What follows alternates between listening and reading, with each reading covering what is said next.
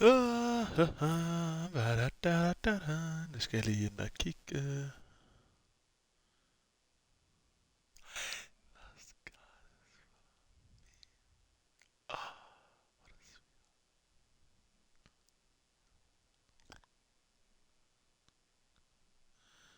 Så,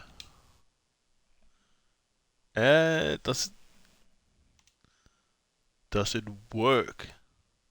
That's the important question.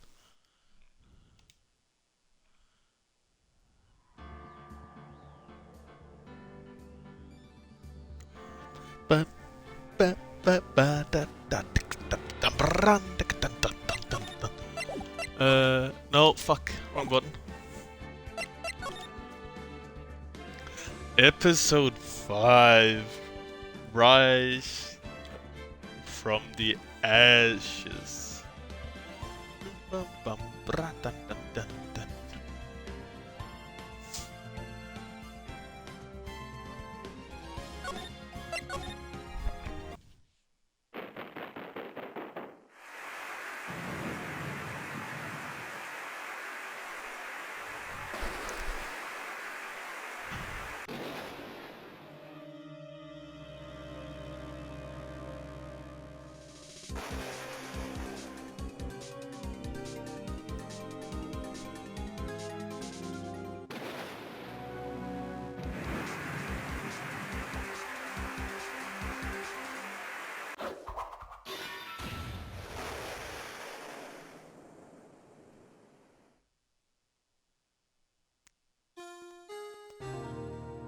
She kinda looks like Mia. Og det er den silhuet, vi så Mia in episode 2. It's been 2 months since Maya left the office. 2 months without a single trial. I've had offers, but none I took. That is, until the day that girl showed up. February 22nd, 10 a.m. or 2 a.m. Right in Cola offices. Why do I come here to the office every day? It's not like I want to work. There you are, finally! Where have you been? Oh my god, is that Maya? Oh, I think that's Maya. This is his trial is tomorrow. Who are you? Doesn't matter who I am, it only matters who you are. The famous defense attorney Mia Fey. Do I look like Mia Fey? Oh, you're not Mia Fey, are you? Sorry, Miss Mia Fey no longer works here. So you are the coffee boy? Phoenix Wright, a defense attorney. Right. Hey, you're the Phoenix Wright? The Phoenix Wright from the Edgeworth murder case? Yeah, it's correct. It wasn't Edgeworth who murdered though. Oh, that's a relief then. You're better than nobody. I'm sorry. I'm afraid I'm not taking cases right now. You're Phoenix Wright, right? The undefeated defense attorney. Look, I'm not accepting any cases. I'm sorry, but you'll have to try elsewhere. Please. I'm out of time. But, please, you have to help. It's my sister.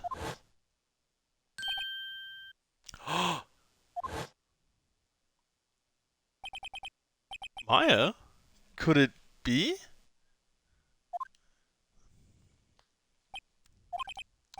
Okay, I'll hear you out. Really? Thank you so much. My name's Emma. Emma Sky. I'm a scientific investigator. Scientific investigator? Emma, was it? You're a scientific investigator? Yes, that's right. Something wrong? No, it's just you seem kind of jumpy, or maybe just young? Young? I'll be 16? Oh, wait, only 60? Yeah, that's my reaction. That's the same reaction. I'm set to be formally assigned to forensics in 3 more years. My work is becoming quite well known. At my age, no less. What exactly is your current position? Well, legally speaking, I guess you call me an 11th grader. But I'm ready to do my job. At my age, no less. Wait, another future professional in trading. So, you want to be a scientific investigator when you grow up then? Excuse me? I'm not a child, I'll have you know. Still, it's good to have a goal. Albeit a very unusual one. I believe investigations should be done scientifically. Don't you? Yeah. Can't fault it for lacking enthusiasm. If this case is handled scientifically, I'm sure my sister's name will be cleared. Your sister? I've been doing research, you know. Developing a new scientific method of case investigation. I'll show you when it's done. Looking forward to it. Guess I should get down to the detentions and then talk to her sister. So what's this about a case? You said the trial's tomorrow? My sister didn't do it. She wouldn't stab someone with a knife. She wouldn't. So, it's a murder case. I don't care if there's some witness who saw her do it. She didn't do it. I know she didn't do it. It's a scientific fact. And there's a witness. Just talk to her. You have to talk to her. Right. I suppose I promised her I'd bring Mia Faye, but that's interesting. How does she know Mia? My sister asked for Mia specifically. This Mia Faye person was a few years below her in school.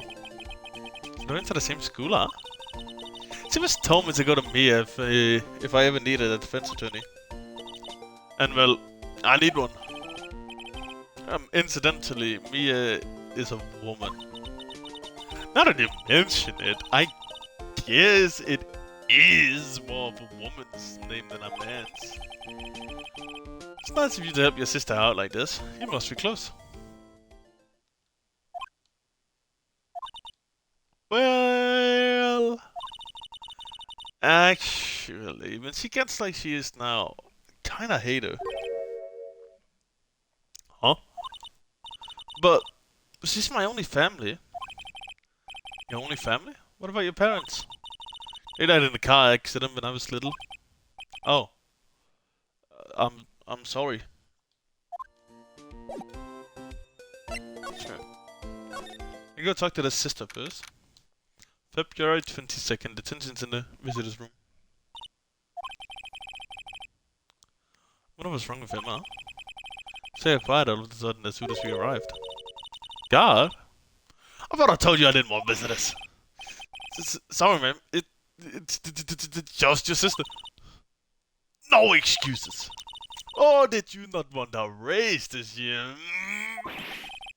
Understood, man. What was all that about?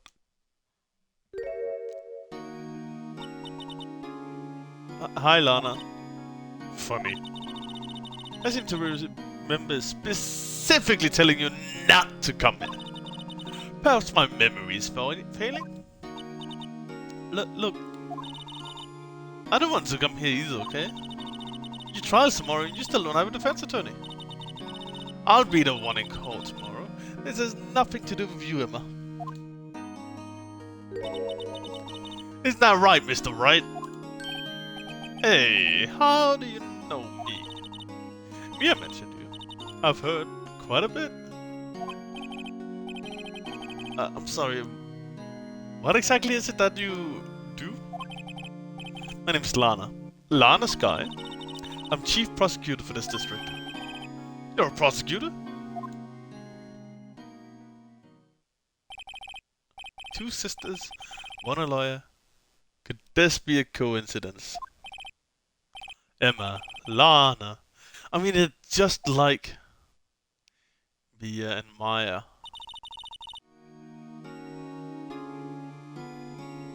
Is something wrong, Mr. Wright?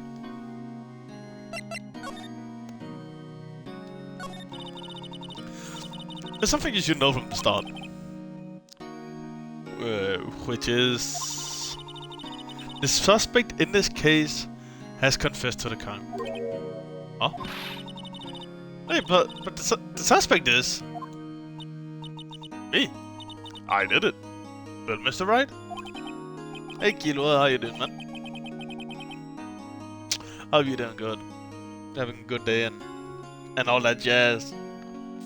Well, why don't you begin by telling me exactly what happened? The crime took place yesterday, February 21st at 5:15 p.m. It's quite specific. It was in the witness's disposition. A witness clearly saw me committing the crime. It was a tad bit of bad luck, wasn't it? The crime took place in the underground parking lot of the prosecution's office. The body was found in the trunk of my subordinate's car. The prosecutor's office. Just classic. I was arrested on the spot, caught red-handed, as it were. That's just great. So who was the victim? An investigator with the police department. I suppose the correct term is detective. A detective? It was due to loss of blood. He was stabbed in the stomach. By you. That wasn't immediate, but the wound was fatal. I see.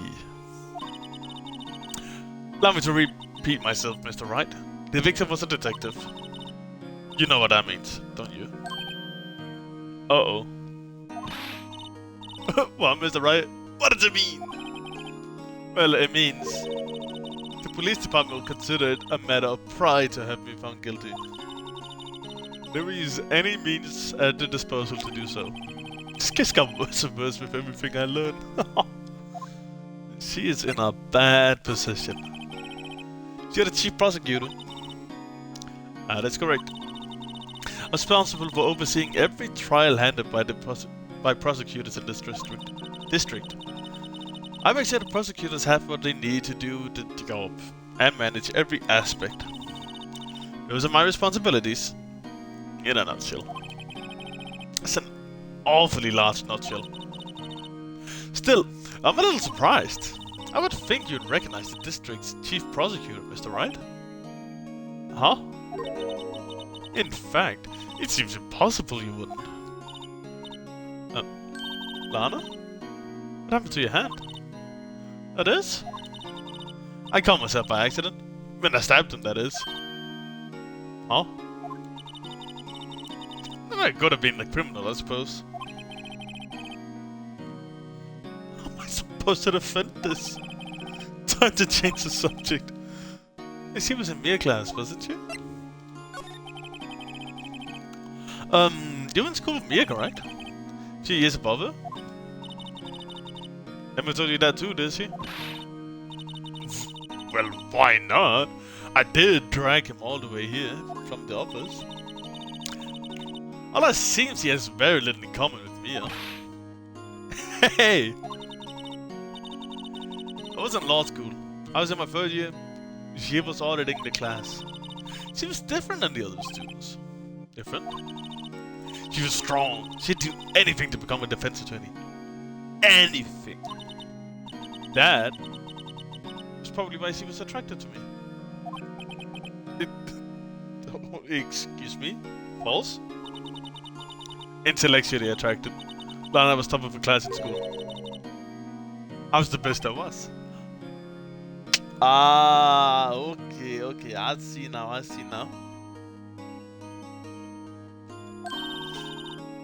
I'm doing pretty good at school too, by the way. Sounds a bit different when Emma says it.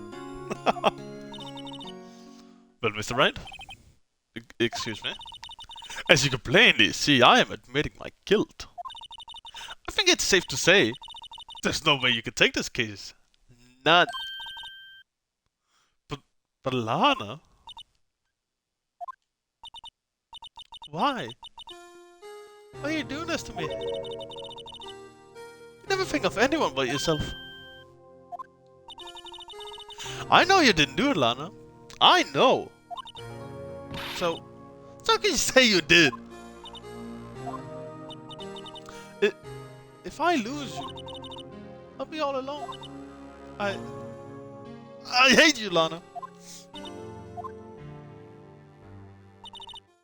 Mr. Right? Yeah? I believe our discussion here is ended. The rest, I leave to you. You mean you're requesting my service as your defense? Don't lose any sleep over it. Your client has confessed after all. The case is over. Right. I'll do what I can to get to the bottom of this. Lana has confessed to the crime, yes. But something doesn't fit. Is that look in Emma's eyes? There's something else going on here. I'm gonna find out what. I'm sorry, Mr. Wright. Huh? About what? My sister, she's not always like that, you know. I just never expected to be defending another prosecutor again. She's changed a lot. She used to be so gentle, always smiling. Everybody liked her. I see. Sorry, but I'm having trouble imagining that. What happened to her? I don't know for certain myself. I think maybe she... Well, maybe not. Sounds like there's something that defies a simple scientific explanation. Let's go check out this underground parking at the prosecutor's office, shall we? Okay! Right, let's go. February 22nd, prosecutor's office, underground parking lot. So this is the lot where it all happened. Looks like they're still investigating. Funny that my first visit to the prosecutor's office should be like this. Hey everyone, keep on the work! Hey, what are you thinking? Well, they're going to be my co-workers in 3 years from now on. From now after all. I'm been saying hello. Actually, there is. You know attorneys aren't supposed to examine crime scenes. I'm not trying to stand out too much, you see. Hey there! Earthbreak can go around unnoticed, partner. Partner? Holy shit, that's a cowboy. What do we have here?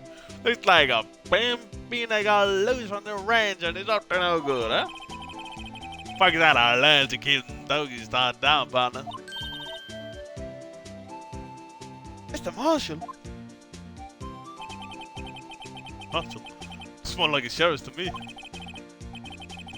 Look here, Bambina. I know how you feel. But this is my gang's gonna strike, see? Strike? This is our claim, our territory, with a mother load of evidence. If you're fixing to mess with what's ours, you'll regret it, partner. You know what dreams the cacti out in the desert dream. What the fuck is this guy on about? You had a long home now. Happy trails, Bambina. Was that a hombre, a friend of yours? Kind of, sort of. Yeah, he's a detective. Thinks he's a sheriff from the Wild West, it seems. See a cheeky little wallet here. Excuse me, officer. Wait! What are you doing, Mr. Wright? What am I doing? I just found this wallet, so I'm handing it over to the police. I don't believe it. This is real basic. Anything at a crime scene is evidence. Let's be scientific about it. Please, just put it in your pocket. What's the scientific? Sounds like fifth to me. I'm called to duty already at my tender age. Here, I'll teach you the trick to examining evidence in detail, okay? By the way, her eyes is sparkling. I can tell she's been waiting for this. Okay, now. Look at the cold record. Uh-huh. Yeah. You have to be sure to examine evidence carefully on all sides. Now, let's start examining from every angle. Look, I think there might be a clue here. You have to get out with the ape.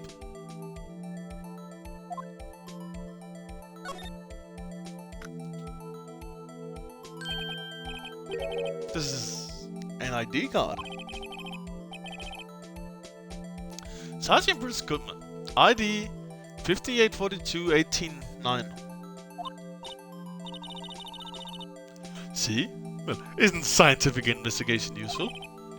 I guess. Though, I don't see what science has to do with it.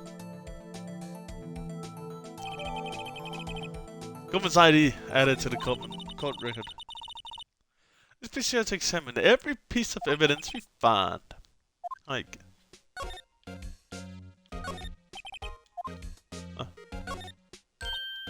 Look, a door! That must mean something. Understood the doors mean anything. No, it won't open. A mysterious lock. I fail to see what's mysterious about it. Mr. Wright, you need to learn to enjoy life more. Let's finish our investigation first, shall we?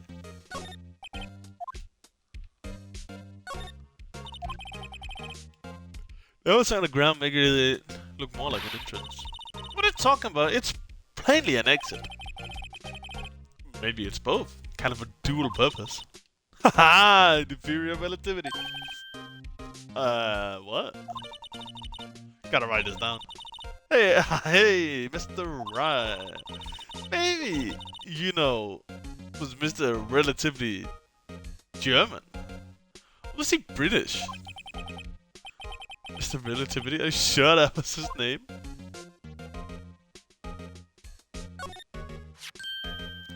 Yeah, a phone. Let's see if it works. Hey, don't touch stuff. You don't need touching. My ears. No, my ears. Maybe it's due to the barometric pressure. What is she babbling about? Hey, what did you just say? See? You can hear just fine. The phone's broken.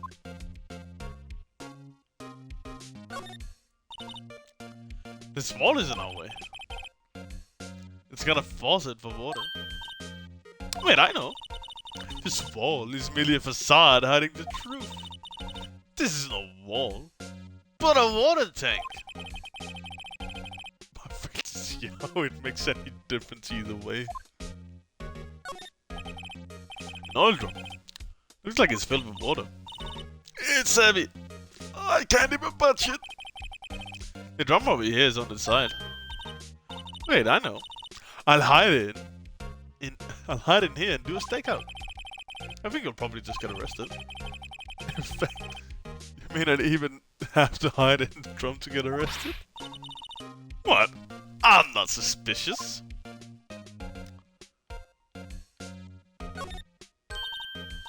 Aha! A ladder. That's a step ladder. What's the difference? In scientific terms, please. Scientific, huh? Like, look at the basics of nature, Mr. Wright.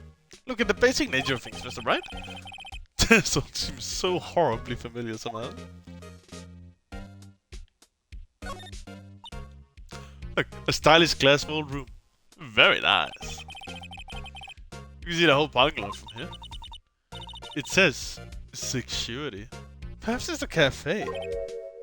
Oh. Cafe security. Yeah, that must be it. Let's check it out later. I hate to bring it to you, but I think that's probably just a security guard office. You know, I just got 97 on my science test the other day. But they don't have a test for common sense. There's no more, is there?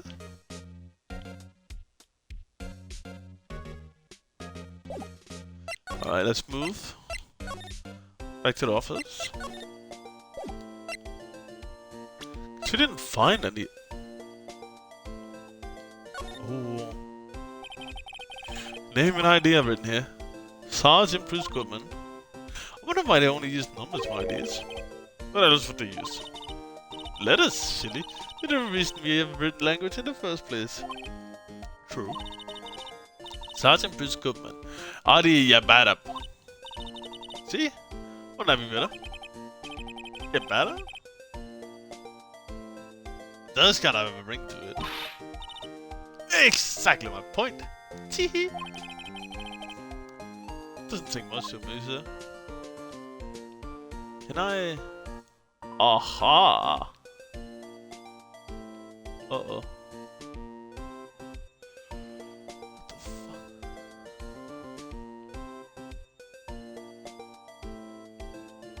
Oh, you can even see it's a Sergeant Bruce Goodman. ID Yabba-dabba-doo. Police department. A police. Something 100%. Okay, let's I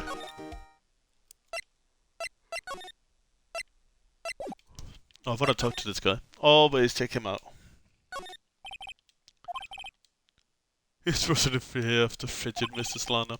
I'm feeling a bit chilly myself. Alright, well, maybe.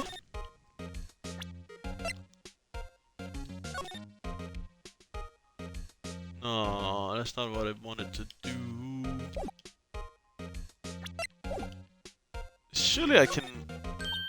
A door.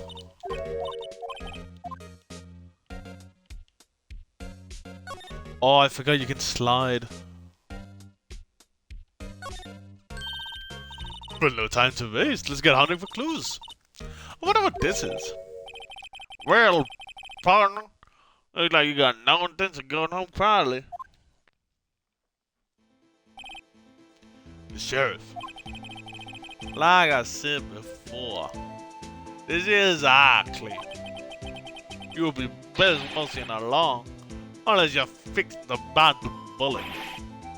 Ugh, scary. Could you just tell us one thing? Who was that cow? Well, the little filly's got a good nose on her. You wanna know who rides that red Mustang with the body into the saddle, eh? Peace. No problem, partner. My time for vittles anyway. Get yourself to the saloon up on the 12th floor of the prospector's office. Might just find you a servisa you like. Prospector's office? What's the guy think he is? And when, for that matter. Let yourself look up Whittle's Saloon Servisa. You should check out room 1202. The High Prosecutor's office. In any case, stay away from the car. You can look around here all you like. Just keep your paws off your claim. Right. Great. Great. There are some clues around here, Mr. Right? Let's check it out. Excuse me. We two all set. Us? And who is this? What's this? It couldn't be. He's selling lunches? Here? This is a crime scene. Hello. Have an half, was it? Thanks. And you, sir? Yeah? Some crunchy goodness coming at you. Thanks. Interesting way of doing business. Is that we have to over limit to anyone without clearance? Especially passers-by. Are you officers? No, but you don't exactly look like the type to have clearance. Well, that's hardly a way to greet someone. Even if my days as the cough-up queen are over.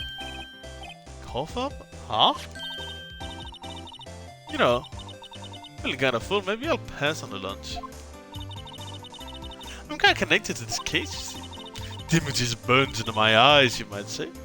It is all sordid secrets. Secrets? Dear me, you are a slow one, aren't you? It's fucking...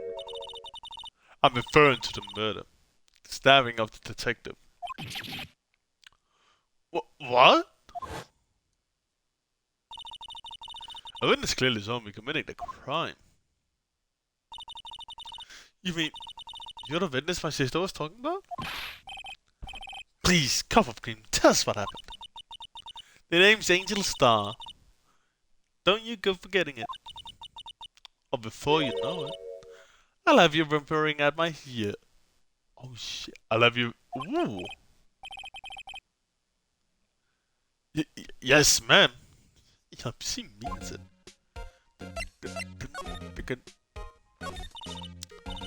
Somehow, I knew. Yesterday was a day of destiny. I knew something was going to happen. Just like I know the daily special on Friday every week is Destiny. Was yesterday's special for some reason. You're a defense attorney, right? You should know them. You should know the foul misdeeds of the evil ones who are this there of inequity. Evil ones? Prosecutors. They have no qualms about blackening the name of innocence. And yesterday they paid homage to the most evil of them all. They gave an award for King of Prosecutors. What a farce! So she's saying there was some sort of prosecutors convention yesterday? Officer Song was compelled to lace the lunches with something foul. You have personal grievance against the prosecutors or something? This is kind of scientific evidence of this evil. Young miss. Fuck me at your own risk. You'll soon find out why they call me the cough of cream. Ew! The most heinous of all the evil ones. The one they awarded yesterday. It was in his car that they found the body. Proof that he devours the evilest of lunches, all evil lunches of all. Really? Really what? I'm totally confused. One thing's clear. This lunch lady has a thing against prosecutors. So what exactly was it you witnessed, Mr. Starr? It was a fascinating spectacle, to be sure. I now feel I know what they say when they talk about a woman's wrath. To see Lana's guy wield that knife so... The knife flashed in anger, bringing him to a sad end. It was truly a sight to see. You mean you saw the very moment of the crime? The sound of his... He cruelly cut still rings in my ears. And the rhythmic beat of Lana Sky's knife. Wait a second, you know Lana Sky? Of course. It's quite a feat, become a chief prosecutor. How many lunchboxes of sin did she pack to make that journey, I wonder? She must travel a slide. Now, why would this pretty lunch lady know the chief prosecutor's name? Can we ask you a bit about yourself, Mr. Starr? Come here every day to sell lunches. I import only the freshest and best from the Far East. For some reason, the box lunches are hid here. Why not make the lunches here rather than import them? Did you say something? No. Only true connoisseurs can understand. The kind you can only tell someone who has tried General Tso's trilobite lunch set. Ah, never mind, you win. I don't even want to appreciate part of the trilobite's flavor. Anyway, I come here every day to sell lunches. My boyfriend works in the security room here at the prosecutor's office. Your boyfriend? See the security room over there? The glass wall booth? I sell my lunches, and since I'm here anyway, I drop in to see him. Since you're here anyway, I guess selling lunches were more important than romance. So, to scientifically analyze the data available so far, you, Mrs. Dar, a lunch vendor with an ulterior motive for coming here. Useful analysis. Not.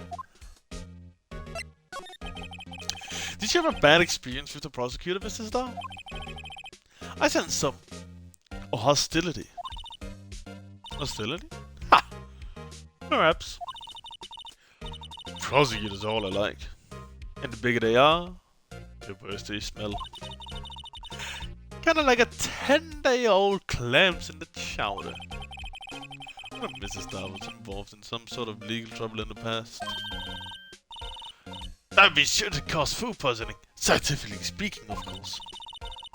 I mean, now you're talking, Cawthorn Queen. She was just a lunch vendor. I'm not so sure.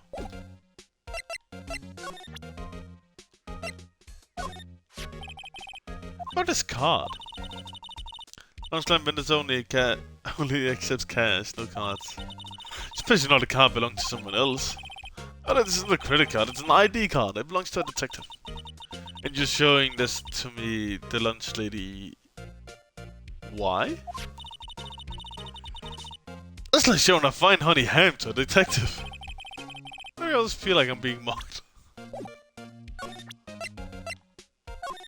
An defense attorney must be able to fight. How about you? Do you think you can win? How about tackling Lunchland's Pickle Supreme Lunchbox? Wow, it's really crunchy. A box of pickles? Kind of a sad lunch if you ask me. I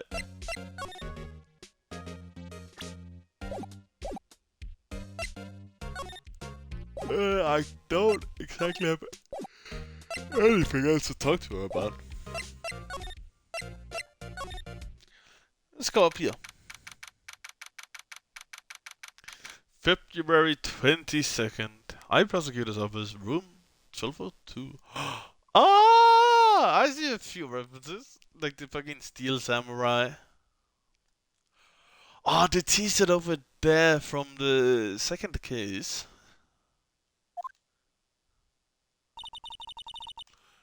This is the kind of room that just screams, I can do the job.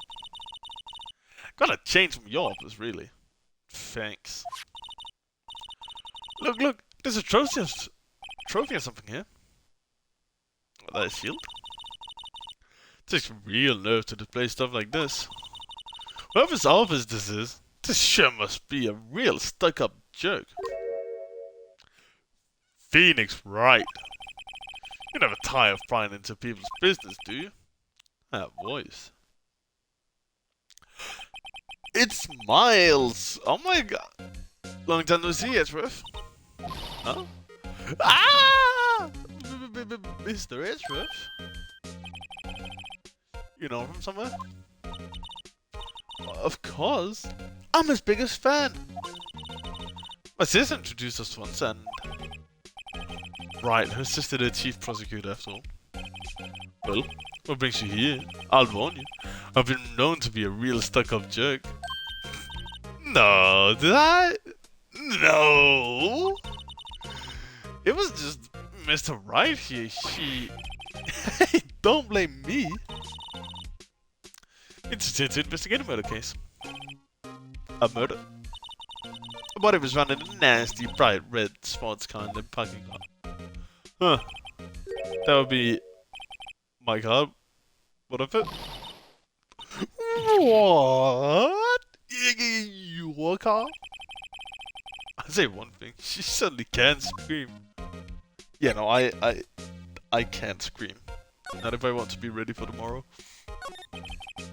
So the body was found in your car? Go ahead, say it right. You think I did it, don't you? After you went through the trouble... Through all the trouble to help me last year, no less. No, we don't think you did it.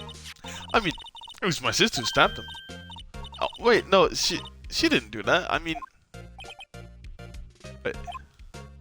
You're the chief prosecutor's little sister, then? Yes, sir. I'm a Sky. It's nice to meet you again. That didn't sound forced at all. Now remember, you've really grown. I'll admit, it's a surprise to me too, to think that my own car would become the scene of a murder. More surprising still, I'm being forced to prove my superior is killed. I can understand. Wait, what did you say? Now this guy is the chief prosecutor, the top prosecutor in the district. She can't prosecute herself, so I'll be the prosecutor at the trial tomorrow. You? Mr. Edgeworth? Chief prosecutor Sky? We first worked together on a case 2 years ago. Holy shit, man. That was my first big case. That's right, I remember. 2 years ago. I wasn't even a lawyer yet. Since then, I always felt that she was looking out for me. It appears I was mistaken. Mistaken? Why? I mean, I know she's not the warmest person.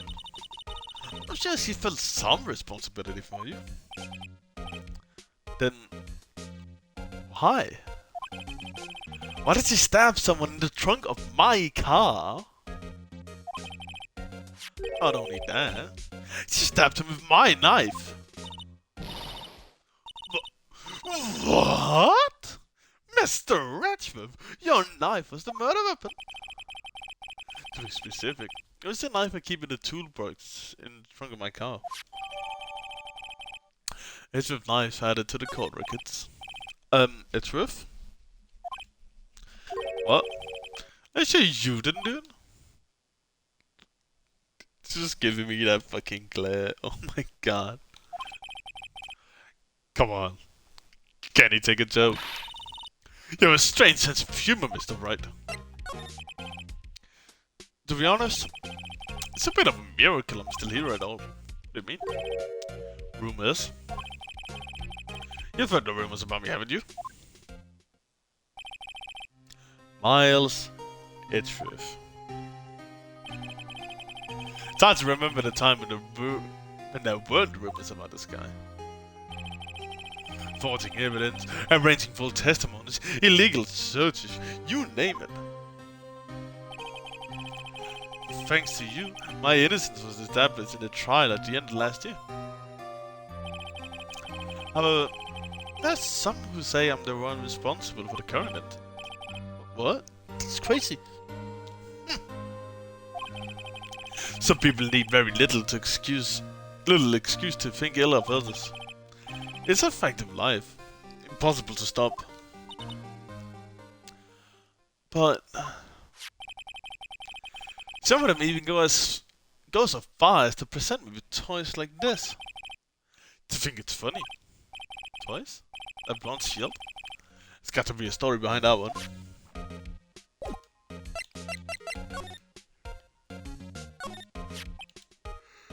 I've been wondering, what the fuck is this? Has a big K on it. Prosecutors. How's that? It's King of Prosecutors trophy.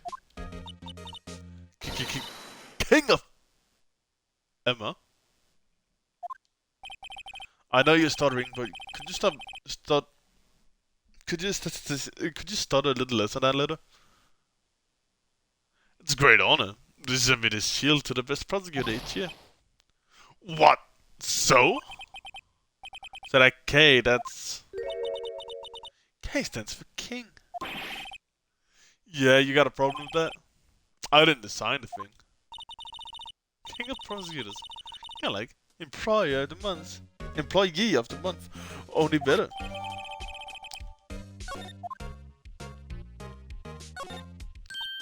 Wow, this jacket is even lazier than his usual one. This must be his lucky trial jacket. Lucky trial? Right. I've never seen him wear it. I'm sure there's a story behind it, why it's in the frame. Maybe I'll be naughty and take a picture. Just can't be too excited about this. Looking at chess. Hey, a chessboard. I'm not too up on my chess, but it looks like blue's in a bit of a tight spot. Red knights have surrounded blue pawn. Those are some mounted knights. The swords have a really sharp edges. Check out that pawn. His head is kinda spiky. Kinda reminds me of you. Mr. Edgeworth must be an avid chess player. What's wrong, Mr. Right? Edges. Surrounding a pawn with spiky hair? Nah, it's not. Look this. It's quite tidy, as one might expect. What a nice desk. Easy to use and easy on the eyes.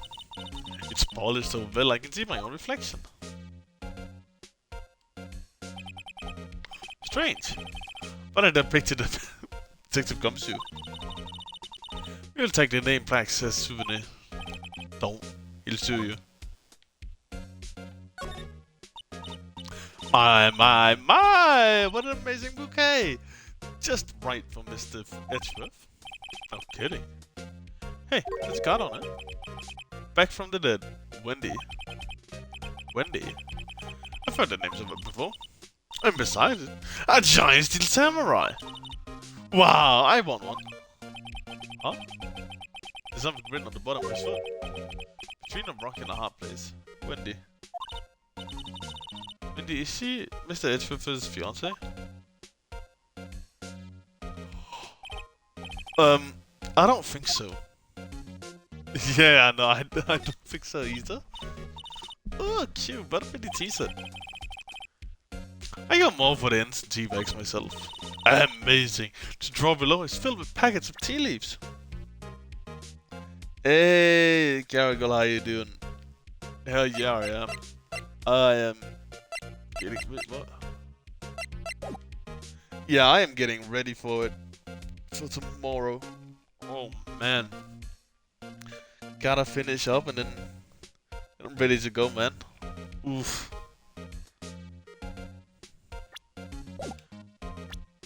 Oh, wait, both these buttons work? Doing good, brother. But enjoy a late lunch after taking a walk in the cold and rain. Ooh. You get that exercise in, but kinda sad it has to be raining, man. Hope you enjoy the walk, though.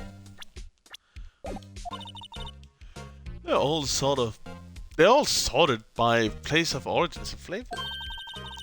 Look at this royal blend. What an exquisitely splendid concoction. There's such a thing as taking the hobby too far. Ooh. Whoa, what a view! Must be nice to have an office on the 12th floor. Hell yeah. Gotta after eating like trash for the last couple of weeks. Yeah, it's important. Your boy just signed up down in the gym. So, you know, I'm about to be a Greek god by next year. Because you feel important. Incidentally, we should jump out of this window. The time until impact with the ground will be... Got it! Approximately 3.23 seconds. That's handy to know. Whoa! These are all case files? They're stacked up to the ceiling! There's even a ladder! Odd. I thought Edgeworth wasn't good with fights. Must have someone to get them for him. Let's go! Yes, sir. Strange. Why did it just protect? You must study these case reports so closely. He's so cool. You said if you saw him sweating bullets up on our letter. I think I inspected everything. Ooh, not the couch. Mr. Edgeworth has such a comfy sofa. Just like this make me want to curl up and just take a nap. I bet he pulls over his case files here until wee hours of the morning. Then he takes off his jacket, pulls up his sleeves, and then goes to sleep using his arms as a pillow. I don't believe it. She's actually dream teaming up about Edward working? I bet in the morning he has sofa hair. Little creases in his cheek from seams. He's so cool. Sofa hair is cool. Sofa hair is cool.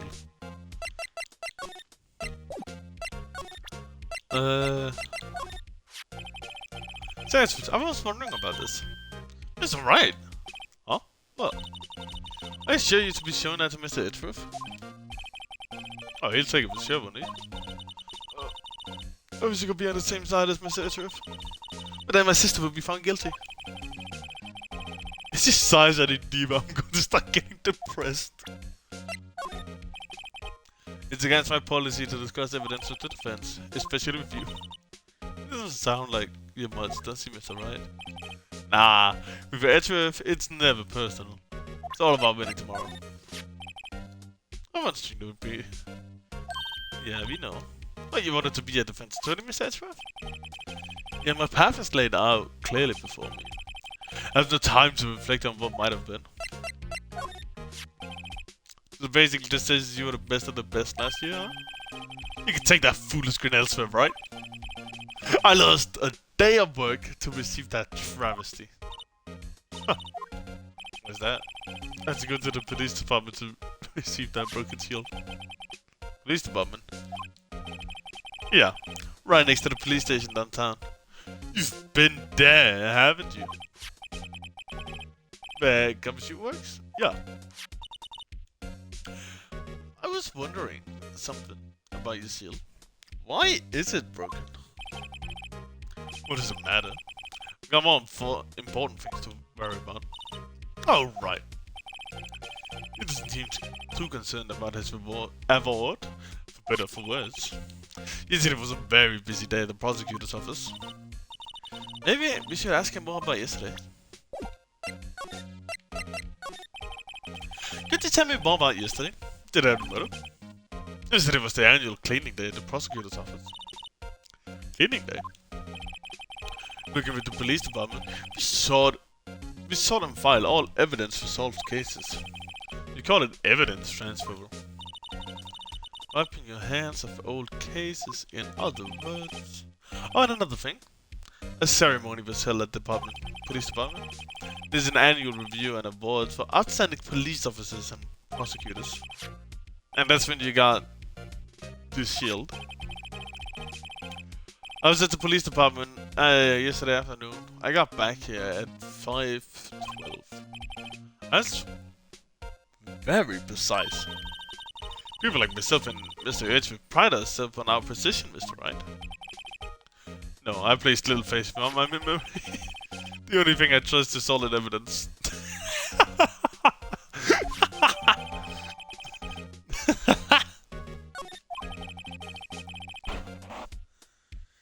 There's a parking stop on the underground lot. The murder took place around 5:15. So the murder happened right after you got back. Well, right. I'd appreciate it if you didn't direct that suspicious glare elsewhere.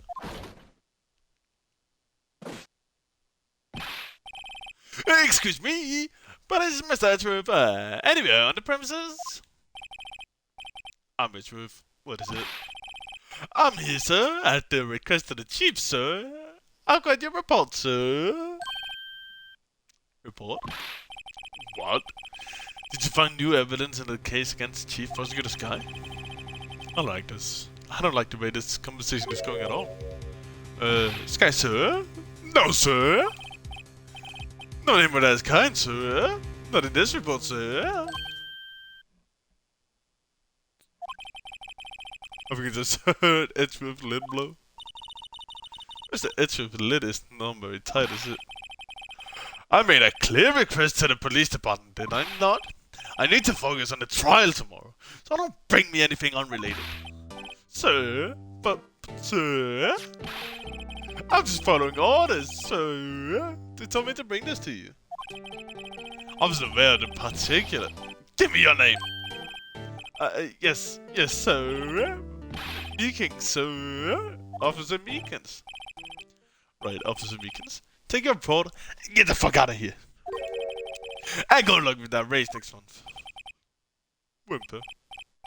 But sir, I didn't know. Poor guy. Looks like he was absent on the date again. They gave out brains and good looks.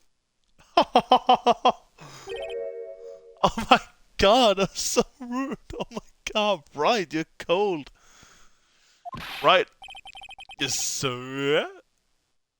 Caught me off guard. As you can see, I'm busy. You may leave now. Let's do what he says, Mr. Wright. The victim was a detective from the same department as the patrolman just now. Go down to the police department. You can ask more there. Thanks. You should finally have come down a bit. So, yeah?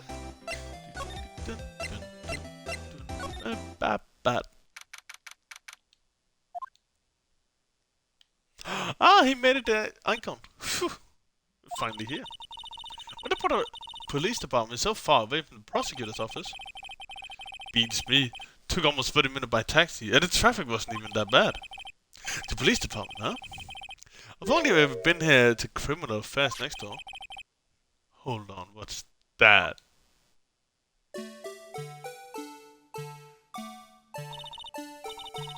Disturbing. Why does it undulate like that? But I know. This is the blue badge. You're trying to make it the police mascot. Wow, Mr. Ray, you sure know a lot about the police. Still, it does seem familiar somehow. Forget the blue badge. Who's that next to him? Someone appears to be dancing with the blue badge. Oh, he noticed me. Sure is running over here fast. Hey, bro. What are you doing here? A small line, Detective Gumshoe. Specifically, why are you dancing over there? What? Oh, well.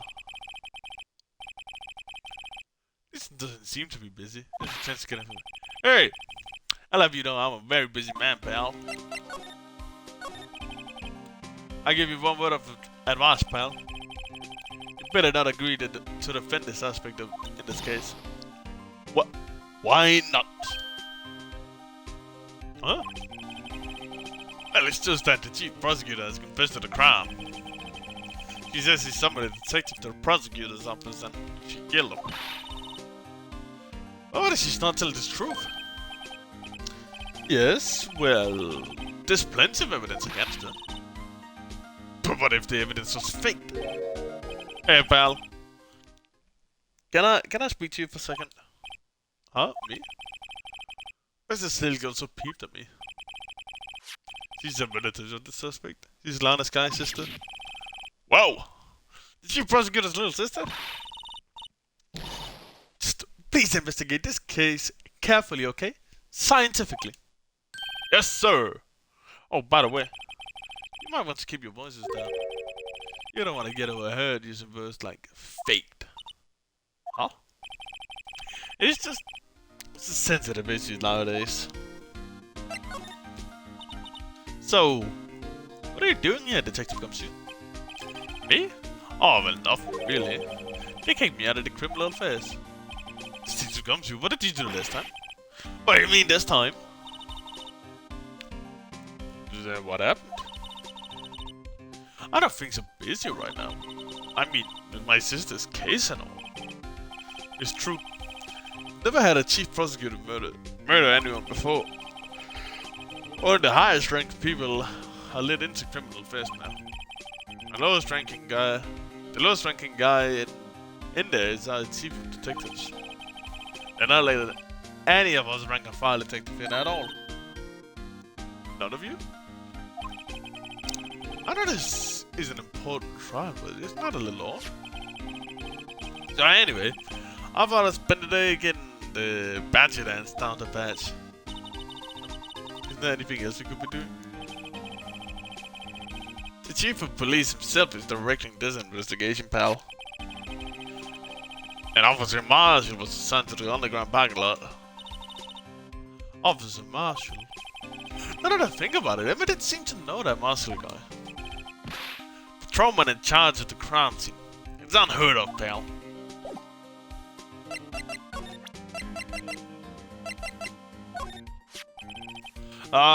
Detective Gumshoe, can you tell me about this? Huh? Hey, pal. detective the ID card. You can't just keep that, you have to turn it into the police. It's people like you that get me into so much trouble all the time. Meaning Detective Gumshoe must drop his card a lot. Let me see. Bruce Goodman. Goodman? Sounds familiar.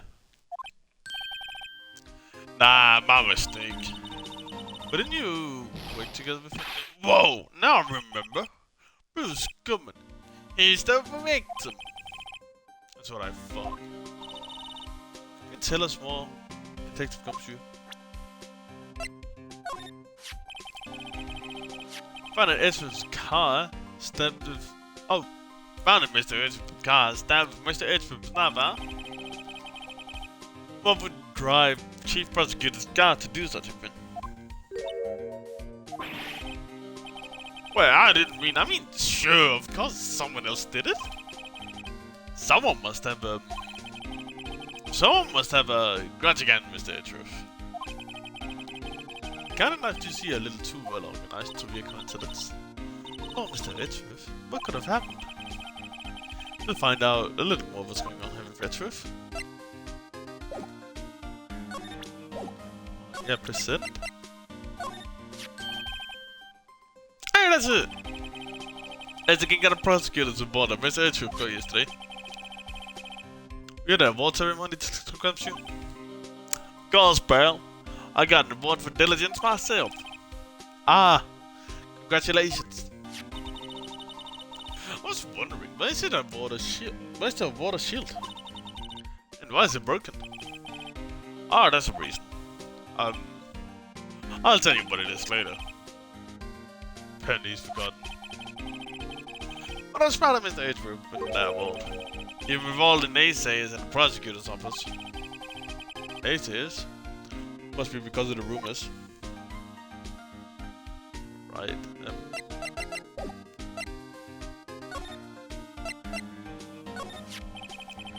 So, does a key ID card belong to the victim? A detective like myself. Detective Bruce Goodman. Nothing is strange. Why would the victim's ID card be lying on the ground where we found it?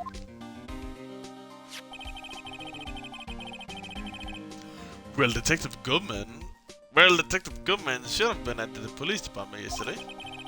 It was an evidence transfer of a case he handled 2 years ago. Yeah. He should have mentioned that. But Detective Goodman was killed at the prosecutor's office.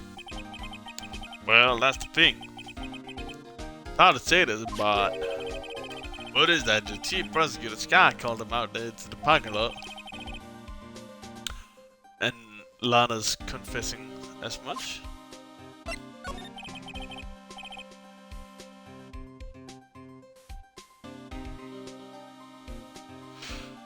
He's in a tough spot again. Again.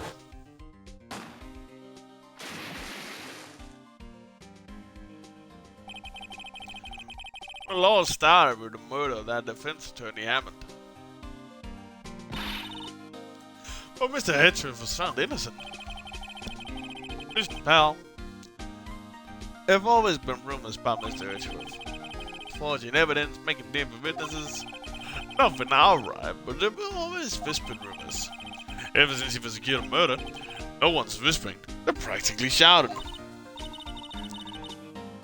There's no evidence against him. Well, Mr. Edgeworth always had unusually strong ties with the department higher-ups. It's only natural that people would be suspicious. I had no idea he was under the gun. Anyway, this latest case is not a new rumor. People saying the only reason he took the case is because he's aiming for the chief prosecutor's position himself. What? But I know the truth, pal. Nobody wants to be the one who wants to prosecute the chief prosecutor. Mr. Edgeworth is biting the bullet on this one. He's doing this for all of us.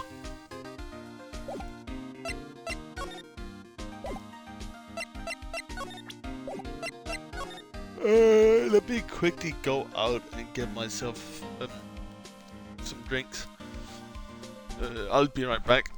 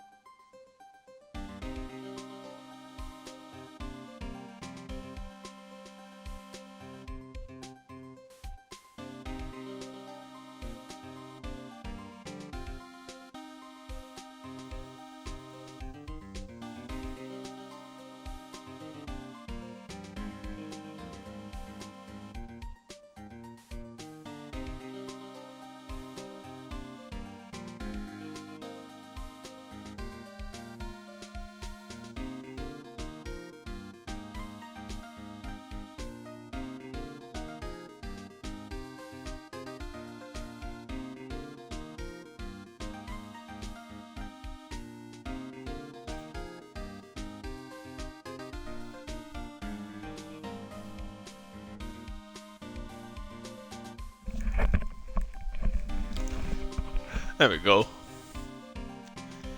There we go. Probably something I should examine. I was wondering about that. What? It has a blue badger? It's my masterpiece. You made this detective come shoot? It's here for together some designs. I just did my thing. And I just did my thing, pal. Nice work. These battery powers, they can go anywhere. There's no switch, so it just dances and it just dances until the battery stops. All blue badges, faded to dance until he drops. And that's all I know about that. I'm not officially on this case, you know. Thank you. When you're handling this the case, Computer. You met the guy who's in charge. What is it? The guy who is, what was his name? The guy in the parking lot. That'd be Officer Marshall. He was appointed directly by the chief of police. Officer Marshall? Is he some kind of wild-ass sheriff or something? Huh. No. Jake Marshall is just a regular officer. From West LA. The moment I wasn't so sure. Look, pal. Let me try and make things easier for you. You see what I'm doing, and I'll let you examine the crime scene. Maybe. Let up introduction. I'd be surprised if this gets us anywhere. Doesn't act like it's supposed to be there. Nobody will look at your trash, pal.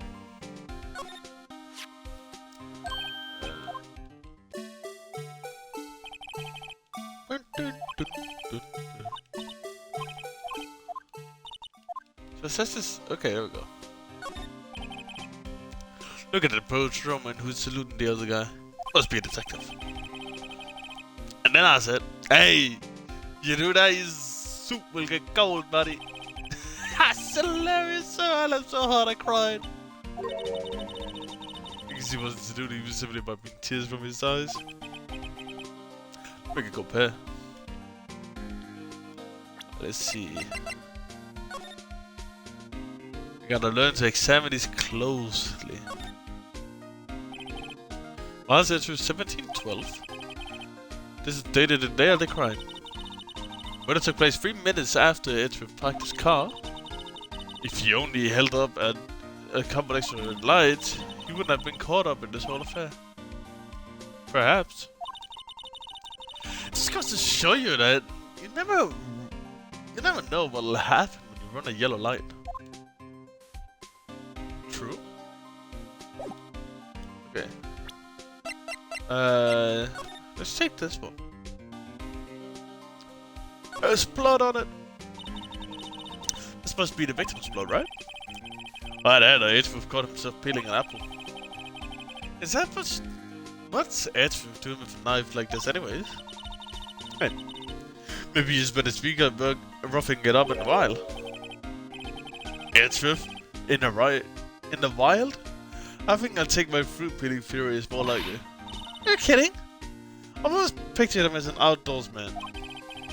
Ha, this is gonna be fun.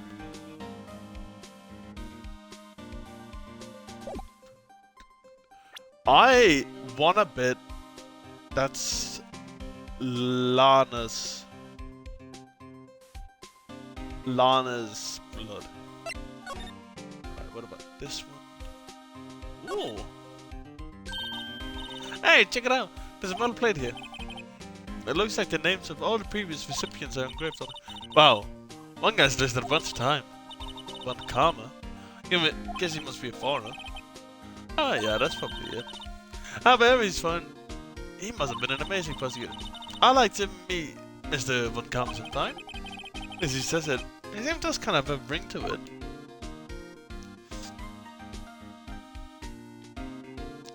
Is there nothing else to it? Right.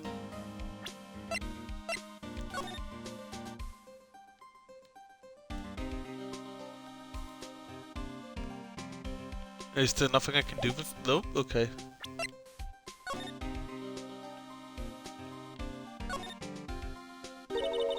Hey, look here!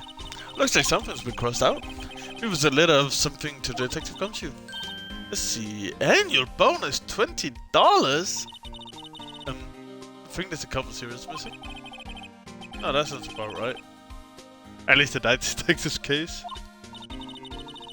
should rethink my career as an investigator.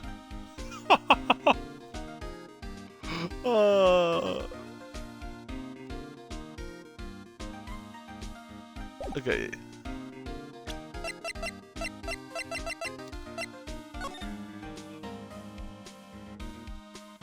Yep. Ooh. So this is the bag of this is what the bag of a badge looks like. I always thought it had a safety pin. Each badge has a number carved into it. That way you could tell which attorney it belongs to. You mean you couldn't lend your badge to anyone? No, I'll be found out right away.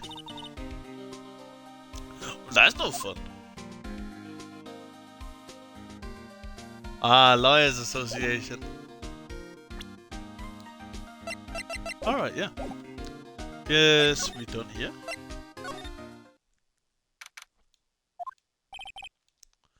Looks like the investigation is still going. I have to be getting back to the shop. So, looks like I'll be stopping at this bed till the sun sleeps. I see you in my dreams tonight then, baby. Oh, still here? Hello. Mighty surprised looks. Didn't I mention? I've got a boyfriend in criminal affairs too.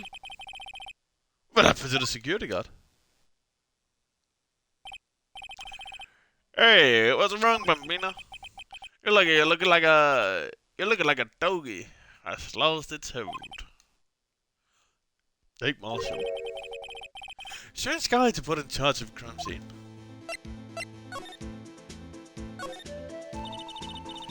That's something I wanted to ask you. The scene of the crime, a cold grave men who lost their dreams. Me, I watch out with him as they sleep, dreaming under this is harsh judgment. He's asleep.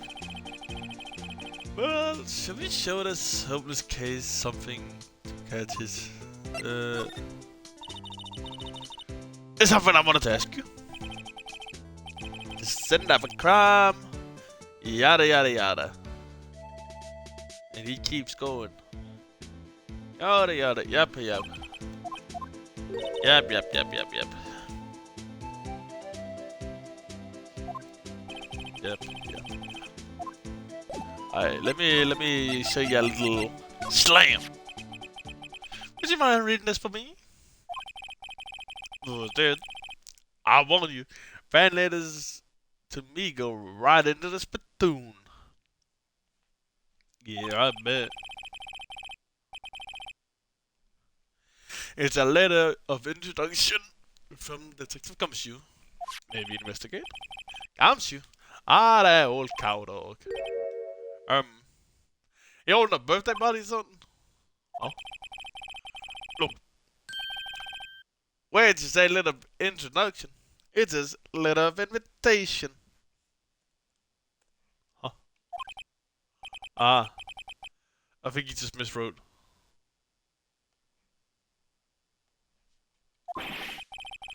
Why am I getting defensive here?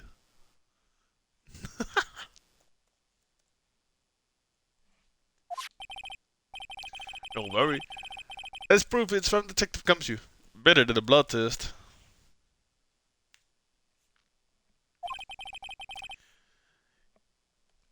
Yes, I'd better let you in.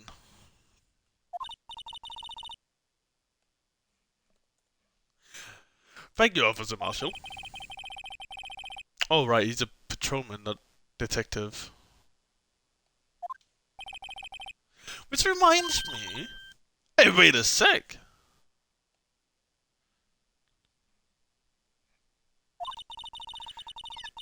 Isn't a crime scene supposed to be handled by a detective for hire?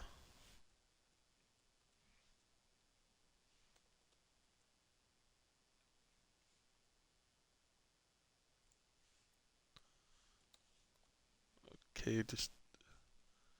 what the hell is going on here? Oh... It looks like we're back.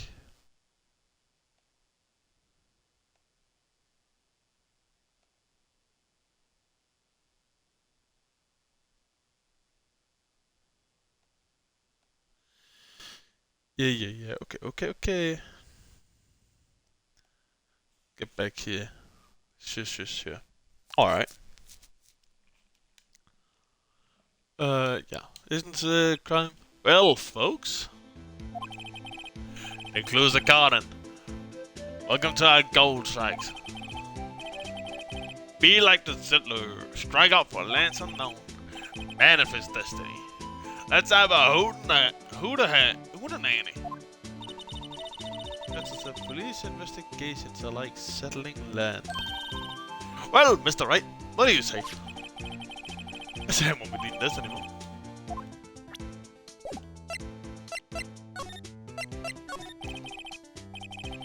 Officer Marshall, could you tell us more about the victim? Oh man, I was that young. Remember that, partner? Could you be a little more specific?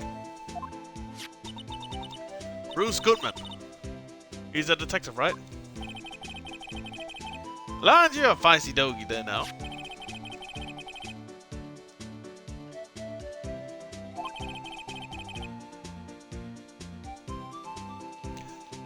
Detective. Stopped there at 5:15. That smiling Madonna told me so. Oh, told me the tale. I think it means to business, Mrs. Angel Star. One stab to the chest. Fine piece of work. This is the autopsy report. Was physician involved with the crime in any way? Funny you mentioned that, Bambino. Chief Prospect is Guy and Detective Goodman had nothing in common at all. Nothing in common? They apparently worked together on a case a few years back. There's no motive. Goodman wasn't a particularly gifted detective. That's one reason why he didn't do much work with the Chief Prospect. Was this to call the victim here the day of the murder, right? Is it his parking lot? So it seems. Like calling an unarmed man to shoot out at high noon. I don't mean any offense, but Officer Marshall, you're a patrolman, right? Not an officer. Not a detective. You call me out? They shoot you for that in Texas. Huh? I was one of them fancy shoot detectives till 2 years ago, to tell you the truth. Oh yeah? Now he tells me? But you're patrolman now. So can you be in charge of a crime scene? Never gets by you, does it, Bambina? So why are you in charge? No reason. You're just on hands right now. I'm keeping an eye out in the meantime. It's odd though. Detective Gumshoe was saying he had nothing to do. Nothing important at least. Enough but a sad old cow dog that can't find his tail. Maybe it's because he runs through that Israel, eh? Israel? That cow dog's been kicking out of his cattle run by order of the chief of police. Cause he don't realize it yet. It's like just kicked out an investigation. I see.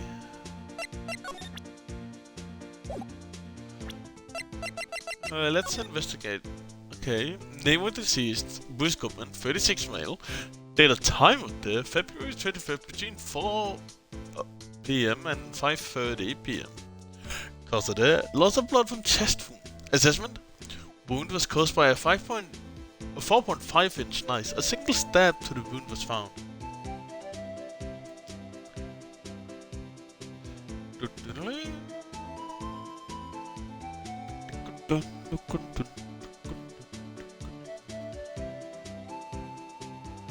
Oh, why do I have to keep doing this stuff, man?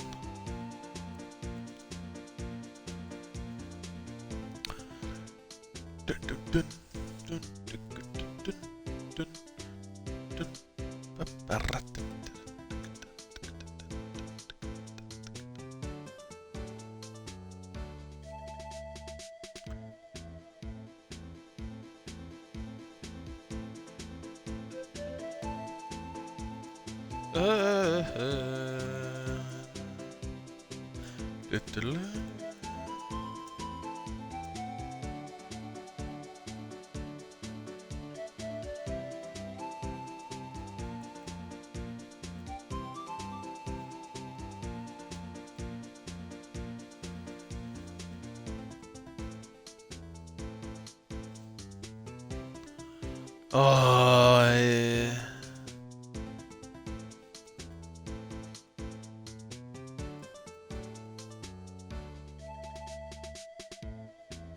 Dun, dun, dun, dun, dun, dun, dun, dun.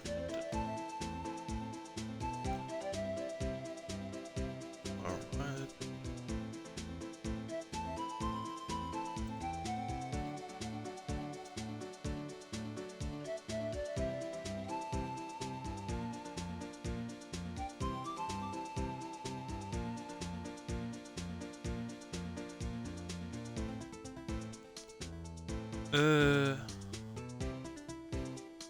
There we go.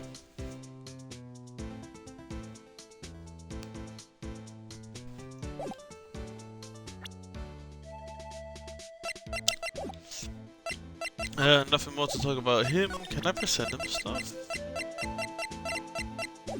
I don't think I have to right now. Let's just examine it.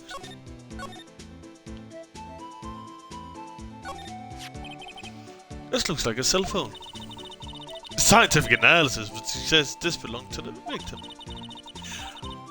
Can't think of anyone else it could belong to. That's so. What's so scientific about that? Should we check it out? Check it out. Right, let's check it out.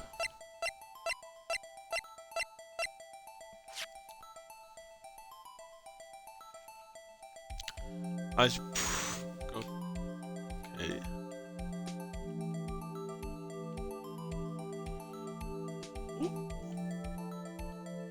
It's I remember the turn on button. This one's still on the redial screen. Redial?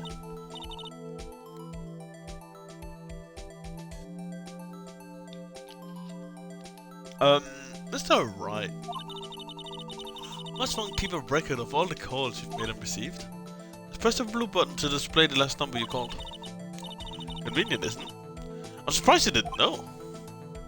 Sorry to disappoint you, but even I know about things like redial. Huh? Oh, I'm sorry. It's just you never know with people from your generation. Whatever. Let's check this damn phone out.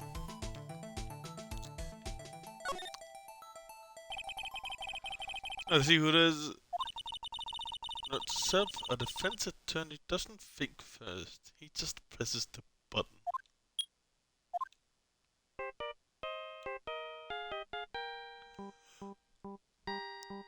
Ah! 8-bit music of the theme.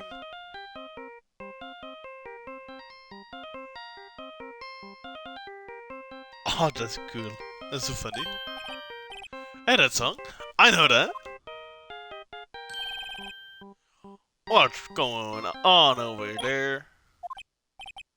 Ah, sorry. I see you, partner. You pressed the read on that phone, didn't you? Oh, well, yeah. Whose phone is this anyway? It was on the ground over here. Whose is it? That belongs to Chief Prospector Ska. What, my sister's? She apparently dropped him. She was taken into custody after the crime. Look, last call was made right when the murder occurred.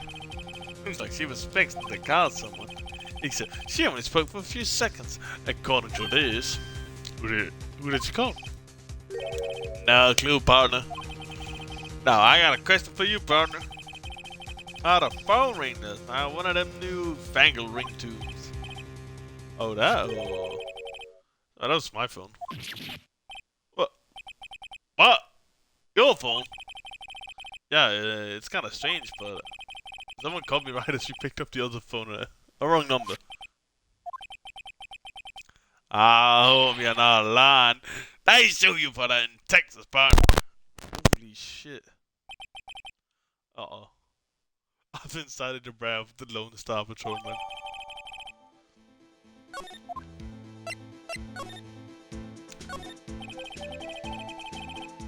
This appears to be the car where the body was found. It looks like the log on the trunk is busted. The crime took place in the underground parking lot.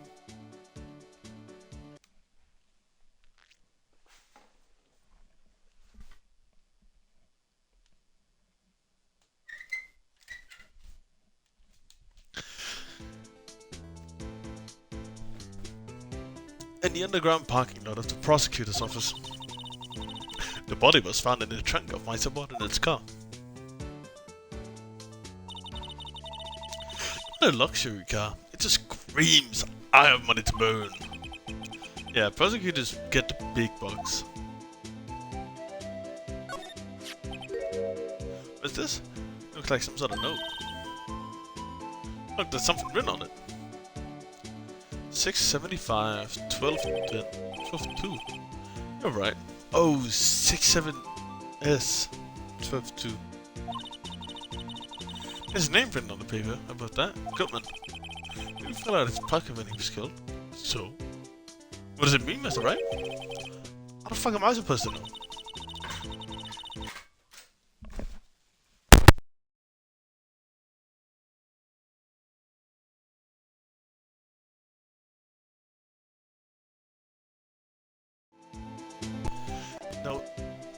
Note to self, for deductive reasoning, go to Edgeworth.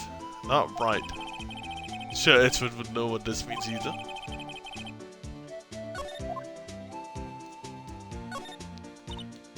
This rope? Is it? Yep. They laid it out in the outline of the victim's body. So wait, the victim must have died when the killer closed the trunk on him. Got to be the only person I know that would come to that conclusion.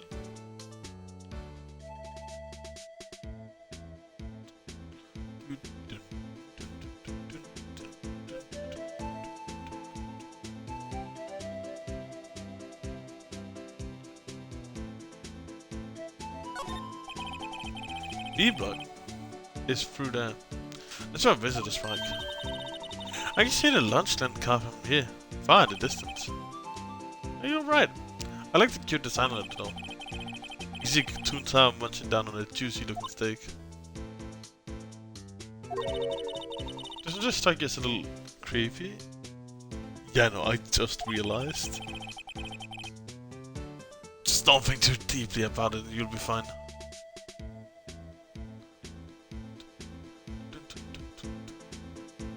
Oh. A-block. This area is reserved for prosecutors. The defense attorneys are relegated to B-block. I dream of the day when I will be able to park my car here. I'll go over to B-block to buy my hamburgers from you, Mr. Wright. I'm planning on giving up my job there soon.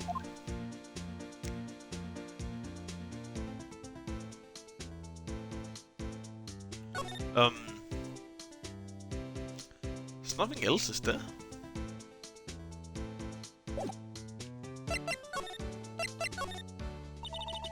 So there's no connection between Detective Goodman and my system.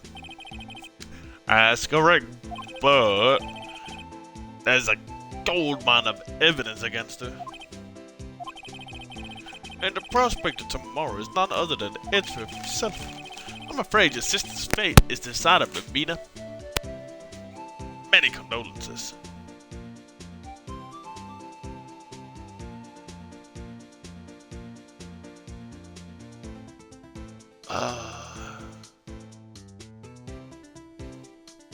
Hey, Slim Jim, my guy, how are you doing today? How are you doing today, man?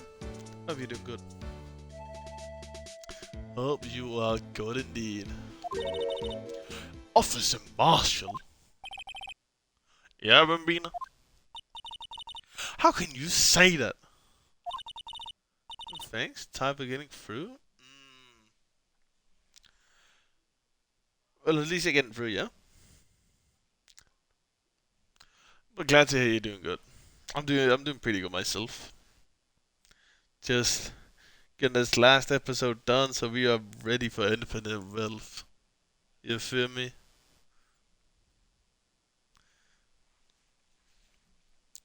You and my sister, you've Is there something between this couple and his sister that I don't know about?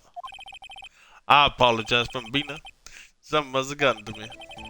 Maybe it's that Robin that's blowing through the prospectus office. Robin? Or ill will? Someone's up to something here. But who? Suspicions about Mr. Edgeworth. I've been flying around for nearly 2 years now. Forged evidence and arranging testimonies, you mean? He was unbeatable because he did whatever it took to win. Unbeatable, that is, until he met you. But rumors are just rumors, aren't they? These prosecutors we're talking about. These prosecutors we're talking about. Evidence is everything to them. If you follow the rumors about Edgeworth to the source, you find one person. But they are off limits. Untouchable, you might say. Who? Hate to say this, but it's your sister, Bambina. Chief Prosecutor Lana Sky. What? My sister? Edgeworth couldn't rustle all this cattle by himself. Some people load their guns with bullets. Some people load them with deals. What? You're saying Edgeworth was making deals to win trials? Where there's gunshots, there's bound to be bullets. Yeah. Where there's smoke, there's fire. That's what the old timers say. There's a big old secret hidden around here somewhere. Everyone knows it. Sounds like Detective Gumshoe was taking off the case. You targeted him because he was closest to Edgeworth. So, well, how are we doing, Mr. Wright? I guess we got some clues. An autopsy report, a note from the victim, and a cell phone. Do you think we'll be okay? The only thing that's bothering me is that Lana is confessing to the crime. She says she did it. No problem. I can guarantee that she's not the criminal. Oh, by the way, Emma. Oh? I know that song your phone plays when it rings. What?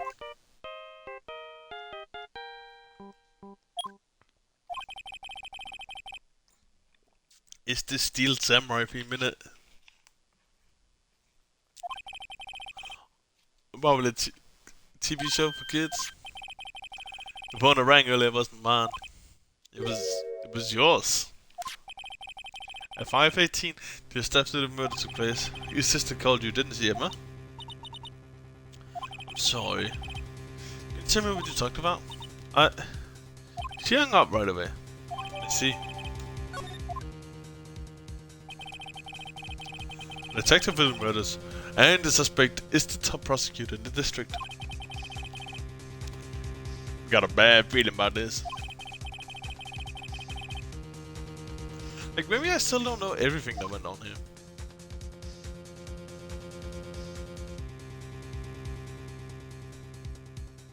To be continued. Alright, first court case, baby.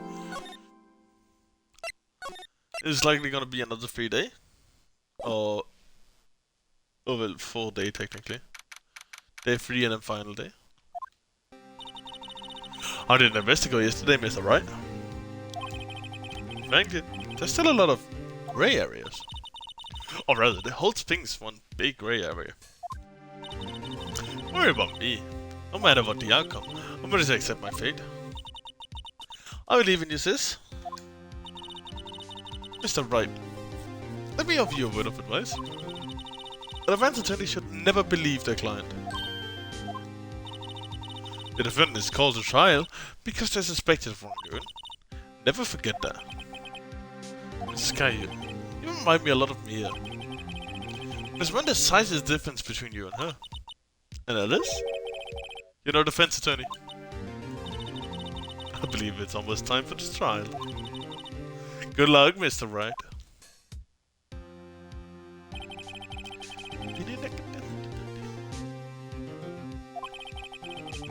Without the Fae helping me, no one's going to bail me out this time.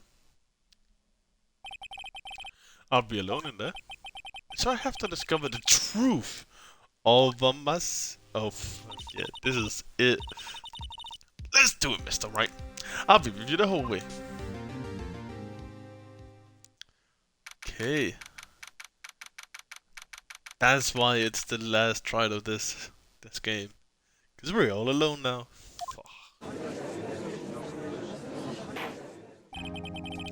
Court is now in session for the trial of Miss Lana Sky. The defense is ready, Your Honor. The prosecution has been ready for a while, Your Honor. That's rough.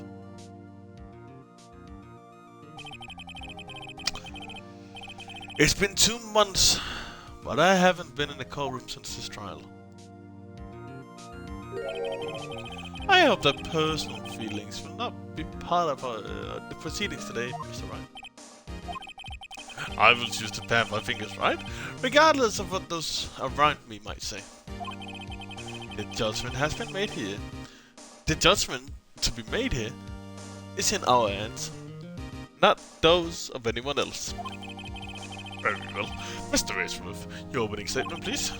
Chief Prosecutor Lana Sky has committed an unpardonable crime. Not only this, but she was rash enough to commit it in the prosecutor's office lot. Oh, it's much more forceful in person. I suddenly feel like confessing everything to her. However, she will now pay for her rashness with her life. There was a witness to a crime. A professional witness. Well then, call your first witness, Mr. Edgeworth. The prosecutor calls its first witness, Miss Angel Star, to the stand. The cough-up queen.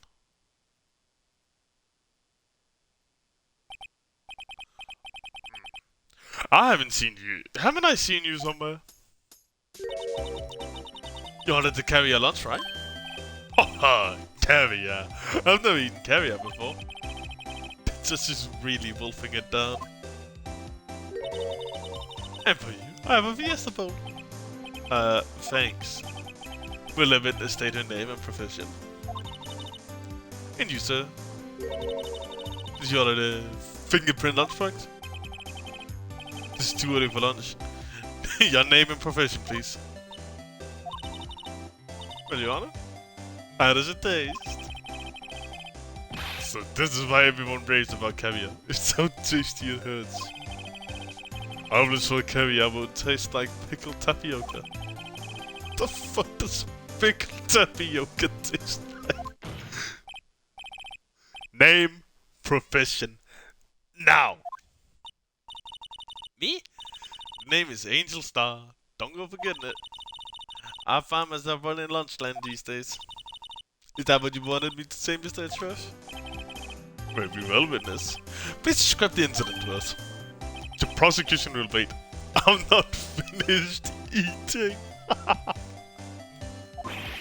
Hurry it up.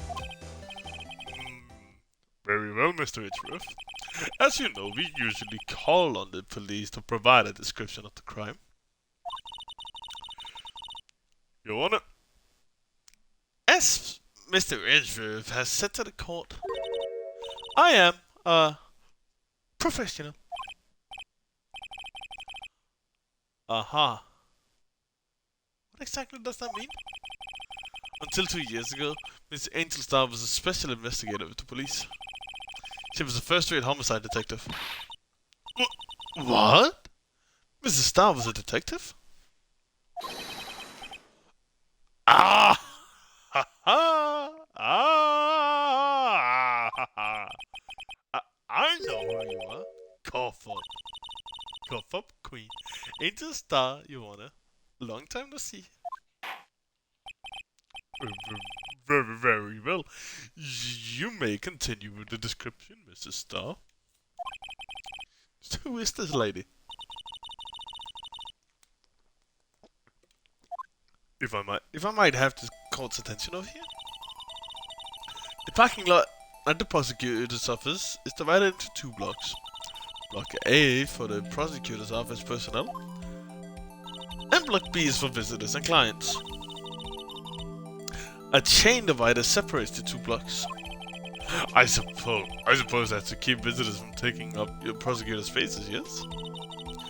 The crime took place by a car in the back of A block. In the car's trunk, the killer stabbed the victim with this knife and went to drive the body out.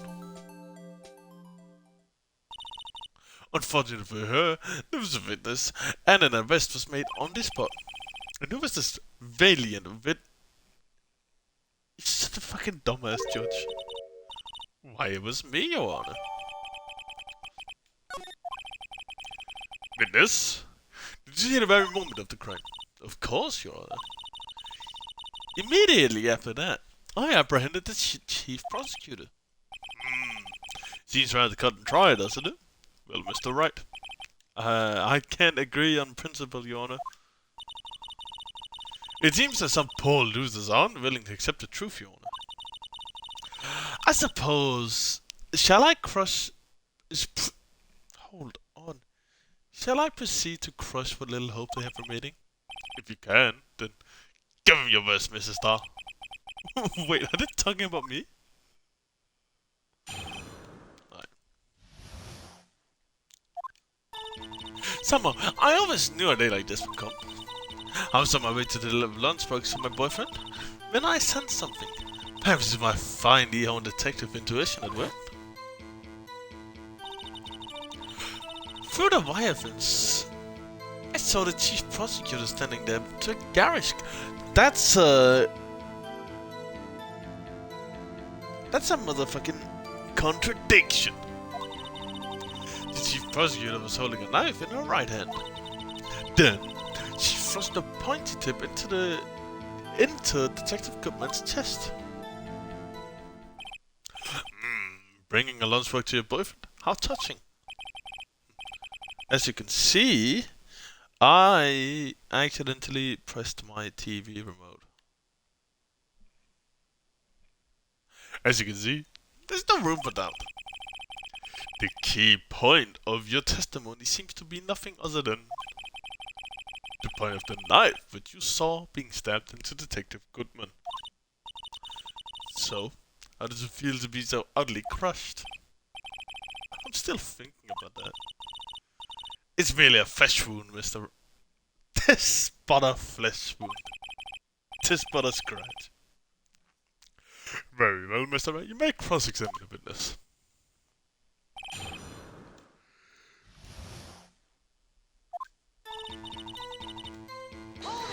Yeah, let's talk to her. How did you know? I suspect prosecutors basically are parents of crime. Yeah, their methods are ugly and twisted. Twisted methods will always lead to a tragedy. The lunch date's uninformed opinion is duly noted. Given that they are used to erasing inconvenient evidence at their whim. Killing off a detective that knew too much is merely an extension of that. Mrs. Starr, do you have something personal against prosecutors? I felt that I found my dream job and I became an investigator. And if I had been laid off by those prosecutors over there, I'd still be one. Laid off? He was fine. To me, prosecutors are nothing more than worms. That said, I am a pro, you know. My testimony is unbiased and flawless. Very well. You may continue, Mrs. Stark.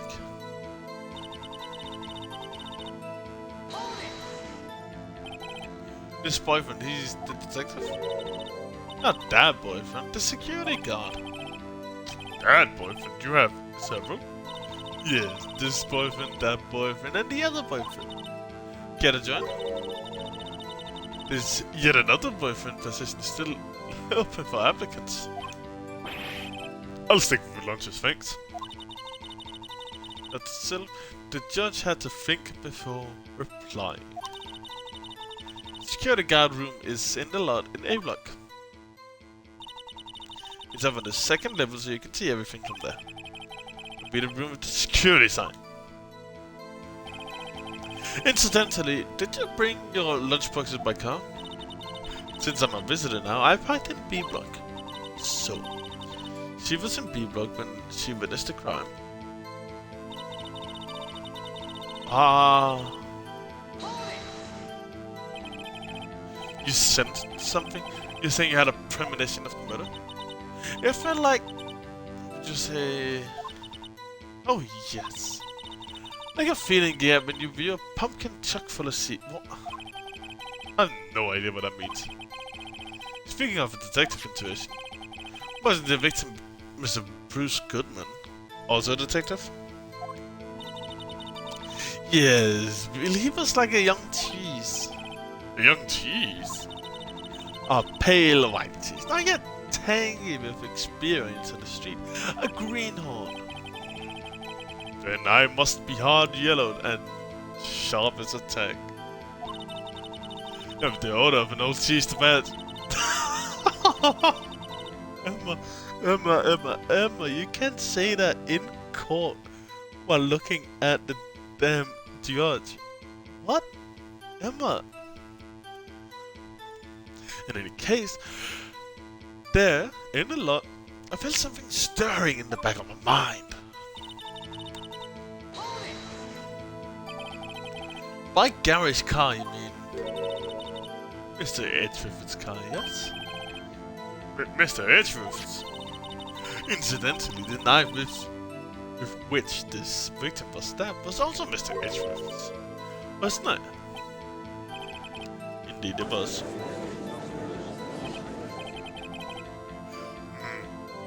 But there are case statistics, and the person you saw, you are sure it was the defendant?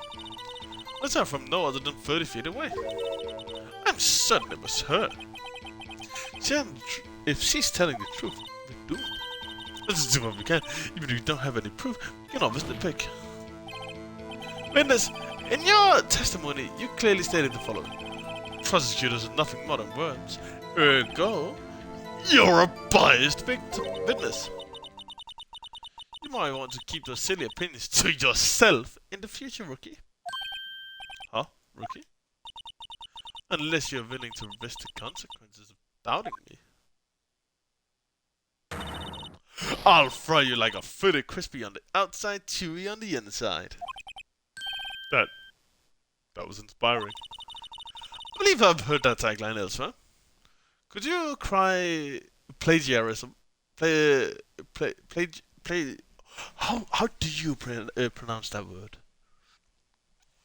How to pronounce plagiarism?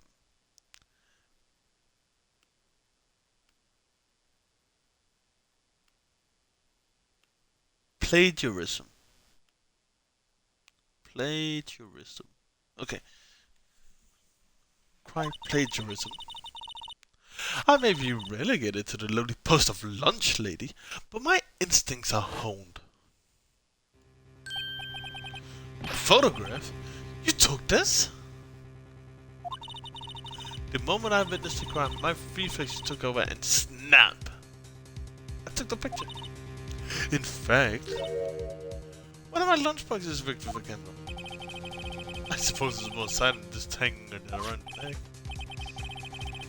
Yes, why am I only being shown this photograph just now? If I can show it to you, a prosecutor? Think again. My boyfriend works in the photography division of the criminal affairs. This is most certainly the defendant. That is unmistakably Lana's guy. So, what was the defendant doing at the time?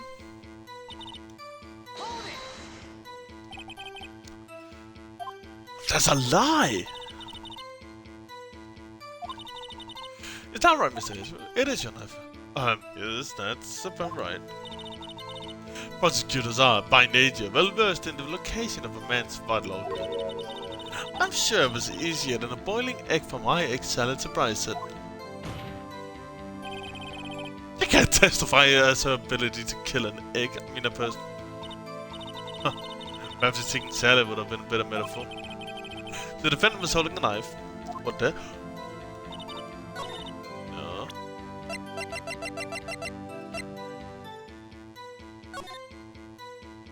She's not holding a knife. And you witnessed this? You saw Mrs. Guy stab him in the foot? As I've already said, yes. I served up my finest salmon swirl lunch. I'm sure that is a fine lunch. But isn't that odd? Look at this photograph. This is the photograph you took the very morning of the crime, isn't it? Then why is Mrs. Guy not holding a knife?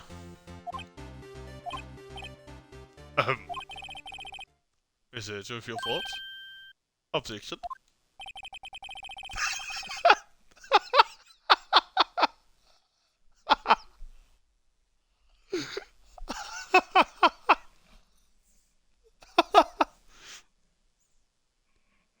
That had to have been the weakest objection ever, Edgeworth. Yeah, it's so stronger than your ever feeble mind, Mr. What do you mean, Mr. Edgeworth? This photograph was not taken a moment before the stabbing. It was taken a moment after the stabbing. And how can you so tell that? Blood splatter. Huh? See the dark crimson stain on the chief prosecutor's coat? This black and white photograph. Ah, yes, it's hard to tell, but this could be. Well, Mr. Wright, I see no problem here. No problem, except Mr. Wright, are you going to just sit here and take that kind of abuse? You got a better idea? Objection. Wait. That contradicts what the witness said in her testimony. Namely, that she took the picture the moment she witnessed the crime. This seems slightly unclear. My apologies. That's it? If you run out of lunch, you order seconds. Problem solved. If you don't like it, try ordering jumbo-sized stunts from the get-go. Good advice. Sure, I understood it, but good advice. I don't have time to stop her. Prosecutor's guy was cold calculated like a robot. She killed without pain or remorse. It was a premeditated murder. Premeditated? How do you know? Look at the chief physician handing the phone. Well? Are those gloves? Surgical gloves made of rubber, most likely. Why would you have those on?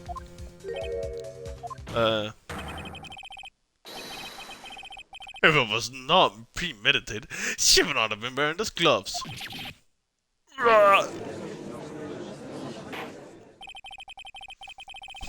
Those gloves do seem to tell a tale of premeditation. Premeditated murder, a serious offense. Witness, this to your testimony.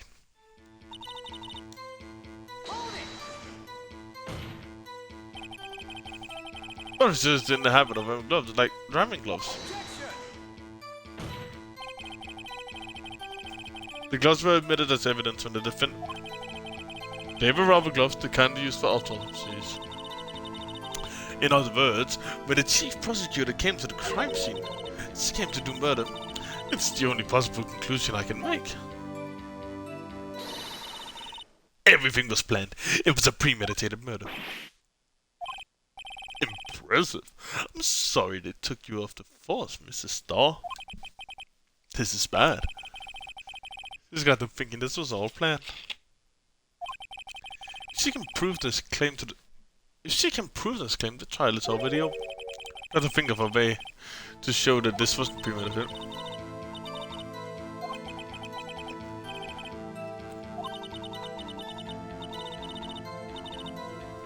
Scientifically speaking, this testimony is flawless.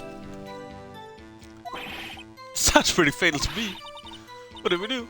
Is this it? Is my sister guilty? Let's just keep our heads cool and press the witnesses a bit, shall we? For some reason, having her panicking next to me makes me calmer. Just smile like that. How did you know? I respect the prosecutor's basic abhorrence to crime, but I missed the ugly yeah, we've been through this already. Yeah, get along with it.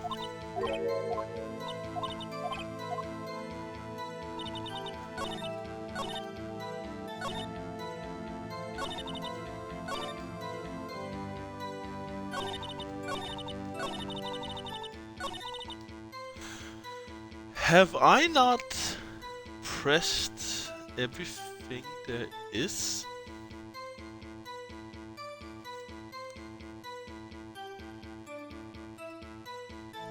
Let's just press this one. You sent something, you're saying you had a premonition of murder? Premonition of murder. Yeah, I said that right. It felt like, how would you say? Yeah, oh yes. And looking, it felt like when you review a pumpkin chock full of seeds.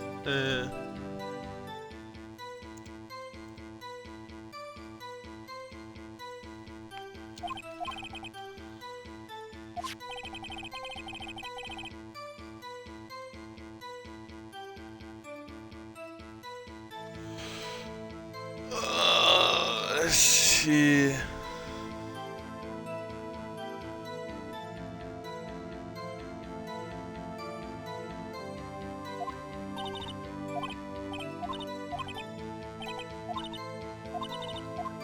Let me look at the evidence. Evidence.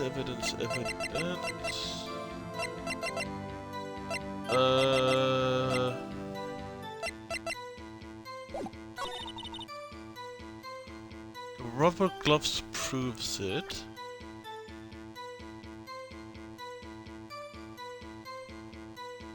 But why then would she use Edgeworth's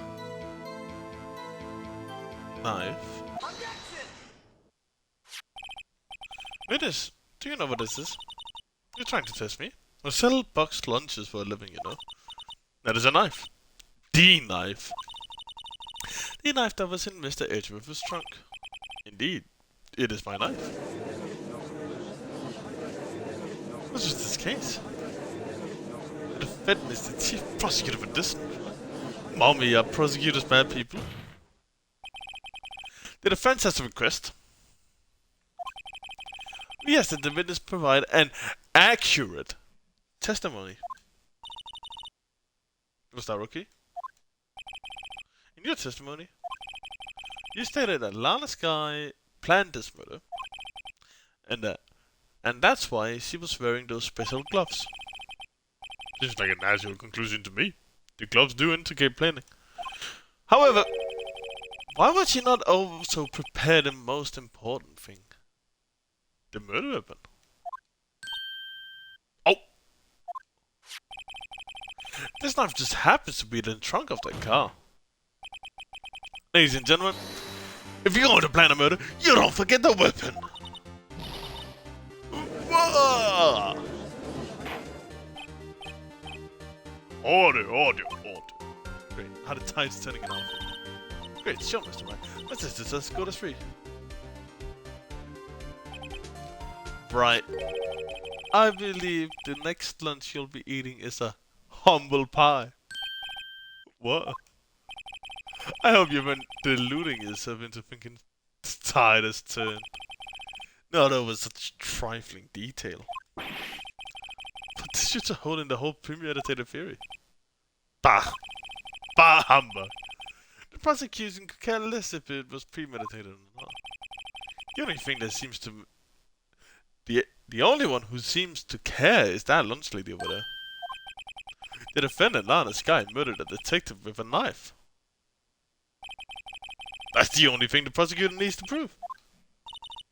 Very good, Mr. Prosecutor. I suppose you think you're clever now. But you know as well as I do that she planned on killing him. It was planned. If it wasn't, why would she have been worrying? I believe I'd like to hear your testimony again. Witness, please tell us what you saw, not what you thought. How dare you? My powers of deduction are not to be underestimated. Really now.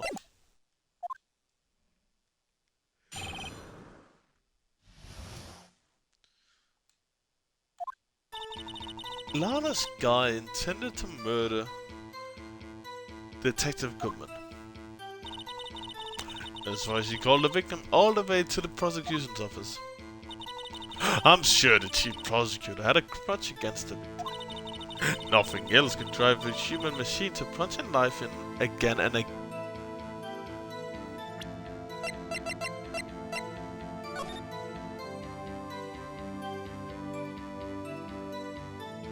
A single stab wound was found. Okay. Yeah, I had to make oh fuck, I forgot to read. I just started skipping. The victim was summoned to the pier yeah, the victim was summoned, yada yada yada. It was... So if I ordered a pizza, does that mean I'm planning to kill the delivery boy? In any case, the defense may now cross-examine the witness. But we already found the contradiction, boys. And girls.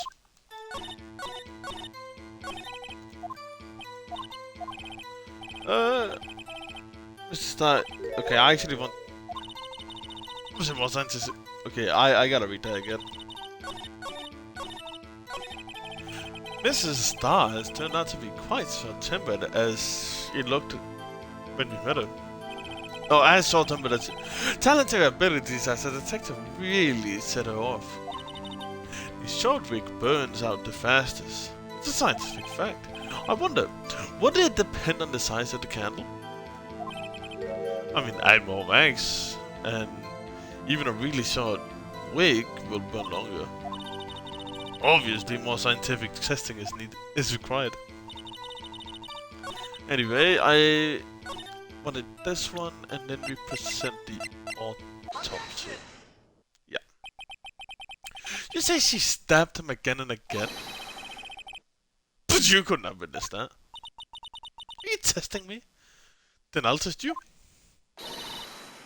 With my more surprise. I'm afraid that mouse is growing under our feet as we wait, Mr. Sutter. What do you mean? I shouldn't have to explain this. Take a look. The autopsy report states that death was due from a loss of blood from one stab wound. Aha! You're right, cause he always says it. What a hunk! He's my hero, really. What about my objection? No one noticed? Well, the witness. You got a crime scene set. Oh, thanks. I always believed that no one would ever mistake ketchup for blood. But now I realize that such mistakes are possible. So you're saying you mistook something for blood? When she left with her knife, I thought I saw blood at her breast. She sprayed that blood from the victim. That's why I thought she must have stabbed him twice. Then tell us what you saw that you... Tell us what you saw that you thought was blood. Testify. A red muffler looked like blood to me. That's how ghastly the whole scene was. Hey, hold on.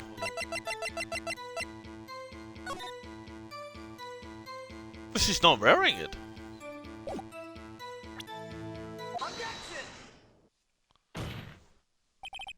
Mrs. Starr, I demand an explanation. The witness is clean and are suited for detective work. The suspect was not wearing a scalp or muffler of any kind when she stabbed the victim, and you proved it yourself. There's this photograph! Edgeworth, you're taking my stuff! Only a professional lunch lady you couldn't be so oddly clueless. Congratulations, perhaps you finally found your true calling in life. Ha, harsh words, but good. In the end, Mr. Edgeworth prevails. What was my objection, chum lemon? But I was there, a scam. No, not that, but something red, really. Well now, where were we? The witness has given us an entertaining interlude, but back to business. What? Very well, witness. Continue your testimony. You saw the crime and apprehended the suspect. Tell us about that. Very well. I do remember some things accurately, at least. Ultimately, you couldn't shake the most important part of the testimony. The most important part? The part where your sister stabs the victim. This next testimony might be the moment of truth. Ah, I like moments of truth.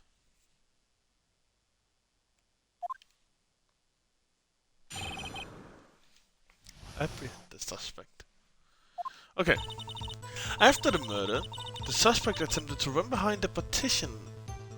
Off to the side. I quickly caught her, explained her rights to her, and arrested her on the spot. Yes, when I arrested her, she mentioned the buff. That's what had me confused in my earlier testimony. The chief prosecutor made to escape, but against Angel Star, resistance. You're quite determined about a scarf, aren't you? Strike like a snake and bite like a cobra. Both are snakes. That's me, Angel Star.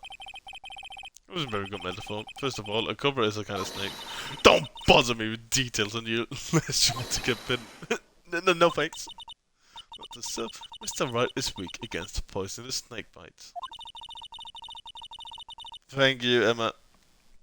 The chief prosecutor tried to resist, but her efforts were in vain. She knocked my hand to the side, kicked over an oil drum. An oil drum? Hard to imagine. Oh, she's beautiful, but deadly. A predator, this one. A leopard woman. Rawr. Very well, Mr. Wright. Your cross-examination, if you will. Hold on. Can I? Yeah. Let me.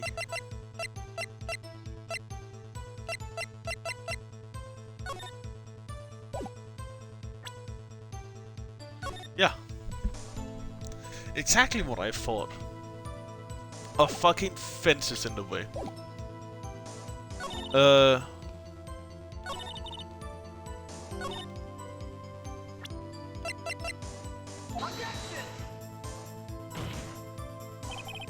You wanna...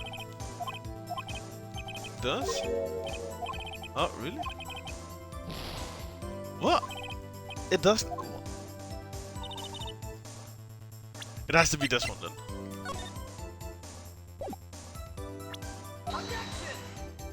It's not that one either? It's clearly...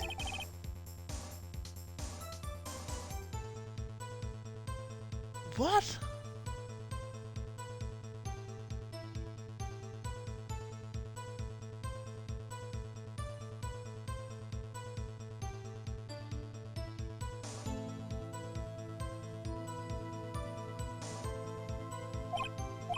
But they come... Huh?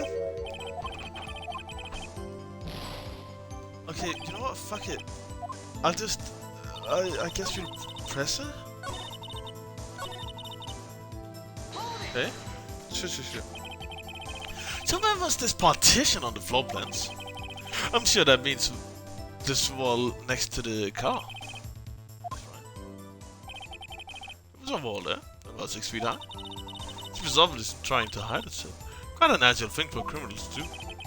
And what did you do then? You say quickly, but you're close to the suspect. As I just said, I was only 30 feet away from him the whole time. Yeah, press her. I like to see this on the floor plans just to be safe.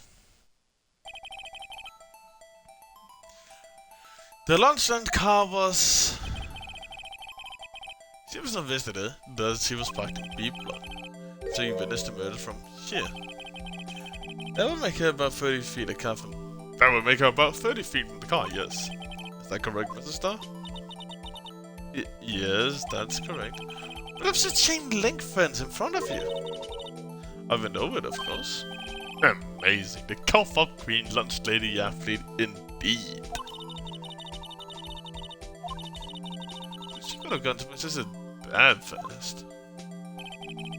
Yeah, the fence was about 9 feet high, too. So how did Mrs. Sky not get away?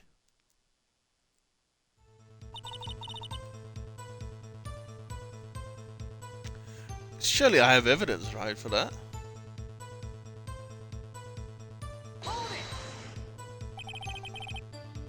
She mentioned a muffler. What exactly did she say? If I remember exactly, I would have told you in my testimony. Cheeky. Anyway, all I heard her say was the word muffler. Just that one word. So, what you heard wasn't the suspect talking to you, but someone else? Yes, the chief prosecutor was talking on her phone. Her phone? She can't mean. Ask further. My phone, do you mean the cell phone discovered at the crime scene? Yes, ultimately. Ultimately. My memory... It's like a salmon heading upstream, you see. No. The code does not seem Mr. Star. The chief prosecutor first attempted to use the phone hanging on the wall. On the wall? That's right. In the car, there was an emergency phone on the wall. Apparently it was out of order. So she used the cell phone. Indeed. The emergency phone was out of order that day. Good witnessing witness. Good witnessing? Whatever happened to good testifying? Good witnessing witness. Good witnessing witness? You should, of course, add this to your testimony. The things I do to please this rookie defense attorney.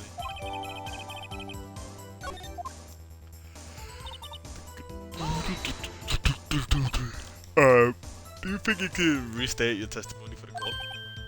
Aha! I was going to ask the same thing. I only saw this one time, so listen close, rookies.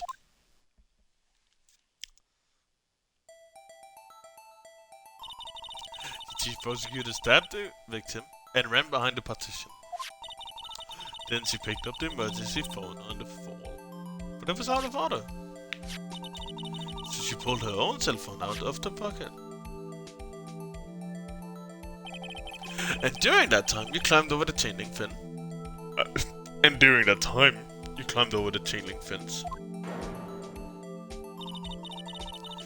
Then I was boldly grabbed by her arm. Then I boldly grabbed her arm. The chief prosecutor hung her up her phone. And you saw her doing this? Was it Mr. Right?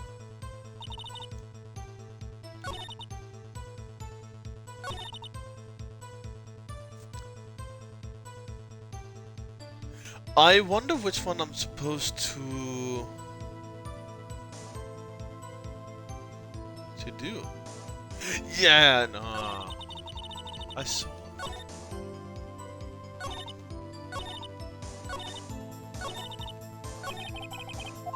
Yeah, no, it has to be that one. I saw it all.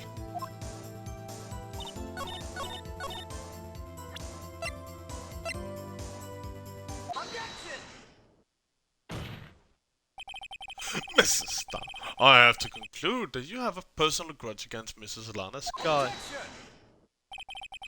The witness is a former detective. Her testimony is unmarred by personal bias. Well, who would have thought you would be my knight in shining armor, prosecutor, and who, together with the chief prosecutor, kicked me out 2 years ago? Well, Mrs. Star, this is a fatal contradiction with your testimony. How do you explain this? I don't know what you're talking about. It's with me. I'll make you cough it all up. Let's look at the floor plans. You said you witnessed the crime from this point. However, if that's true, you couldn't possibly have seen Mrs. Guy making that phone call. I believe you see what I'm getting at. The emergency phone was on the back side of this partition. If indeed you were in the B block, you couldn't have seen it.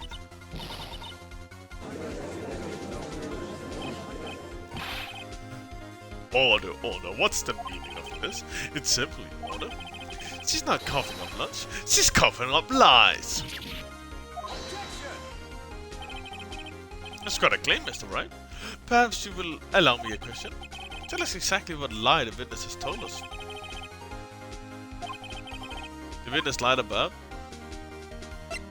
what she saw. In other words, she didn't see Mrs. Guy using that emergency phone. It does seem hard to imagine how she could have. Very logical. What's the matter, Star? Can I get your lunch first? Right. I hate to bother you while you're celebrating your victory, but why won't Mr. Star like that? Huh? Why would she say that my sister had tried to use the phone but failed? Doesn't make any sense. Why would she lie about something so insignificant? Ah, thanks, it's right. I mean, she's real. Maybe she really did see her using the emergency phone. Is there no room for doubt here? You ordered a patooey on rice? Right? Right!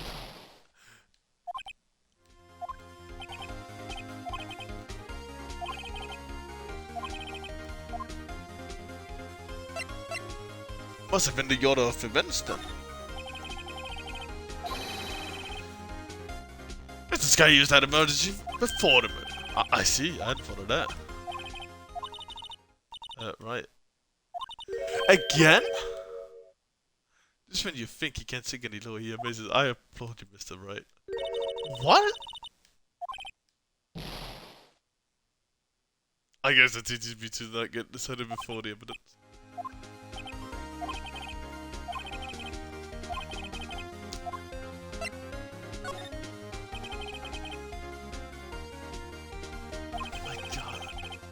What's significant about this fact? Nothing. Therefore, it would be pointless for Mr. Star to lie about it. But the witness did actually see Mrs. Guy using the emergency phone. It would mean Mr. Star witnessed the crime from a different location. A different location? Now, that's a pointless lie if I've ever heard. Before you call my life pointless, at least let me tell it. Let me ask you a question to our clever wordsmith, Mr. Wright. Just where was the witness when she saw the crime?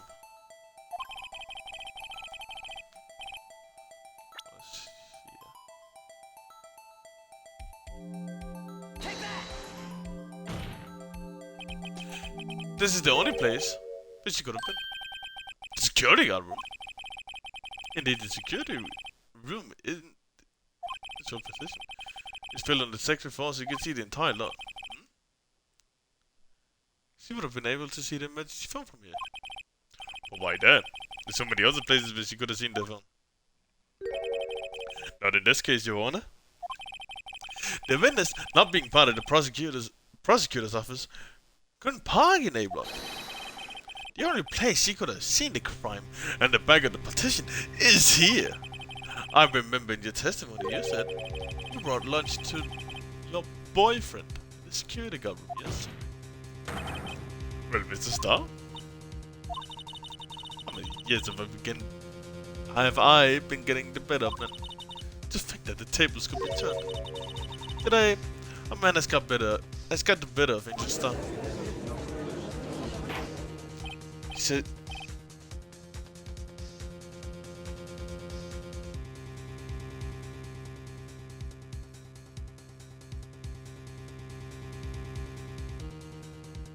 order. Witness?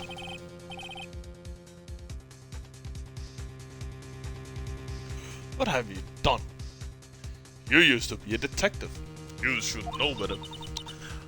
I'm not turning back. The guilty will be punished, and I'll do what I must to make sure justice prevails.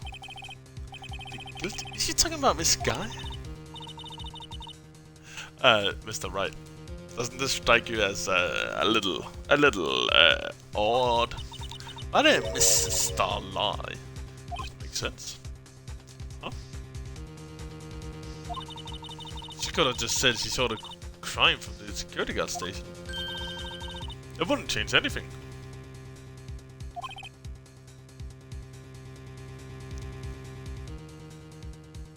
Exactly. This photograph tells all. It was the defendant who stabbed the victim. That truth still stands. It still stands? I disagree, Mr. Truth. What?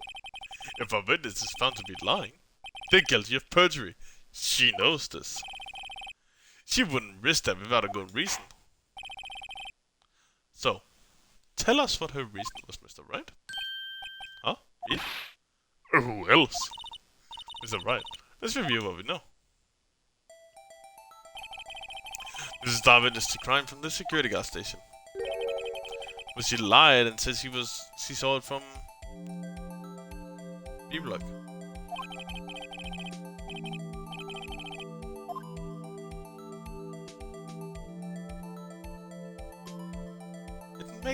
It must make a vital difference. It's right, because she mentions being the angle of view would change due to her being up there. Does that mean she can see down there? Or is it the distance, because then she couldn't do the citizen's arrest?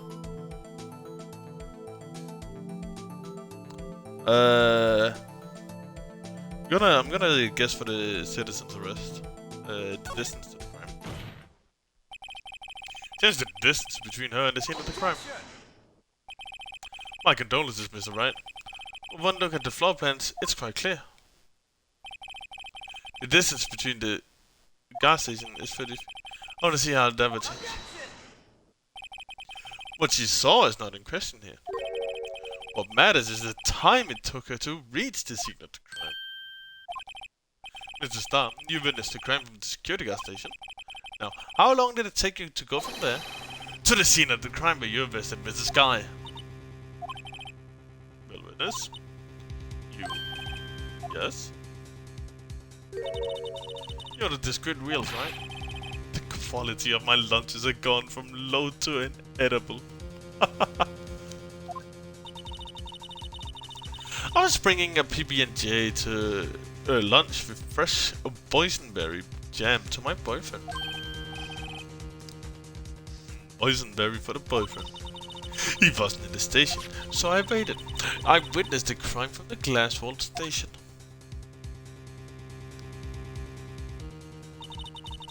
And before I knew what I was doing, I found myself running towards the scene of the crime. But the door was locked. I couldn't open it.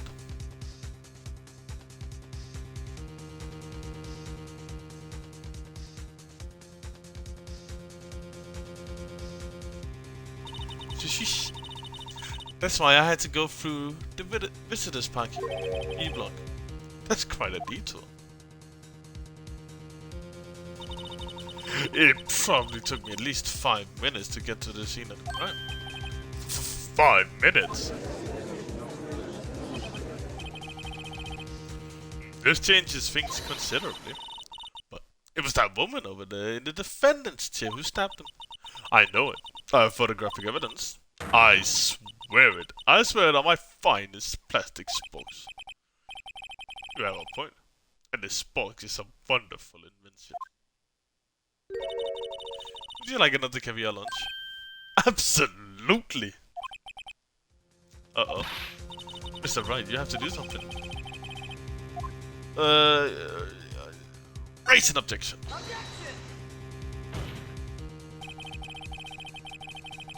5 minutes between the witnessing of the murder and the arrest. Think about it. You can make pasta in that amount of time. If you like it al dente. I got lunch boxes that tie pasta into knots. Okay. A 5-minute blank? Isn't that strange? Strange? If you were a criminal, what would you do for 5 minutes, Jonah? Well, I guess I'd flee the scene. Hey! Don't get the wrong idea, I didn't kill anyone. But you have the instincts of a killer. You would run. But this time, it was different.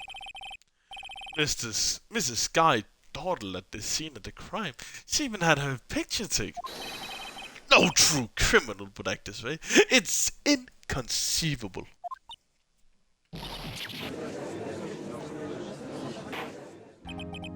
Well then, see, we've come to the end of this testimony. The witness has a grudge against the defendant and a blank in her testimony. Mr. Richworth is the next witness. Is the next witness ready to go? Unfortunately, I appear to have overestimated this witness on account of her professional history. Screw that canned shot, Mr. Wright. That was too close. That was way too close, man. I almost failed. I'm afraid that the cough of cream has been dethroned. And with that, court is adjourned.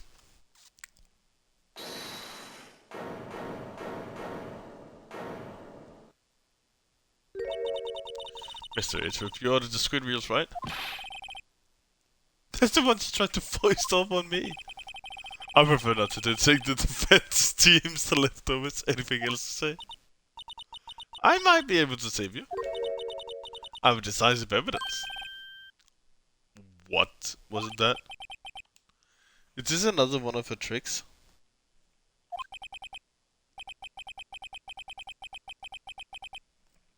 My apologies, but we have no further questions to ask you, Mr. Starr.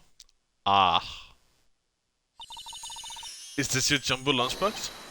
Oh, a troublemaker!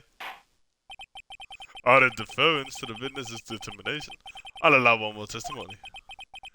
Let's hear about this decisive evidence. Like the Lunchland motto says, you won't be disappointed. What's she trying to pull out of her ass this time? Shit. No. I don't have the HP for this. Fuck. Okay, let's see if I can clutch up. Should have mentioned those 5 minutes when I wasn't looking at the crime scene. And now, to matter of the victim's shoe. And wait, hold on. And now, to the matter of the victim's shoe. Did I not bring this up? 2 types of blood found on the shoe. One was of course the victim's, and the other type of blood matched that of the defendant, Miss Lana Sky. This shoe proves it. It's flawless and decisive evidence. What? This blood found in that shoe? Try Lunchland for all your lunch and decisive evidence needs. Witness. What's the meaning of this? Why is this the first time I've heard of this evidence? Simple, as I've already said. I don't trust you with evidence, Mr. Itrup. That's why I took the liberty of investigating this myself. And you had blood tests performed? Didn't I mention? I have 3 boyfriends in forensics. In any case, Your Honor, I can't accept this as evidence. What? You must know the 2 rules of evidence law. Rule number 1. No evidence shall be shown without the approval of the police department. In other words, the shoe is illegal evidence, at least for the time being. Is that right? Mr. Right? So, Mr. Edwards sure is celebrating. Not so fast, Mr. Edwards. Don't forget, I used to be a detective. As I mentioned previously, this shoe has already been tested by members of the forensic department. As you can see, it was approved by the police department as of today. Even the general public can produce official evidence, Mr. Swift. Is that right, Mr. Wright? It seems so. This is looking pretty solid. You can at least study evidence law, really. You get used to studying it. The prosecution complaints notwithstanding, it appears this evidence satisfies the first rule of evidence. However, it seems to have yet another count against your witness. Anything to ensure that the guilty are properly judged. Very well, Mr. Wright. You may cross-examine the witness.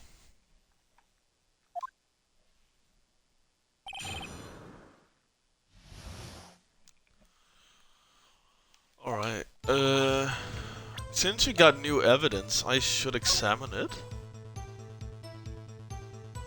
Ooh. Let's go this blood first. This blood. It's my sister's, right? Apparently so. Lana's right hand was bandaged when I saw her in jail. She must have cut herself at the time of the crime.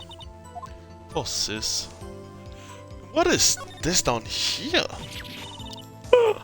This blood down here too? This toilet issue. It's got to be the victim. It must have stepped in a puddle of his own blood. All this blood. It's horrible. This blood might be an important clue. Okay.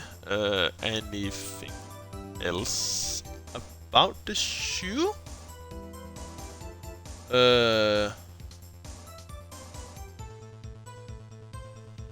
Sure. Alright, let's just preserve it.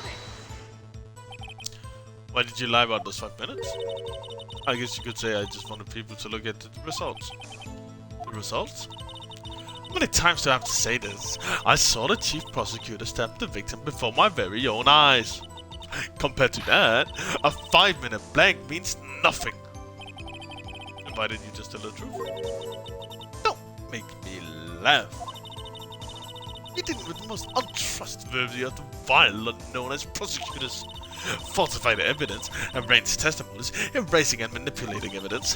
When you fight monsters, you need to use every trick in the book. This when the suspect is admitting she did it? But false testimony is one of the most despicable crime of all, Mrs. Starr. Let's just get this over with. And you found a shoe at the scene of the crime? Detained? I detained the chief prosecutor and notified the police department. I wanted to make myself useful while I was waiting for the police to arrive. So an ill-trained pooch. So like an ill-trained pooch, you snuck off with a shoe. I was afraid someone would arrest the chief prosecutor's crime. The shoe was my secret weapon if that should happen. See this fashionable basket I have here? It carries more than lunch boxes, gentlemen. I'm happy for you. I'm happy for you and your lunch bag, really. In any case, you removed valuable evidence from the scene of the crime. Now, tell us what you did next. So, you brought it to the forensics department. If you're going to submit something as evidence in court, you need it approved. To do that, evidence must be analyzed by a forensics expert. She got away with a little coup because she used to be a detective. The shoe does appear to have blood stains on it. Well, the man was stabbed afterwards. And that blood belonged to the victim, Detective Goodman. As I said, there were 2 types of blood found on the shoe.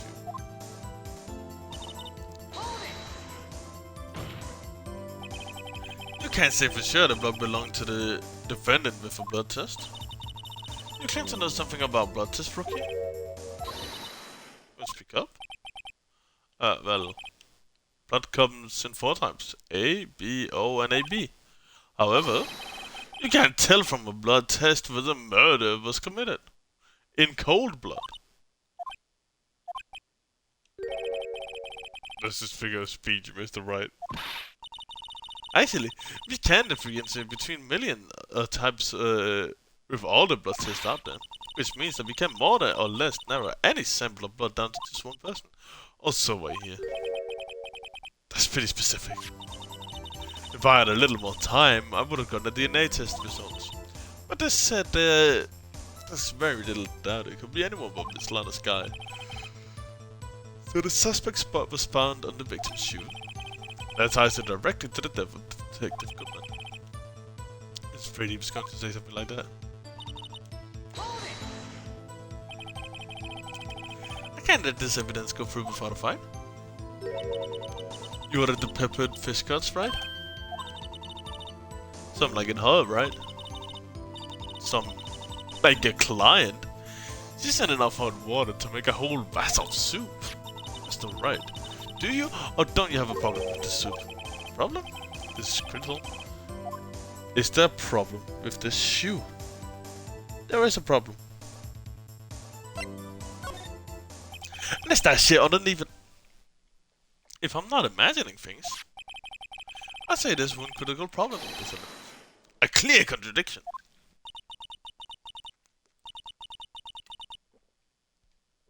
That gleam in your eye. You're still young, rookie. I'd give you a peppered fish gun now. But you couldn't take the heat, could you? Let's hear what Mr. Wright has to say. What is the contradiction about this shoe? It's the blood underneath. I wonder if you noticed. There's blood at the bottom of the shoe. Don't mess with me, Rocky. Or it'll be your blood at the bottom of my shoe. Indeed, there is quite a bit of blood on the bottom of the shoe. Makes sense. The victim was stabbed with a knife. What could possibly be contradictory about blood on the bottom of his shoe?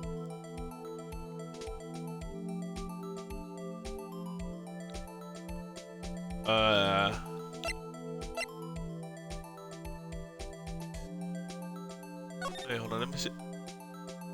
Oh shit, there's no blood at the floor. The problem lies in the footprint. The footprint?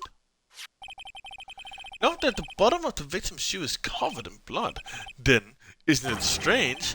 Why weren't any bloody footprint found at the scene of the crime? Aha! As you can see, there was no traces by any footprints at the scene of the crime. That contradicts your claim about this shoe. This picture only shows part of the form, so it could have been body footprints. Then where were they, Mr. Edgeworth? Because we checked the scene and found nothing of the sort.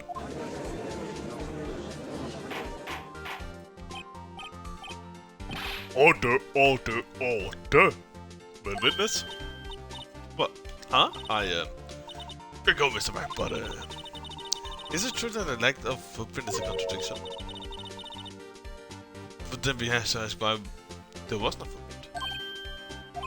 Ah, that's true. There has to be a reason why there was no footprint. Think, Mr. Right, think. Hey, I don't know. I'm just gonna find the contradictions. What?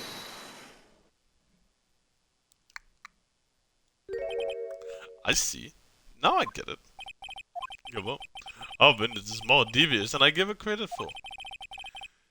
We were hoodwinked to the very end. But she slipped. There's one vital hit to the truth of it. What are you talking about? Think back when she told us about apprehending the suspect.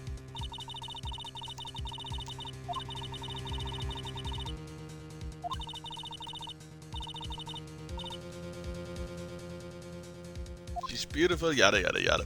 We've heard this. I thought of a strange thing to normally hold on. Let me go through that one. I thought that was a strange thing for the normally cool-headed chief to do. No kidding. Now, witness, allow me to ask a simple question.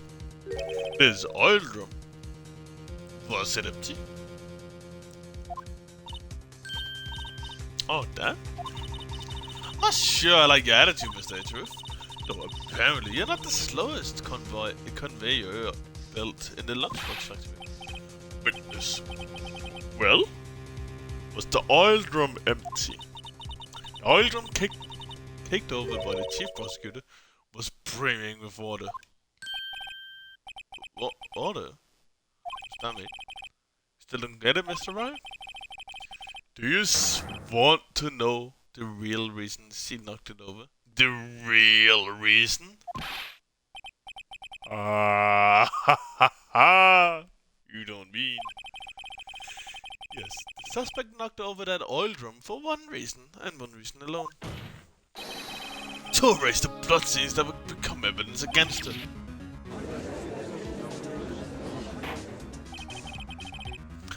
That ties up things nicely. The bloodstains left on the victim's shoes tie quite clearly to this case.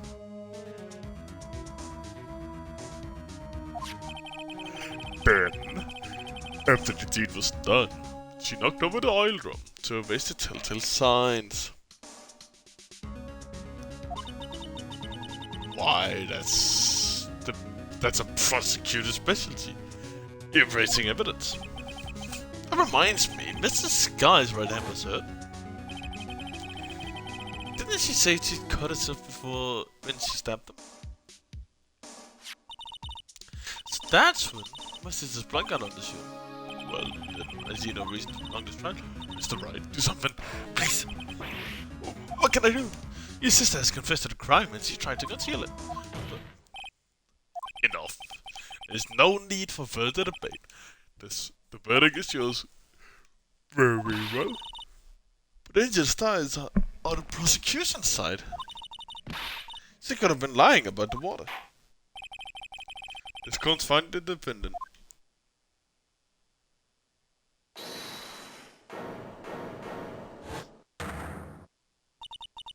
Little girl. What did you just say? Me? Did you just say that I, Angel Star, was on the prosecution side? Well, yeah, you are. You're saying my sister had evidence by erasing the bloody footprints? Well, I thought you'd had your fill. But here you are demanding a second helping. Another lunchbox. A lunchbox called evidence. Wait, witness, don't tell me that you have something else. The time for deliberations is past. Any further comments and you will be held in contempt of court. Your friends don't scare me. Don't scare the cover. Look at this!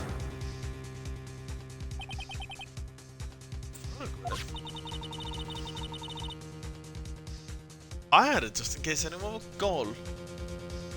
Anyone had the call to suggest the device you didn't belong to the victim. There's no room for error in this evidence. Mr. Wright, look at the asphalt in the photo. Hey, it's clearly wet. Erasing the last trace of doubt from the corpse's mind. Immediately after the murder crime scene was washed with water. Oh, I'm sorry, Mr. Wright. I guess I couldn't help it. It's not your fault. I knew I couldn't win this from the beginning. And it seemed this is what your sister wanted anyway. Sorry, Mia. Right. Wet or not? Don't be so quick to throw in the towel. Get yourself up off the asphalt. Take another look. Don't give up. Not until the bitter end. This is the last piece of evidence. Maybe, well. This time, I like to declare a verdict for good.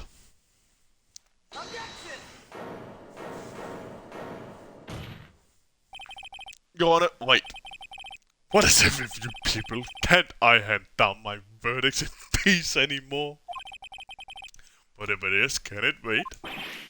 No, it can't. Then it will be too late. Look at this photograph. The last one submitted. The trial isn't over until we give each piece of evidence proper consideration. So, right? Are you saying there's a problem with this latest piece of evidence? Yeah. A week later. Yeah, that's a problem.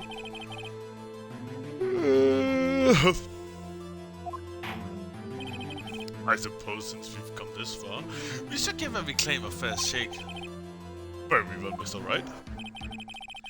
You had a counter problem with this photograph.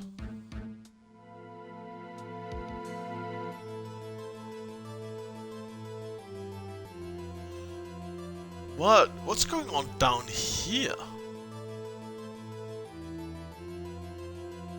I don't want to say that's a problem because I'm like fucked if I lose now. Fuck it. We have to go, right? I can't think of anything else. Cause this all seems right. Shoe dead, show the proof, and it's lying sideways so that the evidence is still on it. Yeah, that makes sense. That makes sense. It has to be whatever this is. The problem in the photograph is here. What's this? There's something poking out of the car's muffler. Wait just a minute, Mr. Edgeworth. Is this a muffler? I see no change of a muffler. Or a scarf. of any kind in this field. A muffler is also a part of a car or motorcycle, you know. Just think of it as part of the exhaust system. A pipe. I see. And I see. What's that suspicious looking claw sticking out of the car's muffler? So what if there's something sticking out of the muffler? What does that have to do with this case? Nothing. Absolutely nothing. Sorry, mister. It's not going to be that easy. In fact, you've already told us why this is important to the case. You just said as much in your testimony. Let's see what Mr. Wright has on his mind. Tell us, why you think this piece of cloth in the muffler is related to the case?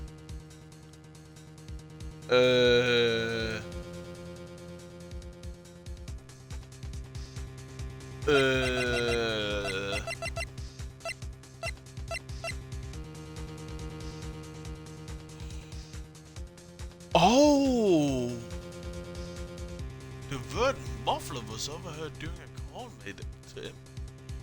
Oh! Oh ho ho! Mrs. Starr? Recall your testimony for the court? Ah, yes, when I arrested her, she mentioned the muffler. That's what had me confused in my earlier testimony. Muffler? Ugh. Yeah. Could it be that the muffler you mentioned? It's actually this exhaust pipe. If so, that means this piece of cloth is vital evidence. Wow.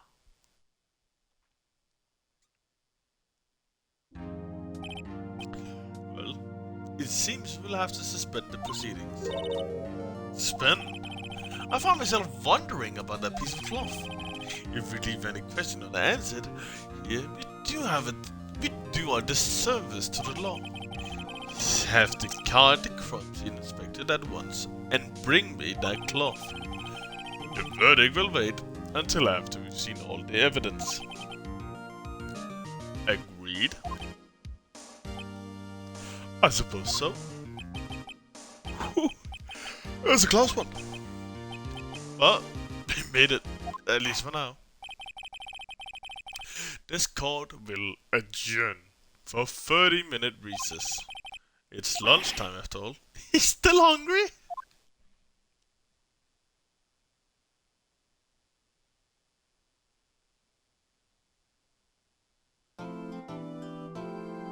I'd like to save.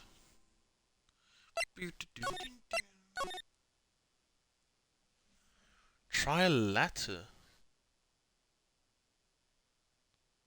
What does trilateral mean? Hold on. I'm gonna look this up quickly.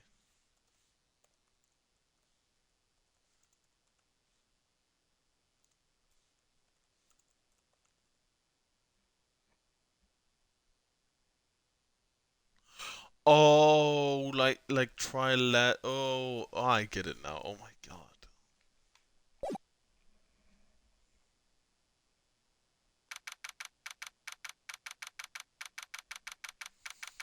February 23rd, 11:56 a.m. Mr. Wright. Are trials always like this with you? Like, you're swimming up from the bottom of a lake about to reach the surface? No matter how hard you paddle, you never seem to get there? I mean, fuck, pretty much.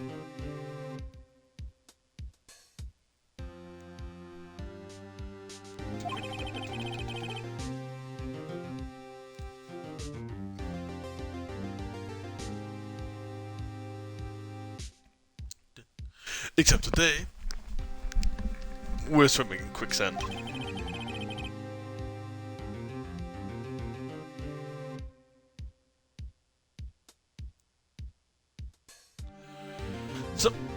happened to your sister anyway?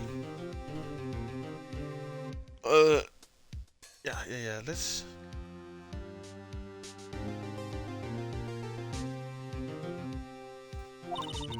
Apparently, she got called off to the judges' chambers. Ah, probably something to do with that piece of cloth. So, this is where we turn the trial around, right? Our only weapon, a tiny, insignificant piece of cloth. I'm the one who's starting to feel tiny and insignificant, to tell the truth. Hold up, partner. Oh my god, this clown. He's here?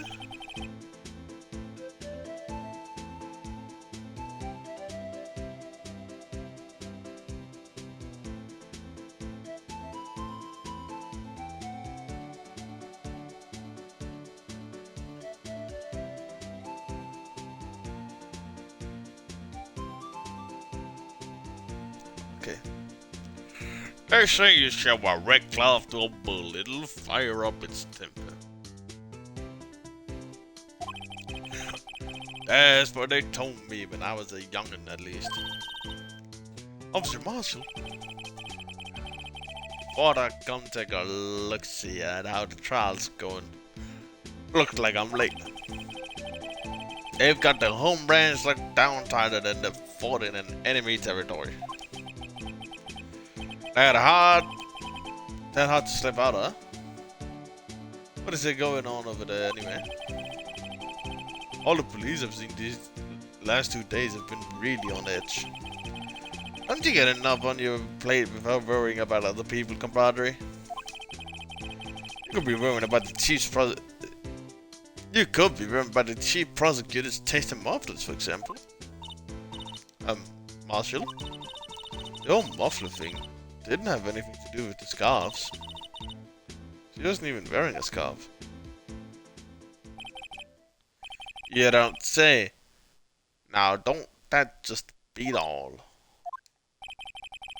I've seen a red breeze blow at her slender neck many a time. I saw her that day too. She was wearing a red muffler. At the award ceremony that afternoon, Edgeworth's seen it too, I'd reckon. What does that mean? In a photograph taken at the crime scene, she wasn't wearing a scarf. So, Mrs. Starr wasn't mistaken. Well, it's about time. Remember, partner? Sometimes you gotta grab the bull by its horns. And sometimes you just gotta let that bull go where it will. Time will tell.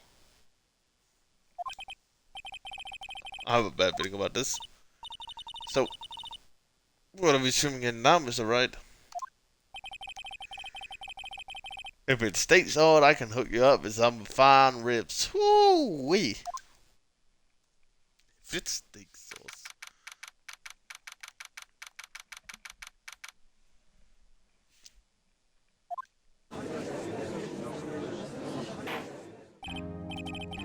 I'd like to resume. What's up? The judge keeps looking over the prosecution. Is something wrong, Mr. Edgeworth? Your face is blue, your lips are purple, you're sweating bullets. That furrowed brown, those grinding teeth, those watery eyes. What's more, your eyes aren't focused. You doubled over, your back is bent. It can't be. This can't happen. I wonder what's happened to Mr. Edgeworth. Well then, I believe it is time we continue with this trial. During our reasons, I've requested that the prosecution conduct an investigation. This is unacceptable. It seems our prosecutor is quite beside himself. Excuse me, knock knock. Who's there?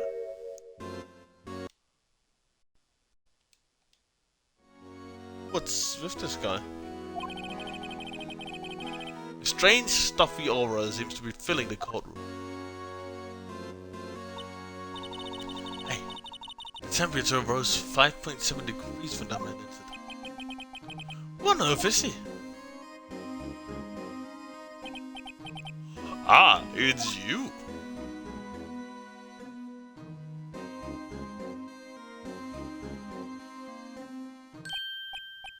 Oh, sorry I'm late, Archie. The roads were packed. It's just me. Long time no see. Hey, Archie. Hiya, been so much these days. Oh, hello.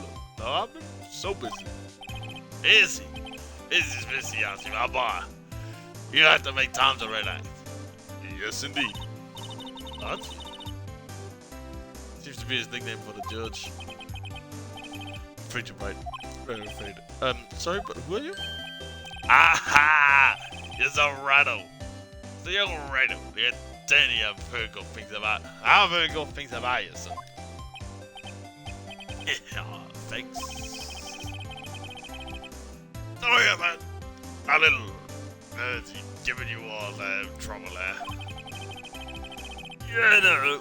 Vision on goes 50 years of time. Charlie. Little bit. Mr. Bright. You don't know the district chief of police?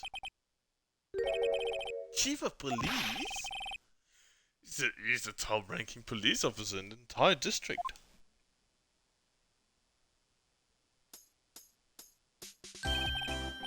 Name is Gan. Damn again. I'm pleased to meet you, everyone. So, to what do we owe this honor today? I've been over 2 years since you last came into this colony. Well, it's busy here. Look at the poor fella. I just thought I'd help him out by bringing this. Hey, that's my sister's muffler. So Mrs. Starr wasn't just seeing things. When the crime occurred, Mrs. Guy really was wearing the muffler. Ah, but to think that it was stuffed into that exhaust pipe. On little Murphy's car, no less.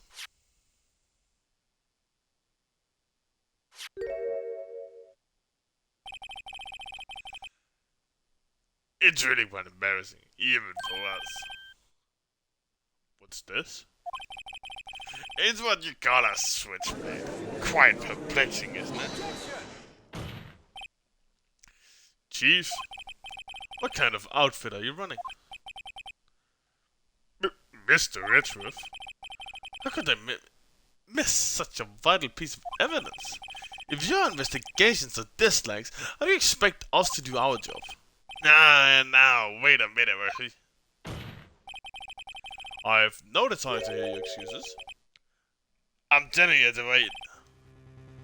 Or didn't you hear me? Have a look at this document where it says person in charge of investigation. There's no mistaking that signature's there. Miles Edgeworth. That's not fair. On the day of the crime, I had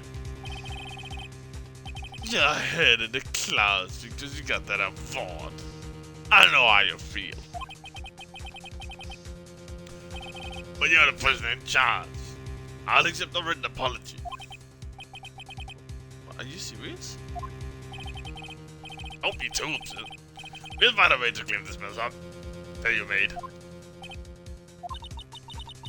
This is the first time I've seen Mr. Edgeworth at a loss for words.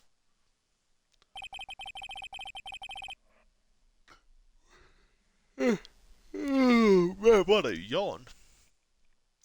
That kind of major blunder is unlike you, Mr. Edgeworth.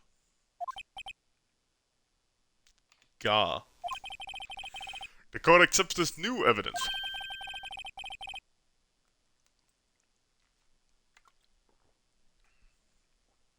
But I'd like to ask the defense a favor first. Yeah? Just to be sure. I'd like to take a look at the blade of this knife. The blade, Your Honor? Well, I don't see my arm. Could you open it up for me, I wonder? Yes, well, I think all you have to do is push the switch and... If I cut my finger, I wouldn't be able to pound my gavel anymore. Yeah, but if I cut my finger, I wouldn't be able to point at people anymore. Come on, just hurry up and open it. Oh, let me do this myself.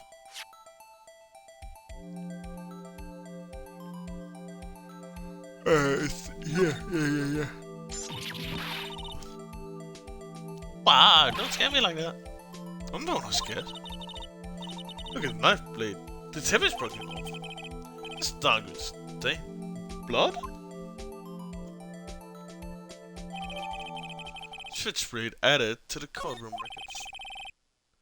This does not excuse the actions of the police department. I would like to hear an explanation from the chief of police himself. I'm terribly sorry, but could I ask you to testify for us? About the split between prosecutors and the police and this knife?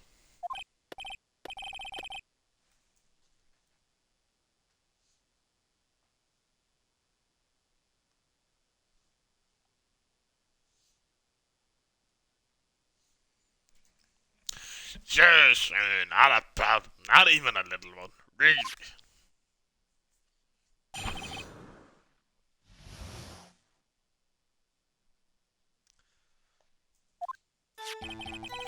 His knife is special, but I can't say how he... Unless there's evidence to prove a connection between this knife and Goodman. That was a bad day for the department. We weren't in any shape to do an investigation. Our detective was killed in the police department. Gee, what a mess. The time of the crime? 5:15. Scary coincidence, eh? It's not officially linked to this case, so I can't talk much about it.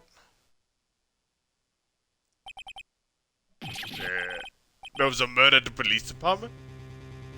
A detective? That's all the information, Archie. Yeah, but I can't be announced it yet. Wait a second. You said 5:15. That's the exact time Detective Goodman was killed by the prosecutor's office. Prosecutor's office. Order.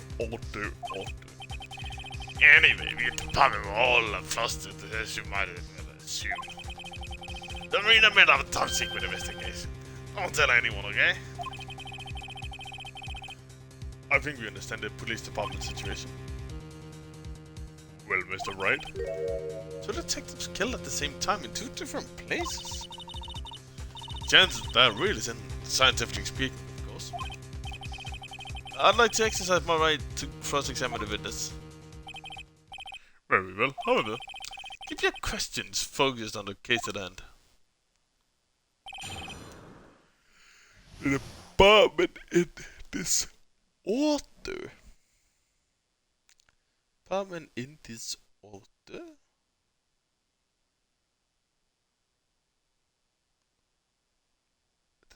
Yeah, no, I was blanking out, I'm sorry. Excuse me, special? Hard to come by this particular knife anyway, else. Might that special thing be this little tag? Oh, sorry, Ryder, but I can't say that now. Not that. You established that the knife Goodman's sister was this knife. Why is there another knife at the scene of the crime?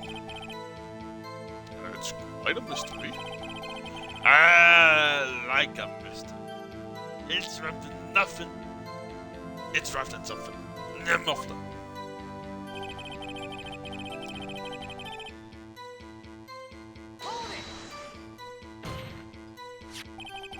This knife was found in this on the scene of the crime. I think that makes it connected to this case, don't you? There's a lot of things that go down in the department I can't explain. It's delicate, okay? Sorry, Rhino. Maybe there's something about the knife that will give us a clue. Let's examine the knife.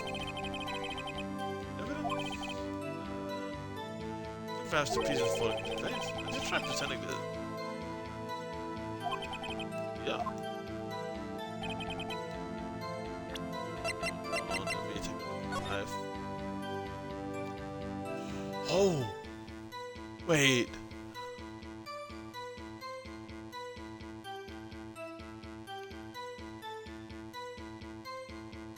Is cell 9 too?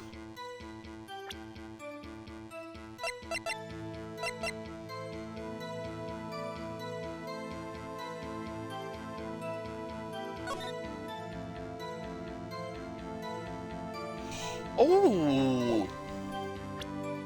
Oh, hold on.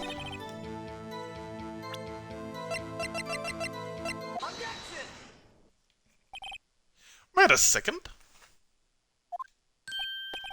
Advanced and honest to goodness objection. This knife. This has to have something to do with Detective Goodman. What do you mean? Aha! In all this Goodman, what do you mean, from Nazi? This is great. Look at the tag of this knife. It reads SL9 2. And this is important. And this is important. Why? Over here we also have a memo that was found in the body of the victim.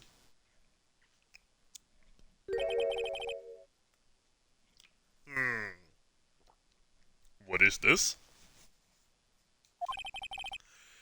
6 minus 7 is 12 divided by 2? You wanna... It's upside down. Upside... It's printed on the It's... Whoa! The printed name on the memo makes it look like it's right side up. But turn it around and what do you get?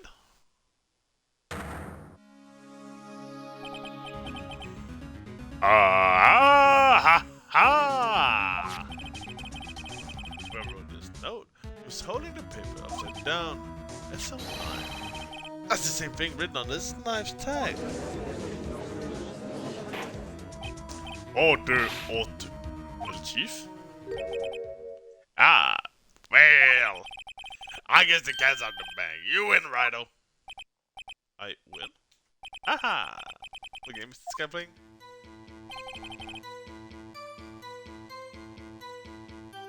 What up, first bit?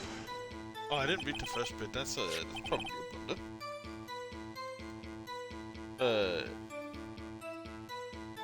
Yeah, no, that's definitely a blunder. I wanted to read what he said. Anywho, so this knife was stolen. Yes. On the day of the murder. But on the day of the murder, it was evidence, you say? Was it, in fact, a murder weapon? Nice, nice, nice. Good job, little rogue. Little Murphy. It was a murder weapon. As it happens. It was evidence from a case long since solved. So this knife was stolen on the day of the murder.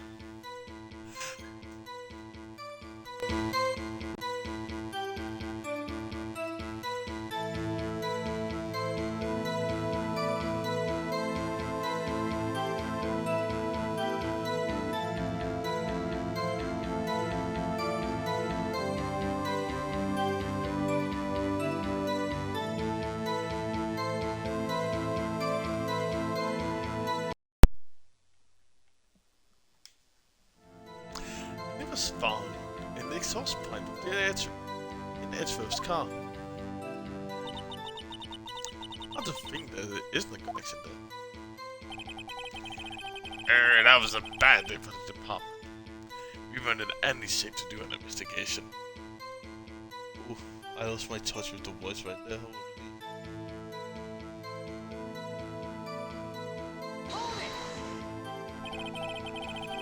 Something happened at the something happened at the police department too. You got a good look in your eyes, dude. Right about boy. Sharp, angry. So something did happen. And why wasn't I informed? I went to inform. Well, why didn't you ask? No, madam. I understand. You were busy with that Lawrence case and all. Well, what happened? What happened at the police department today?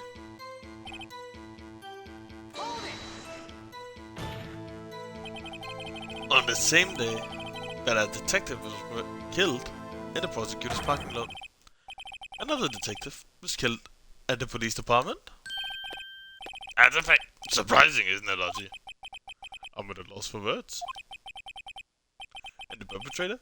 Do you have a suspect? Well, it was a suspect. Just arrested him, in fact. That was quick.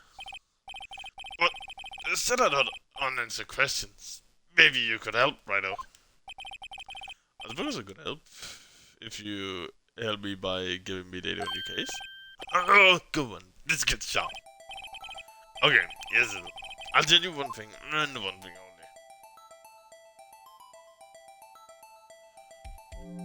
only. Why is the difference between... Oh, when the victim died, no, where the victim died. I see. I want to know...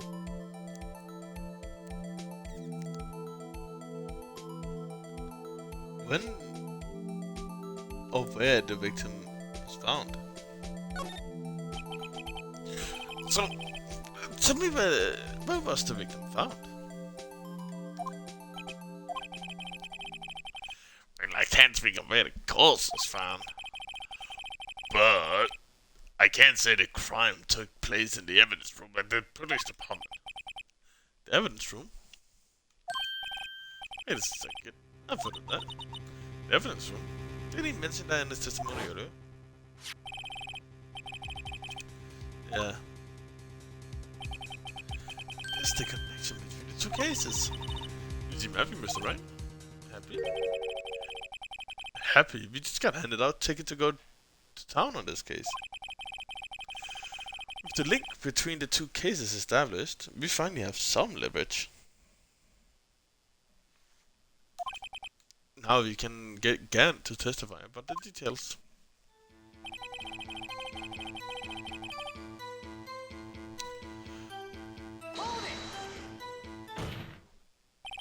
Chief, the defense's position is simply this. The connection between these two cases have already been proven. Yeah, don't say. We'll have it, Rhino. What's the connection? Yes, I'll admit it. I'll admit it, Mr. White. The connection is a place mentioned in the testimony we just heard. The knife found in the lover was stolen from the police department's evidence room. Not to mention, the victim had on him the case number for the knife's evidence tag. We also know that the detective murdered at the police department was killed in the very same evidence room. Indeed. There do seem to be many connections for this to be a coincidence.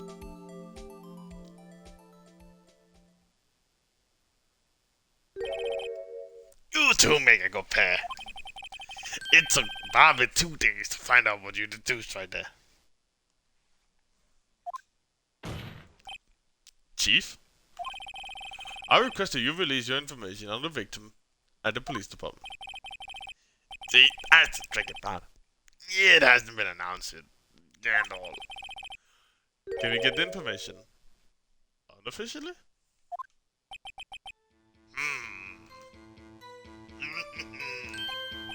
Sure, why not? It's unofficial after all. Oh, really? You would have guessed.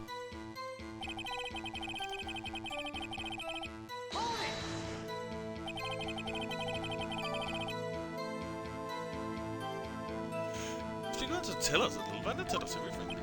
Ah, well, case information is taking stall. You have to do everything properly. Oh, well, I guess I might as well try to get what I can out of it. ID number. Oh yeah, with the ID number, we can get a name, right?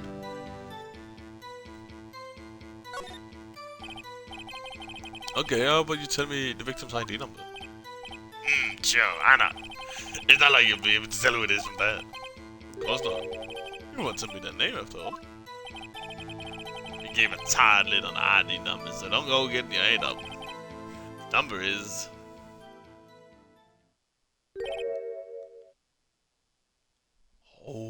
wait, no, that's Goodman's. That's Goodman's number.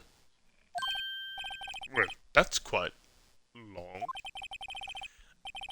Yeah, we have to remember these. It drives me nuts. 8, 2... I can't do it. I can do it. You didn't even get the first number right. Well, Mr. Right, does this tell you anything? It tells me something. Yeah, that's, I recognize that number. It does show on it.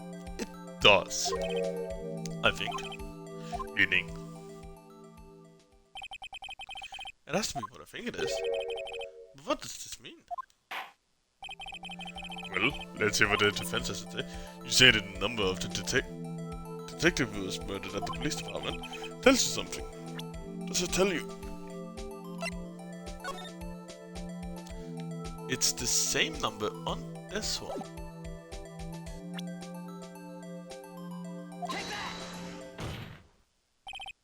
Witness? What is it, Mr. Wright? You're grinning like a schoolgirl on prom night. No, I got confused. Oh yeah, is he a witness? And this is news? Huh? Just come out with both guns blazing like you always do. The police department, the prosecutor's office, 2 places, 2 detectives murdered at one time. Actually, I happen to have the police ID number here. Oh! It's yours. No, Your Honor. I'm a defense attorney, remember. This is the ID number of our victim, Detective Goodman. Ha! Shame on you, Rhino. There's an ID, it's a top secret. Detective Goodman's ID number is 58 42 189. And this means what exactly? Huh?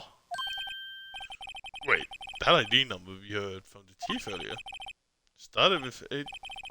I forgot. You didn't even get the first number right. Again! The number the chief of police gave us. Wait a second, right? What does this mean? That's what I want to know. The 2 ID numbers are identical. In other words, the detective killing the police department's evidence was Bruce Goodman. What does our witness think about that? Oh, ha! You're sharp as a tack, Ryder. Sharp as a tack. But wait, Detective Goodman is our victim. He was killed at 5:15 in the underground parking lot. Yeah, the detective Bruce Goodman was also killed at the police station. In the evidence room at detective time. That's impossible. So what you're saying is, the same person was killed at the same time. In a completely different location.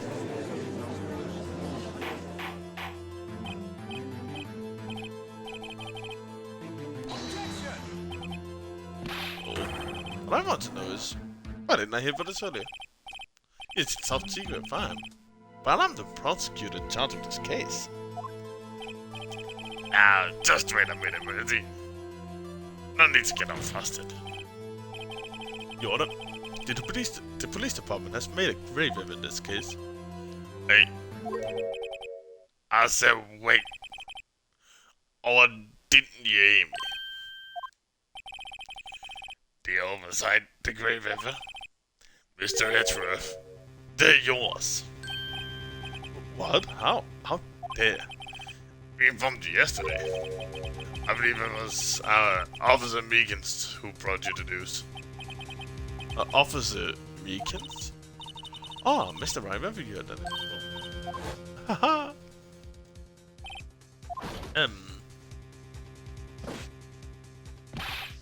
Excuse me, but is Mr. Edgeworth anywhere on the premises?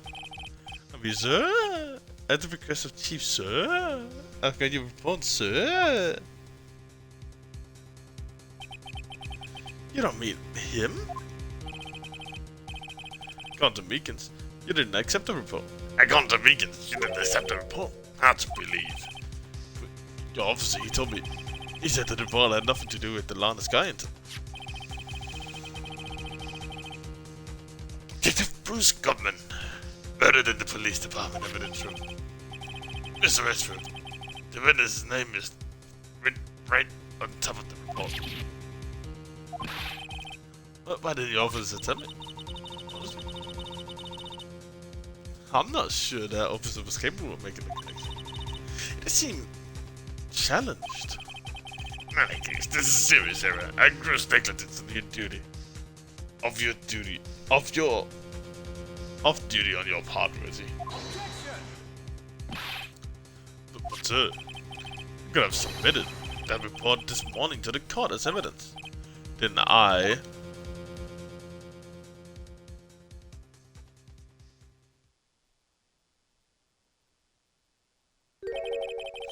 I was not right this time with me. I should have said unworthy. What? No, that was the second rule of the evidence law. Is that right? Huh? Oh, well, it's 100% evidence presented must be relevant to the case on earth. How is this rule relevant? Nobody submitted this to the evidence to be used in court before the trial. This report was not on a list. So, what does this mean? I got to submit this evidence until the connection was proven in court. The connection is proved by right over here.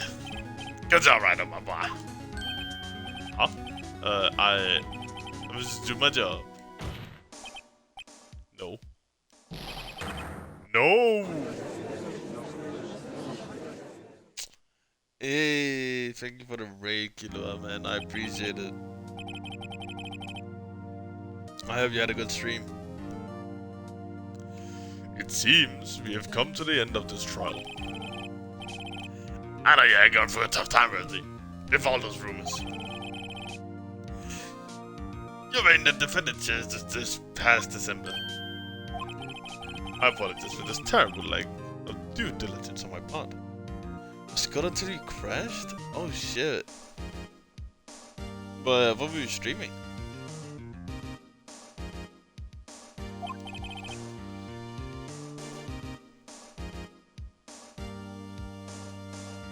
/Valorant.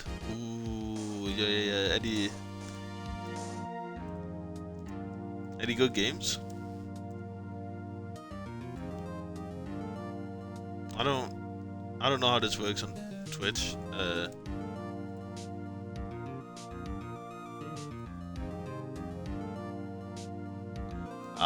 This is it. I got it now. Ahaha. There we go. I figured it out. I'm the best. Please, just give me one day. I'll get to the bottom of that one. If it's the last thing I do.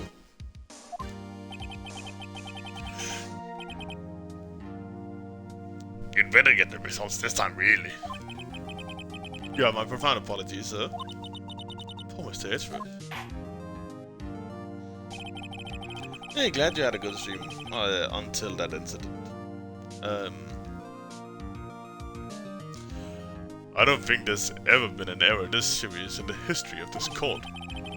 I will grant one further day as the prosecution has requested.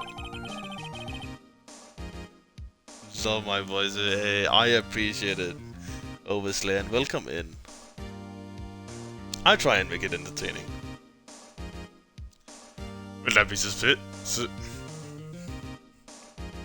Will that be sufficient, Mr. Edgeworth? Yes, Your Honor. Thank you. Whatever your punishment for this is, for your sake, I hope it's not decisive.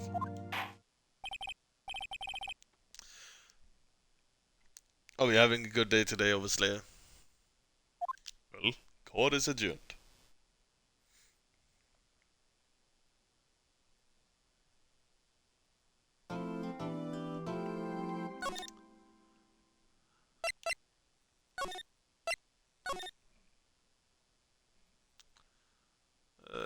Investigation, alright. I haven't just got this game, but I have beaten it before I got it on the device. I want a samurai case. Ooh, I like the samurai case a lot. Glad having a good day? I'm glad you're having a good day. Always love to hear it. Mr. Wright? So, what's going on with the case anyways? I'm a little confused. Huh? Well, let's see. The victim, Detective Bruce Goodman, was stabbed to death at 5 PM on the 21st. He died in the prosecutor's parking lot. And the police department's evidence room. And it's also going pretty good. Just finishing up this game. So we'll be ready for the new Yakuza game coming out tomorrow. At least tomorrow, my time. But yeah, dude, I'm having a good time, yeah. Doing silly little voices. What's this? And the evidence room part? Prosecutor's office and the police departments are 30 minutes apart by car. Well, that's what we're trying to find out. Or at least try. Alright, let's do it. Glad he's in good spirits, but I'm not just he's going to be much help with this. Don't be so sure, Mr. Wright. Huh? Look, we're in this together, right? I'll prove that these fake-rimmed glasses of mine aren't just for show. Let's go! Science await us! Oh, this is fucking adorable. Oh my god. You know, I really don't think we should worry about the police department murder. There wasn't even a body found there. Who cares? But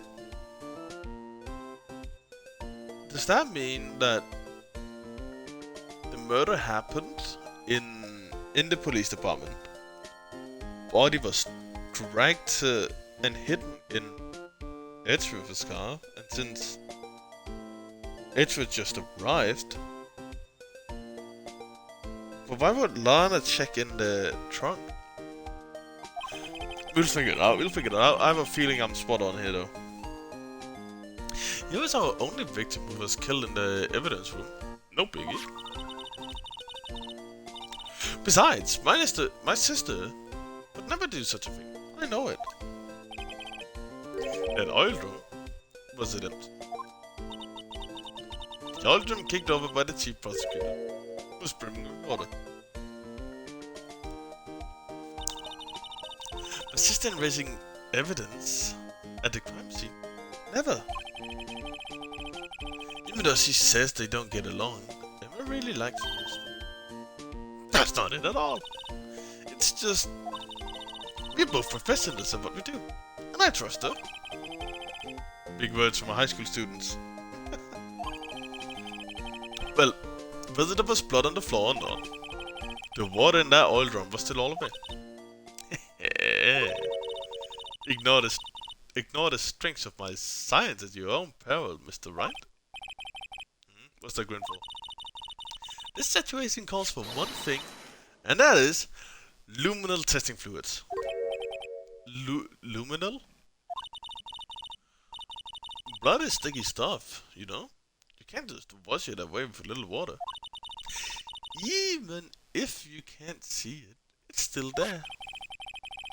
Well, wouldn't the police have already done those tests? Never trust anyone's eyes but your own, Mr. Wright. Just give it a try. Me? Why do I have to do it? I'm a minor. I can't even drink it. Testing blood since we just stopped drinking it. Here, look. I'll lend you these glasses. You got an extra pair of those things? Wow.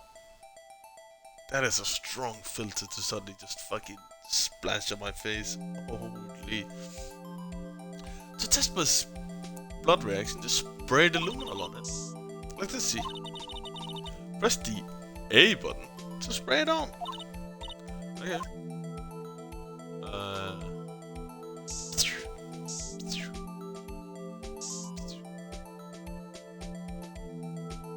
Exam. I can see your eyes shining behind those glasses. So, is this a bloodstain? It's so... Ugh. Emma, you're shaking.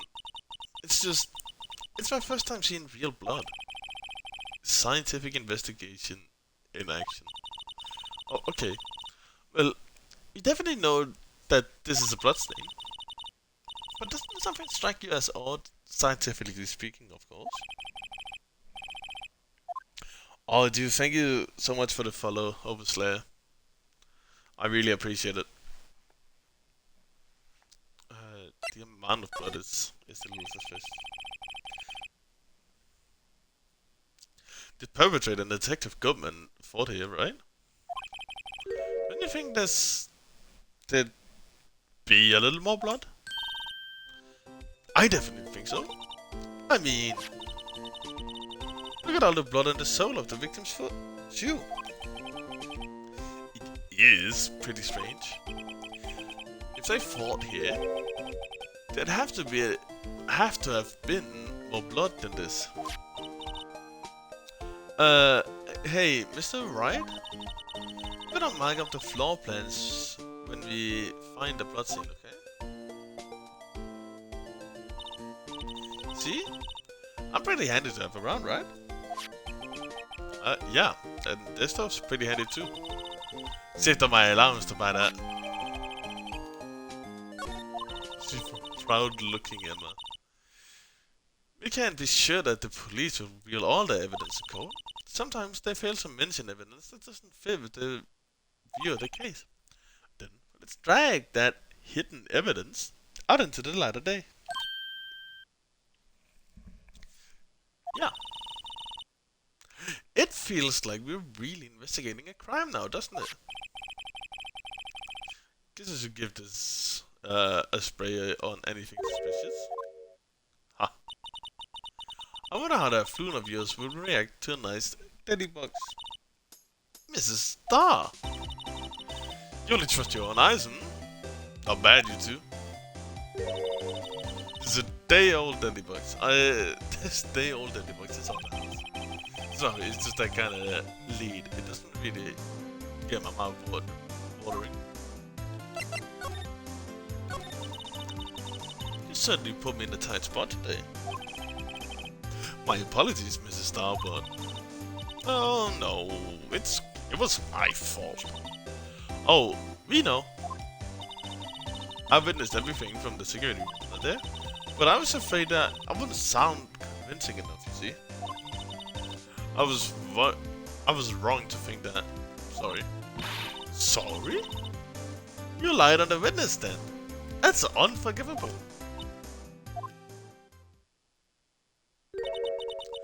Little girl, don't forget what's important here. Even if the place I witnessed the events from was different, I still saw what I saw. I saw Chief Prosecutor Sky stab a man in cold blood, and that testimony still stands. I swear on my honor as a detective, she stabbed Goodman.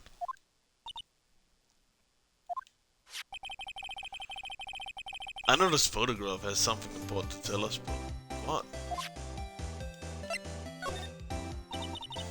So, you were a detective, weren't you, Mr. Starr? Yes, it was a long time ago. Well, 2 years ago. No matter how hard the criminal, when they faced me, they coughed it up. Coughed it up? They confessed. They babble like babies. You know, I may seem like a demon sometimes, but I can be an angel too. I wouldn't doubt it. Every day, I drank the dirt out of the mouths of suspect after suspect. And before long, they called me The Coffee Tree Queen. And here I thought someone had gotten food poisoning from your lunches. And you were let go? Fired. I felt that I had found my dream job when I became an investigator. And these prim and proper prosecutors hadn't let me go. I'll still be one today. It's all because of that case. The SL9 incident. SL9? Wait, she doesn't.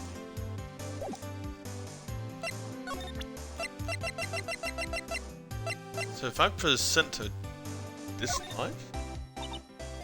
What do you think about this? SL9 incident? It's written on the knife. Bad note. Good. Governor was the head detective of the case, you know. Really? That knife was evidence from that case. The murder weapon. It was due for transfer the very day that Goodman was killed. As I suspected. SL9 isn't over. Not yet. Do you think you could tell us more about the SL9 incident?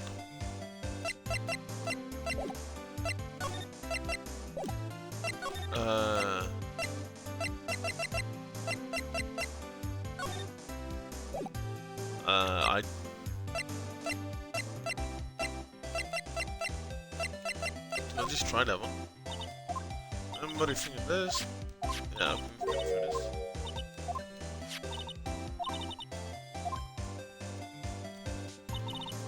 As I suspected, SL9 is not open. Do you think you can tell us more about the SL9 incident?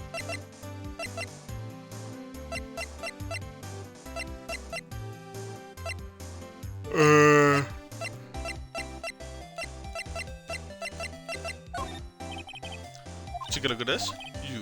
Yes? You said you wanted some hot tea, right? No, thanks. Didn't even look at that, okay. You must have to brew the leaves a long time for it to get a rich flavor like this. You pre-infuse the leaves with steam before brewing. I knew it. So that's the secret to that aroma. Exquisite. The only thing I'm smelling here is wasted time. Alright, let's examine a bit then.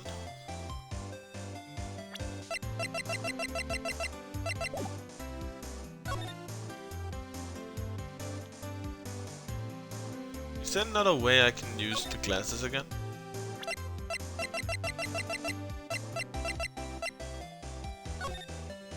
Yeah, okay. Oh yeah, the phone is full of it.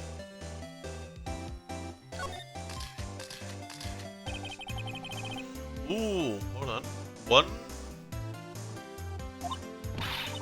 No. My sister's the murder. But she did call you, didn't she? At the time of the crime? And her right hand is bandaged. It's just too sad of you all. This has nothing to do with taking sides. So this means that Lana's hand had blood on it. This just keeps getting worse.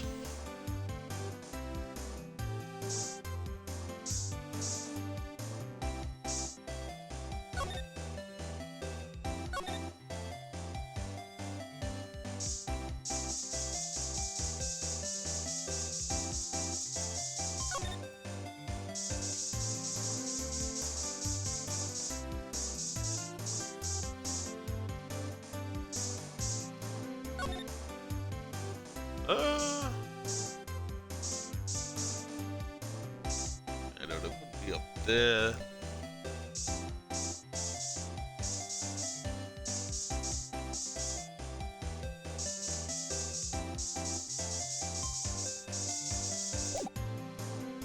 I think that was that.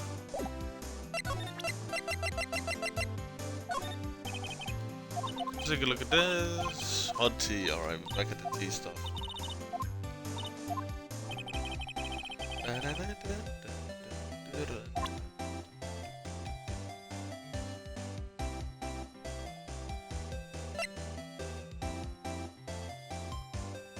Didn't go for this. Ah. If you think about it, I could have taken that picture. But even I get flustered sometimes. So you went straight to the future. Was to watch the chain link fence in an offer to stop the murder. That's when I took this photo, yes. With words, 5 minutes after the crime. Those 5 minutes are the whole problem. The whole of my testimony, as it were. 5 minutes you went. In 5 minutes you went the problem, Mrs. Starr. You're lying with the problem. Listen, little girl. I've had my testimonies disregarded before. And I wasn't going to have it disregarded again. Just like that time. That time? Let us ask into SL9 incident.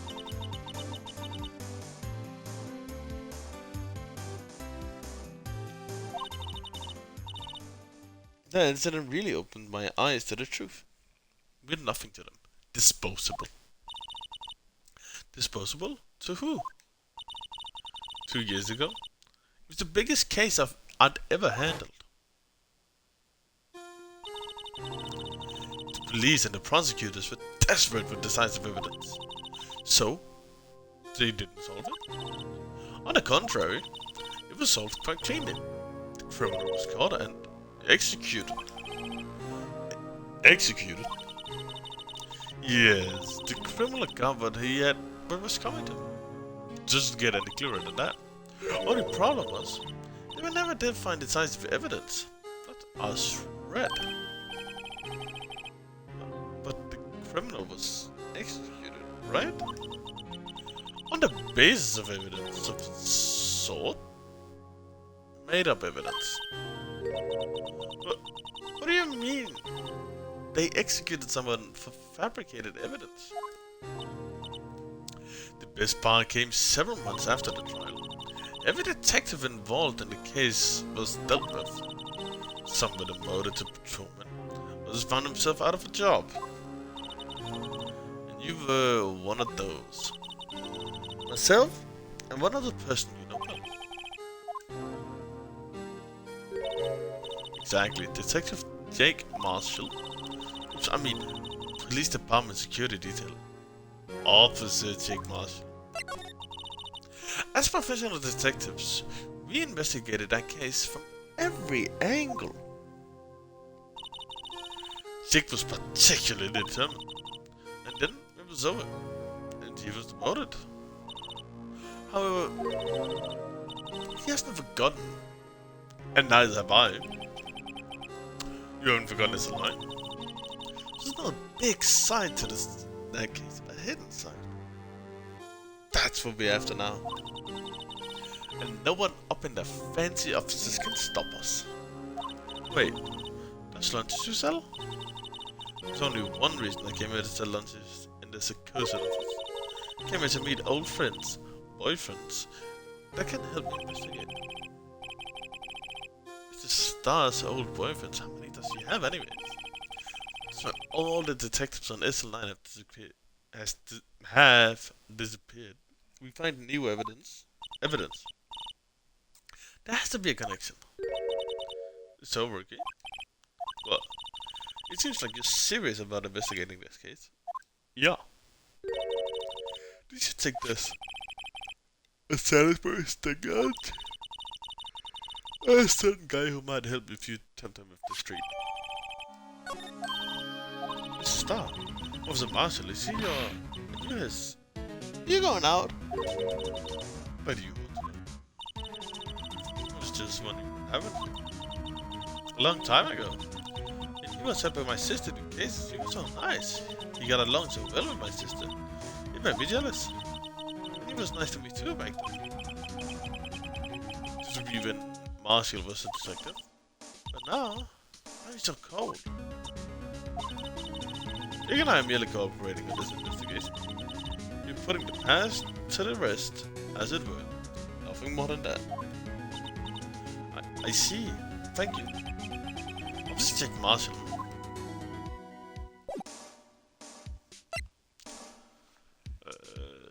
anything else to talk let's go talk to him.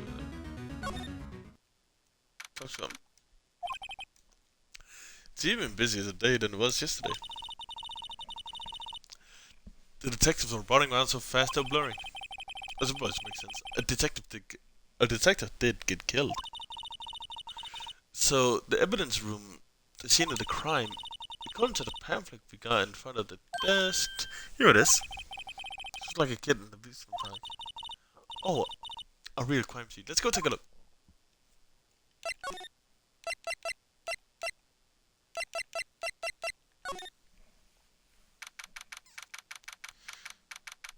February 3rd, evidence room, gas station. What's with the decor of this place? It's very eccentric. Going to the pamphlet, this gas station for the evidence room. So beyond that door is the evidence room, the scene of the crime. It just seems that way. Oh? What's wrong? It's just cacti. It's so prickly, so imposing, it's hard to think straight. You can't handle cacti? Stay out of the desert. What I want to know is, if this guard station, where's the guard? I have a feeling I know who he is already. You know what? So do I.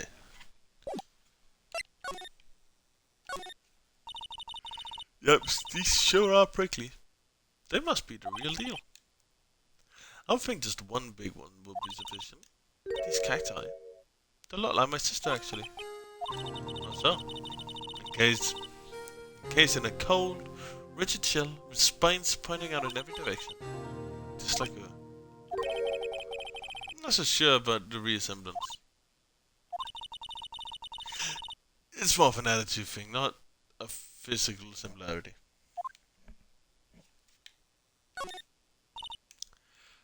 This is a security guard uniform hanging here. It looks more like a costume than a uniform, to be honest. A leather jacket, leather pants, a leather... What was that called again? A punchy, a pounchy, a pinchy? I know. A poochie! Wait, maybe that wasn't it. It's a poncho. But I think I'll keep that information to myself for the time being. It looks like there's video of me from the evidence room here. There's a light blinking below the monitor. It says recording. I bet we could use this computer to check on who went in and out of here. Yada yada yada.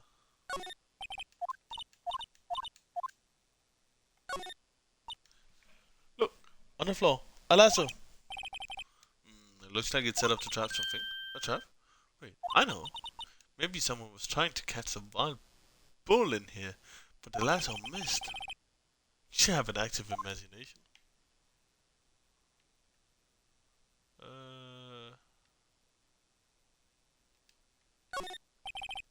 The evidence room is beyond the door. Let's just walk in. It won't open.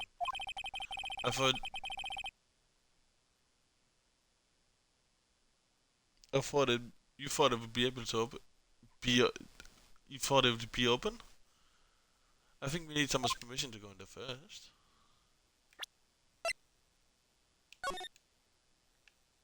Well, I thought I could use it. But no one is here. This thing though makes the place look like some kind of saloon. But look, it's nailed shut. You can't get in that way. Of course not. If you went through here, the cactus would fall over. Ouch. Yeah, I'd say it'd be more of a ouch myself. Alright.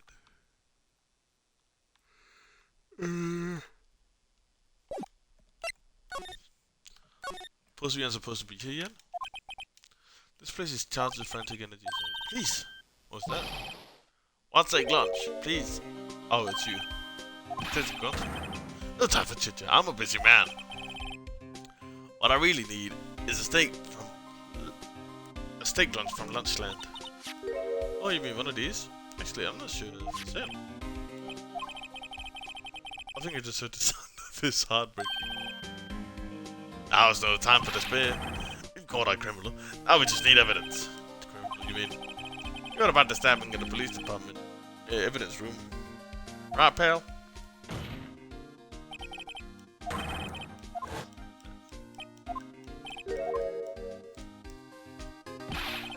Here's the biggest scandal to hit the station in ages. Everyone's topsy-turvy.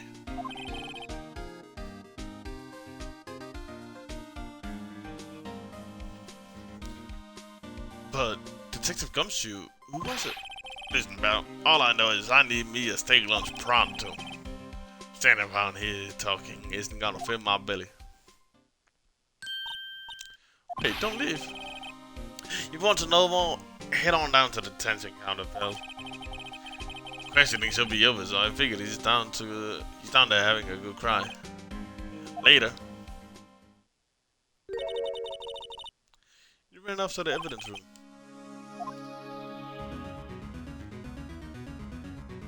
Alright, I'm just gonna quickly run to the toilet. You know, and do toilet stuff. Fuck, man, that's so embarrassing. Right.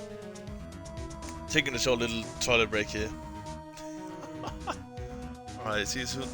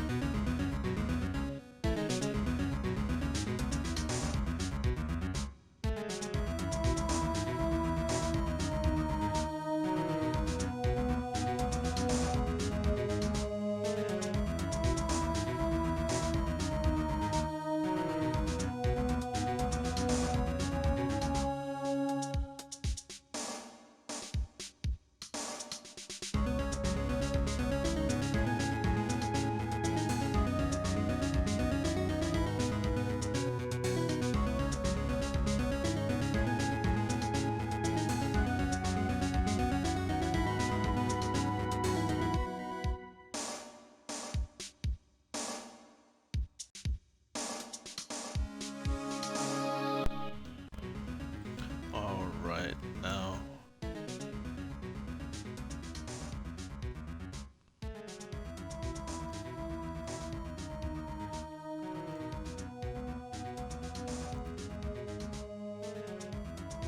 There we go. Haha. We're back at it. Okay. We were going back into here, right?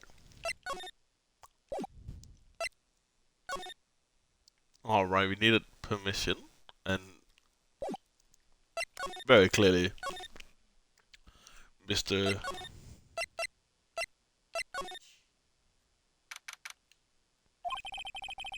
Oh.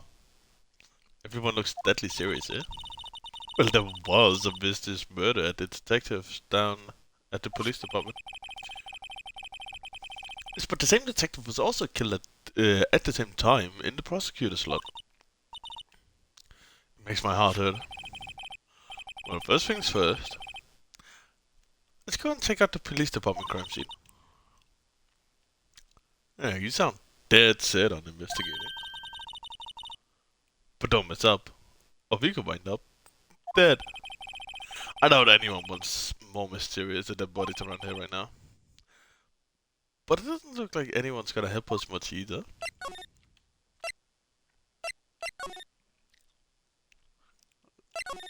Let's go here. No. It's detention center. Still, I do feel better about things. A little. I mean, they caught the person who stabbed the detective governor, right? Yeah, I guess they did. It's not good not to go too far down that road right now. Things will just get confusing. What was that? Sir? That's what I'm saying. Me? A perpetrator? I'd say I was the perpetrator against, sir. That's what I'd say. Oh, hi. Greetings, sir. Hey, I know who you are. Excuse me, but this is yeah, we know you. Officer Meekins. So, you're a guard here at the detention center? Sir? I'm not sir. I'm a lost little patrolman. I'm a lost little lamb, sir. Oh, I get it now. Here to deliver a report. Sir, how should I say this? Wait, he isn't, is he? You, Officer Meekins, you didn't, did you? Perpetrator, Officer Meekins responds, sir. What? Now, this is an unexpected turn of events. So, I'm a patrolman with general affairs, sir. Sir? Oh, I can hear you just fine, Officer Meekins. I had some business that day, sir. So I went to the evidence room, sir. The gas station in front of the room was empty, sir. So normally there's a guard at the evidence room. That's right, sir. Because evidence is kept in the evidence room, sir. Now the security officer was none other than Officer Marshall. Then, sir, I happened to glance at the security room monitor. This found some, sir. A suspicious person in the evidence room. A suspicious person, sir. What the fuck is this guy doing? So, what happened then? After that, sir, everything went right. I saw red. I blacked out. And when I came to, I was here. In the detention center. How long were you out? Days? Might I ask, what happened to your hand? Sir? There was no one to bandage me, sir. So I did what I could to wrap it up, sir.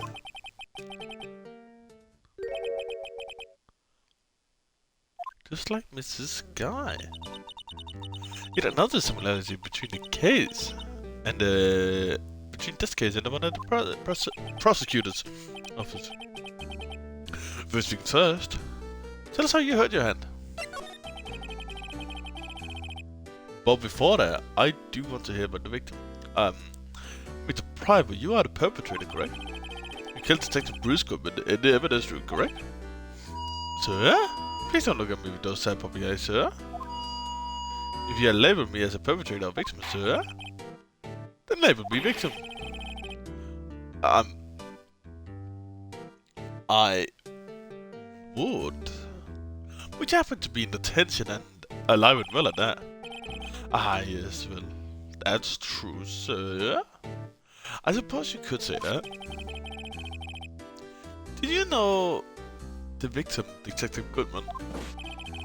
Well, sir, if I had to label him as a stranger or a total stranger, I'd say he leans heavily towards the total stranger side. So you didn't know him? Sir, I'm in a tiny department devoid of light or other creature comforts. I don't know any detectives. If he was a total stranger, why did you stab him? Sir, I had no intention of killing him, sir. None. Nor do I have any recollection of killing him. Unless someone around is more confused than I am. About your hand, did I have it during the cause of the crime? Well, you see, sir, don't you think you should just confess? Sir, but there was nothing I could do. Nothing you could do. So, to tell the truth, sir, when it happened, when the detective pointed a knife at me, I just hollered, sir. Then the next thing I knew, I was unconscious. The next thing you knew, huh? Then, when I opened my eyes, I was alone in the evidence room, sir. All alone. Alone because Detective Goodman had disappeared. What? Then, when I looked down, I was gushing blood from my hand, sir. Oh, this shock. Oh, this sorrow, sir. Can you imagine how I felt? The victim's body disappeared?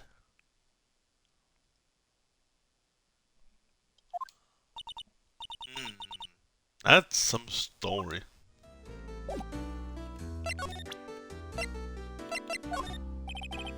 Listen, Weekends, this is for you. You can just get a knife, sir. It's okay, I just wanted you to take a look at it. Take it, sir. Last night, sir. Yeah, that's what. I was an apple, sir. In my dream, sir. And I was being peeled. I take it for you don't have to look at the knife. He's not reacting to the knife, but I guess he's been through a lot.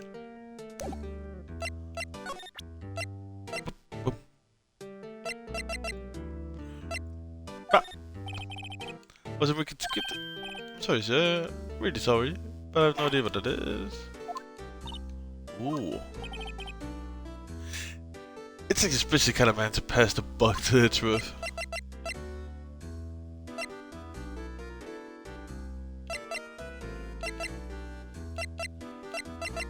Oh, what if I shot this one? Yeah, another knife. Yeah, okay. Alright, let's talk with Edgeworth.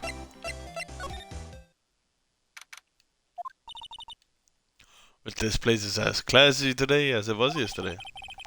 And I'm sure it'll still be as classy tomorrow, Emma. Incidentally, Edgeworth's not here. Actually, he's off doing important investigations. I hope that's what he's doing. I guess we'll have to come back.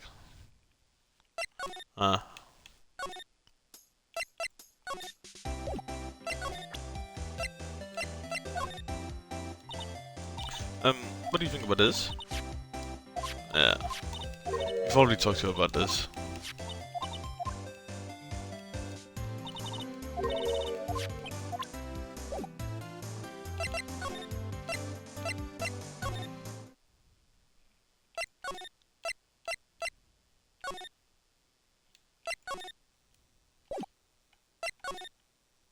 Oh, the door's unlocked now.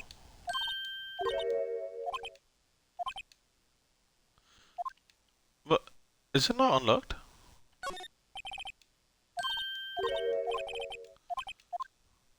Why is the light glowing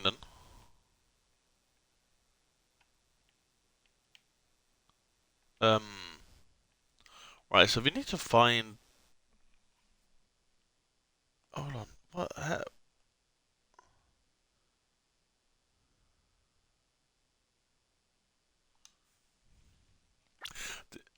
Um...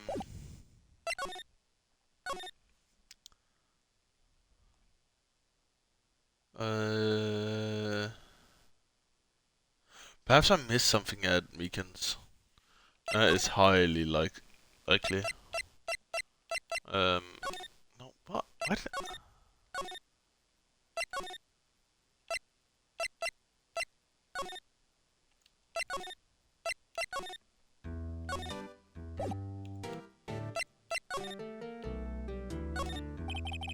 This guy monitors the visitor's room, seeing a fellow patrolman in how much they can worry about his own fate in life. No, coming from the peanut getaway.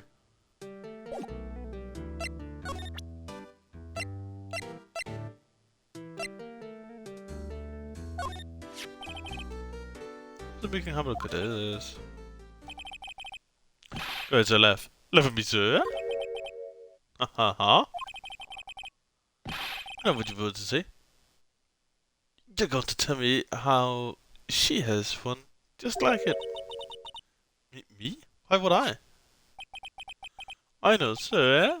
I know. I'm the only one without a girl with matching badges. Nowhere. I'm alone. All alone. Is that so wrong? Life isn't all about high school sweethearts and youthful romances, He's talking about those badges on her coat. Well, I'd like to think there's a difference between my badge and her fashion accessory. Do you think you can take a look at this? That's it, sir. That's it. That's it. That's what. My head was going blank until this very moment. But sir, I remember. I remember, sir. You mean you remember what happened?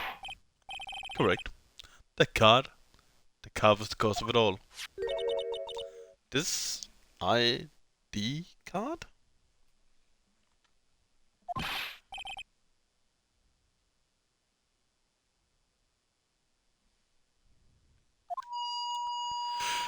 Nothing could be done. Nothing could be more exact, sir. Nothing.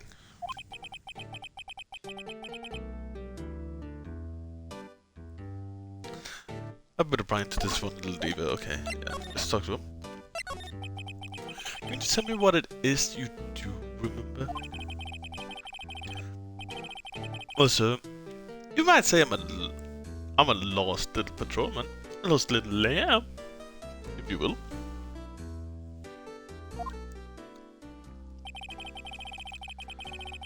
I didn't know Mr. Detective Goodman, who was in the evidence room. And that's why you thought he looked suspicious?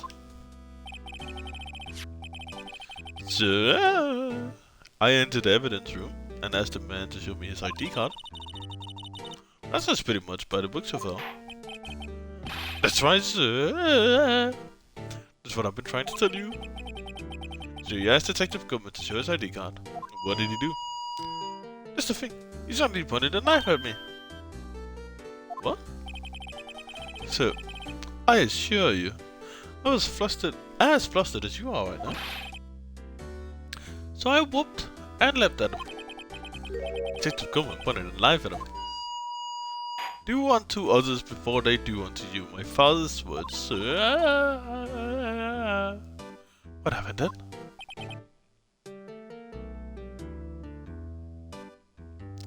Well, my eyes, sir.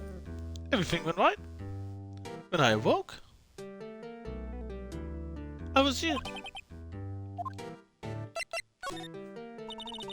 So, Officer Meekin, why was it that they arrested you? What do you mean, Emma? Let's look at what we know. No, Officer Meekin didn't know Detective Goodman. And the victim, who he met at the scene of the crime, didn't show his ID card. In other words, we have no way of knowing if the victim was really the victim. And if this body just disappeared from the evidence room, we don't even know if anyone actually died. That's what I wanted to say. That is, I did say something along those lines. Oh?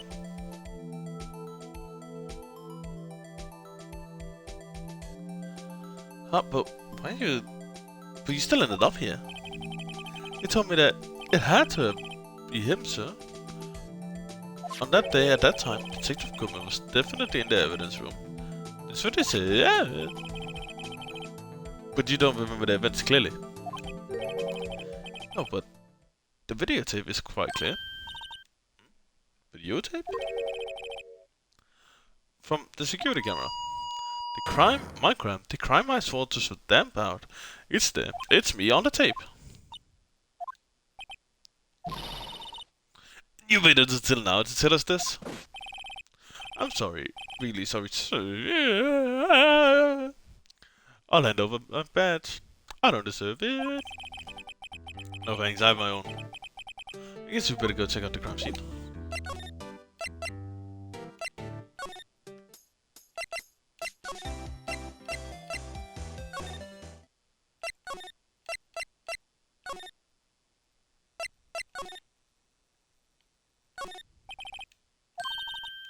Let's just walk in. So, we're back at this again.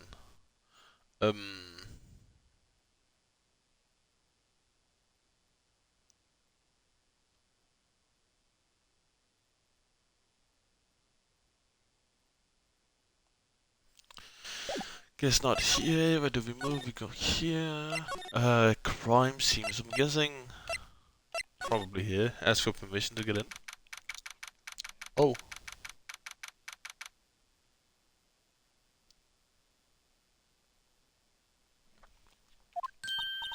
Hey, Mr. Wright, look who's standing at the chief of detective's desk. It's Police Chief Gant.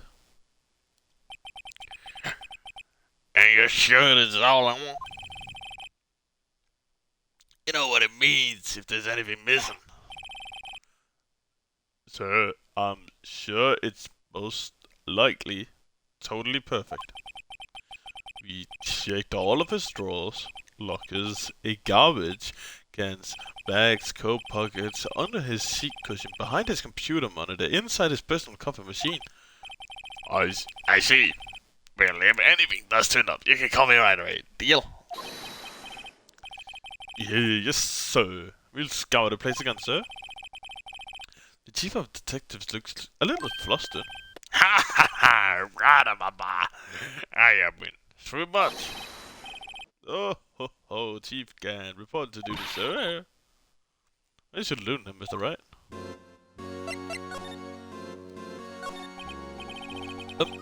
Is that just gonna be okay? Oh, worthy. Oh, you know. You're doing a little inquiry committee with him. It was like an inquisition. Yep. Well, they had no end of trouble with that boy last year. You mean the incident on Gold Lake? It doesn't look good having a top prosecutor sitting defendant's seat, does it? And you got someone else found guilty in that case, right off. Von Karma. Allegedly was undefeated in his 40-year career. But in court you faced it, so he was caught for forging evidence. I didn't do anything wrong, he did forge evidence. In any case, the prosecutor's office is a bit of a turmoil, you might say. Why, they do just about anything to restore their reputation. Now, depending on what the inquiry committee decides, it could be bad for Worthy. What?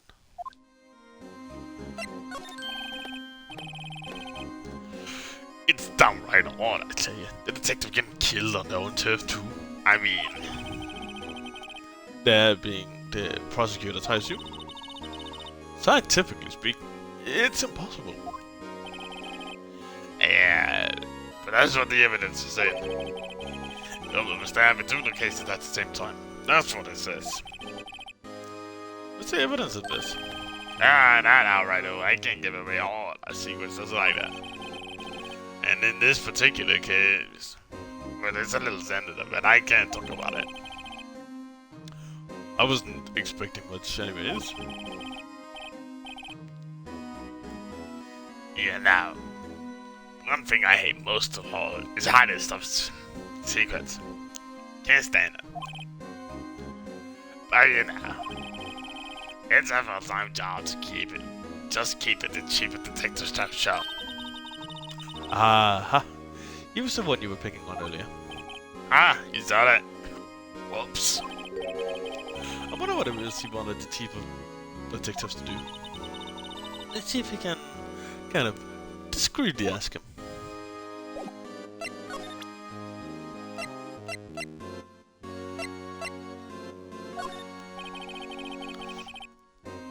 I was wondering, could you take a look at that? Ah, it's alright. I'll prove that stuff. Bro, I say. I'll find a guy who can see it still out there. Invisible. Is it detective kommer til? Jeg ved, det danser klub bare til. Right. Okay, so I'm gonna need permission. Oh, sorry you had to see that. Oh, what exactly?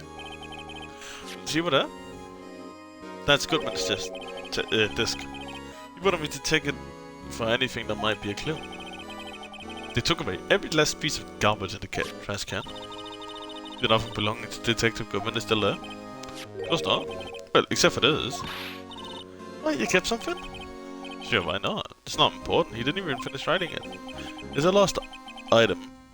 It's a lost item report, but it's only half complete. Did Detective Goodman lose something? The date is February 21st. Better make note of that just in case.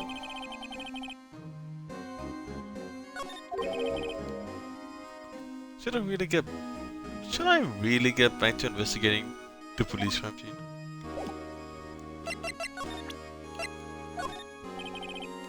I was running, could you take a look at it? I'm supposed to find Gumshoe.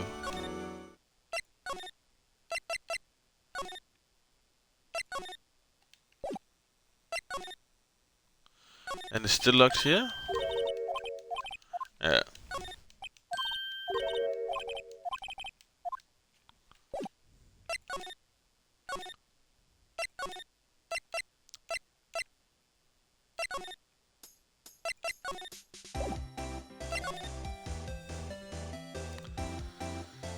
Where the hell do I go?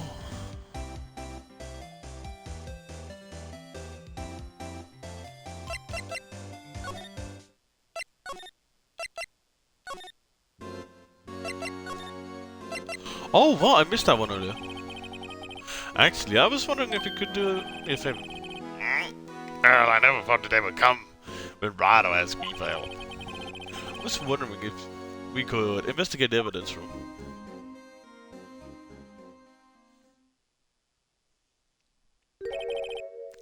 Now, Rado. Actually, I'm sorry. I don't need to investigate. Rado, please. Do I look like a selfish man? Huh?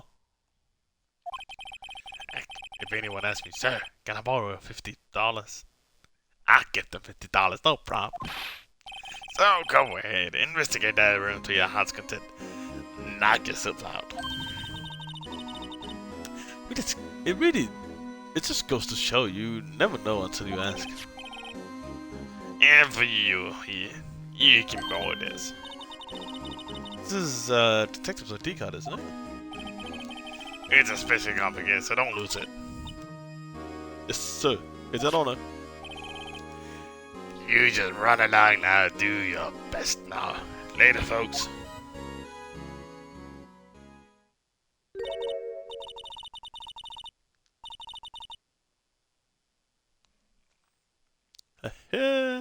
Looks like my... Looks pretty cool on my label, doesn't it? Just think, a real ID? You seem happy. Yes, sir. Because, sir, you get to go into the evidence room now, sir. I think this place is a bad influence on the girl. Oh.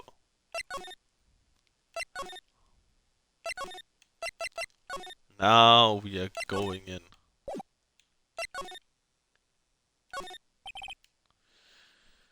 Evidence room is beyond the door. And we have the ID card from Chief Gant. Let's just walk in. It will open? Ah, the card reader's turned off, see? What is that security guard thinking? Hey, Burners. Well, what's me and my Bambina's guys are grey? Officer Marshall. What does it have to be him? What the hell? Why does it have to be him look for? And she smells of this is my saloon. We are here to investigate the crime scene. Yeehaw! That card you got there on your chest. It's better than the sheriff's badge in these days. Yeehaw! Well, what you stand there for? You're along, little doggies. The crime scene's a bit. Looks like the card reader's on again. I'll be here. I was wondering if I could ask you a few questions. Sorry, cowboy, but I got no mind to tangle with you, hombres. You're busy then. I'll say that. I want to say I didn't wish to speak with you. Could you say you had no mind to tangle with us, hombres? Alright, damn. I respect your visit. Gonna need a little sip first.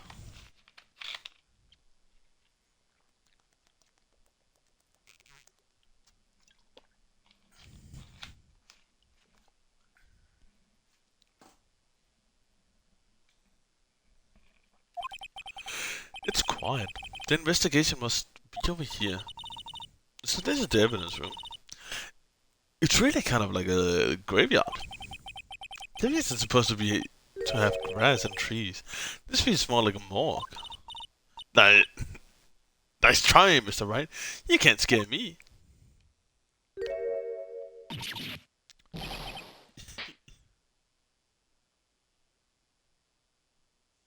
Was I the one that... Sorry, I thought you were a ghost. I wouldn't recommend going around smacking ghosts on the head, pal. So it is true. So is it true, what I heard? I don't. Please, do I look like a simple man? I can run on us, be circling about $50. Yeah. Yeah, it's true. So give a police again. Or loan anyone $50. Even me. Oh, so that's what you're gonna talk about? Actually, I was put in charge of the investigation for today. Just for today? Boss for today? But guess what? I got permission from the chief. So so now you're boss for today. Gee, thanks. First of all, you'll want this. Evidence room floor plans, okay. Alright,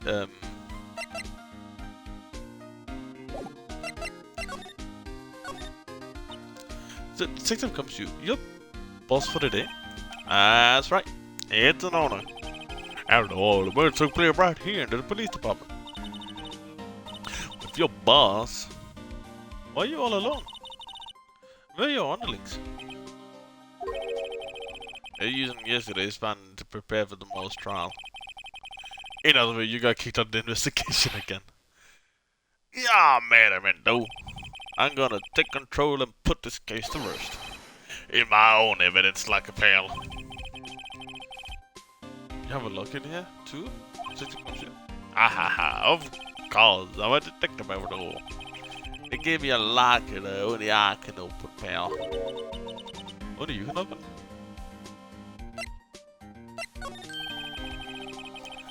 This place is more hard to take than you might think. Every lock is fixed so that only one detective can open it. Using the ID card? Well, that's the thing, pal. ID cards can be lost.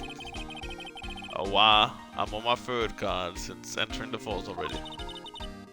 Sounds like a lot. Yeah, but even I can't lose my own right hand. Right hand? Oh, your fingerprint? Exactly, Bell. The lock for each locker is coded with a fingerprint. So the only locker we can open is our own. Funny. They look like normal lockers. These are the latest model. Let's retract the handles, see? The handles? On the other side of the handle is a sensor. The wrong person touches it. You get a shock? If that's what happened, I would be back and smoking every day. In any case, the locks aren't that obvious. Even some people are the force that don't know how the fingerprint looks.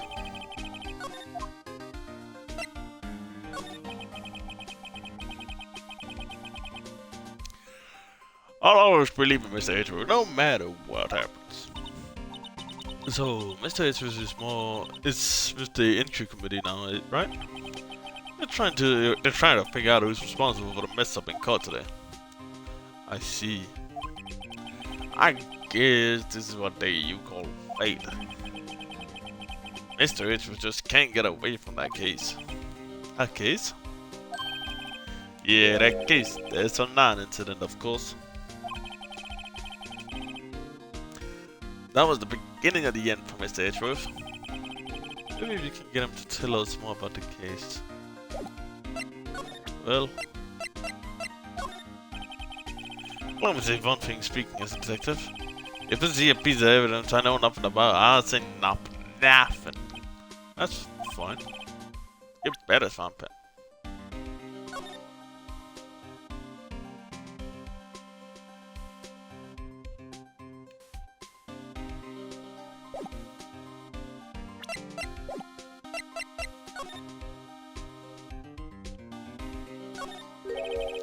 Something's sticking out of here. Looks like a ship. I guess it must be evidence for some case.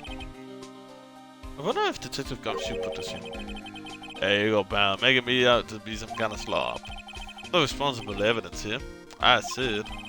I bet the evidence locker was open recently. How do you know? If you leave things hanging out like that, the evidence get dirty already. The guard checks on that.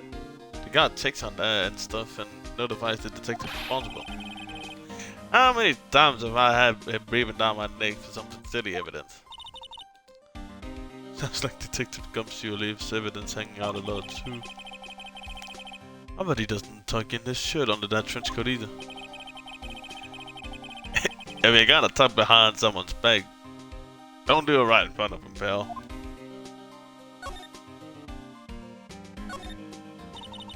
Look, this one's open.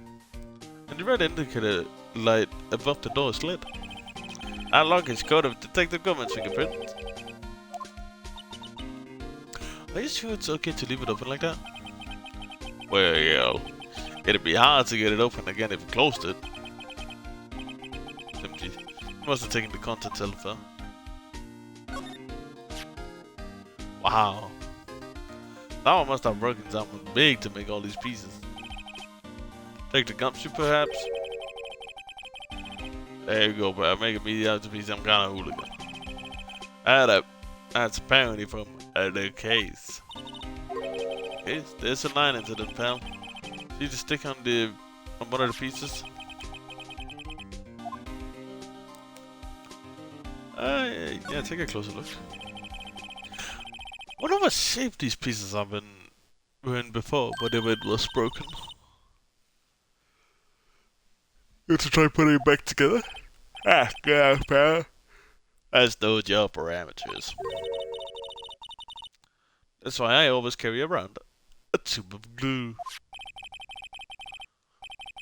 Well, this piece looks like a bottom, so let's try putting the rest in place.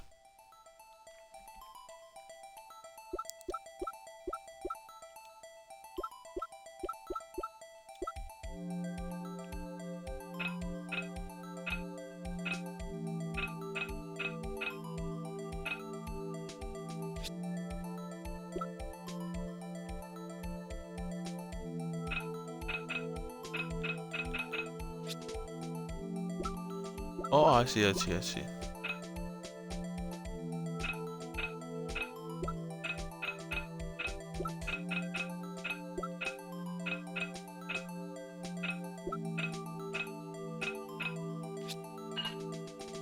Ooh.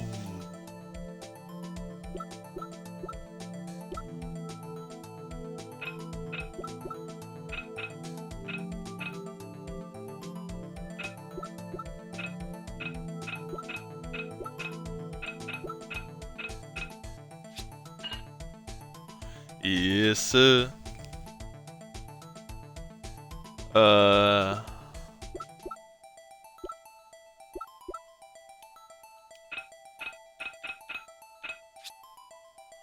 Nah.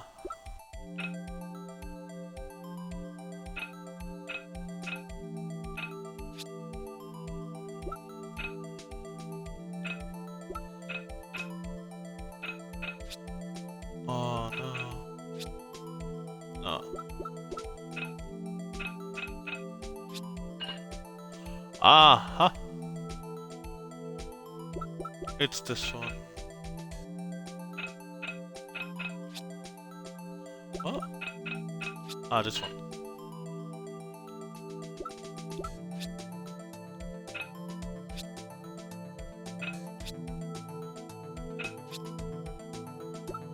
Oh, well, that one's probably supposed to be on the other side.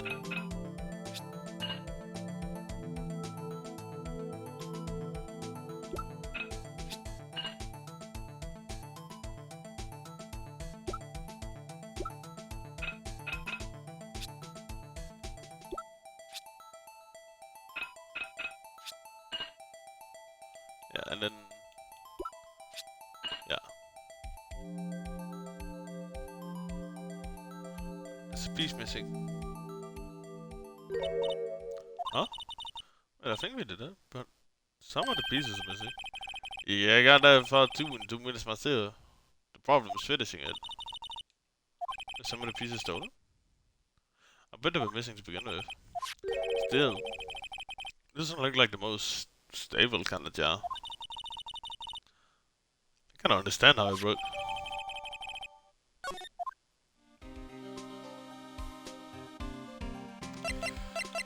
Let's see.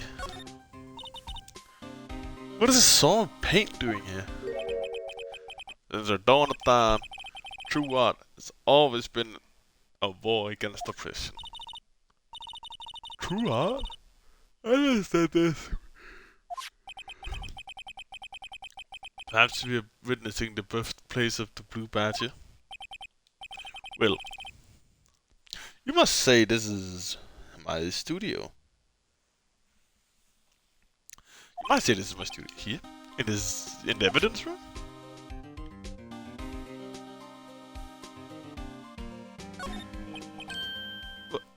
What's this? Blood? It's a little warm, but it's definitely a handprint here. Look like someone tried to wipe it off. Mr. Right. With the other blood stains left in the room. Let's do that, let's do that.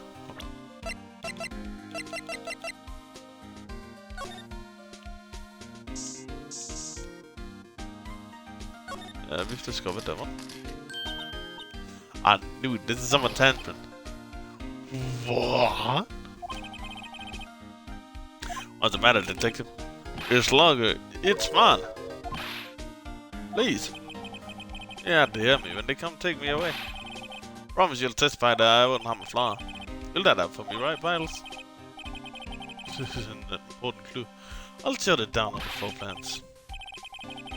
I'm believing on you guys, believe me. You can't trust the police. What? But you're a detective.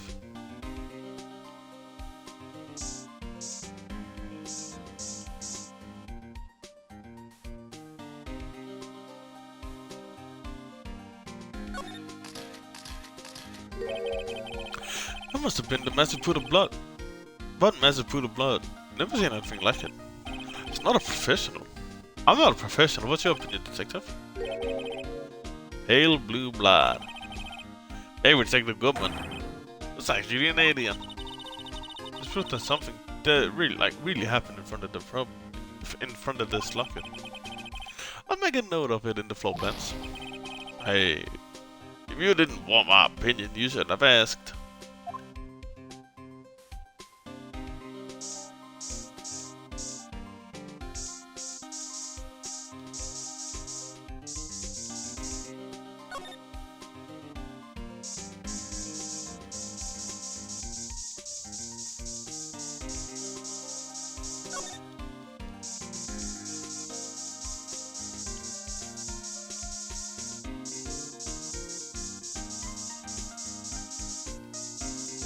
I think that was it.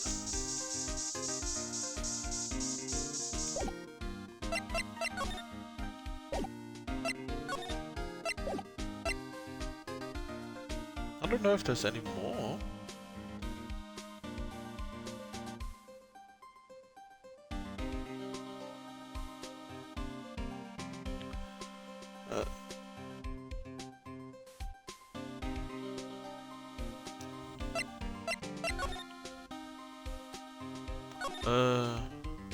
Hold on, is that a white glove? Yeah. Whoa.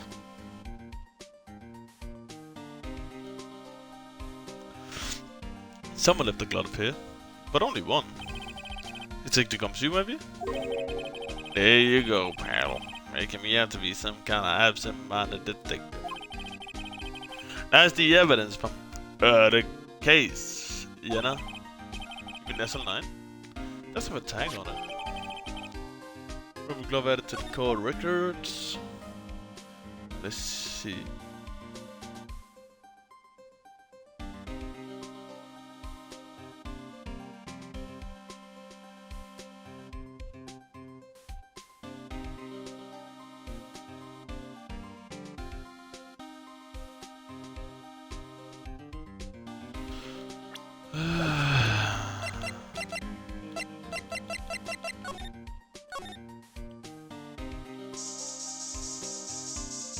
Oh, I scanned that earlier. I hate that I had to pull up a guide for this game. Because I fucking did this earlier already. Why am I getting a reaction here? There's no reason for murderers to touch this spot. This just might be something significant. Hey, there's some pretty amazing stuff you got there, pal. But this? It's got luminal testing fluid. Where'd you get your hands on that? I'd like to get some too. I'll just borrow 50 bucks from the chief. Can you get this ever? Must buy it by mail order. I bet it's just down on the phone from there.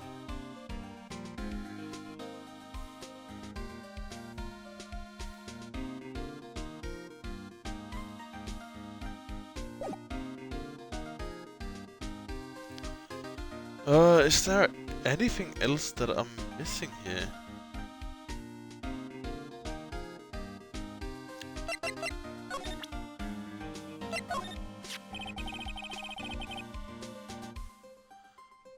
It's the victim's ID card. These days, everything's cards and secret numbers. I can never relax. It's only because you always lose your car. I was like, get my secret number too. Scary, huh? My face will be yardy enough. Business for a government. Detective comes you. Rebel against the system.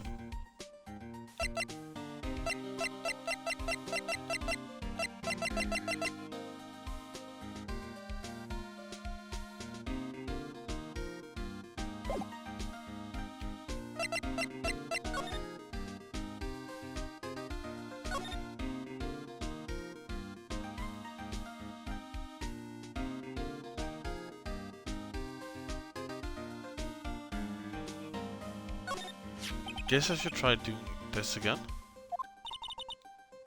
Oh wait, you gotta do that. What? The two things that bother me. One, why are there so many pieces missing? Two, doesn't it seem a little unstable?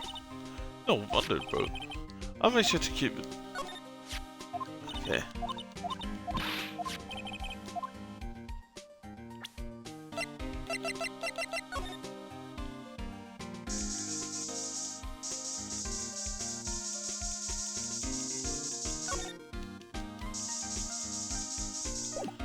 I...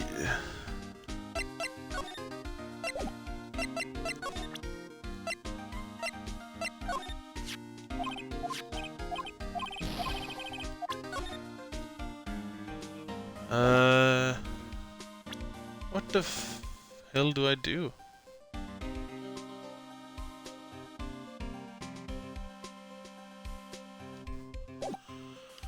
Let's...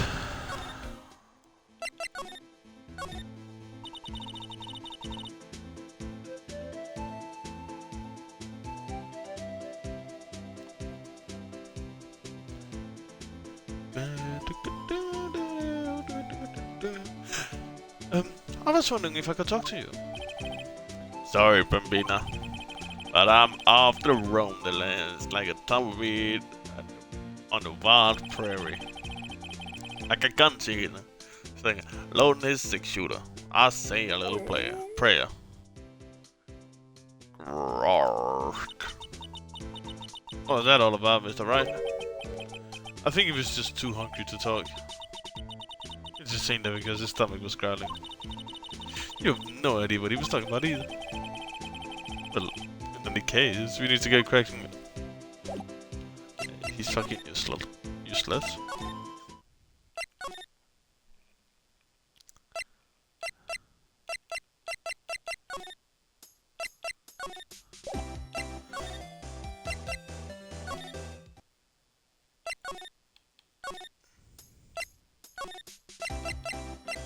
Definitely missing something in there, but I can't figure it out.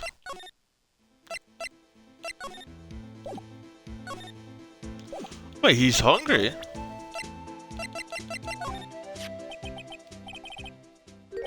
Smell. Reminds me of Texas. So, Officer Marshall, you're from Texas? Nah. I just saw a special on television the other day. Is this for my baby? Yeah, Mrs. Starr.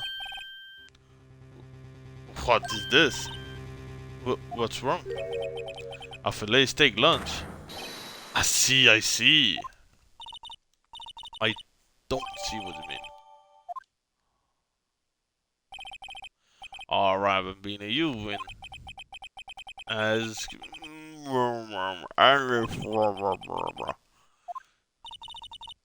He's on the dog. Officer Marshall, you're in charge of the security for the evidence room, right? You got good eyes, partner. It's an easy job, but I'm grateful for it. Actually, Officer Meekins at the detention center told us. That poor little doggy. Oh yeah. I keep getting his name wrong. Keep calling him Meekly. He told us something. He said that when this stabbing occurred, you weren't at your station. Well, maybe I shouldn't be telling you this, but since I got demoted from detective 2 years ago, well, it might not look it, but I lost my fire for the job, you know. So, what were you doing around 5:15 when the murder happened? Well, I reckon I was galloping down the highway on the back of my trusty steed, Sippy. Look, he was riding down the highway on his horse named Sippy. There's no need for people here anyhow. These newfangled machines do a bang-up job of keeping an eye on the place. The security camera system? I don't talk to machines too much. Kinda like that stewed broccoli they sneak in next to his steak, you know? Fair enough. I know what, maybe 2 other machines in there do. Only 2 of them? There must be a dozen. Like I said, but me and machines, well, I like them about as much as I like stewed cauliflower with my steaks. The easiest ones to understand here are the security cameras. Those are the ones that Officer Meekins mentioned. If nothing happens, the tapes are automatically erased every few hours. In Officer Meekins and Detective Goodman, are they on one of those tapes? I reckon they might be. You're the security guard and you reckon? One more thing. When you go into the evidence room, you need an ID card. That's the card reader by the door. The card reader leaves off a record of every ID card that passes through.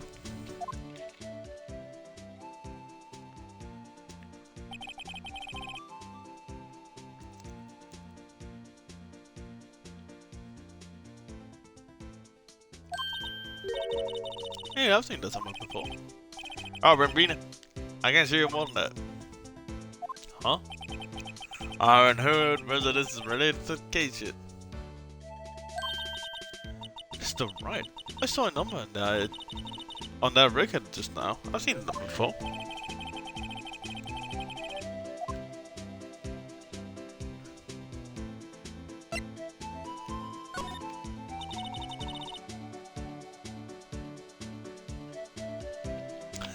Mrs. Starr told us something. She said that you were a detective until 2 years ago. It was always my dream to rawhide Wrangler on the scene of the crime. That's all gone now.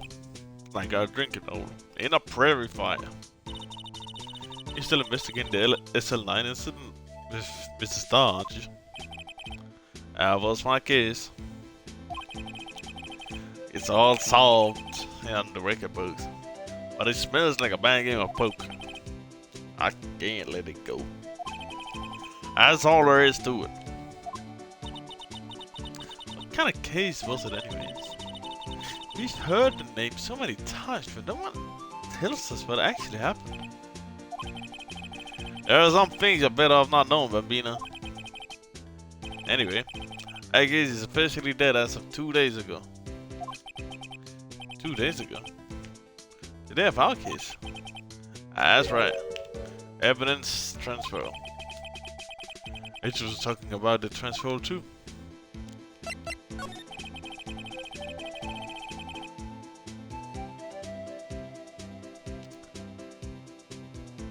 Sorry, but could you explain what this whole transfer thing is about? We keep only evidence from solved cases in this room. They kept you under the Prasad and detective supervision for 2 years. So, we can reinvestigate them if it turns out there was a mistake, see? So, what happens to the evidence after 2 years? They goes to sleep forever in the underground vault at the country sheriff's department. That's what we call transferal. We do it every February. I see now.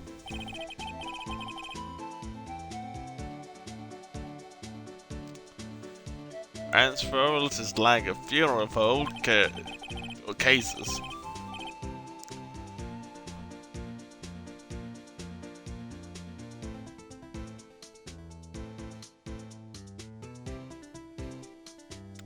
It's closed forever. Dead. They were to be reopened again, never to be reinvestigated. And that happened to SL9 2 days ago. Anyway, this one. See? This is the victim's ID card. Ah! The one that was on the ground in the parking lot. Number on it is 58 42 189. Officer Marshall. Show us the ID card record again.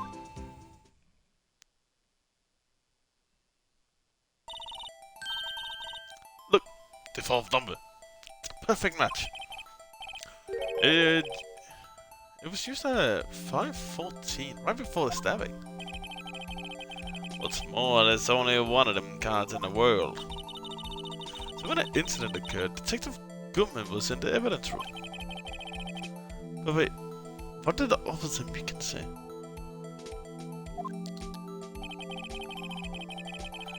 So, I entered the evidence room and asked the man to display his ID card. So he asked Detective Goodman to show his ID card. What did he do? That's the thing. Suddenly he pointed his knife at me. If he had his ID card then... Why would he have pointed a knife at you? Alright, compadre. You win. I guess I could give this ID card record. I've got an idea. We should also show this list to other people. Show this list to other people with the IDs here. With the IDs here.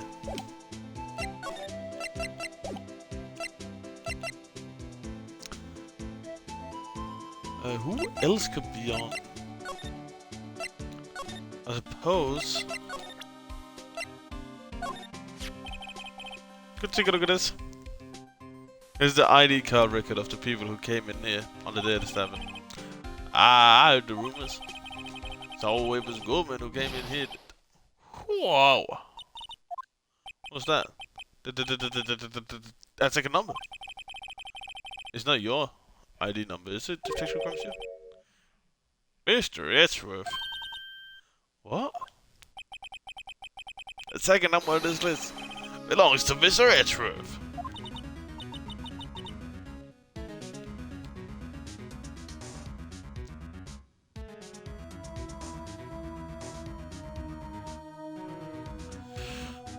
What? Why would Edgeworth come here to the evidence room? Should we go talk to Edgeworth now? Let's see if he's home. Oh, maybe he has more to say. No. Let's go check Edgeworth out.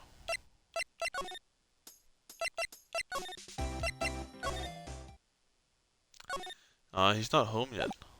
Okay.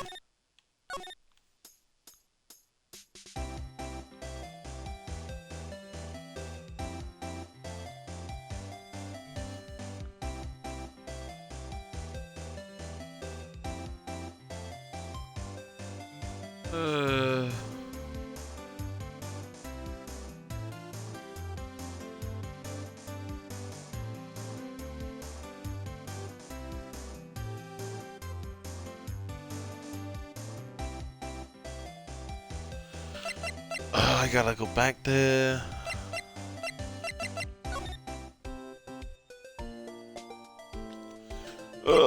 Why? No, I did. No, that's not what I'm doing. Okay. Let me move in here. Did you have nothing else to talk about? You shot a lot of monitors in here.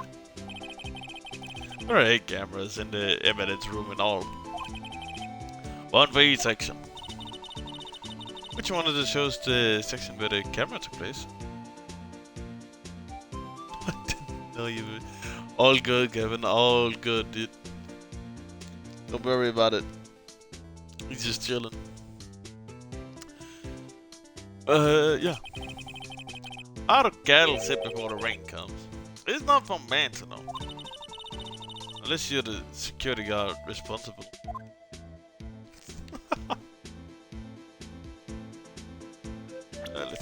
Let's see. Nothing else here.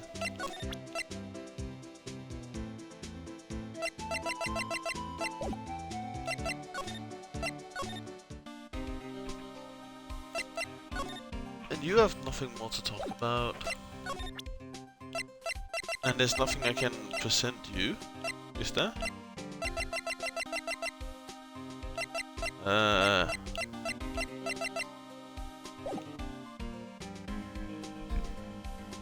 I mean, it's been good, still a little tough on the throat, but you know. We chillin'. Just a little lost. That's it. Just a teeny tiny little bit lost.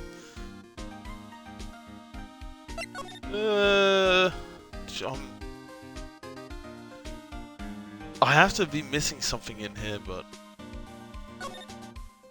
not entirely. entirely sure what it is.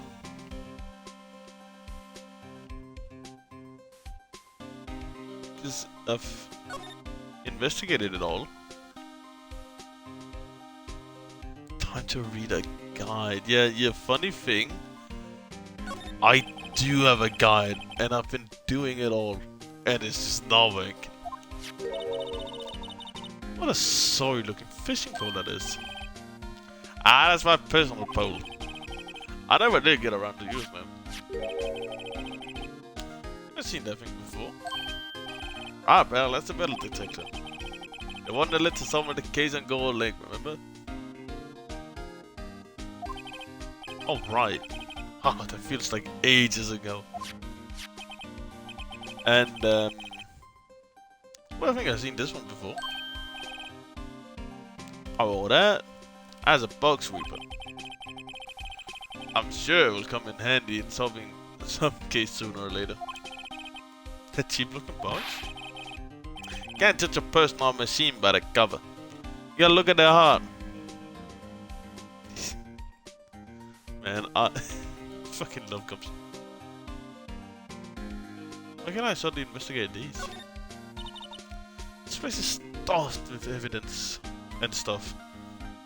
And stuffed with dreams. I wasn't sure about the dreams. It won't open. Did you really think it would?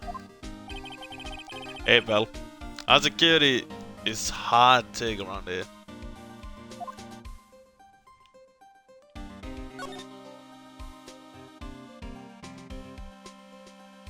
Fuck it.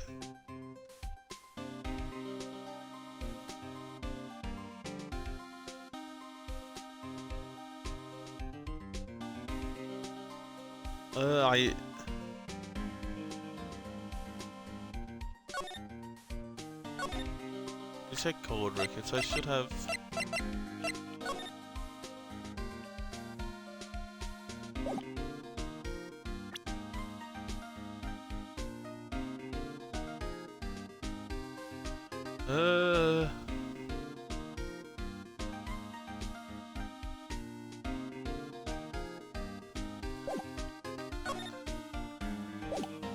I have no idea what it is I'm missing. Let's take a look there. I heard rumors. Yep. You've been through this.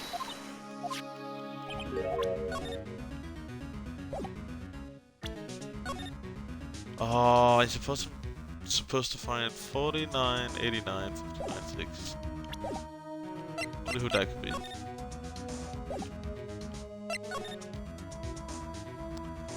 Let's see, gas station. It's not use it.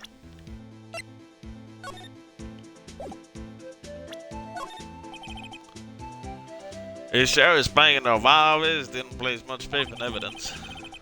About the only thing they trusted was their shooting hand. This is not about novelist here. But then these are two different things entirely. I guess so. Huh? I'm lost. Looks like we need some evidence to get anywhere with this guy. Yeah.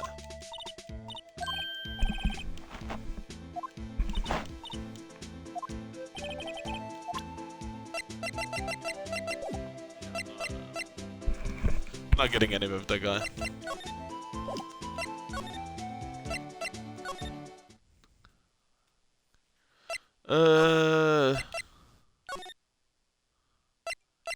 No.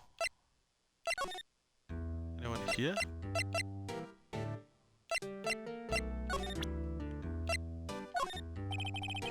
Listen, we can could you have a look at this? I was sure. Yeah. Alright. This is fucking useless. He's not gonna have anything to do with it. And Ezra's just not here.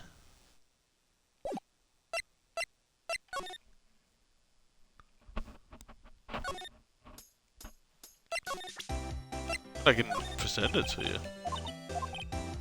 Yes? Yeah, no, that's default. Nothing in it.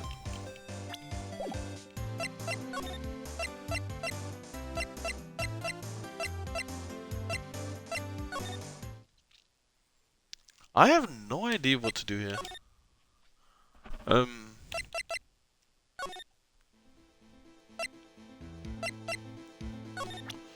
I've shown some of the evidence we found.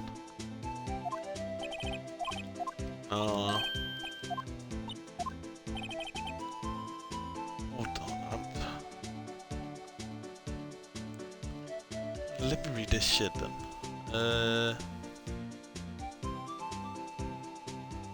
Yeah.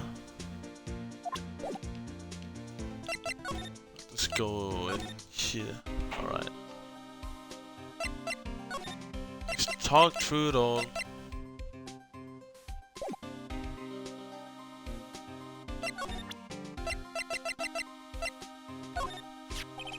Is this the thing I'm missing? I swear to God if that's what I bet Edgeworth was the most surprised of any. Because of the SN9 connection. I was Mr. Edgeworth's first big case, you know? 2 years ago. It was the first time the world knew Edgeworth was a man to be feared. But why would evidence from that case turn up now? I guess it's not over, pal. Maybe there's some loose ends left on that case.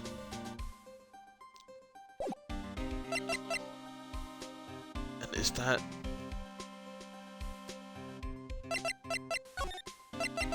Ah, there we go. That was what I was missing. Oh, that's annoying. That is so annoying.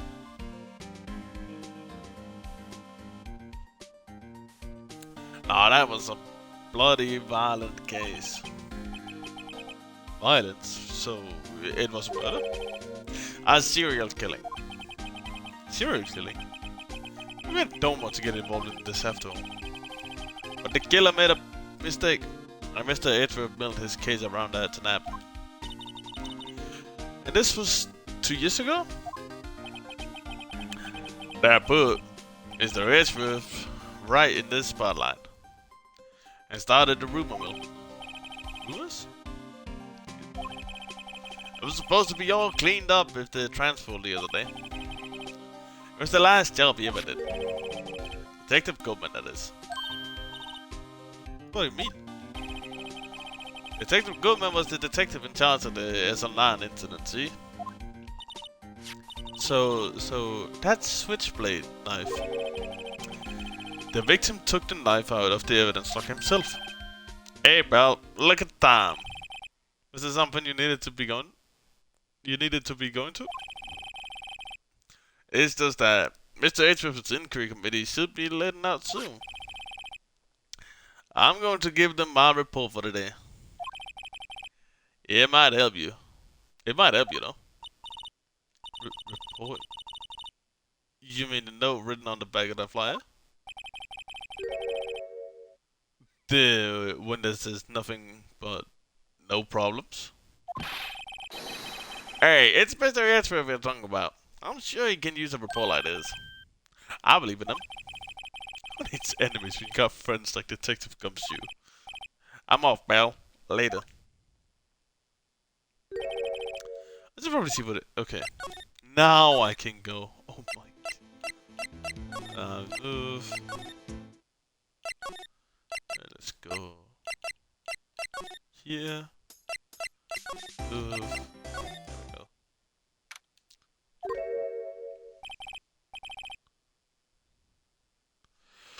Ah, guests. My apologies. Ah, it's you. Have you met before somewhere? Huh? Mr. Edgeworth, I beg your leave. So long. Is Edgeworth here? There, standing by the window. A teacup in his hand. Right.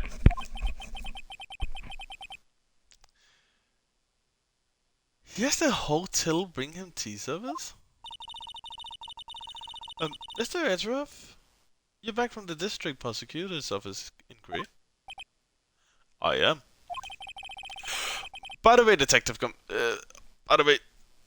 Gumshoe was looking for you. Ah, yes, he brought me the latest information, it seems. Really? Was it helpful? Apparently, a new French restaurant is opening near here. I think he was trying to console me somehow. Nah, the real Hippo is on the other side, Edgeworth. Poor Mr. Edgeworth. I think this whole thing is really taking a toll on him.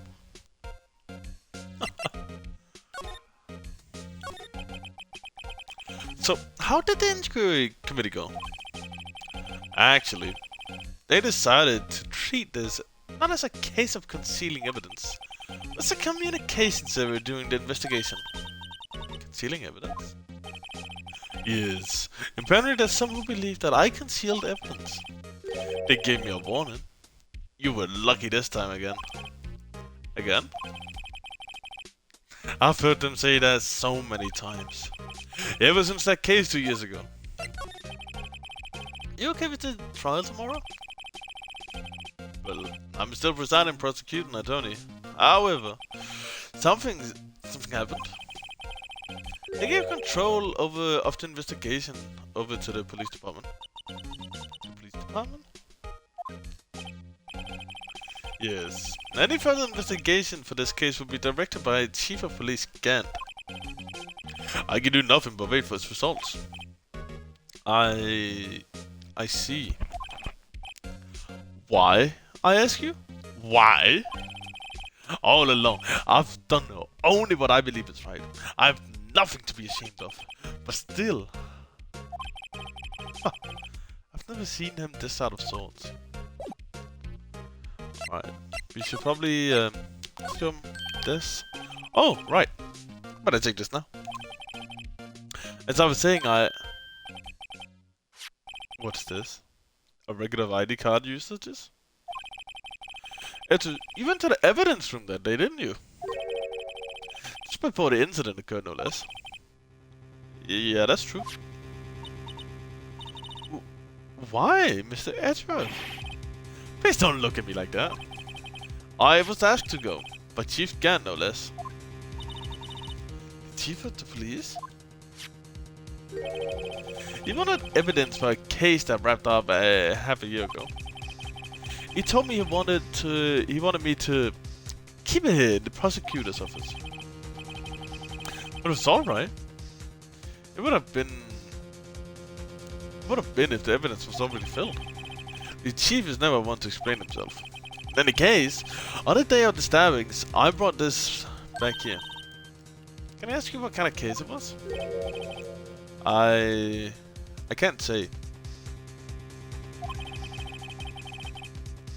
It really has nothing to do with the current case. Now I'm curious about this other case. I'd better make a note of it. Unrelated evidence. Screwdriver. Stubborn as always. I'll tell you this has nothing to do with the current case. Alright, there's probably more I should present him. Something like,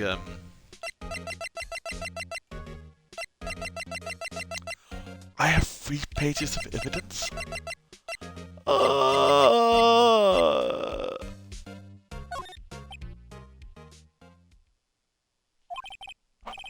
I know you. You probably got a hold of some information already, right? It all has to do with that case you won. The SL9 incident. In some dark suspicion,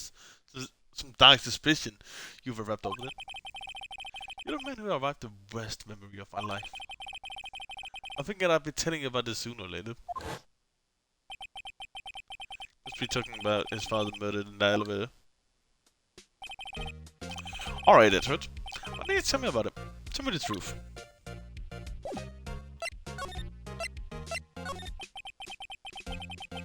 The SL9 incident was a heinous serial killing case.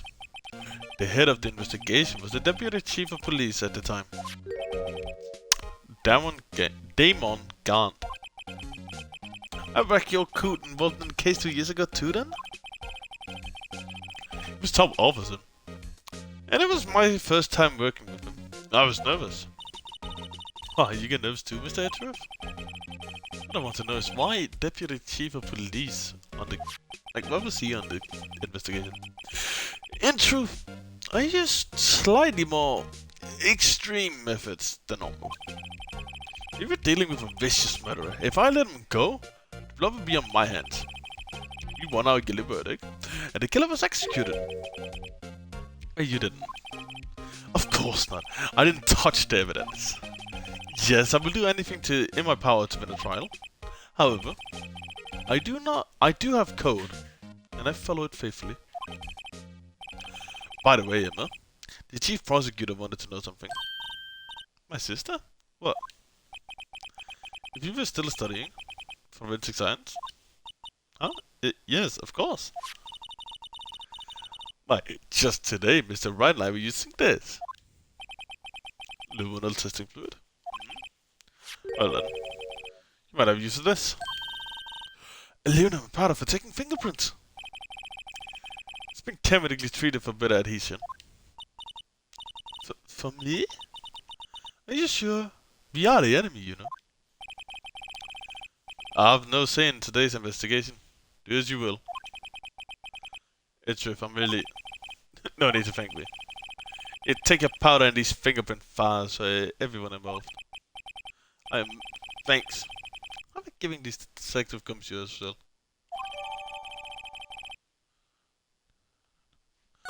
Alright. Let's get going. One last investigation. Right. I just seem to remember seeing suspicious handprints somewhere. I do too. I do too.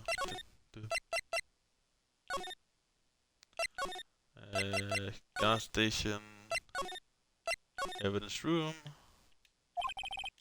Our investigation turned up a suspicious handprint. Here, in this blood on the detective evidence locket. Let's use the secret weapon we just borrowed. Right, let's start. First, choose a finger. This finger leaves behind a slightly different handprint. So let's choose the finger that will leave the most clear point. I can't really tell the difference at a glance. Quit procrastinating and choose a finger. I would think the thumb here does. Okay, now it's time to check the footprints. Let me show you how it's done. Emma's starting to get that sparkle in her eyes. First, we sprinkle the aluminum powder around. How do you do that? With the A button, see? Haha. Looks like that did the trick. The aluminum powder adheres completely to the print. Once the powder is, well, spread, just blow away the excess. Press the Y button. Exciting, I know. Imagine you're blowing out the candle on a birthday cake, see? Wow. That looks like fun. Might take some getting used to though. It's fine. It won't go up your nose or anything. Just pour the powder on a on thick, and blow away the extra. Those are the basic fingerprint, Mr. Wright.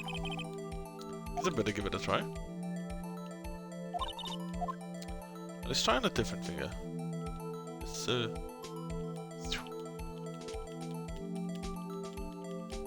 and then blow. Blow, blow, blow, blow, blow, blow, blow.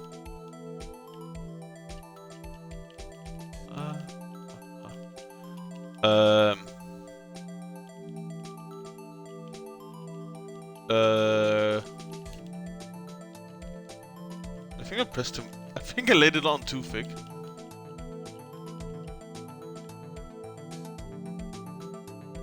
I think I laid it on too thick.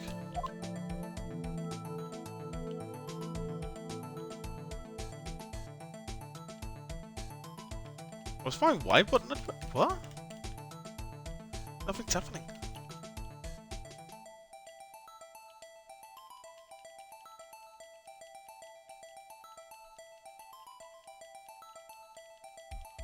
Oh,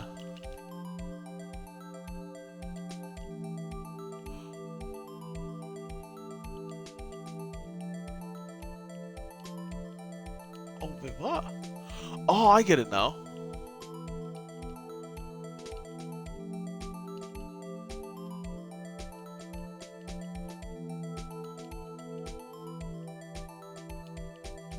Ah, ha, ha, I get it, I get it.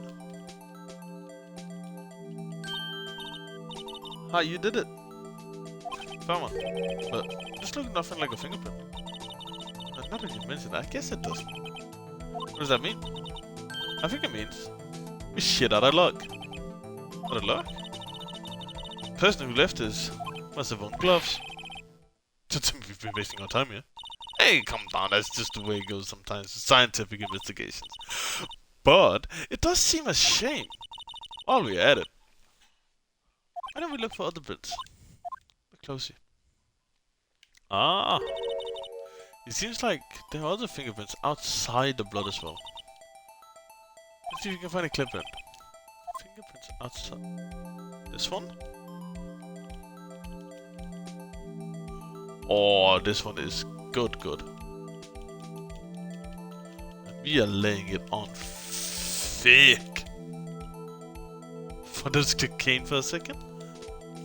Yeah, we got that good stuff.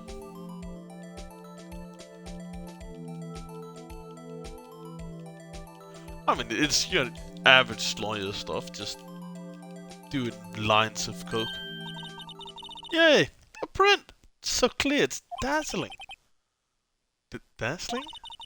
Anyway, this print took a lot of effort to find. Let's patch it up right away. And so we're not done yet, this is quite a progress. Well, there's no point in finding the fingerprint and not knowing who the owner is, right? Guess she's right. Look at the fingerprint data we got from Message First. To point out the person you think left these prints, I'm supposed to know who it was. You can make a pretty good guess. The bloody handprint and the fingerprints are in different places, right? That means that the prints probably don't have anything to do with our case. So, whose finger would you most likely find on this evidence locker?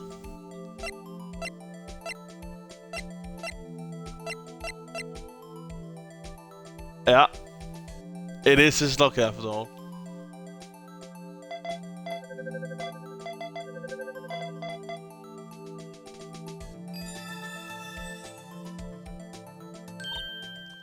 Aha! So these prints belong to Detective Gumshoe. Is something wrong with the right? You give me this so what look. I guess it's probably because I was thinking so what. Okay, you came up with nothing this time. But there's always a next time. Sometimes you hit, sometimes you miss. You gotta roll with the punches, Mr. Wright. Thanks for the sympathy. Hey, if I remember correctly, there's one other handprint in this room. Let's check it out.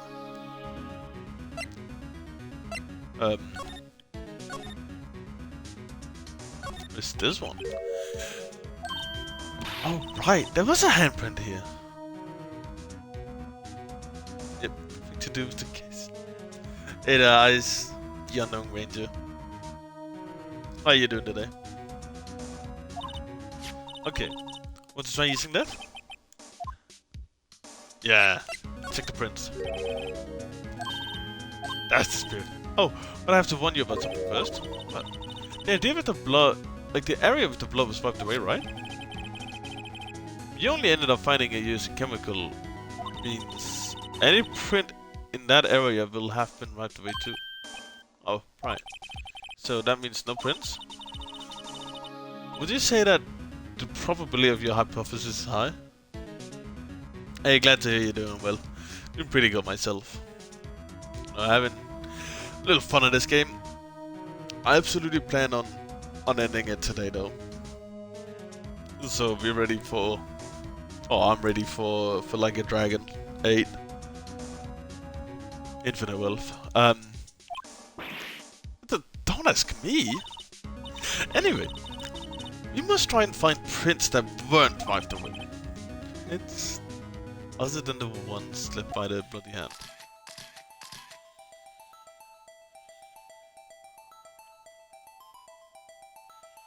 Uh...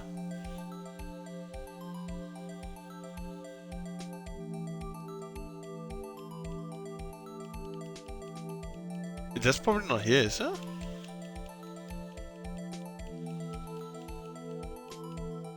I can't see because of all this red stuff.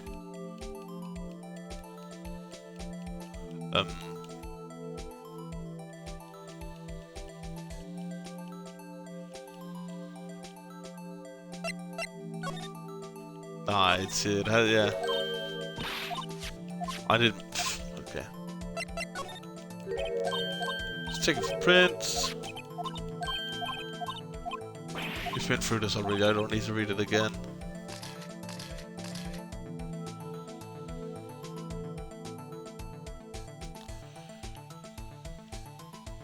Oh. Aha. And now we just cover it all up in the good Colombian nose candy.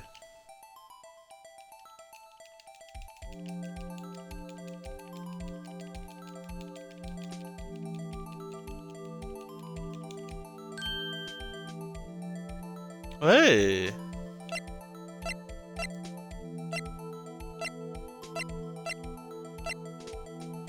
Oh, Marshall, that is dangerous, my man.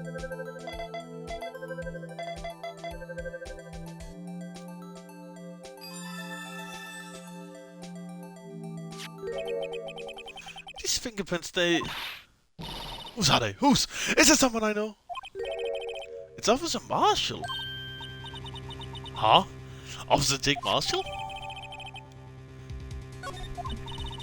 That's got to be a coincidence. He's not involved in the crime.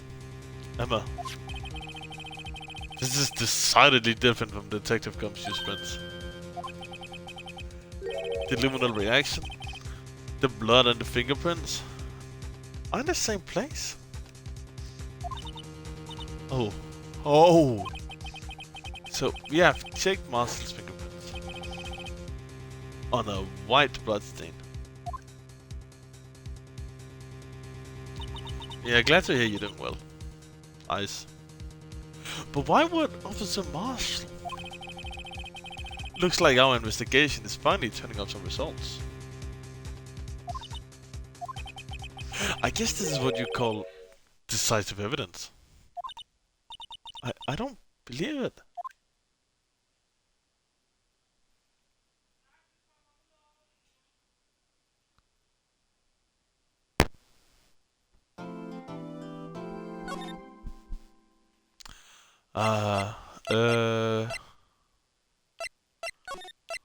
Trial form. Alright.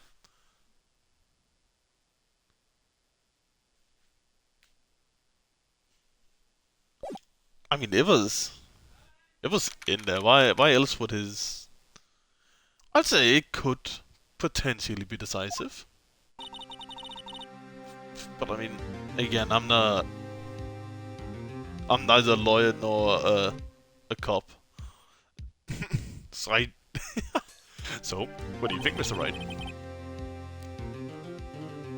I'll be right back, Give me a second.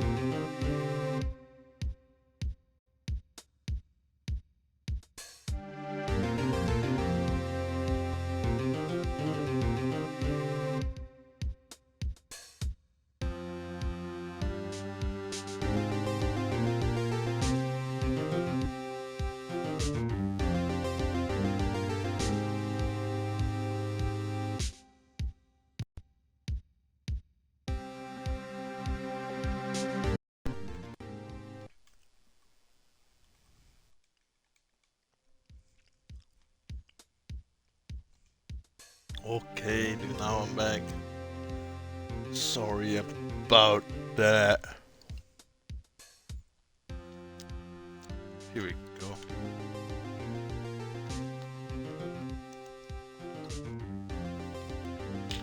Let's see. Thank you, Switch. And welcome in, my guy. How are you doing today? I think the prosecution is as confused as we are. After all, the victim was murdered in 2 different places at the same time.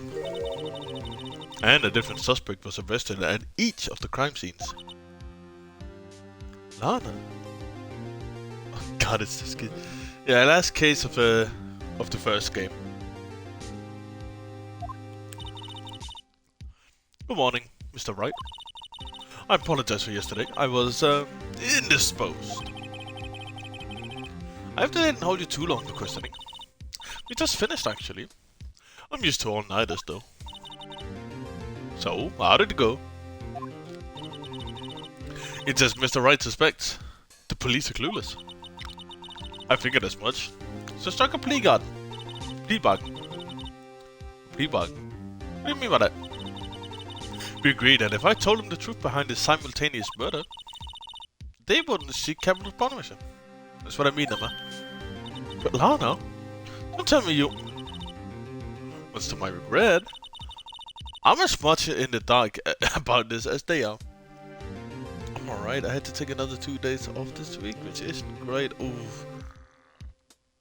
Ah, dude. Sucks to hear, man.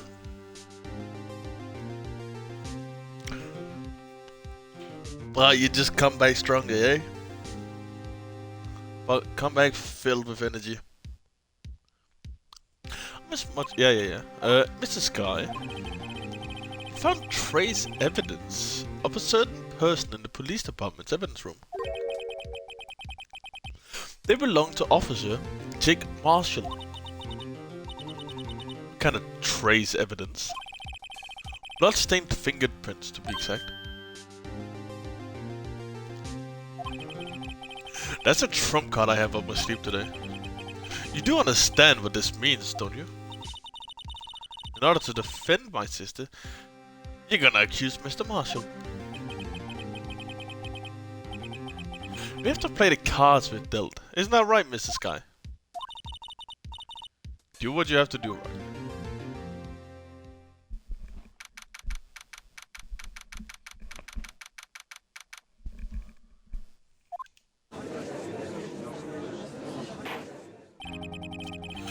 Court is now in session for the trial of Miss Lana Sky. The defense is ready, Your Honor. The prosecution is...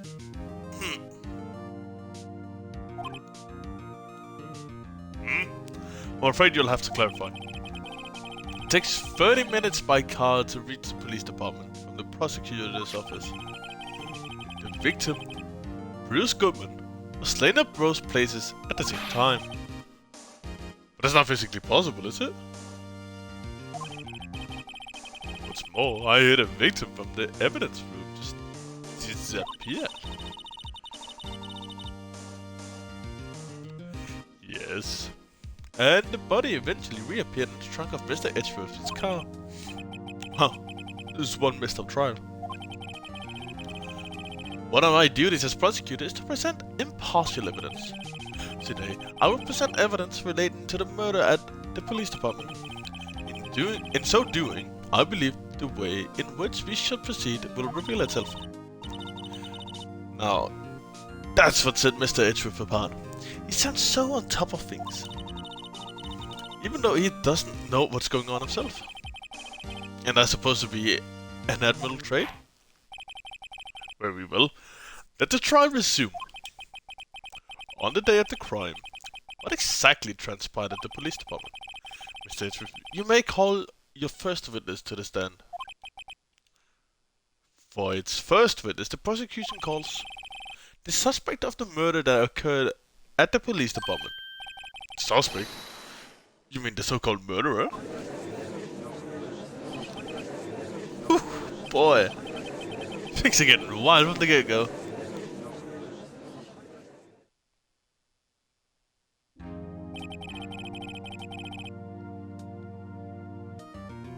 Alright.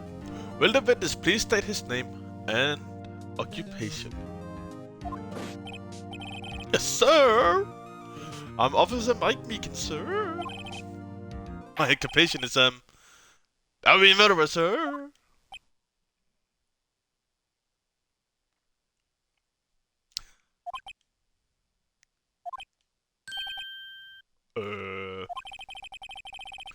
So you're telling us you're a professional killer?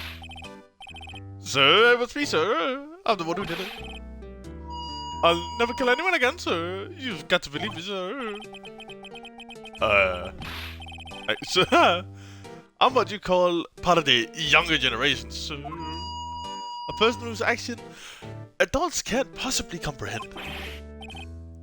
Please, Mr. Edgeworth, sir, help me, sir. Officer Meekins. Yes, sir. Give us your report of the crime. Consider that in order. Yes, sir, as you wish. After all, I am a part of the generation that must be told what to do, sir. You can't fault him for lack of enthusiasm.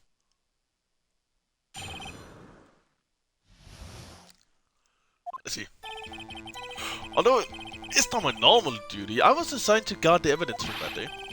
I spotted a suspicious man on the security screen and rushed into the room. I was only doing what I was trained to do, sir. I was suddenly attacked. I fought for my life. Then I did it. After that, I passed out until another officer smacked me awake.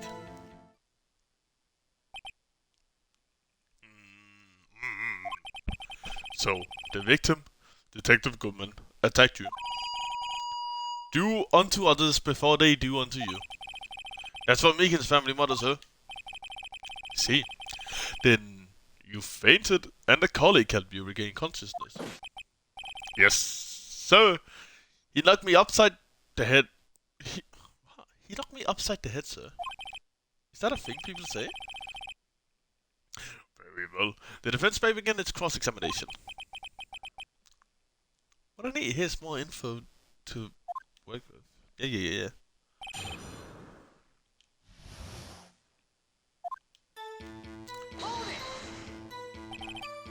Mr. Meekins, you work in the General Affairs Department, do you know? Yes, sir.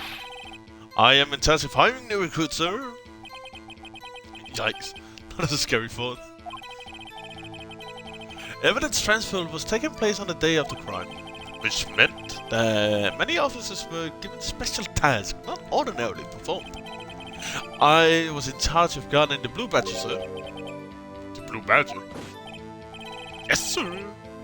The lovely police mascot created by Chief Detective, sir.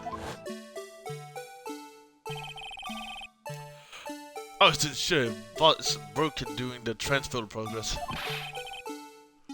That was my sole mission for the day, sir.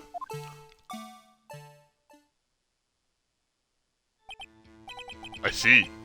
Just like a very important mission. After the award ceremony finished that day, there were so many people running around that I relocated the Blue Badger to the evidence room. So that's why you've been to the evidence room. Tell us, what did you see when you got there? I spotted a suspicious man in the security room. In order to enter the evidence room, you need an ID card, am I correct? Precisely, sir. I have one right I have one right here around my neck. So then, your ID number should be listed on here, right?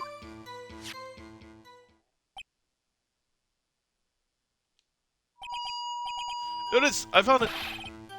It's the one right there! Could you please read us the number? Yes, sir, it's 4989596. That's my number, sir. See?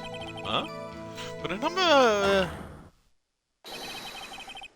is shown as being used twice. Please explain, witness. It's no real mystery, sir. The first time was when I relocated the blue badge to the evidence room. The second time was when I went to go get him after everything settled down. See, so I was doing that second time when... Yes, sir. Then when I spotted the man on the security screen. Okay.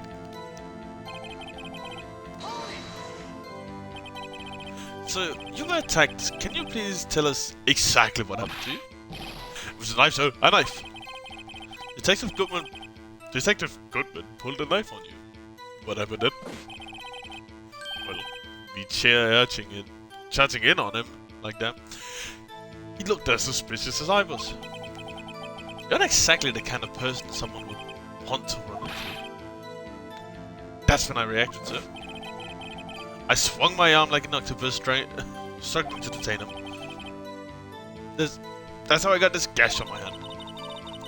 Maybe if you just kept your cool head, your hand would be. When I saw the drop trickling down my arm, I panicked. So I grabbed the man by his collar. I fought for my life, that I did. What exactly do you mean when you say you did it? I know I don't look like the type, but I'm really into Kung Fu films, sir. The man let his guard down for just an instant, so I snatched the knife from him. He took his knife. I spun him around and performed a disarming maneuver. I made sure to close my eyes like a man. See. He must have been desperate. The next thing I knew, his white coat was drenched in a sea of my blood. And then the next thing I knew... Yeah? Yes? He punched me right in the face, sir!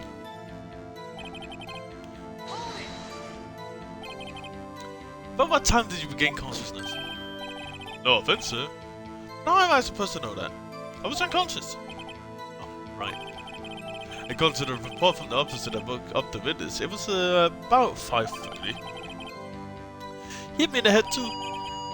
I woke up crying tears of pain. That's nice. I mean, it's nice that you recovered, that is. When I came around, though, I made sure to finish my mission, sir. Your mission?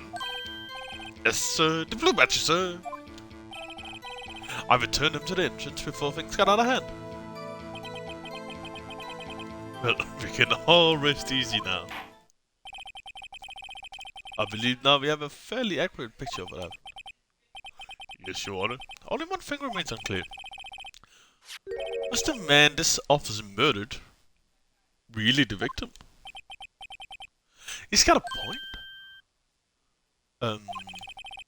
Yes, Officer Meekins. With regard to that, sir, take a look at this. It was sent to my jail cell. Chief Gant delivered it to me just this morning, sir. The chief delivered it? What's that? Videotape? Yes, sir. That's absolutely right, sir. A videotape, sir. It contains footage from the security camera in the evidence room. What? But I specifically asked if there was a tape, and was told it had been mistakenly erased. That's quite a mistake. I'll just do what I'm told, sir. It's the only thing I'm really good at. It's like communication with the police department. It's as good as ever. Well then, let's have a look. Show us the video of you murdering the victim. Oh, please stop using the word murder, sir. It scares me. A video of a real murder. Just what are we getting ourselves into?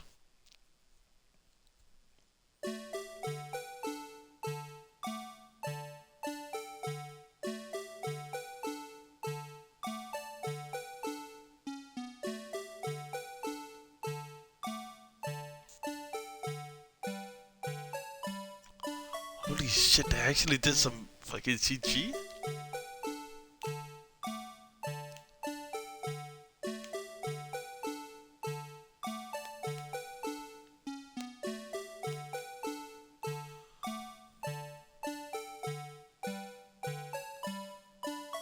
Is she moving like that?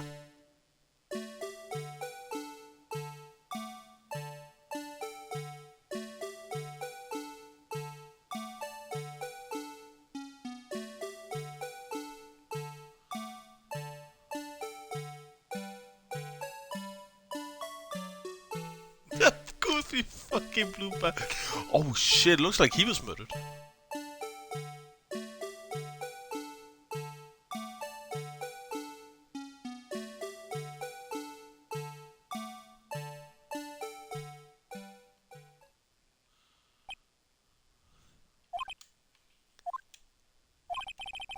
Well, I believe we're all thinking the same thing. How can we deal with these unsettling feelings taken for us? What the hell was that wrecked piece of plywood? Sir, that was the pride and joy of the entire criminal affairs department, sir.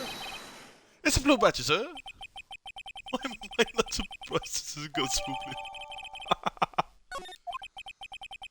Yes, well... Anyway, this tape seems to prove that the witness did indeed encounter someone in the evidence room and some sort of activity. Your Honor, instead of relying on clearly incomplete footage, the witness's testimony will suffice. Is that alright with you, Officer Wickens? Yes, sir, as you wish, sir.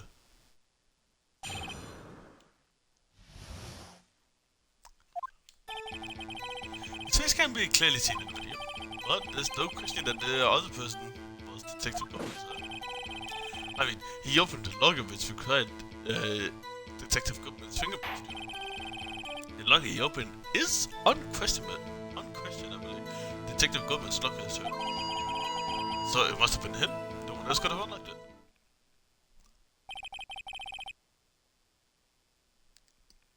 And what's this about a fingerprint? Each detective has been given a locker equipped with a fingerprint activated lock.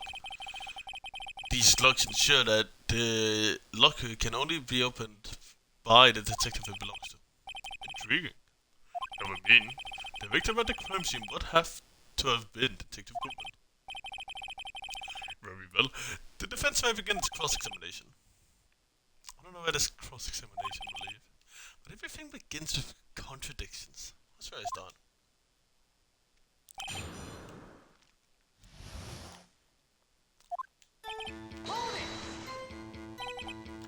Timmy, were you able to get a good look at?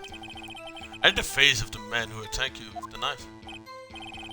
Sir, if you must label people as having seen or not seen the man's face, I believe I will be classified as... The latter? You're standing right in front of him, you know? Well, to the point you're the person who fought him, aren't you? Yes sir, but I didn't get a close look at his face, sir. I'm not the kind of guy who looks directly at people when they talk about them, see? There's a good trait for a police officer. Oh yeah, it was him. I'd bet my badge on it. But you don't know that for sure, do you? You know, I actually saw Detective Goodman's face. Well, I suppose you might say that. That is, if you must label, yeah, since his face can be identified in video, it can be verified. Only you can verify it.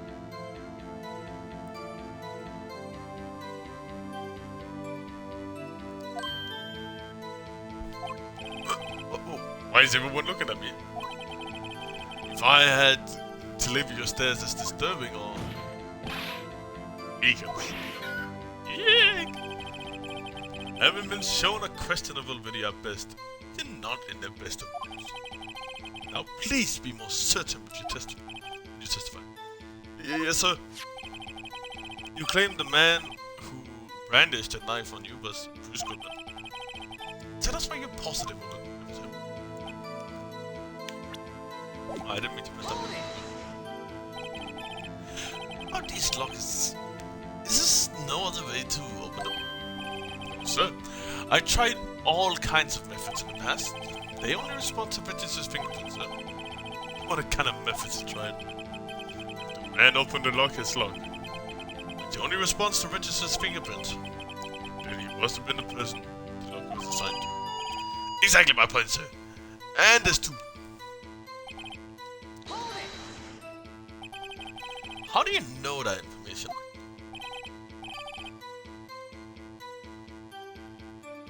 I've heard rumors, sir, from people in the know, sir. People in the know. The workers in the department cafeteria, sir. They keep me informed. They also listen to my romantic troubles, sir. For the record, they opened like it did indeed belong to Detective Bureau. I verified this information through a more reliable source. So the victim opened the locker with his own finger. So it must be him who has unlocked it. However, the most important detail is not shown in the man's face. Sir? If I may say something, sir? Please do, after all, you are the one being examined.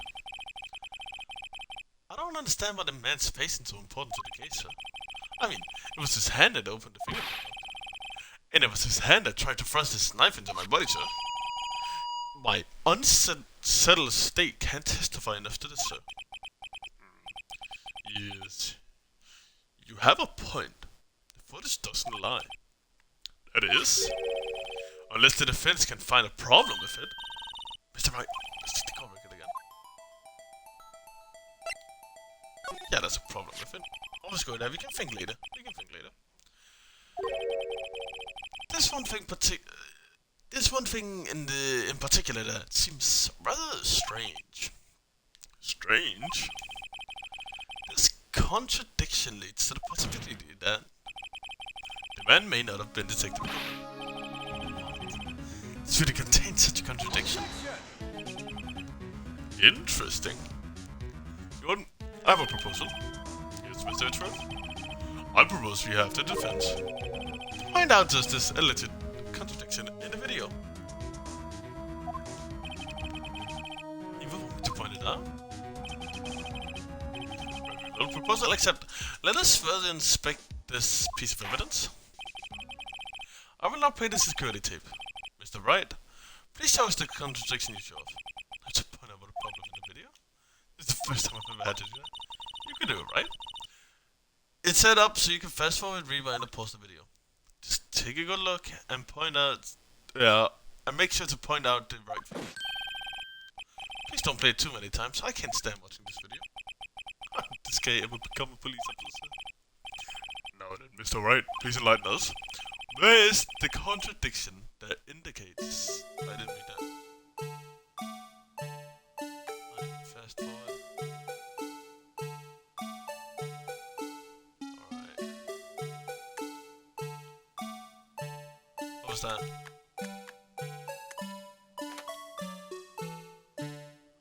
Is that the contradiction? It's been only to ask this team, but what's your favorite case so far?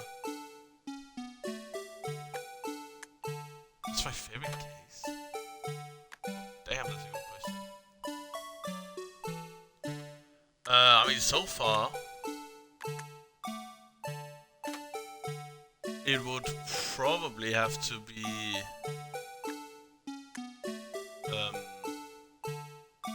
wow, that's a fucking tough one.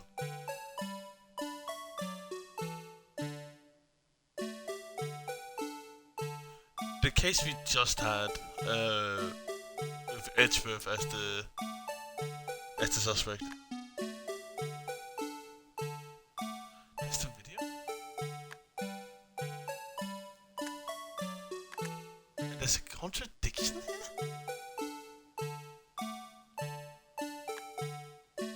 Ice cream truck music. Let's see.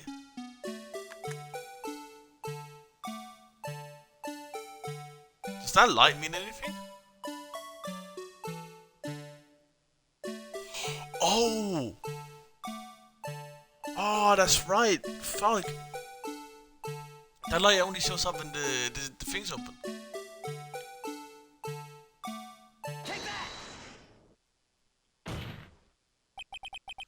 The thing that's strange about this video is about would have to be at this. Hold on a second. I need to use my eye drops. Well, I don't get it. Would you mind if I borrowed your eye medicine? Before you get too teary, perhaps you should...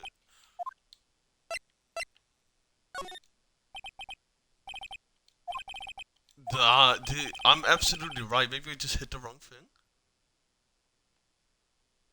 There's no way that's not it. System one putting finger at this. Okay. I would not play the security tape. Like, I'm confident it is that. Please show us the contradiction you show. Yeah. Come on. Play the tape. I have to point out a problem. Yeah. We've been through this. Yeah. I think I just pressed the wrong. Right, I pressed this one.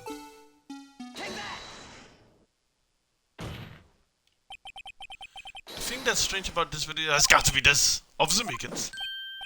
Sir? Do you mean me, sir? As I understand it, the lock apparatus looks like this. When you grab the handle, the sensor reads your fingerprint. If it's a match, the light turns on and the lock is released. According to my limited experience, that's the way I understand it, sir. Why is the music still playing? If so, there's something seriously wrong with this picture.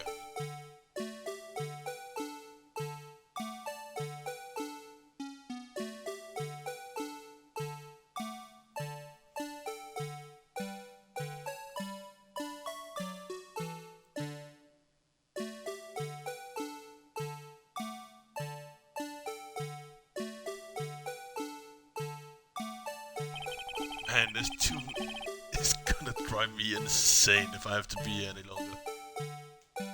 When the victim reaches for the handle to open the locker, let's rewind to a little earlier.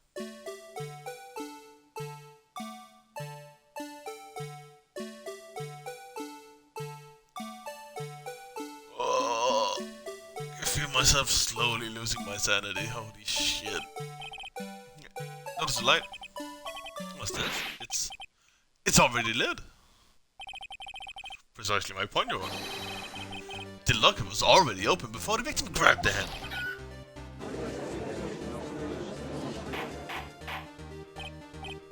Order, what's the meaning of this?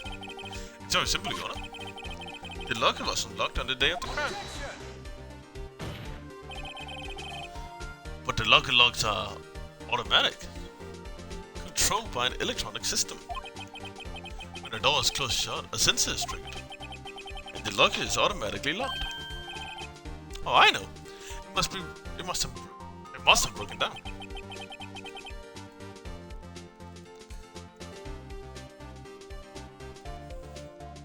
Of course, I'm not an expert in this.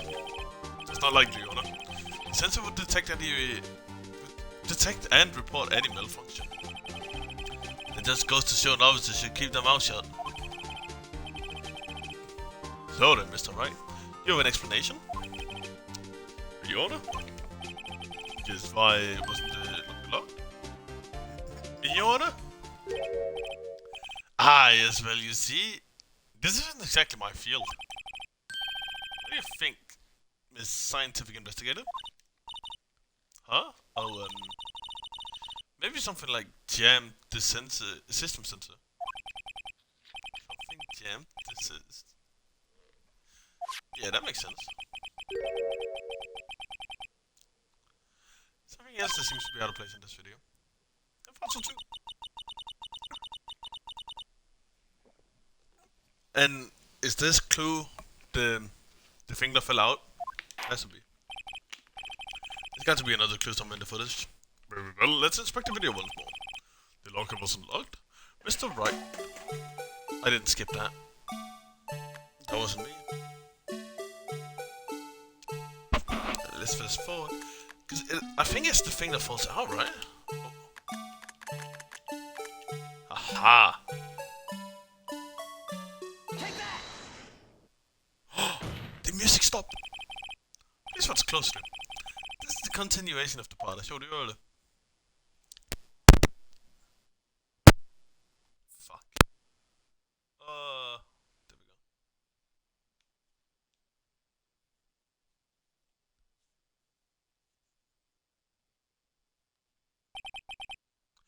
What's this? Something white fell out of the locker. Sir, it's from my experience that things fall out when doors are open. I often fall out in bold crevices tonight. Can't be sure that item was completely inside the locker to begin with. The sensor triggers the lock when the door is shut. What if something inserted, say, between the sensor and the door? Inserted?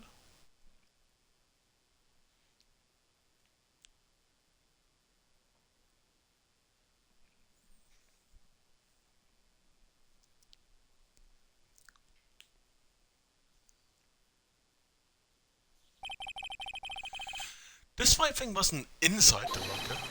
It was stuck between the door and the sensor. I understand now. It's just like my tie. 2 out of 3 times it gets stuck in the door when I get out of my patrol vehicle. Instead of the door closing one time. But the object would have been extremely thin to fit between the door. Not only that, it would also have to block electric currents. It would need to be an insulator. Here's an insulator.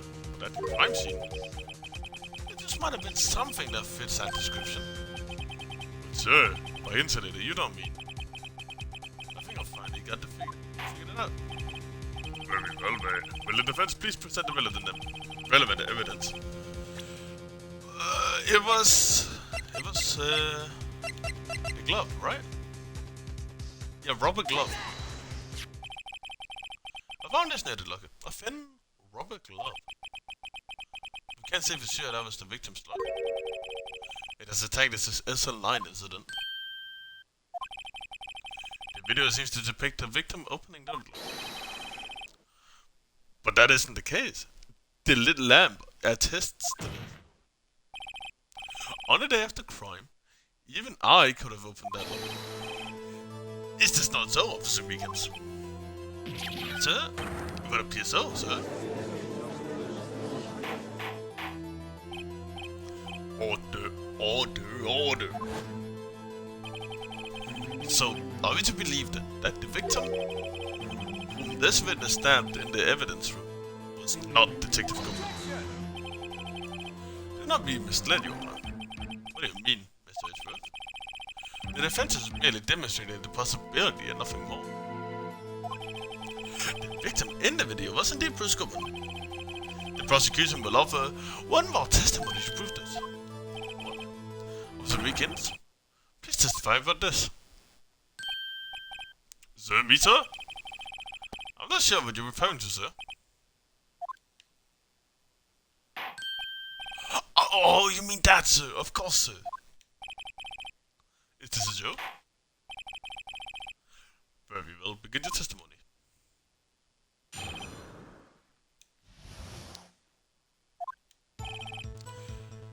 There's one other thing that proves this man was Detective Goblin, sir. To enter the evidence room, one must use the ID card. When an ID card is used, there's a record. At the time of the crime, the detective has used his card.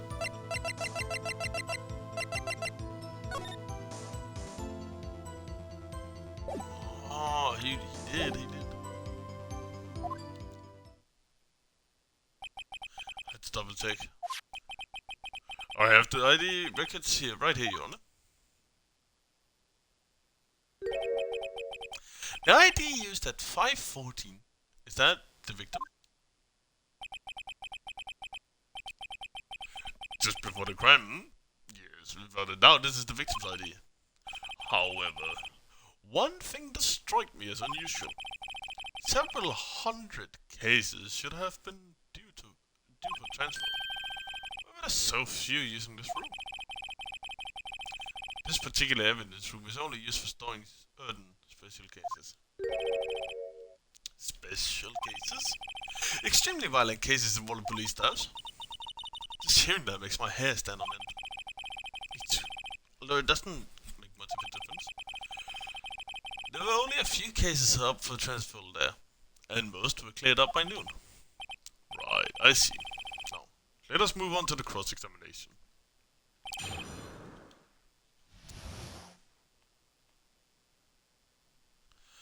Let's see.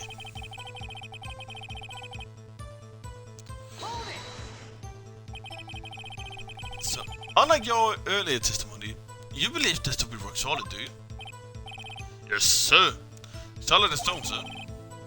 If my hand wasn't wrapped in bandages, I'd give the V for victory sign, sir. Could he just use his right hand for that? Let's hear him out fully. As you've seen, one never knows what he might say until the very last second.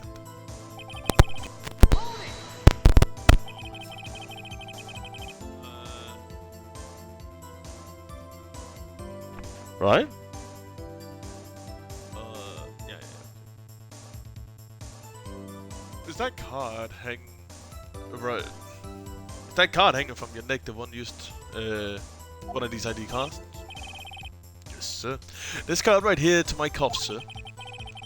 I keep it here so I won't ever forget it.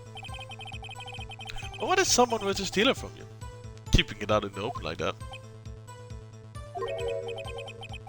Maybe I shouldn't wear it around my neck. Remember when I said 2 or 3 times my tie gets stuck when I get out of my car? Well, the remaining time it's my ID card that gets stuck. Instead of closing my eye. Okay, maybe I should just leave this one alone. At any rate, each police officer only has one ID card. Both the police department and the prosecutor's office can attest to this. Please proceed with your testimony. Let it be noted that this is the record the witness is referring to. Let me see. Yes, that would be it. Detective Goodman. What's the matter? According to this, Mr. Ashworth, your name is on here. So it is, Your Honor. Not the prosecutor again. Hey, maybe he's behind it all. Being the prosecutor, he could hide evidence. Mommy, is that man in blue a murderer? Shh, don't stare at him. He's got the wrong color, kid. It would seem the Inquiry Committee will want to speak with you again today. I have nothing to be ashamed of regarding my actions or their consequences. For now, let's continue with the cross-examination. Oh, Mr. Edgeworth, it must be so difficult for him. Earlier, I believe you testified that when you asked the man to show his ID card, he pulled a knife on you. Yes, sir. He didn't show me any ID, sir. Don't you think that's odd? I mean, if he had his ID card, all he had to do was show it to you. There wouldn't be any reason to draw a knife. Maybe he's just panicked. The thing stems from contradiction. Let's find him out. I am confused too. Guess whose phone broke when did... No, Switch, your phone broke? Oh, dude, fire. That sucks to hear, man. Like, is it like broken, like dead broken, or is it just cracks on screen, kind of broken?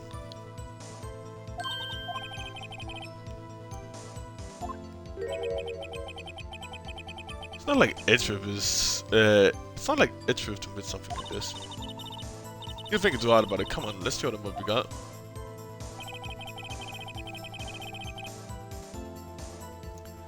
What evidence do I have?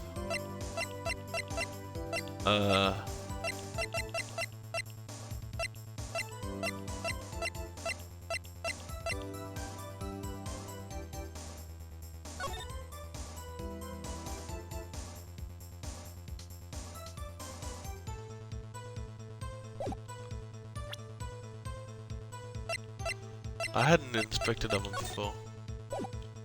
Yeah, that we know. There's nothing to inspect on this one, right? Yeah.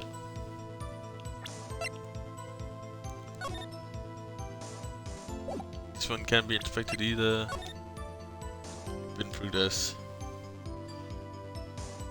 Right after I asked the favorite case question, I accidentally dropped it. Oh no. Oh god.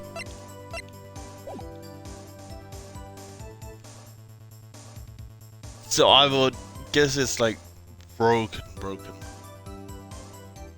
Right?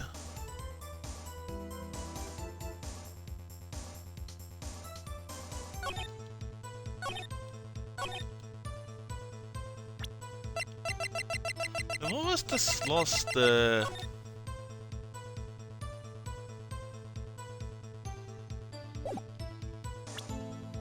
Oh, broken roads. Shit, man. Screen changes colors with bars and such cross the screen type broken. Ooh, that one is tough. Oh man, I'm so sorry to hear that, dude. Ah. Oh, that one's tough.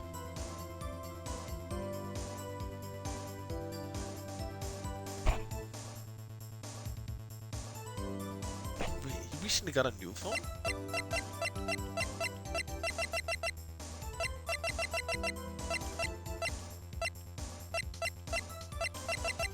Let's see. When an ID card is used, there's a record of it. At the time of the crime, the detective used his ID card. And I'm supposed to prove it's not him. Yeah?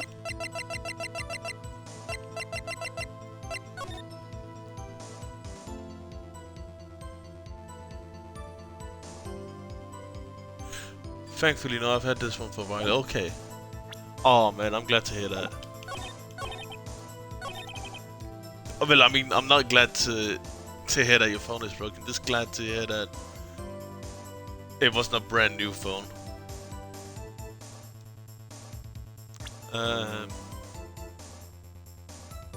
There's something about this fucking lost report that sits wrong with me.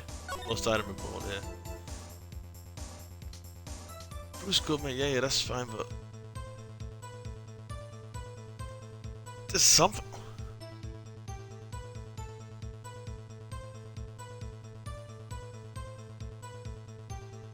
Since his, like, he miswrote on his ID,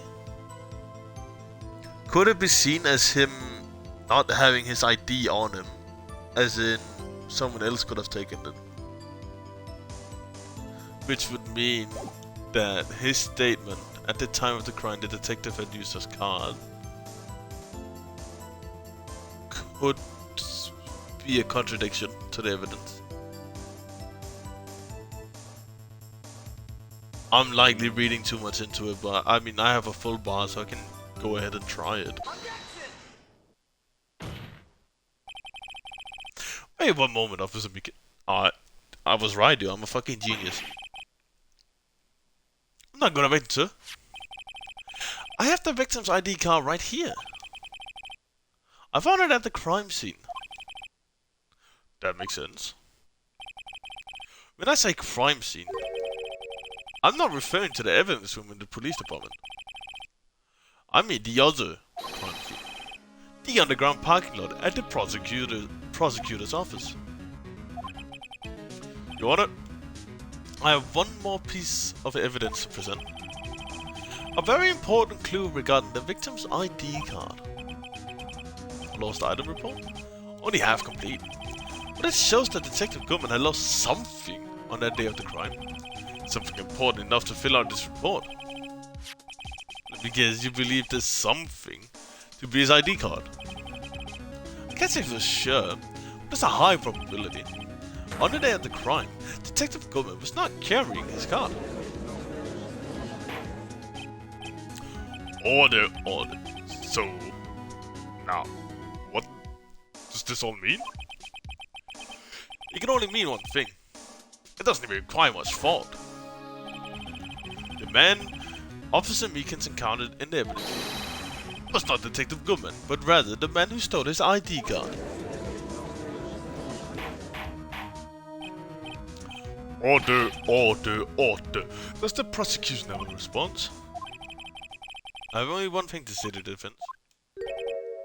Bravo, Mr. Wright. Bravo? Allow me to summarize the defense's argument. At 5:55 PM on the day of the crime,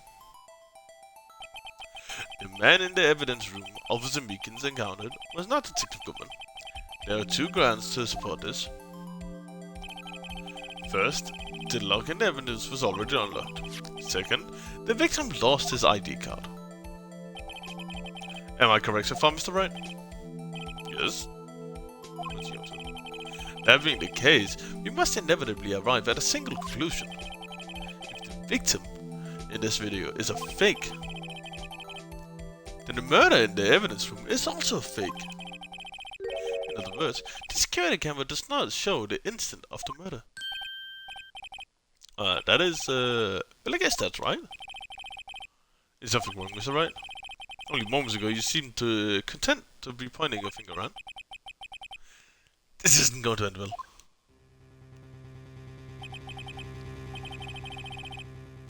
It seems you finally realized exactly what you've gone to such lengths to prove. Explain yourself, Mr. Hitchroth. The defense has already done the explaining for me. The victim in the video is a fake, which means the murder did not take place at the police department at 5:15 on the day of the crime. So, the real crime should only take place at one location, the underground parking lot. At the prosecutor's office, the murderer being Miss Lana Sky, the defendant. The evidence is compelling. A trustworthy witness observed the moment the defendant used the murder weapon. Oh, fuck, the entire thing just bit me in the ass. I knew that testimony was way too shabby.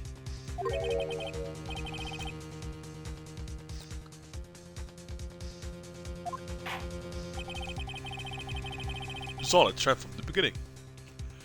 The activity in the evidence room still leaves many questions unanswered. Who exactly was the victim Officer Meekins encountered? And whether this person disappeared? However, this trial's purpose is to examine only the murder of Detective Goodman. Just so, Your Honor. Mr. Wright, you have to do something or else, Lana. What do I do? How am I supposed to get myself out of this? Well, I just fucking object. And then we think about it later. One moment, Your Honor. What now, Mr. Wright? Don't tell me you're objecting to what you've just proven. Of course not. But I almost walked right into the prosecution's trap. What are you talking about? This cross-examination has proven one thing, and one thing only. The security video did not show the actual murder.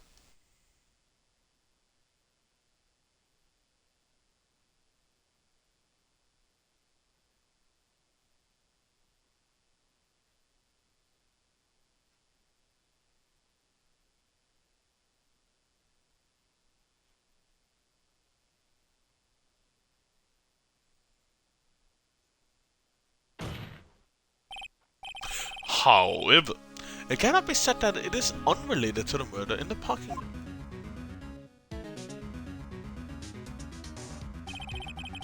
Specifically, large amount of blood traces were found in the evidence room. The defense demands further explanation into the truth of this matter. Mr. Hitchroth? Yes, Your Honor?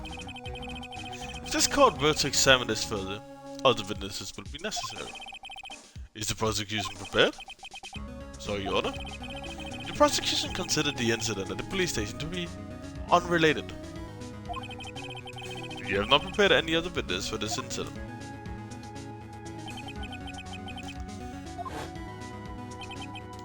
Time to call a certain Texas Ranger to the stand. Yes, sir. You mean, Your Honor? The defense would like to request a specific witness. Oh? Do you have in mind? Someone we have reason to believe knows the truth. The truth behind the activities that took place in the evidence room. The prosecution requests to hear this person's name before deciding whether or not to comply. Very well then, Mr. Wright.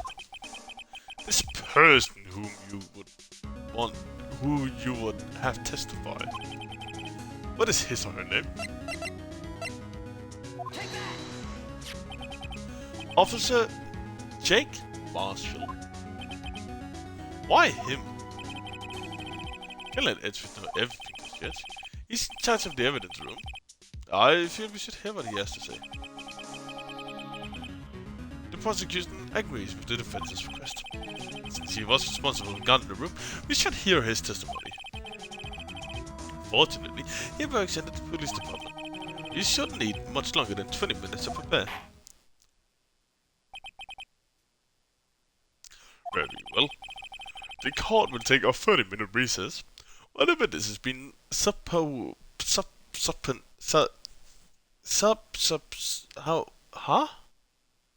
Never seen that word in my life. Suppone.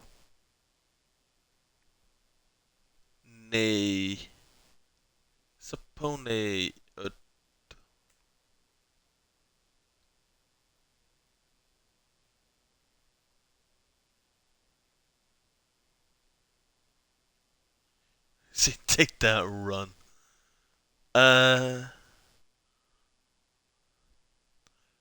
How to pronounce this word right here, Google? Please tell me, please tell me. I would very much appreciate it if you would tell me. Subpoenaed. Subpoenaed? Subpoenaed. Why? Subpoenaed. Okay, thank you, thank you. It's fucking weird.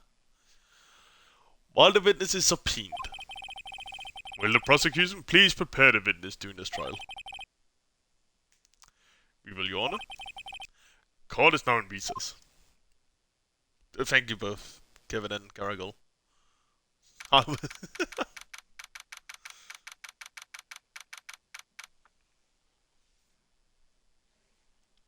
Surprised that this is the first time we've heard this word through the entire game.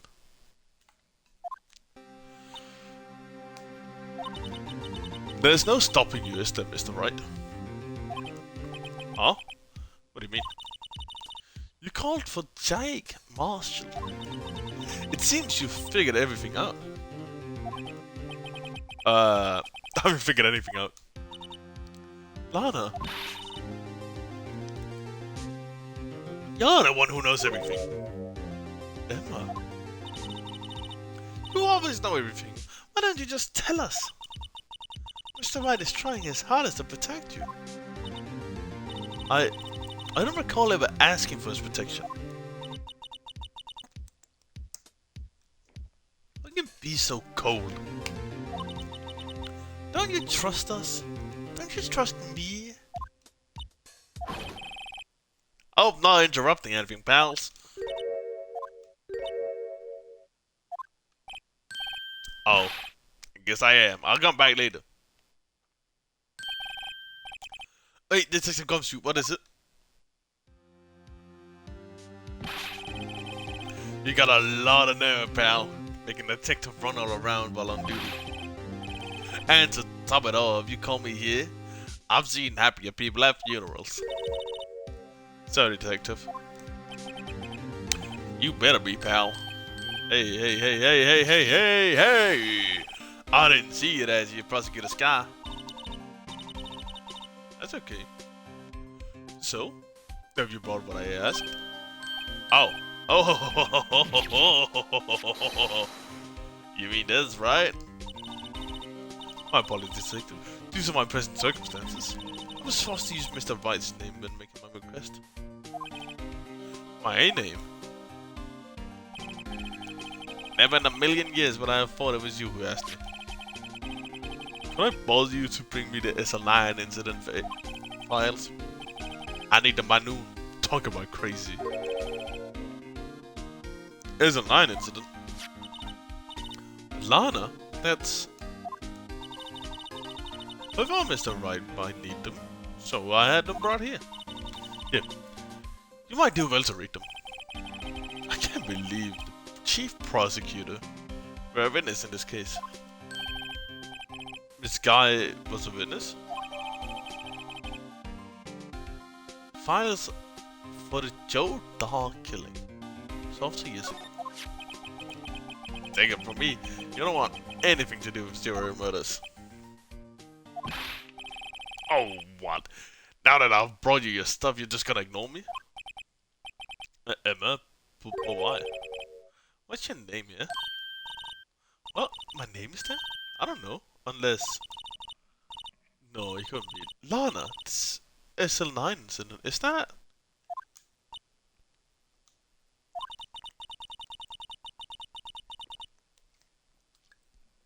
That's the classification number the police filed it under. 2 years ago, the rest of the world knew it as the Joe Dog killings. The Joe Dog? No, Lana. That's over with. No. Emma, wait. She ran away. Yeah, you know what? I just remembered I gotta be somewhere. Sorry, bad, but I'm out of here. Oh, thank you so much, Unknown, for the follow. I appreciate it, my guy. Hope you're having a good day. Jake Marshall, Angel Star, Damon Gant, Miles Edge. Not to mention Lana and Emma. Everyone involved in this case is connected to those killings 2 years ago. This can't be a coincidence. Knowing you just might be able to figure it out. Time to get back to the trial, Mr. Wright. Best of luck. I better take a look at this file.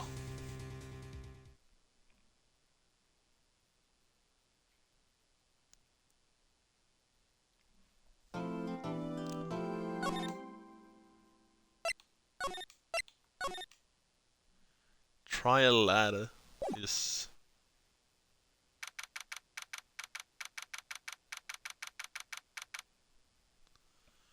Alright, let's see. The court will now reconvene for the trial of Miss Lana Sky. Emma didn't come back. Allow me to call the next witness to the stand. Officer in charge of guarding the evidence room on the day of the crime.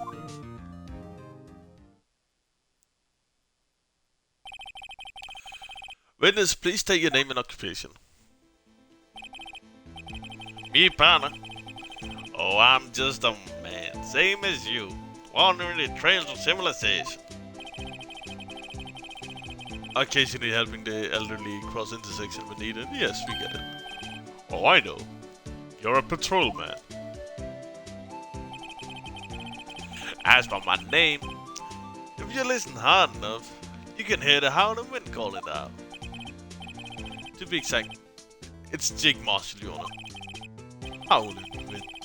Never heard Edgeworth described that way before. Now, Mr. Marshall, let me ask you something. You were in charge of guarding the evidence room on the day the crime took place. Is this correct? I guarded the papers, partner. What do you mean? In Desperados, a Desperado's soul is boundless as the desert sands. No paper can sum it up. Maybe it's best we get on with this quickly. Please share with us your testimony of the day of the crime. In plain old English. Day of the crime. My job was to keep a very eye on the bone orchard. They said it was supposed to make rounds 3 times a day, but that ain't my style. Besides, the room's protected by 2 security cameras anyway. If I remember right, I was at the street side saloon at the time we went down. I'm just an innocent traveling man, so if you're out of ammo, it's time to hit the trail. I can't say I particularly care for your attitude. Can't say I particularly care for your beard, but you don't see me complaining. Wait a minute. mean by 2 security systems? I mean the security cameras and the ID card reader. I reckon even a cowpoke like you knows about those. Well, yes. What about the fingerprint activated locks on the evidence lockers? Fingerprint activated lock? What kind of newfangled doohickeys are those? He's not being very helpful. He's not that good with machines or following orders. Everyone's got their weaknesses. Now, don't they, Mr. Prosecutor? This one seems like trouble. Okay, Mr. Wright, he's all yours. Alright, let's see.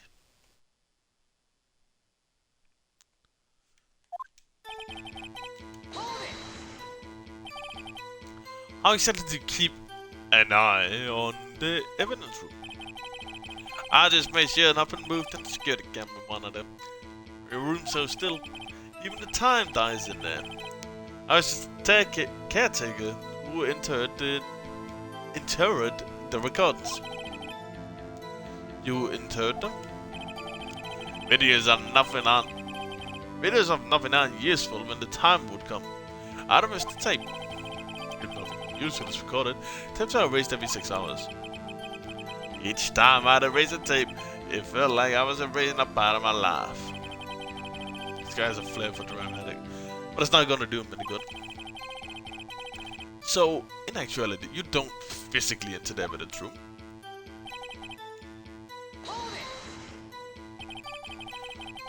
But you made your rounds on the day of the crime, right? Hey, you heard what I said, partner. I told you that it ain't my style. I'm afraid I don't understand. No, Desperado, I know let the rules get in his way. What Desperados I know join the police force. So, Officer Marshall, on the day of the crime, that's between you and me. I didn't set foot in the evidence locker room that day. There was a rubber glove. There was a rubber glove stuck in the victim's locker. Do you know anything about that? No, partner. Can't say I do. I haven't been in that crib in weeks.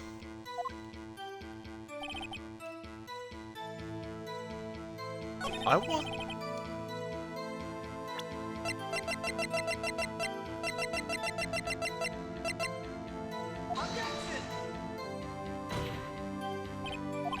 Oh, I'm such an idiot. No, it doesn't work. Not yet. Patience, my boy.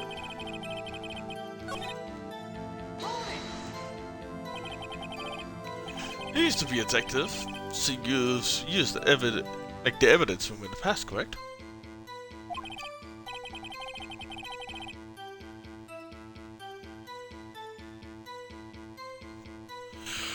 Of course, back in the day, my locker was a gold mine of evidence. And yet, you didn't know about the fingerprint locking mechanism. Sorry, partner, I ain't good with machines. I couldn't even tell you how it works. That's quite incredible. The sensors on the locker handles cannot be seen. It is well known that some detectives are unaware of their presence. I didn't even mention it. Detective Gumshoe said something like that too.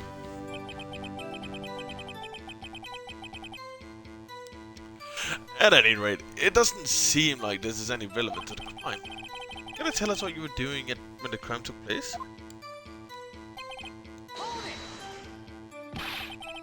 What were you doing in a place like that? I was eating spaghetti.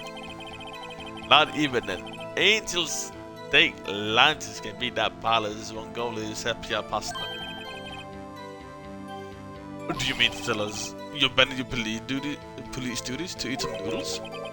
Not at all. Desperados eat tigers, partner. That's not what I meant. I hope this has at least told you a lesson. Strange. Edgefield says, did you not want to race this year?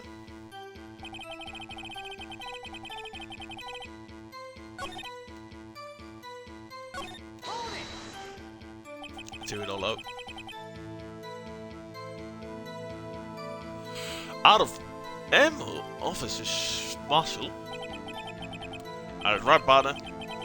Or as you call it, evidence. If you plan to privy to this crime, then you better draw. Otherwise, you're just wasting my time. My steel horse is waiting to carry me back to the west, into the sunset. One thing seems clear. Despite being responsible for guarding the evidence room, the witness doesn't appear to have seen anything. Detectives don't take orders from anyone. Everyone knows that. Apparently his superiors don't. Okay, I have a trump card on my sleeve, so I best keep my cool. Before I use it though, I better up the ante.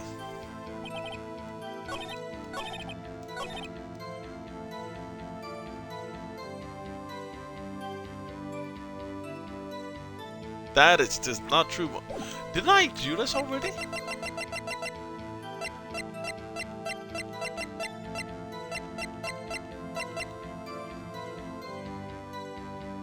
could have sworn I did this already, but it just makes so much sense.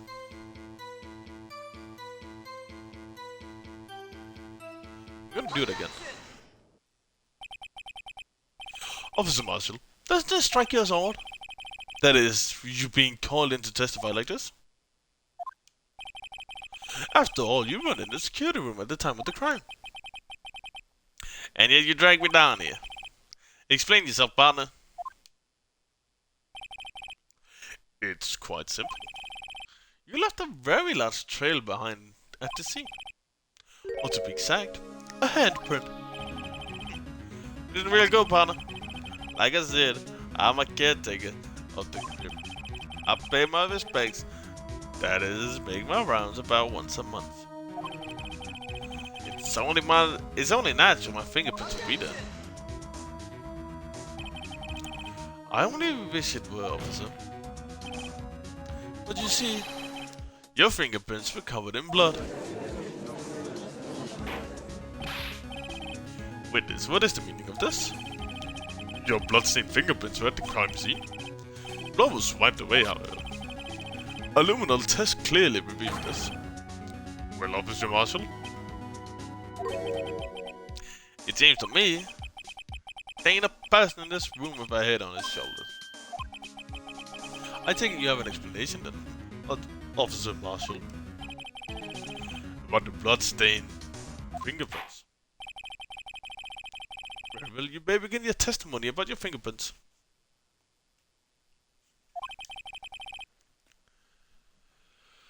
Found at the crime of the scene.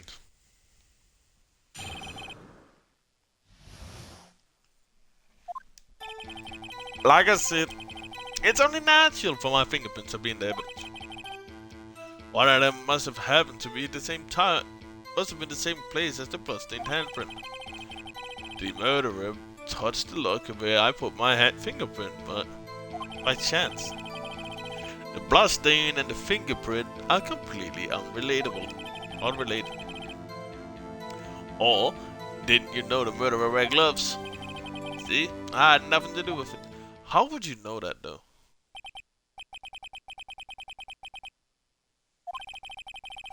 Oh no, that is true. The witness's explanation appears valid, although there seems to be doubt. I wouldn't be fun if I had any doubt, partner.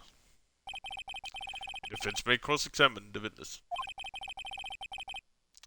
This guy's hiding something. I can feel it. Now's my chance to prove it.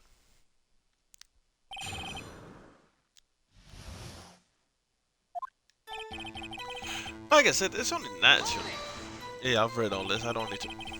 It's because you... How do you put it? Pay your respects once a month. Yeah, that's right. And one more thing. That look happens to be mine. What? What do you mean? I mean what I said.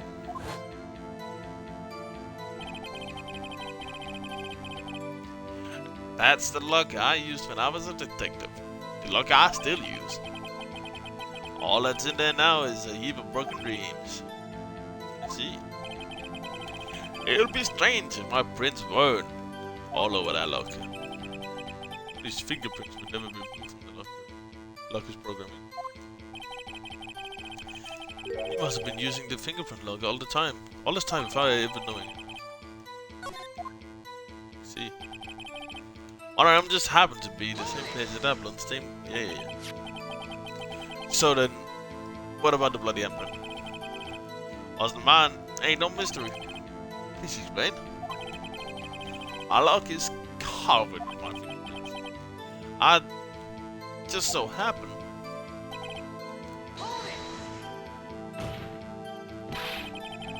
The chances that happening are billion to 1. On the contrary, one could argue just the opposite. The chances of that are not happening a million to 1. Get one thing straight, partner. You ain't gonna get no reward from me with a mere fingerprint. You wanna know why? Unrelated? They're as different as night and day. Kinda like cereal and cereal. One's got to do with breakfast, the other's talking about murder. He's right. Although seemingly like they are totally different. I don't see what homonyms have to do with this. Or did you know the murderer was Claros? How do you know that? I may be alone, but I still do my job. Keep up on reports. There was a blood stain at the scene, thought to be left by the murderer. That's right. It was found on Detective Gumshoe's locker. However, no fingerprints were detected on that happened. Yeah, I think we tried that too. So that would mean the murderer, wearing gloves, happened to place their hand on top of Marshall's fingerprints. Is there only a logical conclusion? That's the only logical conclusion. Are you starting to get the picture, partner? The picture? The seal of blood in the desert. It's just food for the buzzards. There's only one reality. That's this. The security tape. So long as my trail isn't there, you can't say otherwise. This isn't getting us anywhere. Mr. Wright, please consider carefully where you're going with this cross-examination. Yes, Your Honor.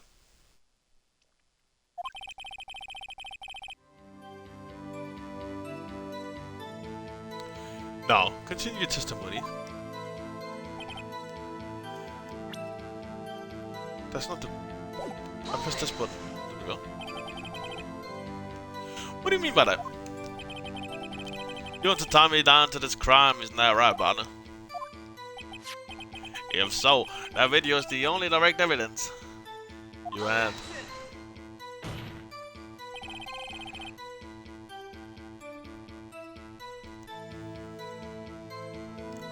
But that video is next to useless. It's full of blind spots. Blind spots? Places you can't see. The camera's panning back and forth. The floor isn't shown. If someone was familiar with the camera's position, they could have left the room without being caught on tape. You don't have time for your speculations, Mr. Wright. Mr. Wright, if you can show us evidence in this video, that this video indicates, Officer Marshall was present, do so. I got your evidence. I got evidence. I got so much evidence. Very well. Allow me to point out your mistake, Officer Marshall. Tread carefully, Mr. Wright. You might wind up being the one making the mistake. Now then, let's have another look at the video. Show us the incriminating evidence. Oh, fuck.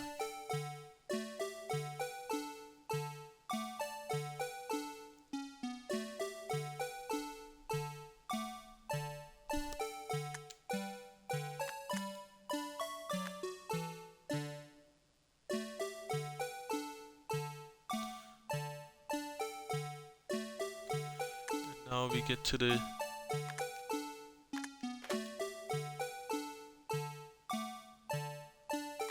Was that one there before?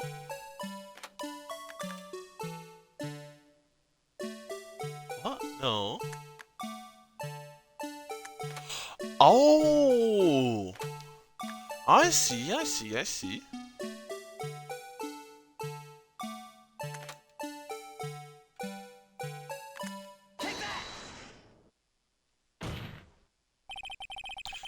Bringing our attention back to the security camera. It's a mistake I'm afraid you'll soon forget. You'll not soon forget. You'll soon not forget. Fuck.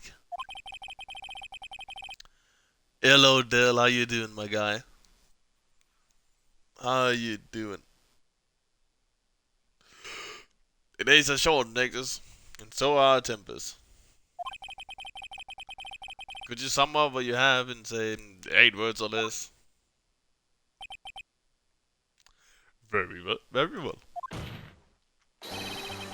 You can clearly be seen in the video. Exactly 8 words. Not bad, partner. I'll be looking bad for a while, man. All good, my guy. Hope you make some banging food. The key lies in a certain locker shown in the video.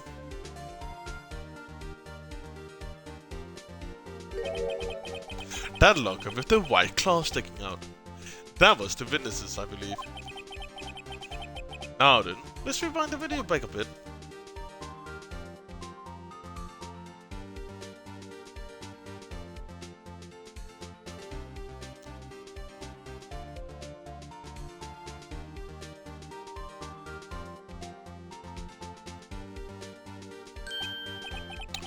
Oh, the white claw, it's gone. What's the meaning of this, Officer Marshall? When the crime took place, the white claw wasn't there. Then, it suddenly appeared. There's only one explanation. Officer Marshall, you were in the evidence room at the time of the crime. What's more, you opened your own locker when the camera was turned away. Order, order. It would seem to hold your horses. Sorry, partner. You got the wrong man. The water my locker was open. That doesn't mean I'm the only one who opened it. The murderer needed to hide something, so he opened the locker and stuck it in. Not my fault he happened to choose mine. Why is everyone staring at me like I'm a wanted man?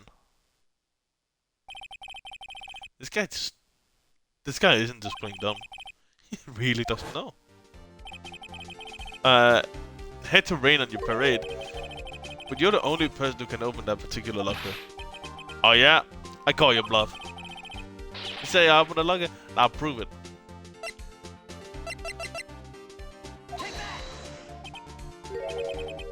A fingerprint sensor.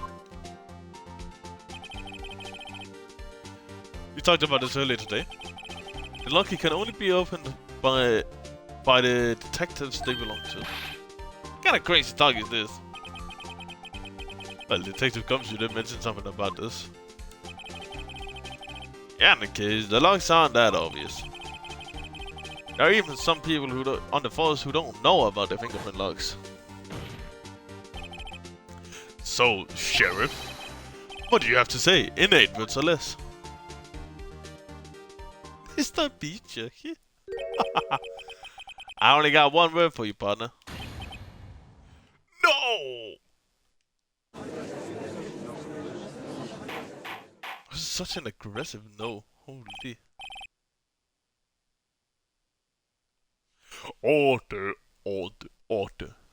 Witness, explain yourself. If this is a joke, it's the worst I've ever heard. I assure you, this is no joke, Officer Marshall.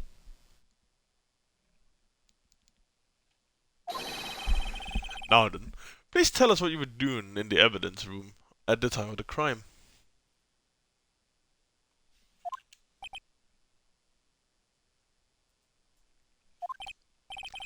Ole!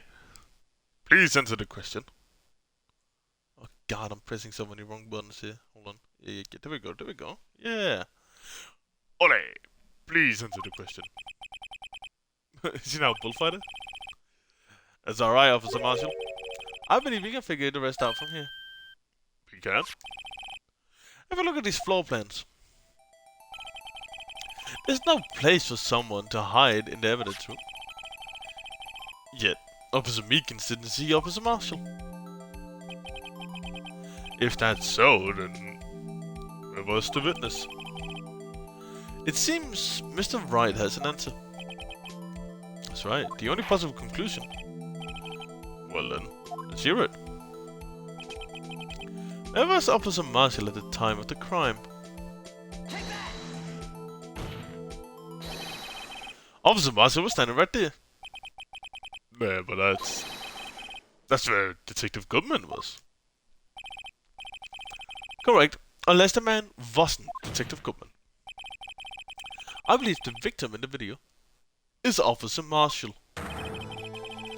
It was you who dressed up like Detective Goodman. But that's preposterous. Officer Meekins witnessed the detective at the crime. Once he saw the man's face, he knew for sure. May I point out, though, that Officer Meekins did not know Detective Goodman. But he also testified about the man's reaction when confronted. When I entered the evidence room, I asked him to show his card too. Yes, and how did Detective Goodman respond? He suddenly pulled a knife on me. Something about the officer's story puzzled me. If the man had his ID card, why didn't he just show it? As you would have needed it to enter the evidence room, so you must have been carrying it. The answer is simple. He couldn't show it.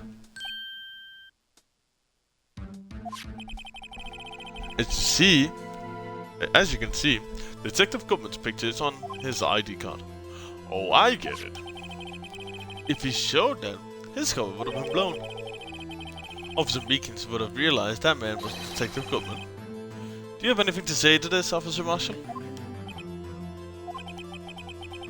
You've got quite an imagination, partner. You got a term for that. It's called circumstantial evidence. Circumstantial evidence?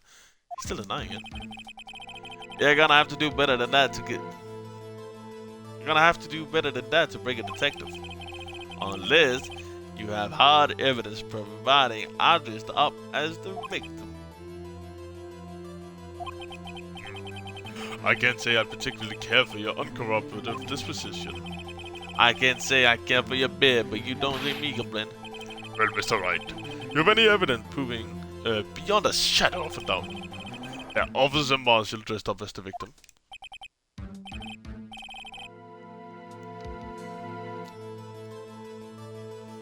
Well, who am I kidding? I don't have anything like that.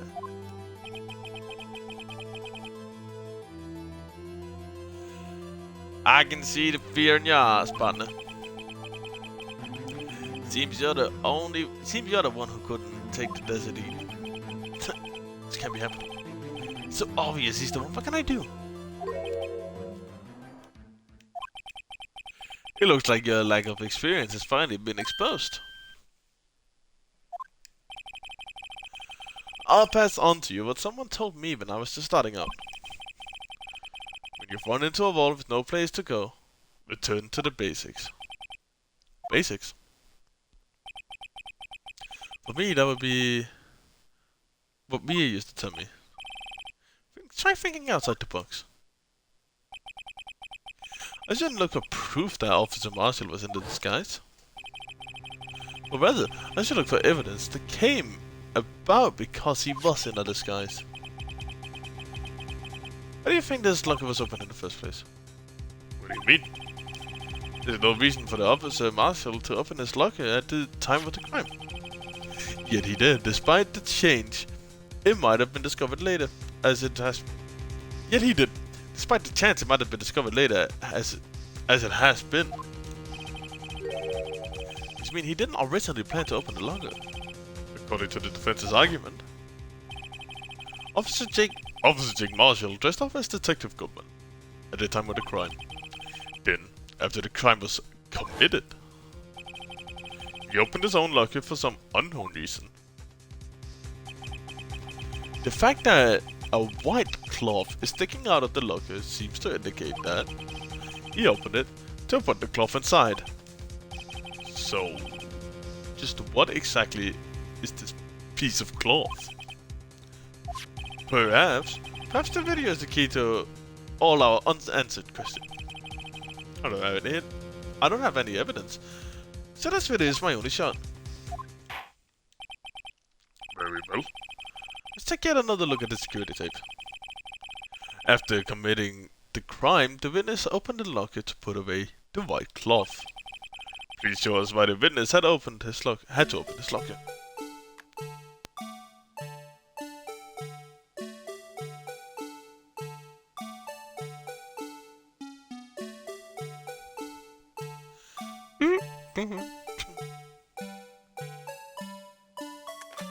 Oh.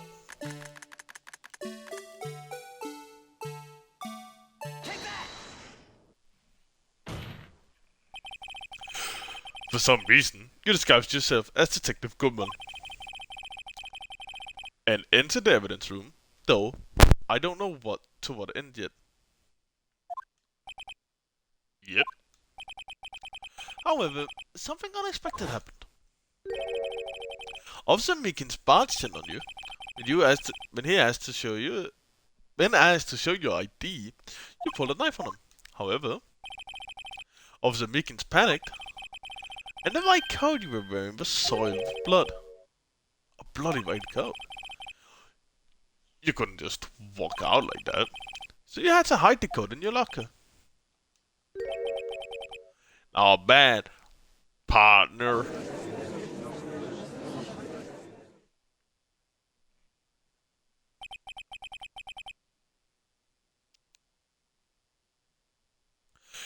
Now then, Officer Marshall, are you ready to tell us the truth? Looks like I underestimated y'all. I hope you're happy now, truth.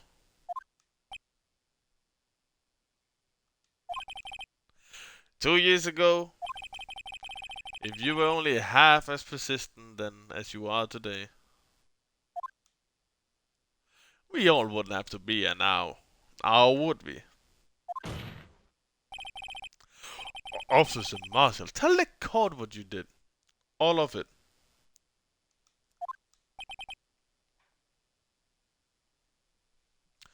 You're right. It seems the time has come.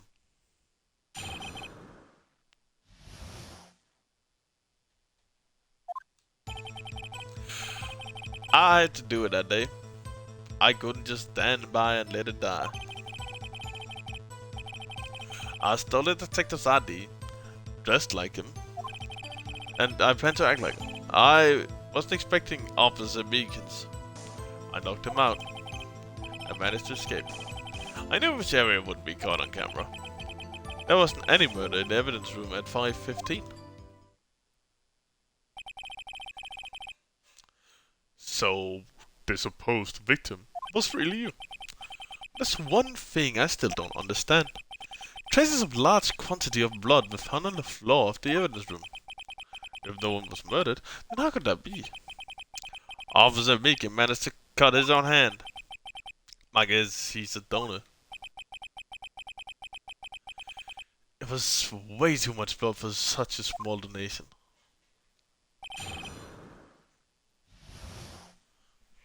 Alright, let's see it. When you said it, you mean... You even have to ask, partner. This is a night incident. 2 years have passed since that case was closed. It was going to be completely end with the transfer that day. Not if I have anything to do with it. That incident's not over. But what did you hope to accomplish by sneaking into the evidence room? When a case is closed, only that case's lead detective can look through the evidence. I wanted to have a look at it myself one more time. No matter what the cost. I don't care what anyone says, partner. That case is mine. But Officer Marshall wasn't in charge of that case investigation. So why does he care so much about it? That day was my last chance. That's why I... Oh. I stole the detective's ID just like him. I planned to take out his investigation. Why did you disguise yourself as Detective Goodman? If I didn't make it look like Goodman was carrying out the evidence transfer, I'd be arrested for stealing evidence, which wouldn't get me anywhere. So you did it to fool a security camera. And the detective's ID card? I stole that the morning of the incident. That really was why Goodman started filling out the lost item report. I returned his ID card. I left it on the floor in the prosecutor's office parking lot. The ID card I found was left by Officer Marshall. So essentially, you managed to succeed despite your lack of foresight. What do you mean, partner? I mean, the fingerprint activated lock, of course. No matter how well you disguise yourself, you can't change your fingerprints. Under normal circumstances, you would have been able to open that locker yourself. But he could because the rubber glove just got stuck in the door. That means the Detective Goodman must have opened the lock before Officer Marshall. I wasn't expecting Officer Meekins, so I knocked him out. Pulled a knife on Officer Meekins and tried to drive him off. Let's just say I was a little surprised. I only planned on being I only planned on being in the evidence room for no more than 5 minutes. I didn't actually think anyone would come during that time. Officer Meekins certainly is a 1 in a million type of person. He's taking a detective on an intruder and demanding to be shown his ID. I'll have to think a little more about his race this year. Did Edgeworth get so much influence? Anyway, he threw himself at me. I ended up cutting him slightly, and I'm sorry, it had to turn out that way. With me knocking him out and everything. By the way, what happened to your knife? Oh, you mean this one? I don't know what to say. So you knocked Officer Meekins out and managed to escape. So you did your research beforehand. Those who go into the desert unprepared don't live long, partner. I didn't think it would make a difference though. The security tape is erased every 6 hours. If all had gone planned, no footage would have been left.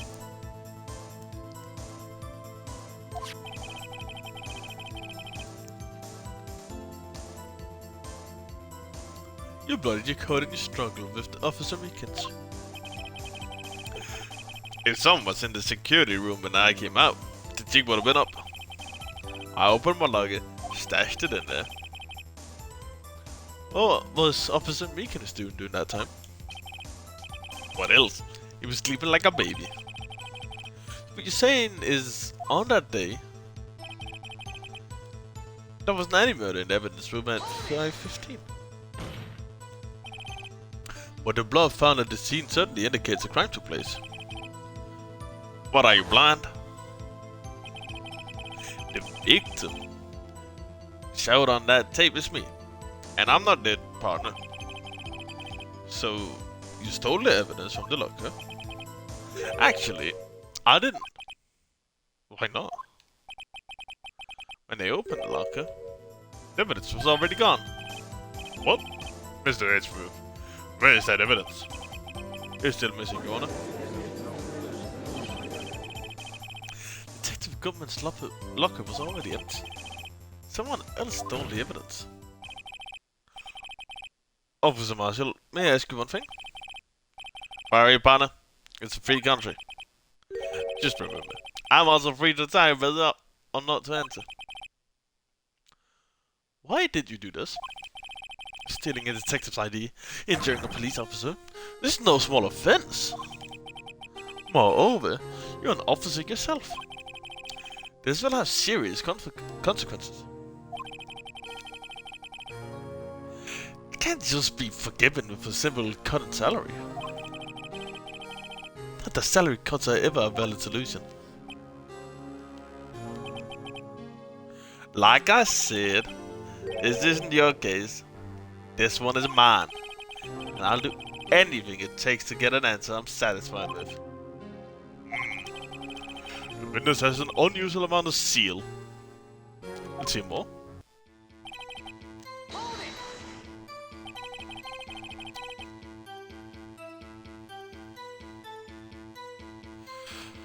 But that case was solved 2 years ago, wasn't it? That's the reason the evidence was stored in the evidence room. Joe Dog was convicted for his crimes. One thing I can say for sure is he deserved his sentence. I remember the Joe Dog case. It involved serial murders, didn't it? I don't intend to complain about how it turned out. But there is something that still bothers me. Something went down at that trial. Hey Rick, how you doing, my man? I'm doing pretty good. Close to finishing up today. And then we're ready for tomorrow. For Like a Dragon, Infinite Wealth.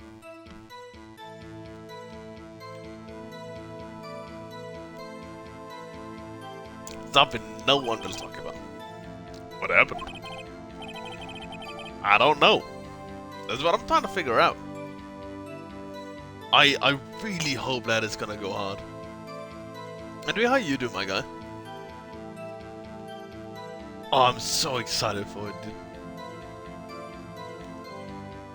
I don't know, that's what I'm trying to figure out.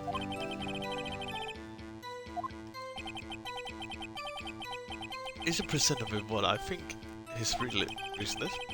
I have a feeling we'd wind up here sooner or later.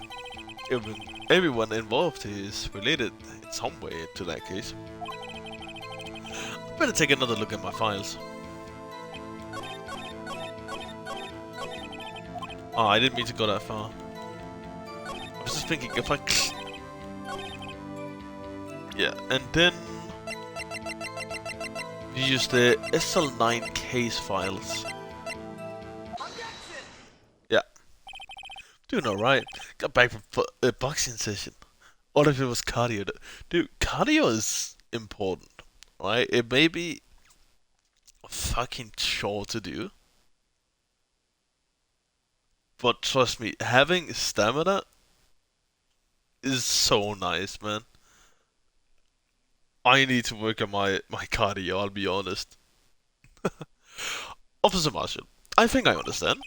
I think I know why you care so much about the SL9 incident. I was like, you've been sipping too much cactus juice, partner. Hold on. I actually haven't read my biggest... Yeah. Dude, imagine you had, like, boundless stamina? Oof. They're closed. Victims, Edward Jones. Prosecutor Miles. Witnesses, Lina and MS Guy. Investigation test. Executive investigators, Damon Gann, Lana Sky. Head investigator. Ah! The name, Marshall, is mentioned in it.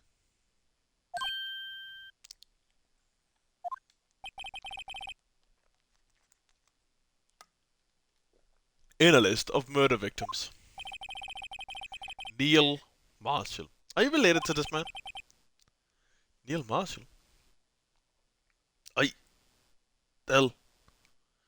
Just trying to say... I mean... Yeah, that's a cheap car, yeah.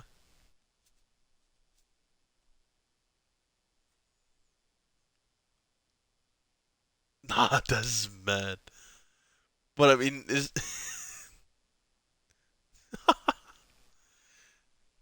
you gotta remember to also increase the price of the cars along with the currency. That's like a pretty important thing to do, right? You can't. There'll be unlimited money.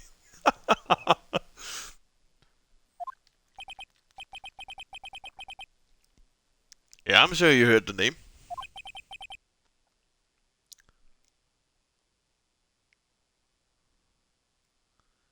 You could buy a Mini Cooper with rent on it for 47k. Oh damn, that's cool. Cheeky little Mini Cooper. Arrgh. He receives the same loss. He receives the same loss as a prosecutor. What you got? A prosecutor? You must be talking about the king of prosecutors, come on. Oh, I remember. Prosecutor Neil Marshall. He handled the SL9 case before I did.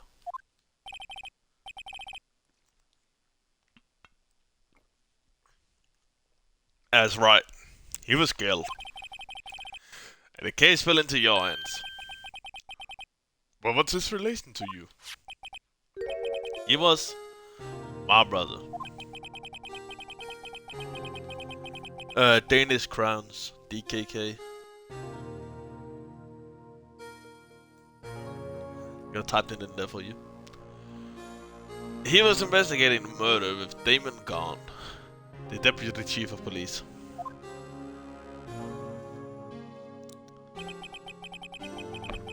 The group of detectives I was part of worked under them. You were desperate to prosecute the killer.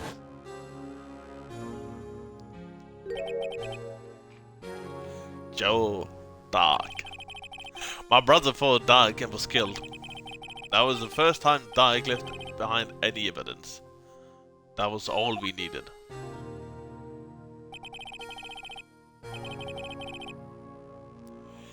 He was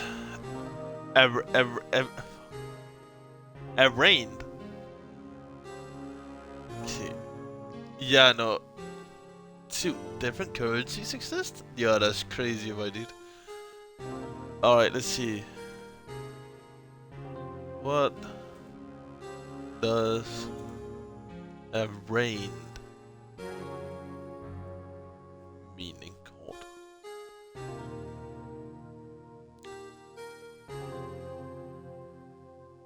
Oh, the first court date, okay. I see. And incarcerated. So what, he was incarcerated on the first court day?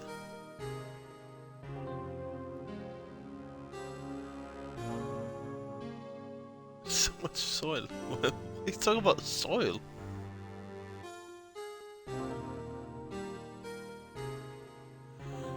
The case was finally closed. At least according to public records. What do you mean? My brother couldn't have killed Joe Dark. Why, a whole lot of farmland back in the day with 7k. Oh, absolutely. Go back enough, you can even buy a small country.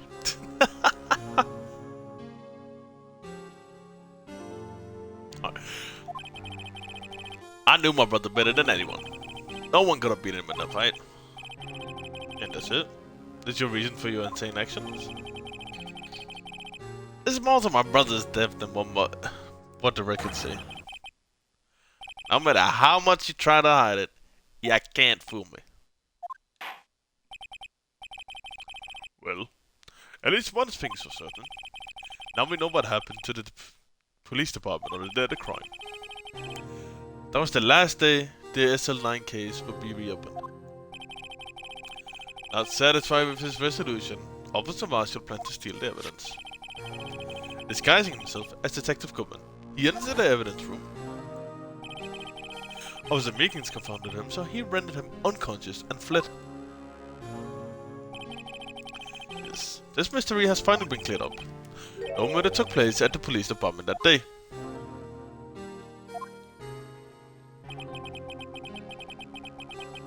Megan is still alive, my guy. He's just knocked out. The thing that happens by chance never ceases to amaze me.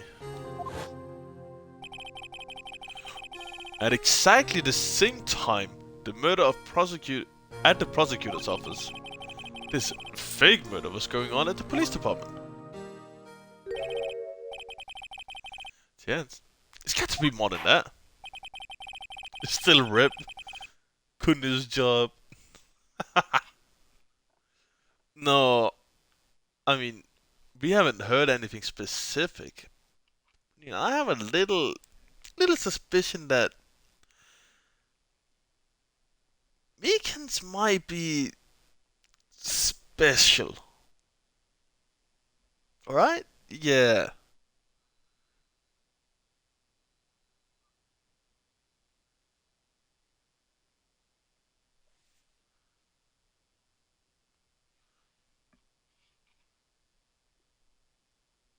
He's special man with a special job. Not like that is way too sus if you say for certain that no murder happened that day. This is saying, yeah, I killed him. I mean, but there was only, see, there was only one killings though. So, no, yeah, what do you think of the new name? What new name? Oh shit, wait, you changed it? Oh my, I didn't fucking realize. Uncle Tickle now. That's a good name. I mean, I'm probably still gonna be calling you Rickle. But I mean, I respect it. I fuck with it. I chance my ass. It's definitely not by chance. But yeah, about the case, you've probably missed. But the case is about one person that's been killed 2 areas at the same time. So now we've just disproven one of the areas where he absolutely could not have been killed, which just happened to have been the same time. Or, you know, happened to have been the same time. I say that in quotation marks if you can't see that or hear it. That means the murder in the prosecutor's office parking lot was the real one. It's also where we found the body. Which in turn means only one person could have committed the crime. Chief Prosecutor, Lana Sky. I just took the winning ticket by chance from the other guy across the street. He just fell to the ground when I drop kicked him. Did not know he had the winning ticket. I just got lucky when I drop kicked him. By chance. Totally by chance. I mean, how should I know? It's just unlucky, man. Unlucky. It's all a coincidence. You want it?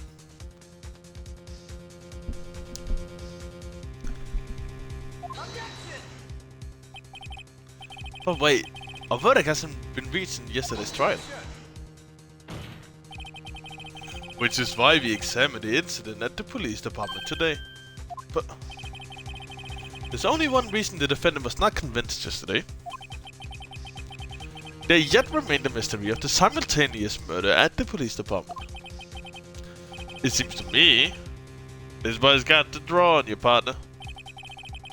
All of the mysteries at the police department have been resolved. No doubt about it. You're not... My client is innocent on God, Kerr. He did nothing wrong. No cabro.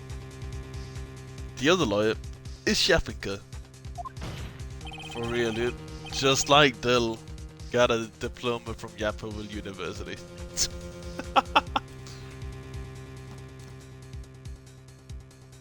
Unsolved murder took place at the prosecutor's office. Only suspect, Lana Sky. And you know, if you get 100 followers, you could play Candy Crush levels to 100. Should I do that? Just fucking speedrun.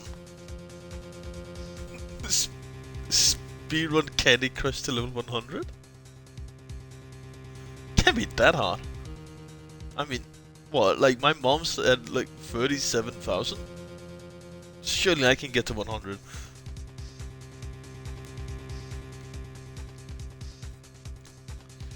Our sole murder took place at the prosecutor's office.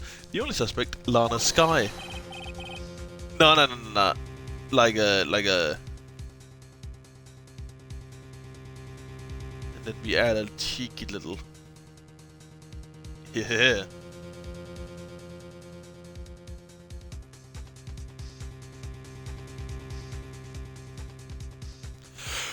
And the testimony of one Miss Angel Star is completely incontestable.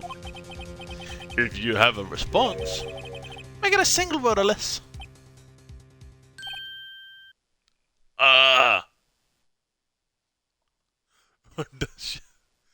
I mean, I may or may not be exaggerating, but she is definitely in the 5 digits.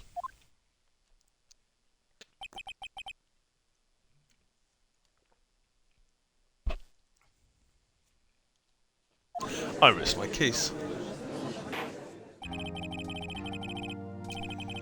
It seems this trial has reached its conclusion. There is no room for doubt. Well done, Mr. Ryan. Thanks to you, I didn't need to waste my time disproving the alleged murder at the police department.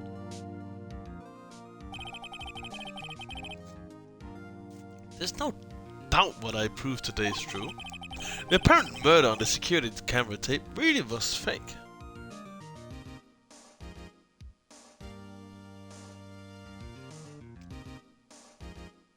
Wait, what? Okay, so I definitely was exaggerating.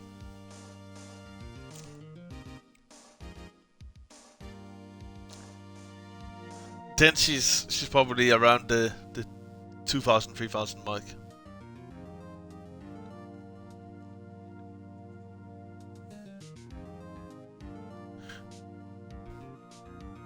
They hold cash tournaments for Candy Crush?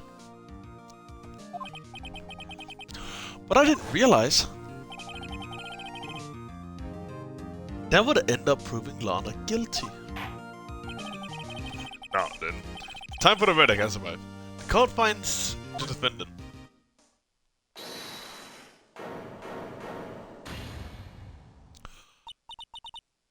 Your Honor, wait.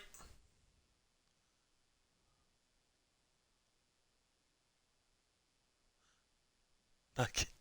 What?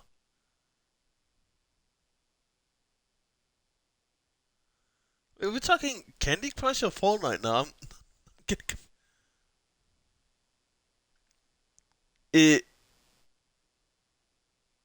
okay. Okay, the fuck. Wait, you were semi-finalist? Surely won something, right? It's just Dell's message with 0 build. Confused me. In-game rewards, I guess. What a shitty price, man. I'm gonna give got the tiger with 10 USD probably. Oh, wait. Emma? The defense has an objection. A scientific objection. Right? What do you mean, right? Mr. Wright? Are you this girl's guardian? Your Honor, innocent. Please, Your Honor. All I'm asking is for a minute of your time. Please hear me out. Mr. Edgeworth, please.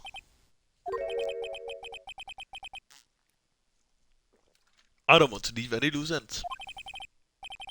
You want a minute? I'll give you 3. I was kind of in shock. I mean, finding out the SL9 incident referred to the Joe Dark killings. No, she is not Maya. Emma is Emma. Emma is not Maya. I was so confused too, right? Because literally, it's like 8 hours ago now when I started this episode. I was like, holy shit, is that Maya? Maya came back? Yeah, dude, 8-hour session so far.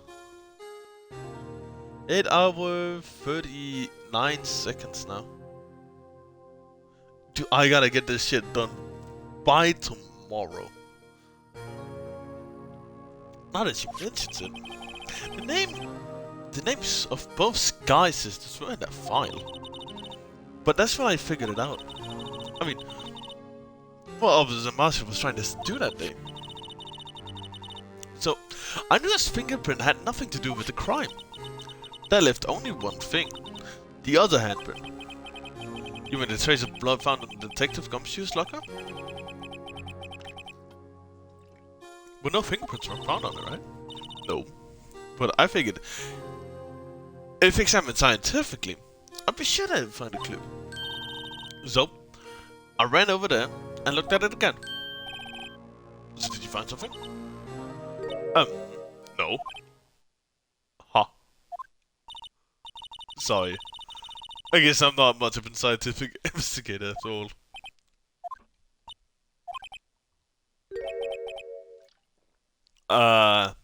Is that all? Please don't be mad, I'm just a high school student. I'm just an attorney. Well, Mr. Wright, this trace of blood are the only clue we have. If you can't find something wrong with them, please, Mr. Wright, a professional. If anyone could save Lana, it's you. Me? Oh, boy. Time's up. Now then, Mr. Wright. With regard to the incident at the police department, does any reasonable doubt remain? It appears the defense is troubled with the other blood mark.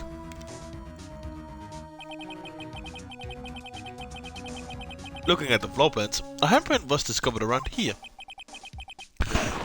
Is there a problem with this? Mr. Wright, I'm sorry I can't be of more use. But still, if you can't find anything wrong with the blood mark, Lana will be... Please answer my question, Mr. Wright. We don't have all day. Yes, Your Honor. If ever I've needed to concentrate, it's now. What could be wrong with that handprint on the detective Gumshoe's locker? Could it be something I'm missing? Now, remember the motto of the game. Object before we think about it. Always object before we think about it. This handprint left at the crime scene. Clearly, just a contradiction. The only thing it seems clear is your grasping, Mr. Wright. You've been staring pretty intently at those floor plans. Tell me, is there a problem with them? Yes, it's strange. Take a good look at these floor plans. Something is missing. Missing? You mean something hasn't been drawn on there yet? Yes. Something that, when drawn, completely changed the meaning of the blood mark.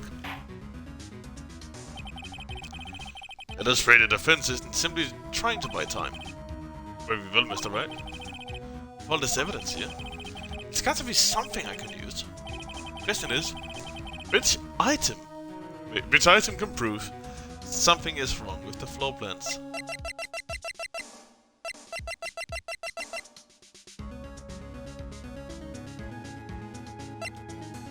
Is it, you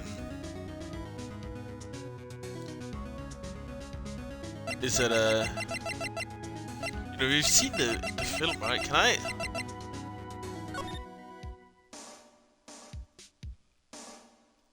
This motherfucker has not... Let me see the things, but I mean... I think we're looking at the thing that's not been drawn on there. But sure, I mean, I can go through them if you want. Goodman's ID, that's the victim's ID. This is the victim. This is name, Sergeant Bruce Goodman. and his ID. King of Prosecutors trophy. Sure, if he got it. It has so far no relevance to the case. Edge's knife. It was the murder weapon of the victim in the prosecutor's parking lot. This is the parking stop for Edgeworth when he arrived at the parking stop after having come from the evidence room and the police department. This is the police mascot. This is the autopsy report. Name of deceased, Bruce Goodman, 36 male. Date of time of death, February 21st, between 4 PM and 5:30 PM. Cause of death, loss of blood from chest wound. Assessment, wound was caused by a 4.5-inch knife. A single stab was found to the chest.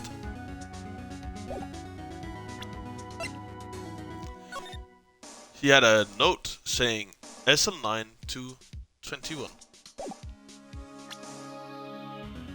Referring to the SL9 case, and it's like most likely the ending of this transferal, where the case will be fully closed. On a cell phone, regarding muffler, we found evidence due to this phone, specifically a knife coming on further ahead, which we still haven't really found anything for. You know?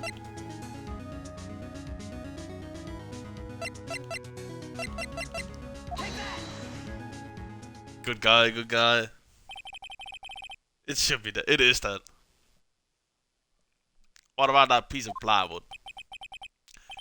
The blue badge here. Mascot of the police force. Defender of truth. Guardian of proof. Explain yourself, Mr. Wright. Please look at the floor plans of the crime scene. The blue badger is not here. So? So watch what happens when we put him in. This is where he was dancing at the time of the crime. Well, what? That's right. So long as the blue badger is dancing here, it would be impossible to place the handprint on the spot of the locker.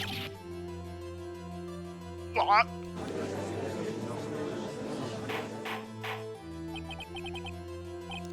So that means...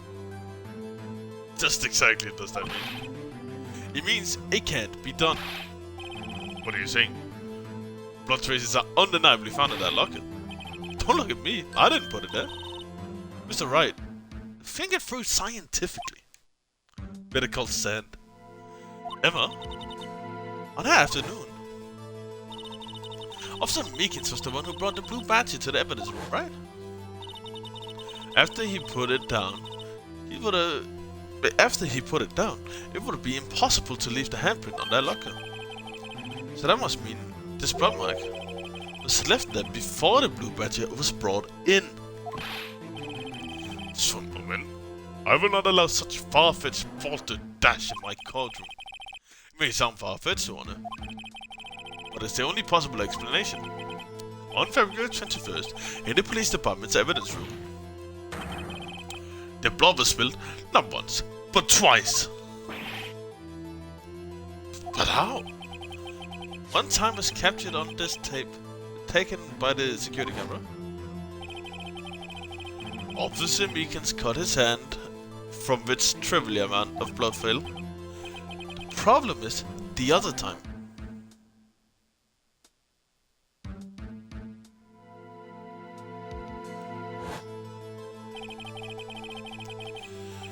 Someone bled prior to the struggle shown on this tape. It had to have been Detective Goodman when he was really murdered. That's ridiculous. I refuse to accept your absurd claim.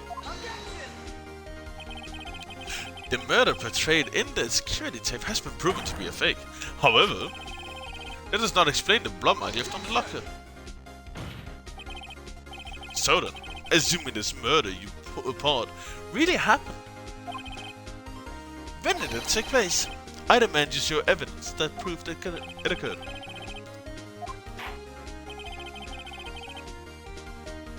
Of text, line is cringe. My client would never do it. To summarize, the defense claims that prior to Officer Meekins being caught by Jake Marshall, who was posing as Detective Gold, another incident took place in the evidence room. That's right. The blood mark on the locker proves this. Very well. Then tell us, when did this first incident occur?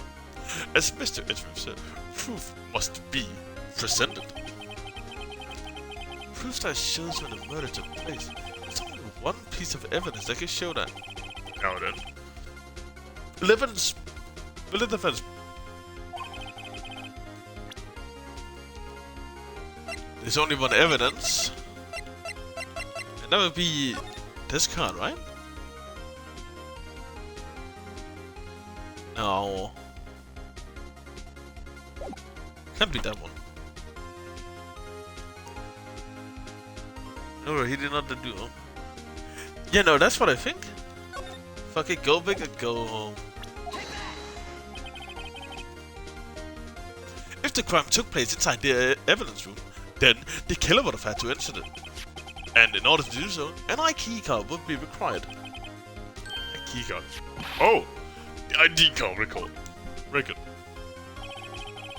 Officer Meekins brought the blue badge panel into the evidence room at, let's see here, 4:50. If the crime took place before that time, then it would be 4:40 p. Ah! Miles Edgeworth, just what have you done? I never would have figured out you had to know, boy. Drop the act with this. It doesn't take a lot of thought to figure out it couldn't have been me. Nope, I ain't getting it. I'm afraid I don't understand either. It's clear from the luminal test that the blood was there. However, when the second crime took place, both Officer Meekins and Officer Marshall failed to notice the blood. That means the blood from the first crime was wiped away by the real murderer. I would have just had 10 minutes to murder the victim, carry his body away, and clean up the blood. Unfortunately, that's physically impossible.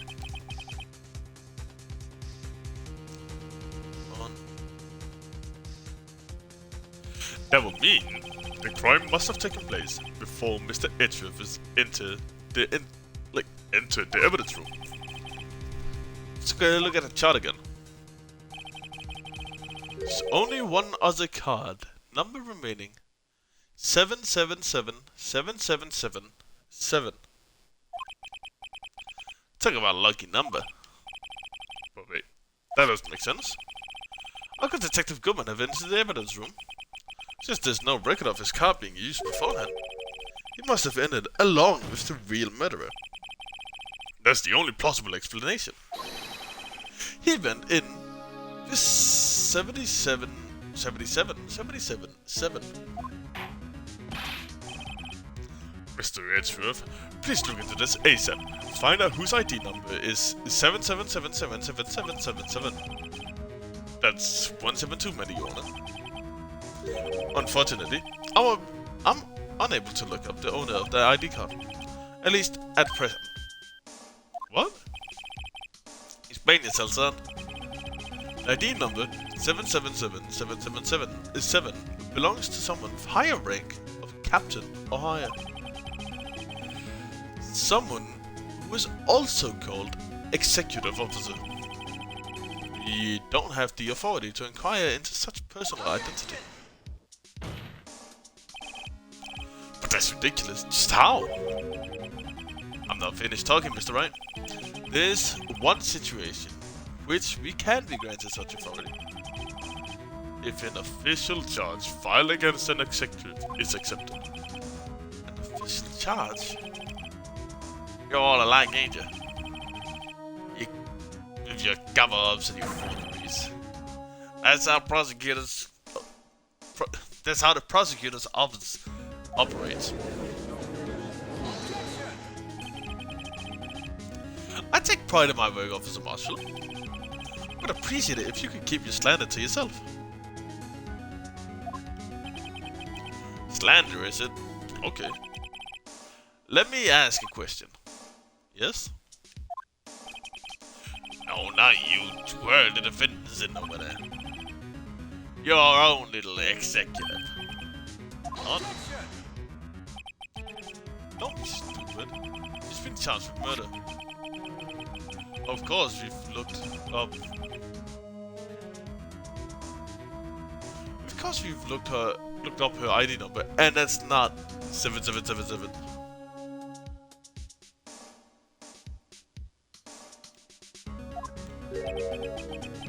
Don't blame me for a fool, Banner. That's not what I want to ask. All I want to know is one thing about that incident. SL9. SL9 incident. Answer me this, Chief Prosecutor. In that trial 2 years ago, did you really only use legitimate evidence?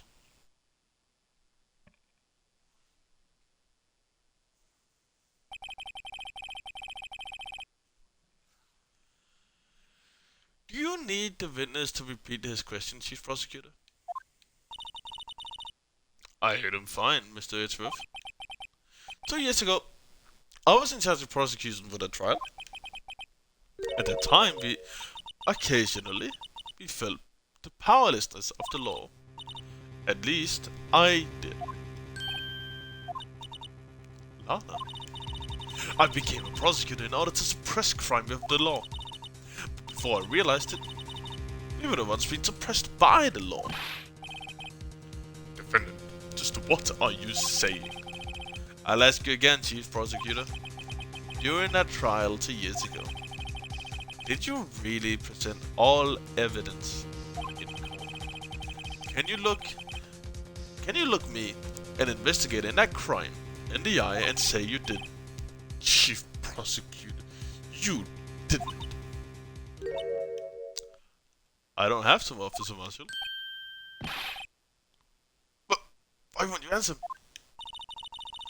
Drastic crimes require drastic measures. That's just the way it is. We did what we had to, in order for him to get the verdict he deserved.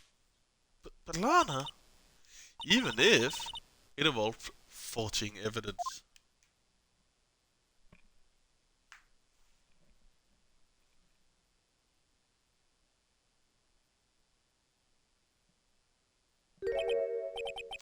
See? That's what I'm talking about. 10 plus years for lying in court and forgery. Lana's getting in prison either way. Like, she is done for. Rest in peace. Like, either I get her out of a murder charge, or she gets in prison for forgery. See? That's what I'm talking about. No. No.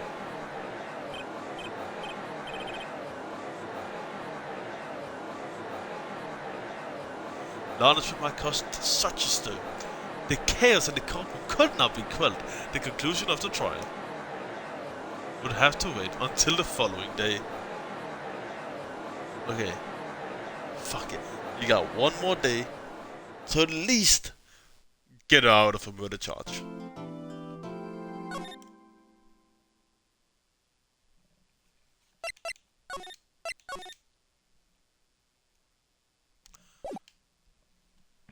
But before I continue even more, I gotta pee real quick. You feel me?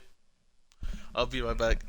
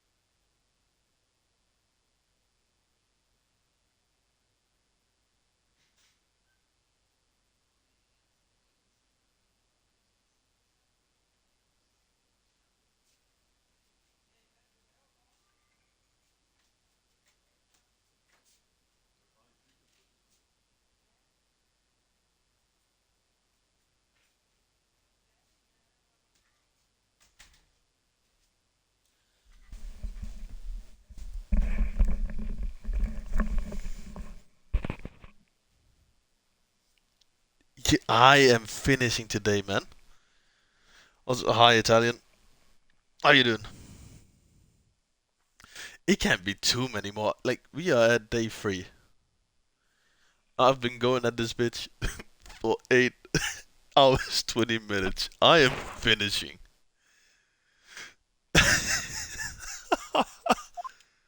I'm determined to see it through. Last day, right? It is final day. Yeah. Final day after this. We got it, we got it. I believe in myself. Also, welcome in, man. I appreciate you stopping by. I'm sorry, Mr. Wright. I can't finish Spirit of Justice Case 5 in one sitting. Is that one even longer? Cause I might just start when I do the other Ace Attorney games. It was 10 hours IRL? I'm basically there. I'm sorry, Mr. Wright. I'm sorry for what my sister said. Drastic crimes require drastic measure. It's just the way it is. We did what we had to, in order for him to get the verdict he deserved. It's 2 separate trials. Okay, I see. That's crazy though, 10 hours IRL? I didn't know. I never knew that the SL9 incident was just another name for Joe Dark killings. I think everyone said about these killings for me. Lana wanted Dark convicted so badly. That's why she used me. That's why she used what happened to me. What do you mean, what happened to you? It's all here in the files.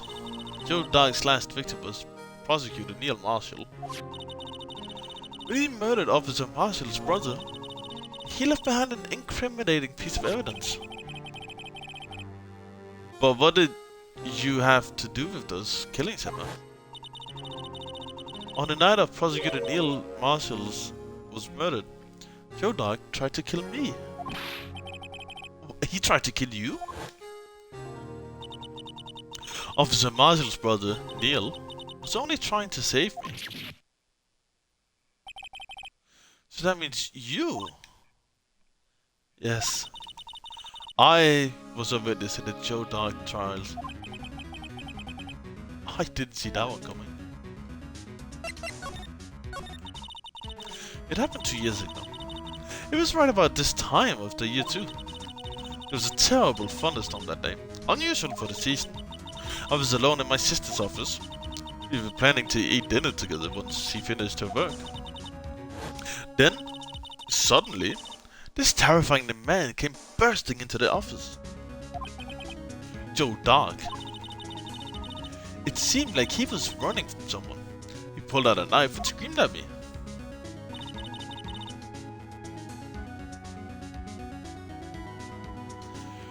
I didn't know what was going on. Just then, Prosecutor Marshall showed up. Dick Marshall's brother. Joe Dark tried to take me hostage. But before he could act, Mr. Marshall tackled him. Then, what happened? I'll never forget it. Lightning struck, the lights went out. Suddenly, a ball of lightning flashed outside the window, lighting up the entire office for an instant. What I saw then burned a permanent picture in my mind. I can still see it now. A permanent picture.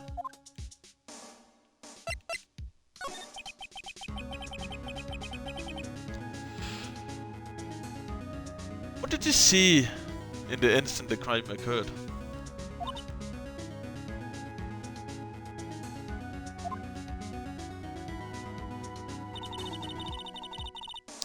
Dark knocked down Mr. Marshall and raised his knife. Neil Marshall was standing right in front of this poor girl. I don't remember what happened after that. Apparently I passed out. When I came to, Lana was cradling me in her arms. Oh, Emma, you've been through so much.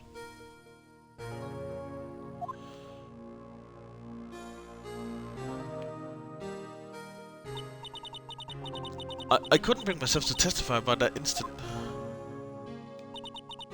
I tried, but the words just wouldn't come out. I drew a picture, but it wasn't any good. 2 years ago, you must have been 14. It's understandable.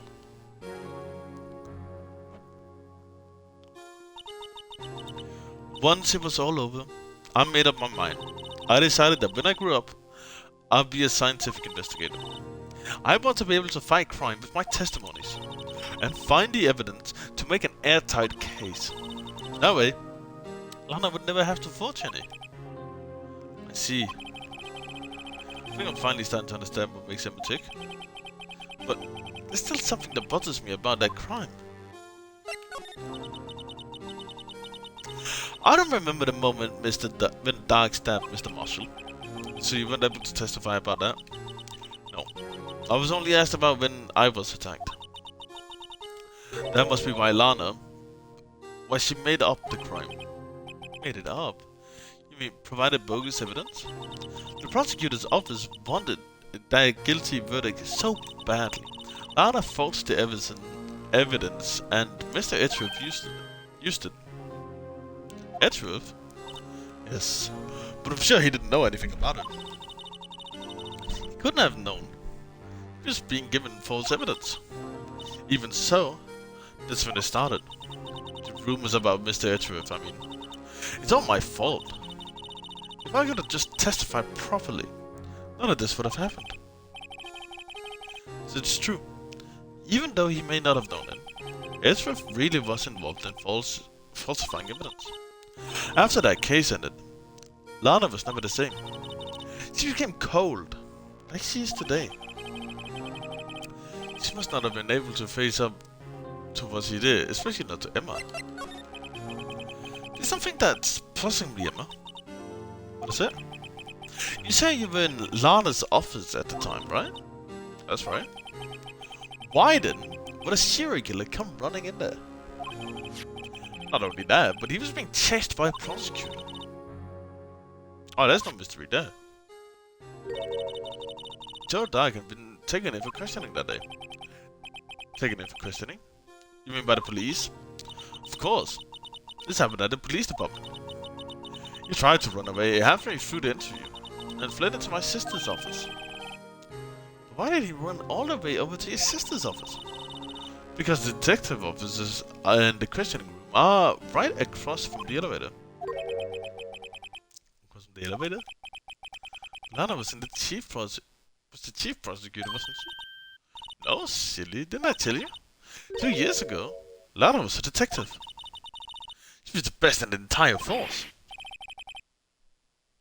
What? That's news to me. After the Joe Dark case, she was transferred to the prosecutor's office and made chief prosecutor.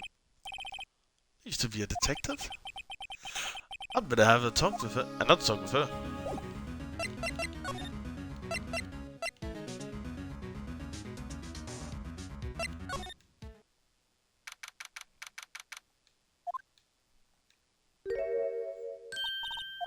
Lana, Mr. Wright, it seems I keep causing you trouble, falsifying evidence. I don't think you were the type. Criminals don't mind playing foul, why should we? But Lana, if you're wrong, an innocent person might be found guilty. Believe me, I understand the risks. Lana, Emma told me about you. Oh? But how you were a detective 2 years ago. And how the SL9 incident was the reason for your transfer to the prosecutor's office. That's right. Could you fill me in on the details? Especially about the unusual change of jobs. Suppose you have a right to know, Mr. Wright. It's true. I was a member of the police force 2 years ago. She was amazing. They still talk about the case she and Chief Gant cracked together. Chief Gant? He was a deputy chief for police back then, but he still worked at crime scenes. Damon Gant. He was everything I aspired to be. They were the best team ever. They solved crimes before their reports could even be filled. Emma really idolized her big sister. But now you're chief prosecutor. What happened? I was planning on becoming a prosecutor. The reason I became a detective was to gain experience investigating crime scenes, so you could use that experience in court, right? Gant's help in the SL9 case was crucial to its resolution. After that, he became chief of the police and arranged my transfer to the prosecutor's office. Maybe I should ask more about this investigation of theirs 2 years ago.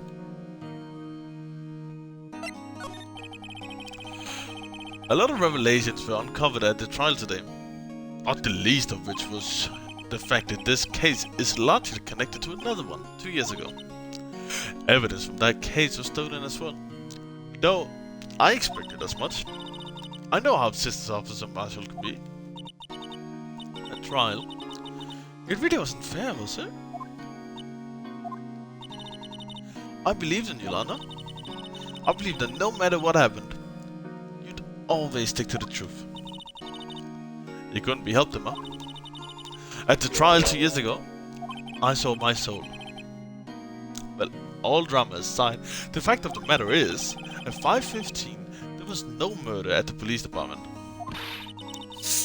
Tell me it's not true, Lana. What the witness, Mrs. Starr, said. By you stabbing Mr. Goodman with a knife. Lana, I don't understand. Why won't you tell us? Emma, this doesn't involve just me. I don't think I've ever seen Lana look so phased before.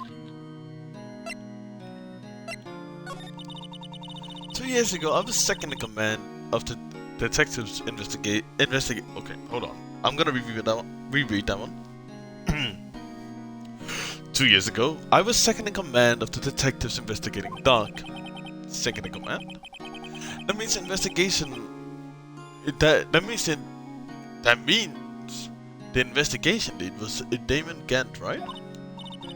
Yes. Deputy Chief Gant and I shared the same office and the same investigations. Even had the same office. We led the team of the best detectives on the force. Detective Goodman, whose case it was, Jake Marshall and Angel Starr. It was the first time Marshall worked with his brother.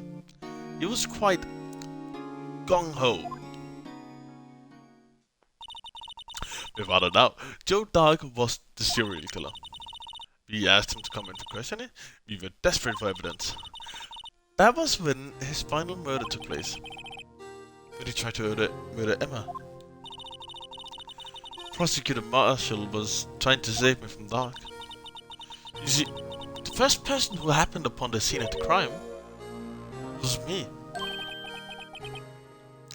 Now you tell us. Damon Gant and Neil Marshall were the ones questioning Dark that day. The investigation was in its final stages, and Dark must have suddenly panicked. So he waited until Gant and Marshall let their guards down, then fled the room.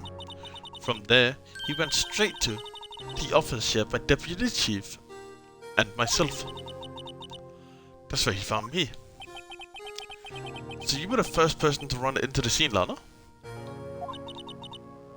It appears so. I was filing some papers while Gant and Marshall were questioning Dark.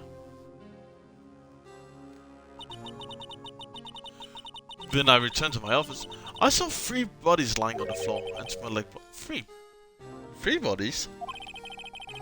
Prosecutor Marshall, the victim, Emma, who had passed out, and the suspect Joe Dark. During the struggle, it seemed Mr. Marshall struck the final blow before he died. Joe Dark had incurred a minor concussion and laid unconscious.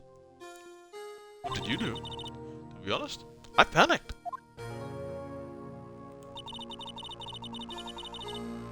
I picked up Emma, carried her out of the room, and just held her. Can't blame her after all the system must have gone through. After that, I placed Dark under immediate arrest. Let me get this straight. You were all involved in the SL9 incident. That's right. Quite a coincidence, right? I don't buy it. What are you saying? There's no way everyone involved in this trial was also involved in that incident. Just by chance. But that case was solved 2 years ago. At least the one person went to the extremes because they didn't believe it was truly solved. Officer Marshall, yes. His action came as a surprise to me as well.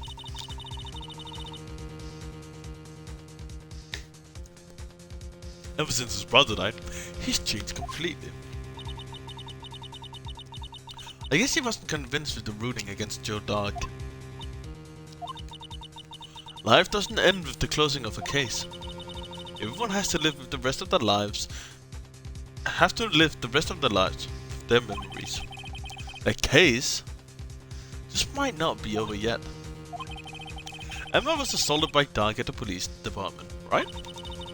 Isn't that what Damon and I shared? The office that Mr. Gant now occupies by himself, the chief's office. We just had a look in the chief's office. Decided they find the SL9 murder.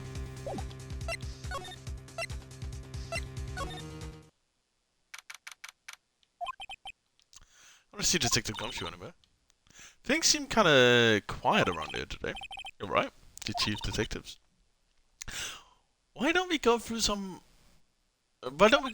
other people to talk to? Yeah, that's the plan. I wanted to go here. Howdy, Bambina. Ah, Mr. Marshall. I never thought things turned out this way when I woke up this morning. Que sera. You never know where lives lead you, eh, Bambina? I should have known my luck had run out when old Billy dried up this morning. Billy? Must be his pet creature.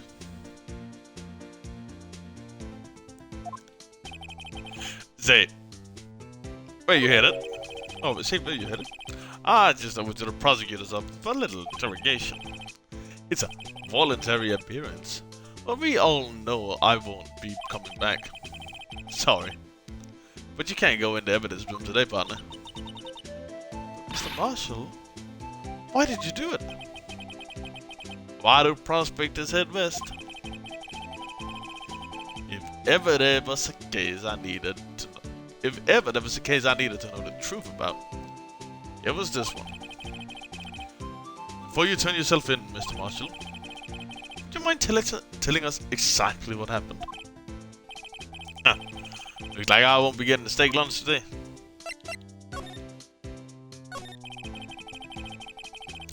Something was fishy about the trial from the beginning. It wasn't just me either. All the detectives thought so. What do you mean fishy? Some of the facts reported were inconsistent with the evidence we found. For example, the murder weapon. Murder weapon? You mean that's Fishback? That was Joe Dark's, alright. But in the initial autopsy report, a question was raised. A question? The blade of the knife was not a perfect match with the wound that the victim sustained.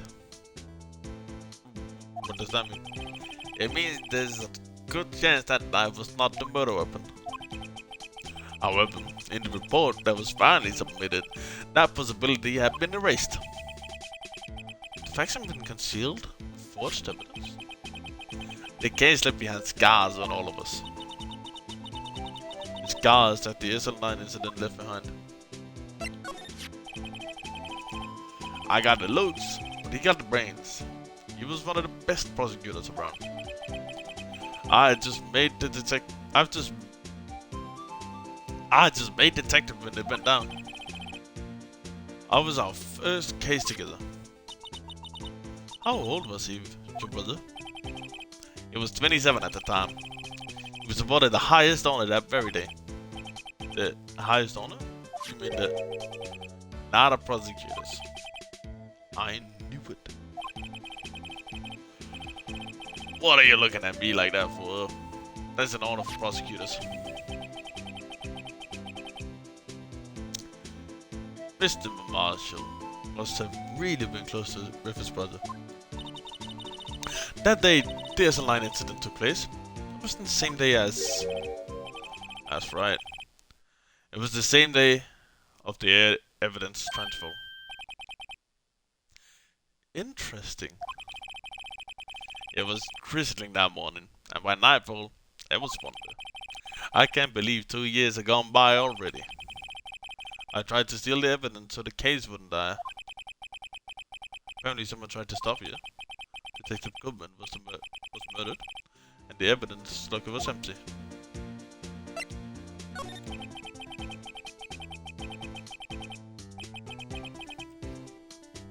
There was something going on behind the scenes in that case. Y'all knew that later. Every detective involved in that investigation, save one, was taken care of.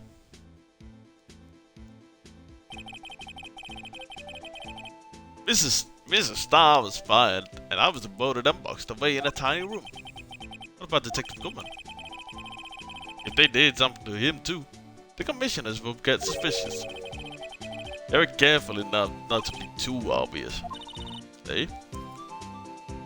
Who are you talking about? Don't get upset, Bambina. I mean, Damon Gant and Lena Sky. The investigation led Damon Gant and his second-in-command, Lena Sky. There wasn't a person on the force who hadn't heard of the duo. That case was the biggest step in both of their careers. After that case ended, Lana transferred to the prosecutor's office, right? Yeah. Damon Gant, new chief of police, arranged that to happen. She had never been the same since she left. Everyone knew her said so. Everyone who knew her said so. Chief Prosecutor Sky was totally different when she was a detective. Now that he mentioned it, Emma said something like that too. Tell me, what happened to my sister? Sorry, Bambina, but her secret is too well guarded.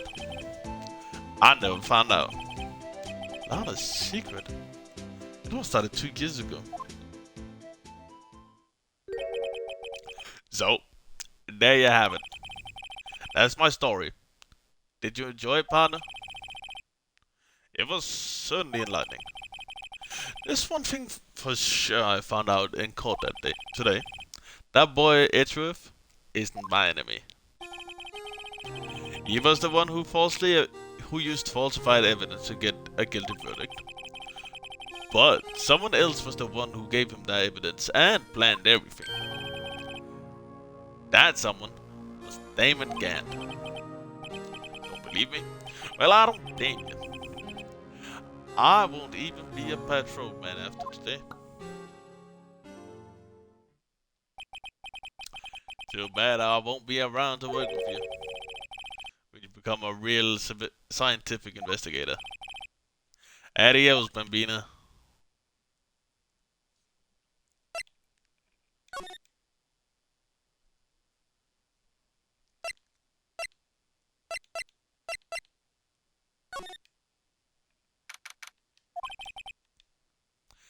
This was be the same, but today it's different.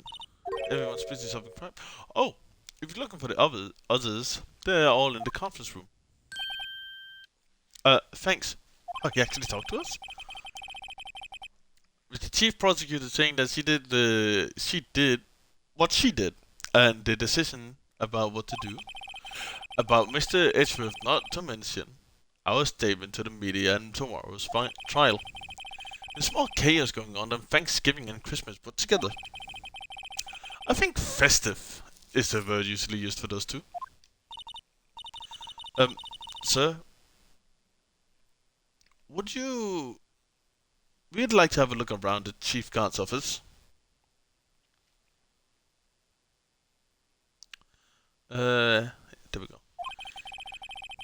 Just use the connecting hallway to the other building and take the elevator to the top floor. Really? You mean it's okay for us to go?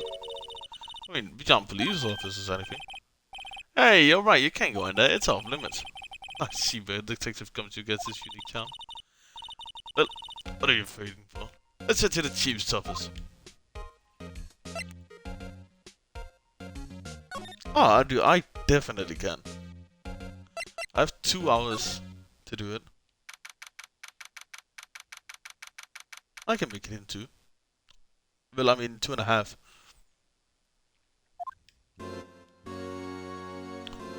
He has a fucking organ in his office?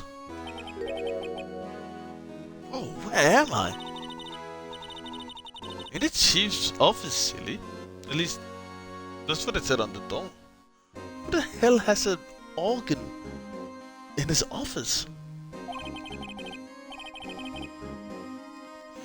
Check out that pipe organ. That's real, isn't it?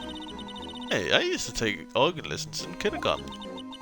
They used to call me Little Miss Bach. I thought I was a genius until they tried teaching me.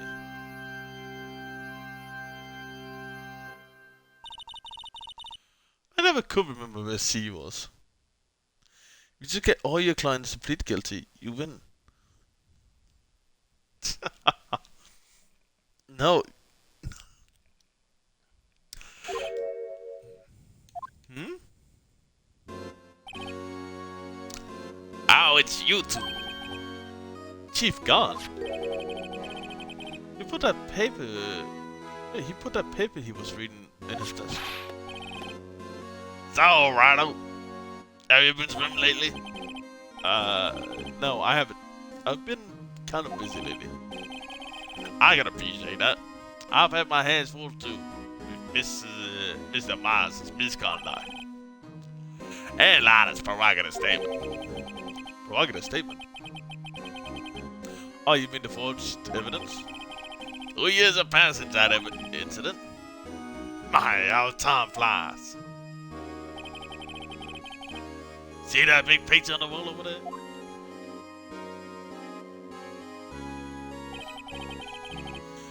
That's a picture of Lana, Neil, and me. So this is Mr. Marshall for the prosecutor, Neil Marshall. We took it to commemorate our work together. It's not right with this picture. Can't quite seem to put my finger on it though.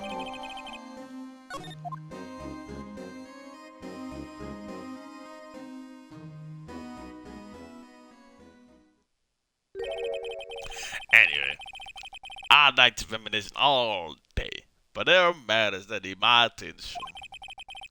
I'm gonna log up here, so let's go out together. Oh? But this office? It was a crime scene 2 years ago, wasn't it? That case has long been over. There's no need to investigate it anymore. All the same, we'd like to look around it. Perhaps you didn't hear me. I said there's no need to investigate it anymore.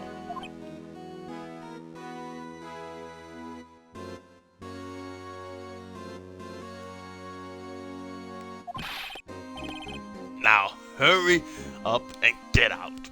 I have a meeting to attend.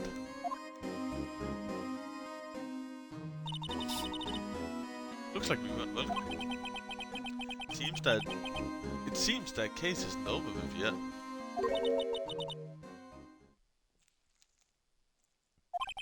What do you mean? Chief Gump denied our request to search the crime scene. That must mean there's a reason he doesn't want us looking around in there. You mean like a clue? There's got to be a way to get inside the chief's office.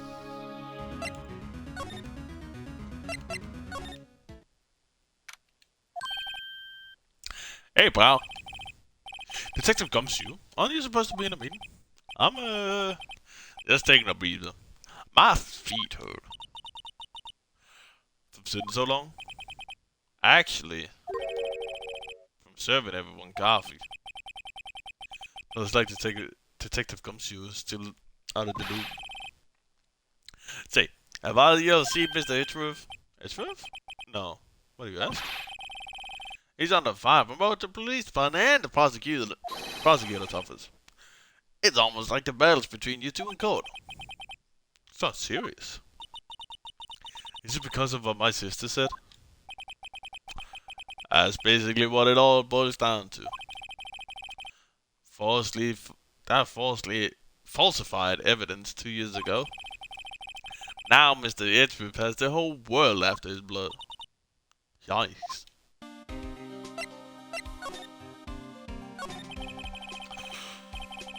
But why would Edgeworth be blamed? It's not like he knew the evidence was forged. Lana Sky is the guilty party, isn't she? Regardless, a prosecutor is responsible for the evidence they present in court. Not only that, but as you know, there have been a lot of rumors going around Mr. Edgeworth. His amazing talent as prosecutor has kept him safe from those who don't like him. But now with this, are there really so many who hate him? In our world, only those with talent rise to the top. Mr. Edgeworth not only has that, but he's young. There's no better recipe I know for making enemies. Hey Dick, keep up the good work. Yes sir. Let's go out for lunch again sometime. My treat. Yes sir. You gotta take me back to that joint sometime, okay Dick? Yes sir. It seems like you don't have many problems with enemies. Yeah, well, I'm careful not to stick out. Anyway, I'm a bit worried about him. Under all this pressure, I'm afraid Mr. Edgeworth just might crack. Actually, I took a look at the files earlier while the coffee was brewing. He seems genuinely concerned for Edgeworth. Well, did you find anything? The only evidence Dark left behind was during his final attack. His final attack? You mean, did he kill Prosecutor Marshall, who was trying to protect some girl? Me?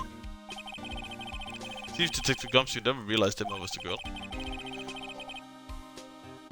That's when he left the most incriminating evidence of all. Well, what is it? Oh, let's see. I think it had something to do with the murder weapon. Ah, I forget. Look, it's all written somewhere, okay? His powers of recollection never failed to impress. Maybe we should show him the murder weapon. It might jog his memory. Joe Dyke was a 42 at the time of the crime. He was just your run-of-the-mill businessman. Businessman? What made him take to serial killing? One day, on his way home from work, he had someone with his car. With his car? So it was an accident? An accident, yes, but it transformed him into an animal. An animal. He killed a man that witnessed the accident. Then he, oh my god, I can't by just. A jogger came up to the scene and was killed as well. Finally, turned himself in. Seems he was pretty careless. He was a pretty careless animal. Of course, this is all conjecture. There wasn't a single shred of evidence. So he turned himself in. Yes, but in the middle of his questioning, he fled and murdered his final victim, Prosecutor Marshall. The crime was witnessed by someone too, but luckily, Dyke was arrested on the spot. It's a good thing that last witness wasn't killed. That last witness, aka Emma. I'm gonna try presenting him the knife, as Emma suggested. What is? Hey, is that? There's a tag attached to it with the label SL9 incident. Hey Del, how long am I up today? I was thinking until I finish here. with this case, and then perhaps I could hop on with you if that's what you're asking, but no mic for at least the first bit.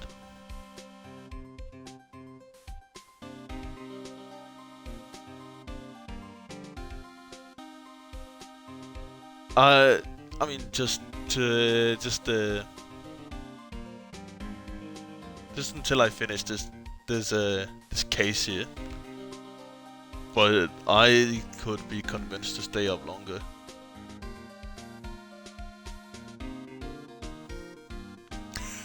It is a tag attached to it with the label SL9 incident on it. I believe this will make it the broken murder weapon you're speaking of. What are you doing with that? Ever since that case was closed, that knife's been locked away in it. It's up to you to see Alex is streaming. I'm wondering how long you're gonna... like that. It's the final day of investigation. Then we also have the court trial. So at least a few more hours. Like two and a half. Maybe. I hope to finish this before midnight my time, which is in 2.5 hours. But Lord knows how long I'm gonna take. Ever since that case was closed, that knife's been locked away in a locker. On the day Detective Goodman was murdered, this suddenly disappeared from the locker, and was found in Mr. Edgeworth's car muffler. That's it. Now I remember what that incriminating piece of evidence was.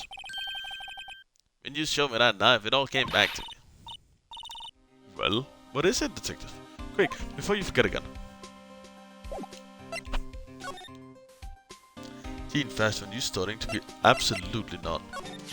I'm never gonna be a lawyer. This is too big brain for me. I just wanted to play a visual novel, and I knew these games were like highly praised. So you know, I had to, because your boy likes visual novels. I am in high school right now, but after that, plan on some sailing stuff. This knife, it was just dark, wasn't it? Too dark, wasn't it? That's right. We traced it back to the store you bought it at. Plus, it has his fingerprints too. But no one actually witnessed him using it to murder anyone, right? That's where his luck ran out. You take a good look at this knife. You see that it's broken. You don't have to take a good look to notice that. Yeah, well anyway. Take a guess where the broken off tip was found. That's what did him in. Where was it? The victim, Neil Marshall, was carrying it inside his own body. You saw him deep inside the stab room. Did it match Stark's knife? You bet. Down to the last fab. That's pretty conclusive. Neil's autopsy report. Yeah. Switch straight up. Yeah. Well, there you have it in a nutshell. That's all I know. Can I ask you one more thing? What is it? If it's money you need, you should go ask Chief Can. It's not money, but it does concern the Chief. His office is a crime scene, right? Is where Prosecutor Neil Marshall was murdered? The Chief's out now and his office is locked. But we'd like to have a look inside, look around if that's okay. Well, any detective's ID can unlock the door. Wait, really? But if I let a civilian in there, I'll be charged with breach of trust. Breach of trust? Simply put, I'll be canned. Oh, sorry pal. I don't plan on getting fired because of you. How about this idea? It was Detective Goodman. I won't work either. The data was deleted the day he died. Oh. So in other words, Gumshoe is our only chance of getting in that office. I wonder if there's something we could show him to make him change his mind.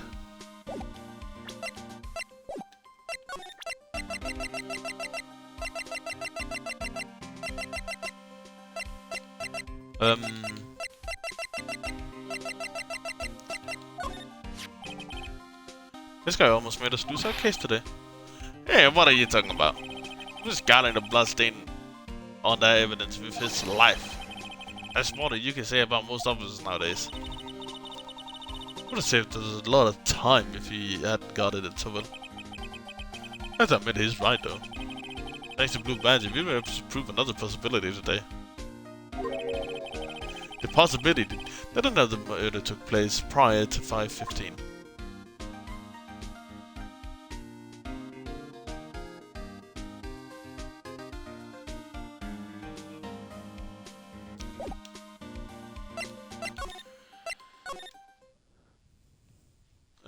Let's...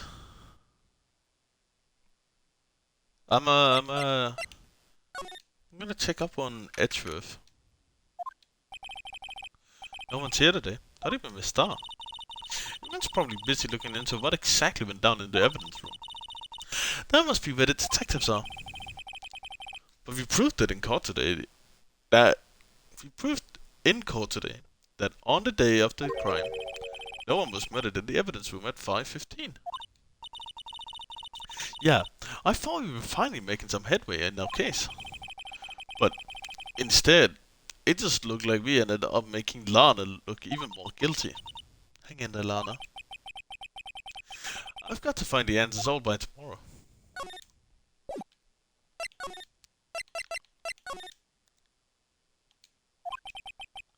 I wonder if Edgeworth is back yet. There he is. It looks like he's writing something. What are you doing here? You was quick to throw that paper on the floor. Tough day in court, huh? I've had to live up the past 2 years with rumors flying about. What's another allegation to me? Cheer up, Mr. Edgeworth. I'm rooting for you. That's Edgeworth for you. Always trying to hide his real feelings. So, what do you want? Unlike some people, I don't have all day. Whatever he was writing about me. Come on, Mr. Wright. Let's take a look. Are you crazy? Edgeworth is sitting right there. Just distract him. I'll take it out. Edgeworth? Is that Detective Gumshoe out the window there? Oh no, he's fallen to the ground. Hold on. First, let me see what this girl is doing crawling around my feet. He didn't even look. Let her... If you're having trouble reading, I'll read it out for you. Is this letter of resignation? Resignation? Edgeworth, you don't mean... I'm tired, right? I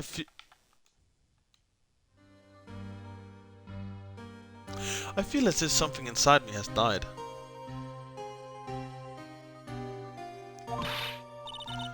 Mr. Edgeworth? None of it was your fault. I know the path I've walked. You don't need to tell me. And the path I've walked hasn't been a just one.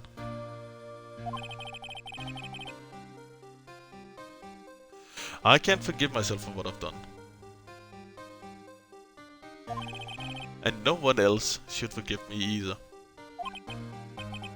Uh-oh. I think he's serious. Mr. Wright, you have to do something. This letter of resignation. I wonder if I can use it for anything. Letter of resignation. Alright, let's talk to him now.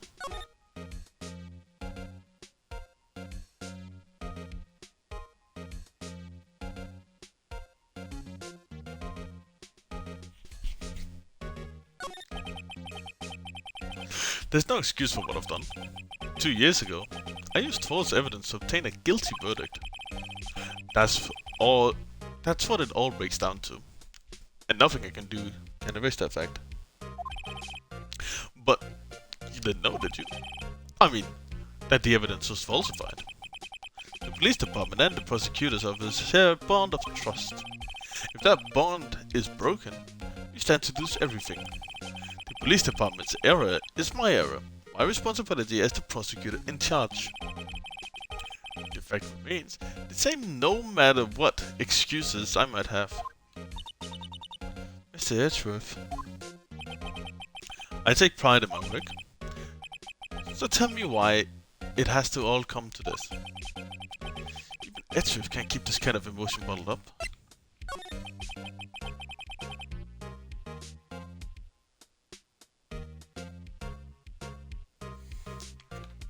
Are you up for the trial tomorrow? First last year's trial, now this one. It seems all you do is worry about me.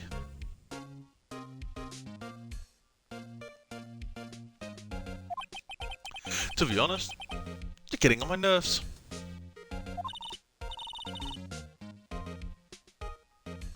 But Mr. Edgeworth, you can't just walk out on the trial. Tomorrow's the last day. It's too late to change prosecutors. I'll bet that's what my superiors are banking on. I never thought that case would come back to haunt me like this. What do you mean? The list of evidence. It seems too short. Most lists run twice as long. It's only half as long as most lists? That is odd. After Neil Marshall was murdered, I became prosecutor for that case. I made out of being part of the investigation, but I knew what I had to do. Use the evidence I was given to prove the suspect guilty. That was really the only thing on my mind at the time. See, we just saw a picture taken around that time. A picture? Something strange about it. Could you tell us again about what happened that day? The day Detective Goodman was murdered? You were participating in a ceremony over at the station, right? I'm not care for ceremonies, but I had to attend that one. Because you were awarded this. Those receiving awards can't exactly skip out on the ceremony. I finished up at the office in the morning, then drove over to the police department. You finished up at the office? Yes, just odds and ends, clerical stuff. I didn't plan on returning to the office that day. That is, until I was asked to take something back. Take something back? This.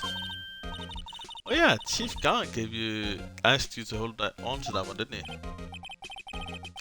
Yes, it was a piece of evidence in the case that closed half a year ago. He asked me to bring it to the prosecutor's office. It's the story we heard yesterday. So, you came back here to the prosecutor's office because the chief asked you to? That's right.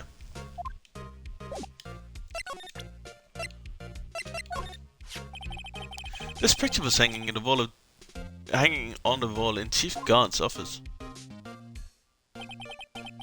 Prosecutor Neil Marshall, he had just started making a name for himself.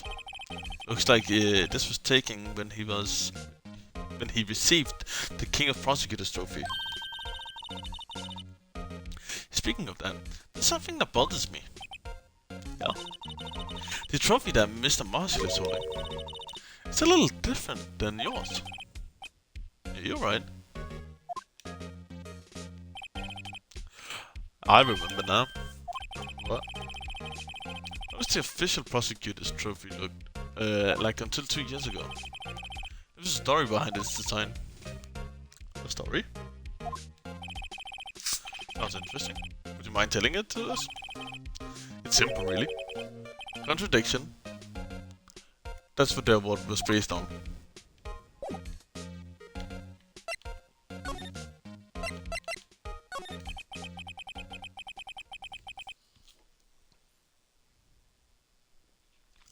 This award originates from ancient Chinese tale. In Chinese, the word contradiction is written with 2 characters. First meaning halberd, the second means shield. Have you heard the story? Me? Oh, sure. Everyone knows that. Why don't you tell it though for Emma's sake? Very well.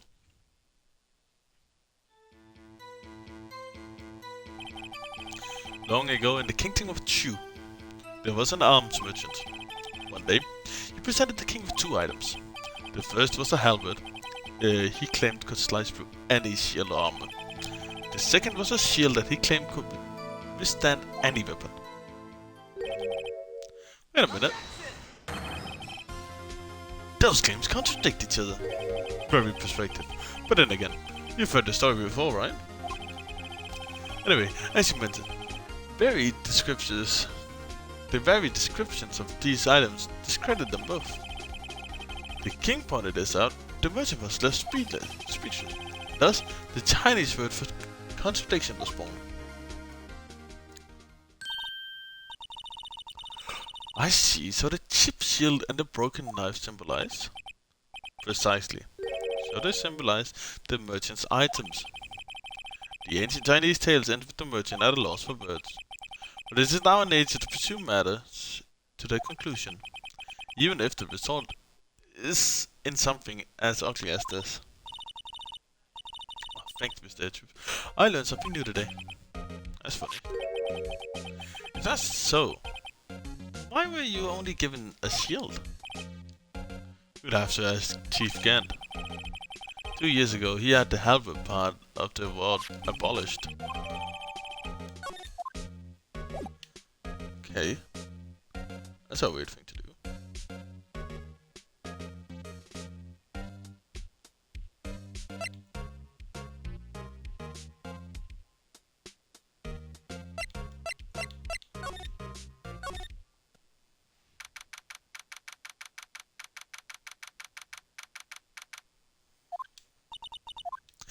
Excuse me. Would you care for a quarter pound of roast beef? It's a start. I guess these are our lunches. You certainly are curious, aren't you? Kinda like the first person who sucked a cow's nipple to discover milk. Still, I never thought you'd go digging up that case 2 years ago. Everyone in the trial was involved in the SL9 case. Other than that, but the murder occurred the very day the evidence from the case was due to transport. This can't all be contributed to a coincidence. Aren't you forgetting something? You know, that little scene that happened to our witness? The instant Lana did... Hold on. Ooh. The instant Lana stabbed Detective Goodman with a knife. No matter how much of the past you dig up, it won't change what I saw. Roast beef is meant to be savored when eaten.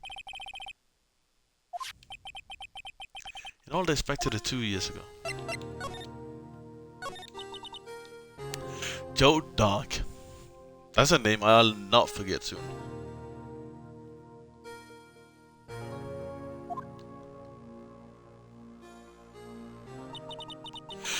We trailed him for half a year.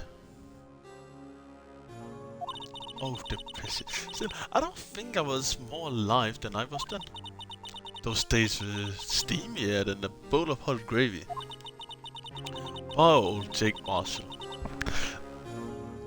Though, must have been going through hell. You mean because of his brother's death? They were close to those two. After Neil died, something took over Jake. He became obsessed. Seeing Jake like that made her all the more desperate. Huh? Lana's guy. My sister. The best of the best were put on that SL9 case. Of course, they were led by that legendary duo. Lana and Chief Gant. That legendary pair was the reason we were able to keep up our investigation. That's why we were so shocked over how it turned out. You mean with the forging of the evidence? Don't get me wrong, Joe Dark got what it deserved. Still, it was obvious the evidence produced in court was being manipulated. Items our teams never found would suddenly appear while the other items were kept secret. We don't have any proof anything illegal was done. I'm proof enough of what happened. After that case, all of us save Goodman were relieved of our duties. most without even as much of an explanation. Then, Lana Sky transferred to the prosecutor's office and became chief prosecutor. Lana always wanted to be a prosecutor. Nothing quite as simple as it appears. Huh? Lana Sky was merely being used as a pawn. That's my take on the matter. She was being used. Damon Gant and Lana Sky. Gant led the investigation with Lana second in command. They were the best. They solved all kinds of cases together, didn't they? Damon Gant's magnetism in particular was almost unreal. His magnetism? By that I mean his ability to track evidence. He'd produced the most incredible evidence in the cases he handled. Incredible evidence? You mean, oh yes, there were rumors about him back then. No one dared confront him though. I take it she's talking about forged evidence? Back then, everyone looked up to Lana. All the detectives wanted to be like her. Really? Oh yes, myself included. I was a fool, really. She hated anything crooked and always watched out for the other detectives. That's why she was so concerned for Jake. Mr. Marshall. When Jake's brother was murdered, she felt as if she had lost her own mother. If it wasn't for him, I don't think Jake would have ever had recovered from the shock. That's what makes it even more infuriating. He's a star. That's why I'll never be able to forgive her. Why did she have to turn so cold after that?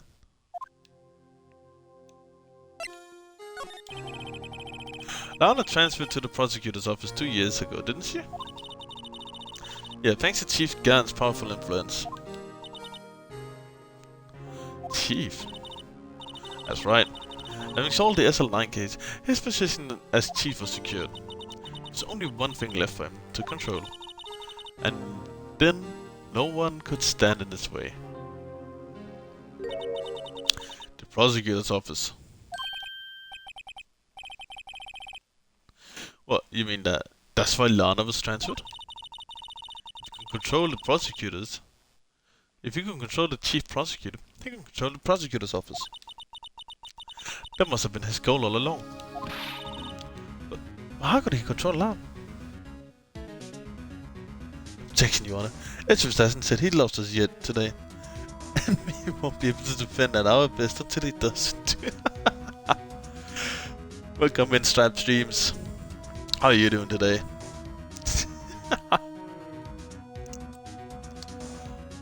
How can he control Lana?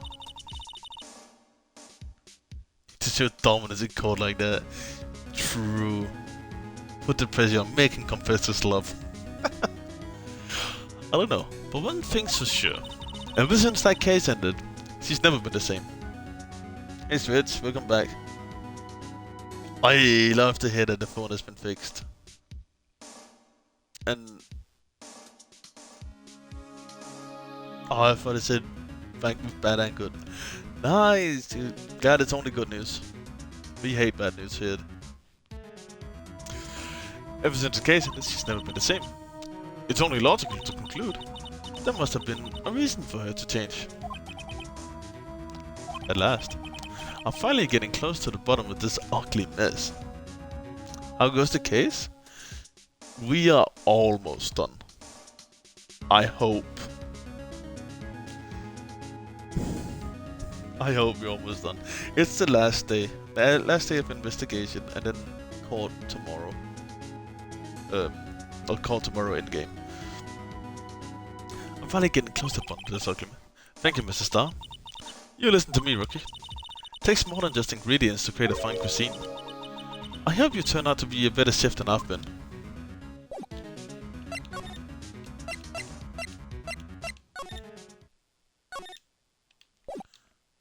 Oh no. What do you mean, oh no?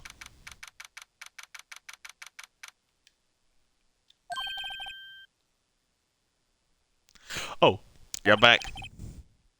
You're still here? I gotta make 150 copies of these files. Brewing coffee, copying files. I'm turning into a regular DJ. You're a DJ as well? If I'm not mistaken, I think he meant disc jockey. Desk jockey. Oh no, oh no?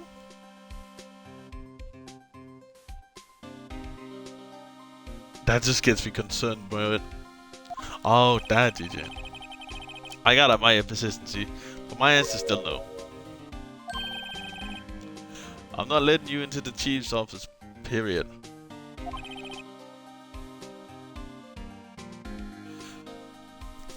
I'd be my neck on the line.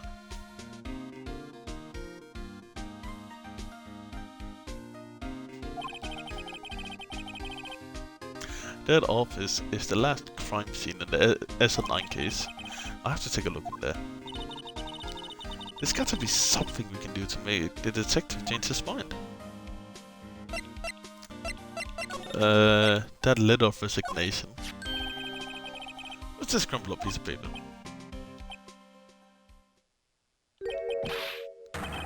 No way. Mr. Edgeworth can't be serious. Is he ever not serious? I can't believe they pushed him this far. Mr. Edgeworth feels really responsible. When I first met him, I thought he was as cold as ice too. But I know different now.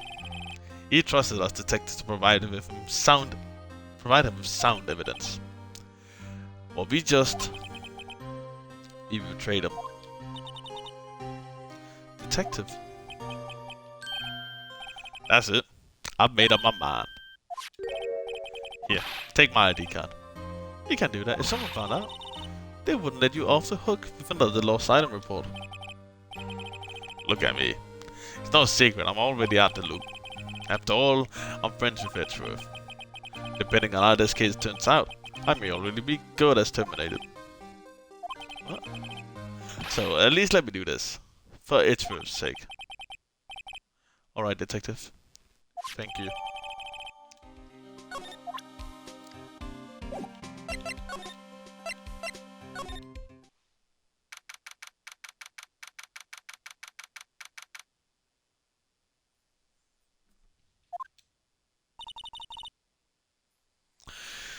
Here goes Mr. Wright.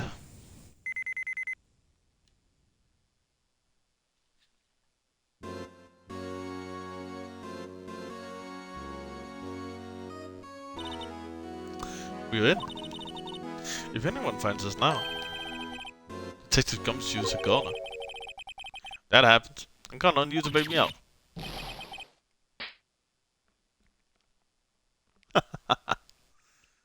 Happened again. Sorry, I thought you were a ghost. I didn't even know you could slap ghost. Detective Gumshoe, what are you doing sneaking up on us like that? I wasn't sneaking. I was just worried something might go wrong. It came too. If you're here, what's the point of giving us your ID card? Hey, don't do that to my card.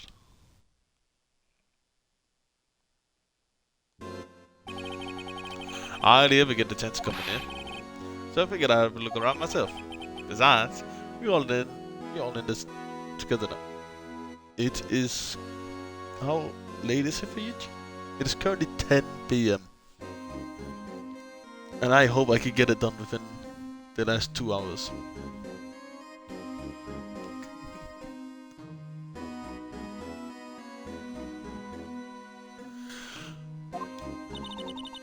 You really do want to get fired, don't you? Ah, they're really lucky. Ah, come on, let's see what we can find. Got a bad feeling about this. That desk on the chief's of the side of the room. Was that your sister's? Do you want me to be a $1.50? Fuck it, dude. Be honest with me.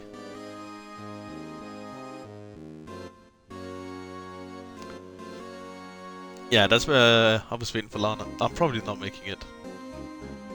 I almost guarantee I'm not making it. But be honest with me. Yeah, that's where I was waiting for Lana. On that day 2 years ago. Is anyone using it now? No, sir. This is entirely Chief Gant's office now. He practices strict policy of preserving the crown seat. That's a strange reason to leave it there. He leaves it as a warning to everyone else. He wants us to always be alert. He told us himself at a New Year's party. Of course, he was pretty intoxicated at the time.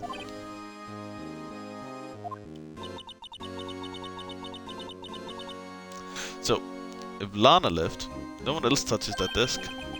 No one except the chief gone. And the cleaning lady who is in here each morning. I am on day 3 investigation.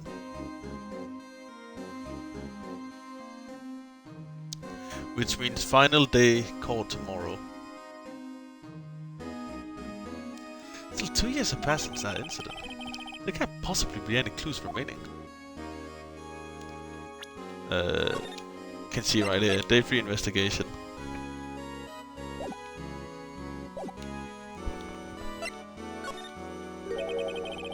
Can I ask you something? Sure. You only came here to look around, right? Because it's one of the SL9. 4 hours? Oh. Ah, but I gotta crank it out before I go to bed, man. Shit. Cause I don't know if I'm gonna be able to find time tomorrow with what I actually have planned. Damn, okay, you know what? Staying up to 2 is fine. I'll do it. I only came here to look around because it's one of the SL9 crime scenes. I mean, that's your only reason for coming here, isn't it? Why do you ask? You don't think? Nah, you wouldn't be. No. There's no way. Never mind. Don't worry about it. Okay. Now then, let's look around a bit. Hey, hold on. Not so fast, buddy. Huh? What is it? When someone tells you don't worry about it, it's supposed to stop bothering you, pal. Just let it go at that. Sorry. This has starting to get on my nerves. Okay, so what's bothering you? You two don't think Chief Gant might be a suspect, do you?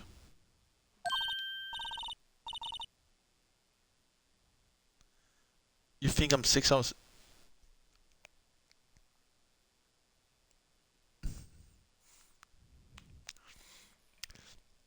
Well, he's right, Mr. Right. What do you think of him? Chief Gant. So it's finally come to this. What do I think of him? Perhaps it's best I don't divulge my feelings. Yet. There you go, ignoring me again.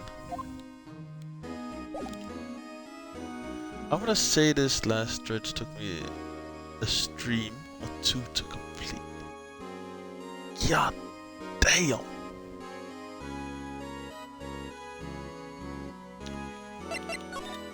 Examine...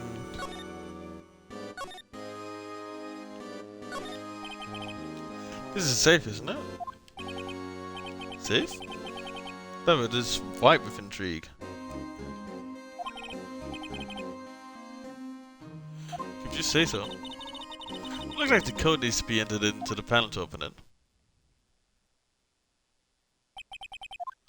A 7-digit number. Is it? Do you know? Is it a ID? The Chief's ID? I mean, we don't know it's the Chief's, but highly likely it is. I don't know. You want to try my birth date? It's...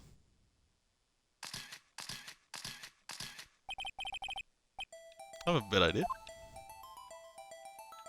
No way, it's actually the Chief's ID number, is it?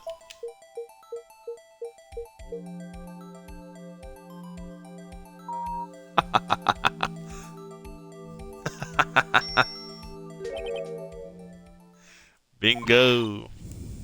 What number did you enter? Whose birthday was it, pal?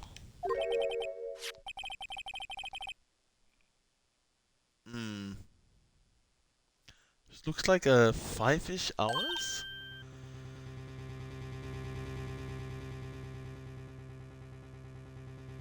I mean, wait, so when did that 5-ish hours start from?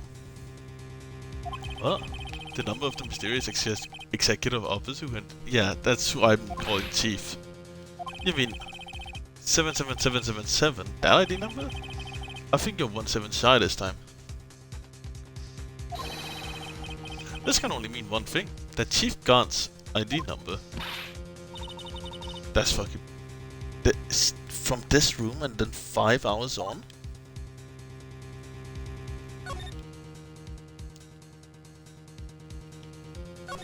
Shit. Is there any money in there? How much does he have stashed away? It's a... Oh, it's the final piece! Something else in there too. A handprint.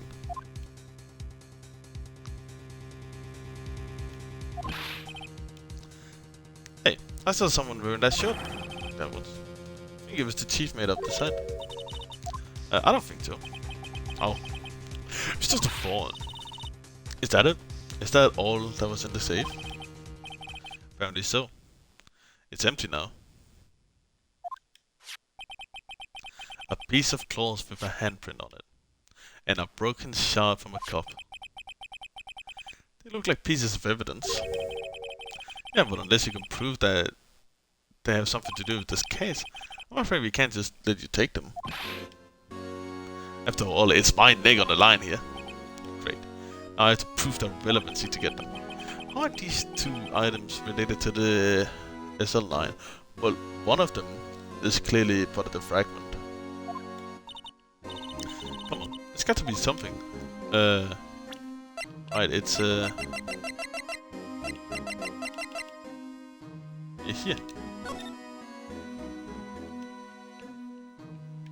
Can I not do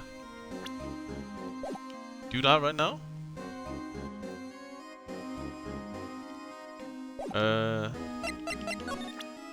Should probably show him the jar instead. Detective comes to you. Give another look at this jar. I remember when the three of us were back there putting good old days. It's kind of early to be nostalgic. Wasn't this jar a piece of evidence from that case? Ah, that's right. One of them shards had an SL9 incident stick on it. Does this ring any bells? You know that fragment we just found? You mean this one? That was in the safe? Yes, that one. That was in the safe.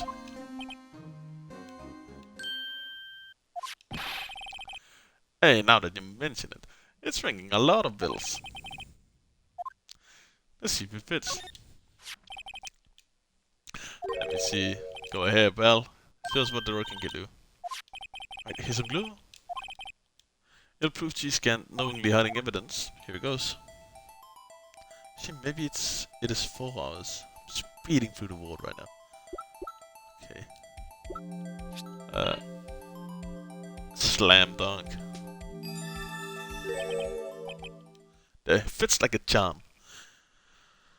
That of course means Chief Gun willingly and knowingly had a piece of this jar in his safe. In other words, he concealed a piece of evidence from the SL9 case. But, hey guys, get a load of this. This piece you just attached is different from the other ones.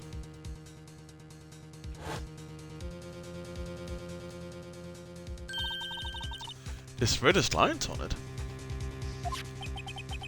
A reddish line? That's blood. I don't get it. Why would Chief Guard hide something like this in the safe?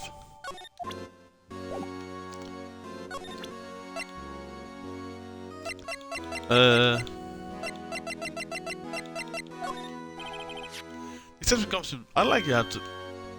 Want to take some fingerprint? That's a good idea, detective. Alright, got it down. Jeez. What are you doing? Why are you sticking your hand out like that? Hey, take my fingerprint. It's not your fingerprints we want to take. Come on, this isn't the time for jokes. We're talking about the cloth we found in the safe. Oh, I knew that. The one with the handprint on it, right? Gee, that's just a sense of humor. Did you take a hot pocket break? Let's look for prints. Then one is to have been absorbed into the prints, put them away, yada yada yada, we know this. This is the best one. I can see that from a mile away.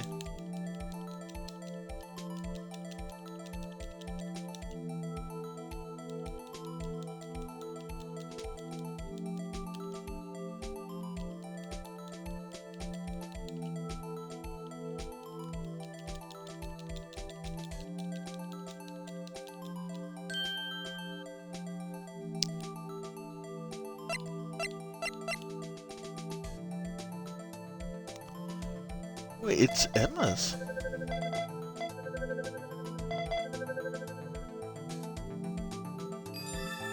What the fuck is that, miss?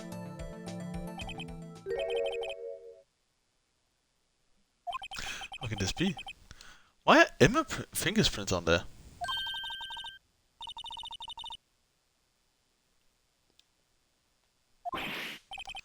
Oh, wait. Hey, you found a match? Whose fingerprints were they? It seems the prints are too old. They aren't clear enough to get a match. Oh, that's too bad. I thought they'd be Dark's prints. Psst, hey, you, over here. What's going on here? What are that kid's prints doing on the chief's safe? Don't ask me. Let's just keep this information from Emma for now. Yeah, maybe you should hold on to this. Then oh, look at the size of Chief Guard's desk. Speaking of that, we were in here earlier. Yeah, that's what I was thinking. He hid something in there. Ah, this looks like a list of evidence. List of evidence. In most cases, the list runs twice as long as this, though. Ah, look at the case name. Oh, SL9 incident. I wonder what this is doing here. Hold on, detective. What did you just say? I said, I wonder what... No, about the evidence list. Normally, they're twice as long. That's right. I guess there wasn't a lot of evidence. A half-sized list of evidence. I think I was gonna ask y'all what the Apollo Justice Trilogy thing is, but I ended up googling myself. I forgot to erase the message.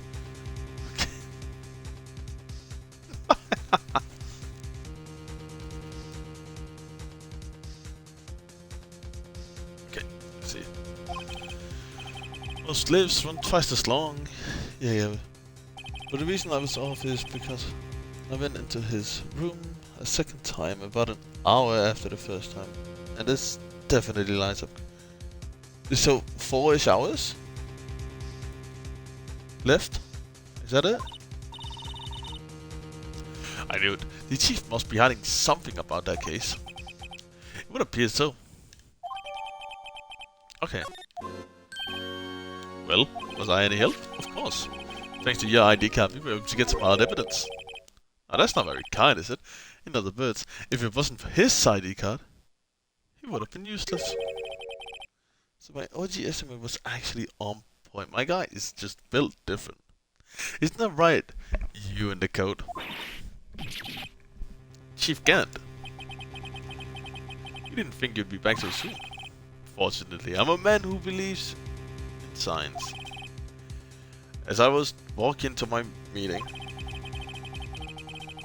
I happened to look out a window and saw a stray dog run into a pole. Just then, I thought of a certain detective. You mean me, sir? Now then, I'm afraid I'm gonna have to ask you all to leave. Yes, sir. Sorry. You in the code? Yes, sir. Drop off your ID on the way out. You won't be needing it anymore. But, sir... Now get out. Yes, sir. How do you feel about the evidence minigame things? Like the investigations? We'll be on our way too then. Wait.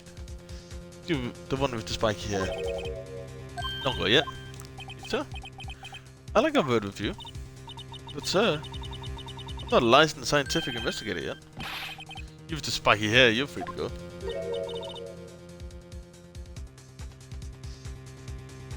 Ah, fingerprint dust and rotating. Yeah, I like that. I actually really like those. Also surprisingly easy. But you know. For a visual novel, I'm totally fine with that. Look, pal. If I told you once, I've told you 1,000 times. The chief's office is off limits. But no, you just had to go sneaking in there like that, didn't you? I thought you said you didn't care anymore if you were fired. Yeah, but if I knew it'd be like this, I never would have said it. Now that I've seen the evidence Chief Gant was hiding something in his office, I think I'm finally starting to get the picture. But why has she kept eerily silent about it the whole time? You listening to me? I'm gonna try and smooth it over with the Chief again. Later, pal. After that, I heard from Emma. She said the police wanted to ask her some questions, so she'll be busy for the rest of the day.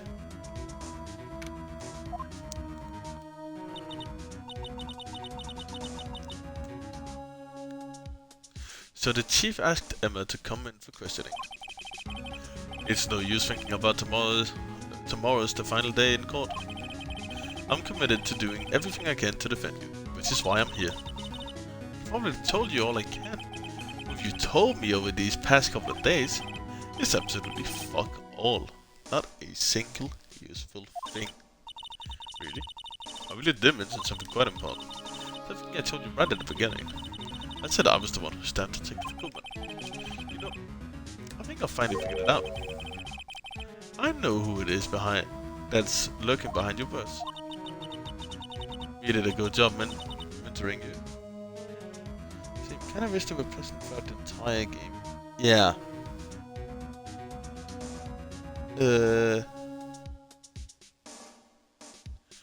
Oh, it came from the DS release. Alright, I see. Yeah, that would make sense. Give the game a reason to utilize what the console can do. I'm rather jealous. It seems Edgeworth was right. Edgeworth? Once you're convinced you know something, no one can persuade you otherwise. Big-headed is the term he used, I believe. That's my chance to get her to tell her my story. I have to admit, I was more than a little perplexed at first. You insisted you did it, yet there was no incriminating evidence. That's when it hit me. It's not that you were unwilling to tell the truth. It's that you were incapable of doing so because of a certain individual. What an intriguing notion. Certain individual, you say? So you think of protecting the person? Protecting? No, I think he's afraid. I think afraid of is more like it. If I'm not mistaken, the person in question may have persuaded you to side. For argument's sake, Mr. Wright, who may I ask is this person you're speaking of? Well, it's this guy? Mr. Wright, you are addressing the chief prosecutor. Do not forget your place. I take it she's still not ready to spill the beans. My apologies. Could you please tell me a bit more about what you think you know? We were partners until 2 years ago. I respected him as a detective. Assuming he is respectable then. Tell me something. Why would he try to hide his crimes? His crimes? Both of you and Edgeworth will be brought before a board of inquiry for what you did. Specifically, hiding and forging evidence. Of course, these are serious offenses. Why is it, though, The Chief God's name was never mentioned. Chief God? Edgeworth didn't know the truth behind the forgery. The only party who could have possibly tampered with the evidence was I had access because I'm second in command of the investigation. Yes, but also one other, Damon Gant. If you intend to accuse Chief Gant, you'll need more than just words. Show me proof that Chief Gant falsified evidence.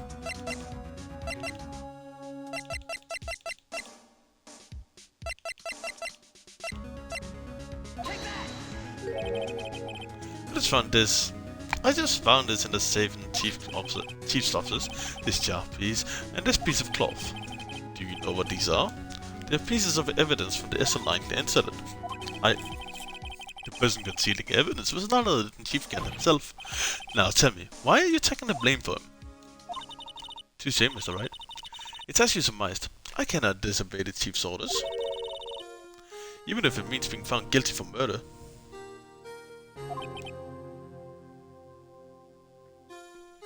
Why not? Come on now, Mr. Wright. You can't possibly expect me to be able to tell you that. 3 days ago, I had no choice but to cooperate in the murder of Detective Goodman. Or perhaps I should say follow orders. That's a more accurate than cooperate. Although I can't tell you the details, I can say that I was given an order that day. I need you to dispose of Bruce Goodman's body. You'll find it inside the trunk of Miles Edgeworth's car.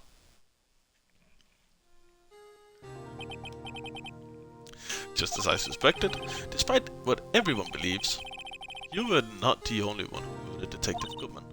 Correct. I was trying to take the body out of Edgeworth's car.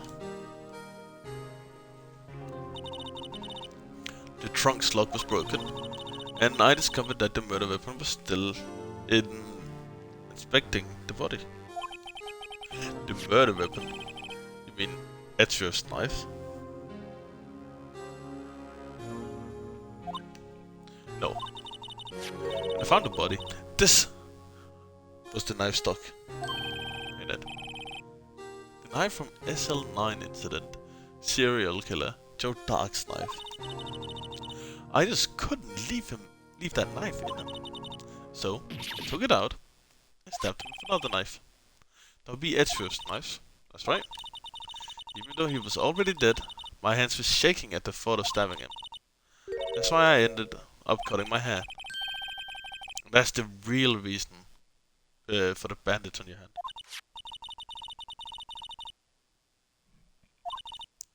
And then she saw me just as I plunged the knife in. Mr. Starr?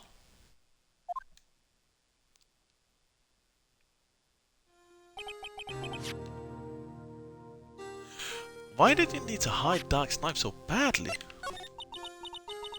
It took a lot of work to finally close the Dark case 2 years ago.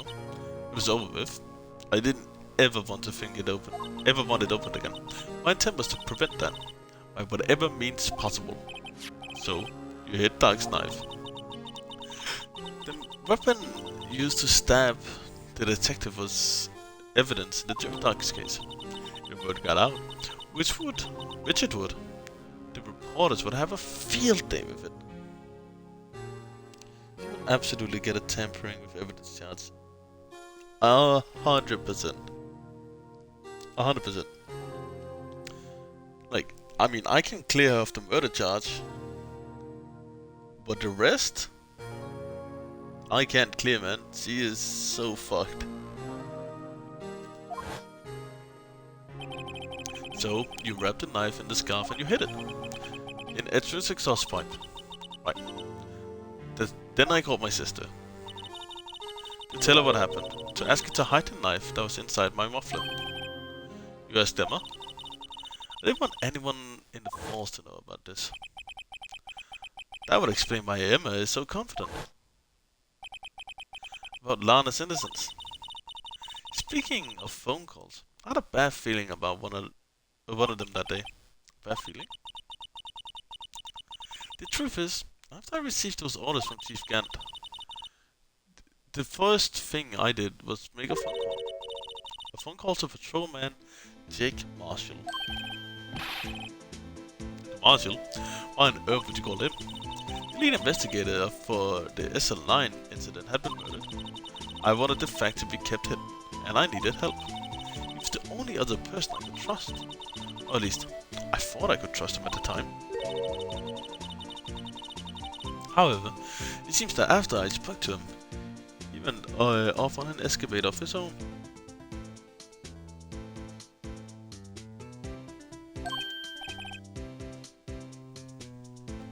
Oh, you mean, not wanting the case to die, he decided to take things into his own hands. He disguised himself as Detective Goodman and tried to steal the evidence. He had already stolen the ID card, but it seems he had still made up his mind to break into the evidence room. After my phone call, any remaining doubts he had must have disappeared. So your phone call caused this incident in the evidence room.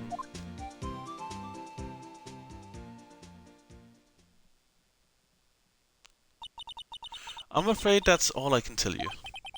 But Lana, you've earned my respect, Mr. Wright, both as a defense attorney and an investigator. Now please, don't pursue this any further in court. Morse trial.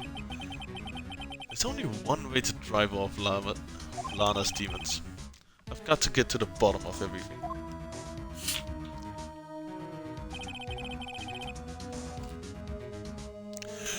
Detective Goodman's real murderer?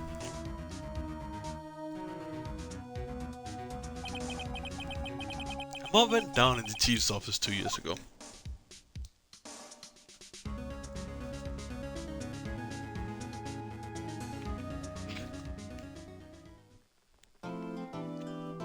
Okay. Here we are. Final day. Trial former.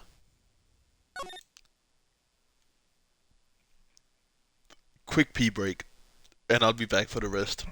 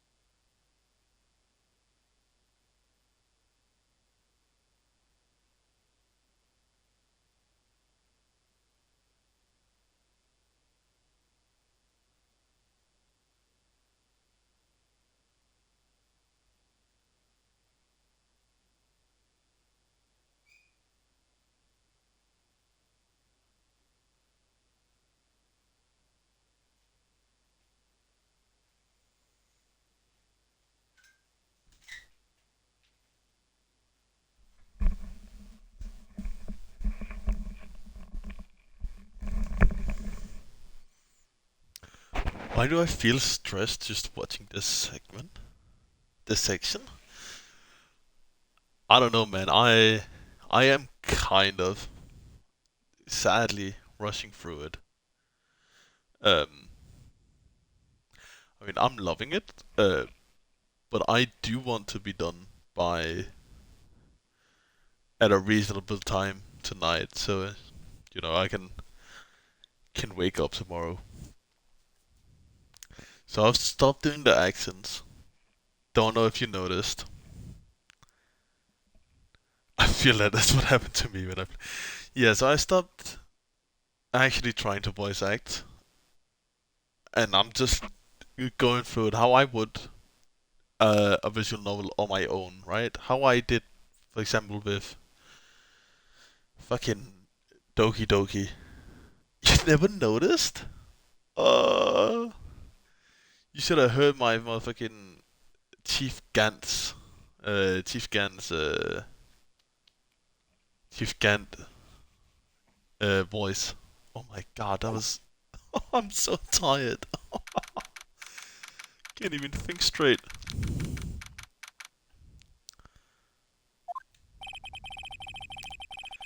This is the defendant lobby, alright?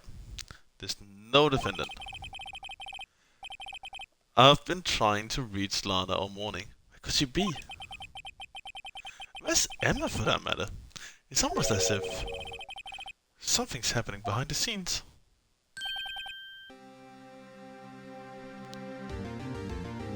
Edgeworth. Knowing you, I've already figured it out. Who the owner of the 777 ID number is and everything. I have a pretty strong hunch.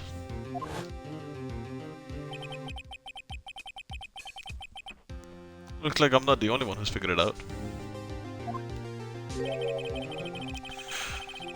You know, the only reason this trial didn't reach verdict yesterday is because there was still room for doubt regarding this ID record. DMC5, I already have DMC5.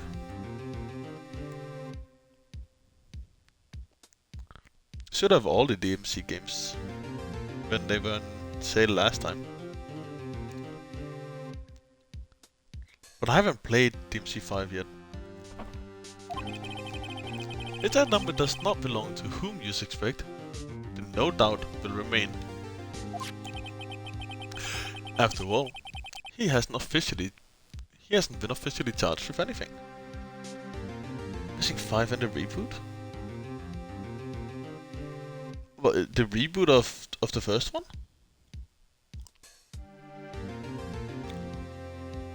After all, he hasn't been officially charged with anything. True. Not yet.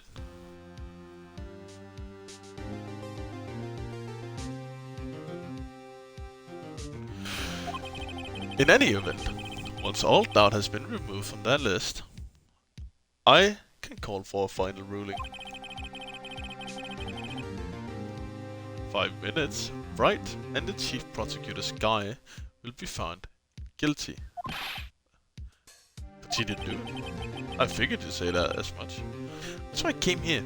To hear what you have to say. This is the first time he's ever done something like this. A while back? I've never heard about it. Lana's hiding something, and the only way we'll ever know the truth is to draw it out of her. In truth, everything goes back to the SL9 incident. Don't be stupid. Today's the last day of the trial. We don't have time to reminisce about the past. That depends on you. Yeah, I know Devil May Cry. I just didn't know if they... I just didn't know they had a reboot for that one.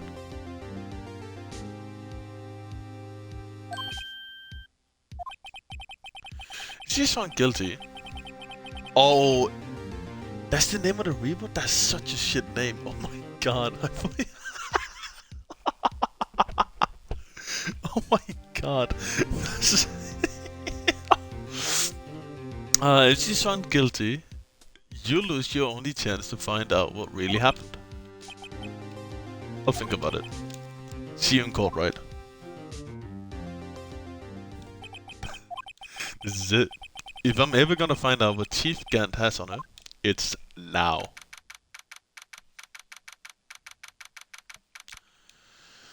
Alright, boys. The final hours are upon us.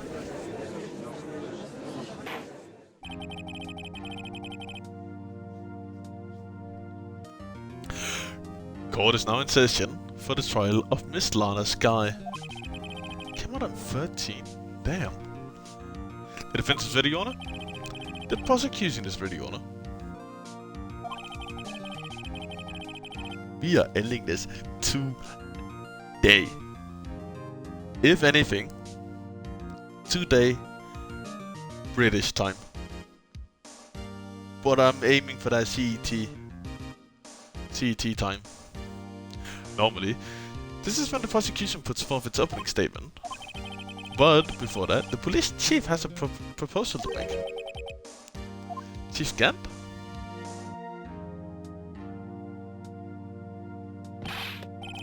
morning, folks.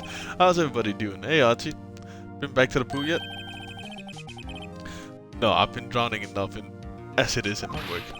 Oh, that's a good one. Don't think I can top that. You don't mind me asking, Chief, what exactly is this proposal of yours?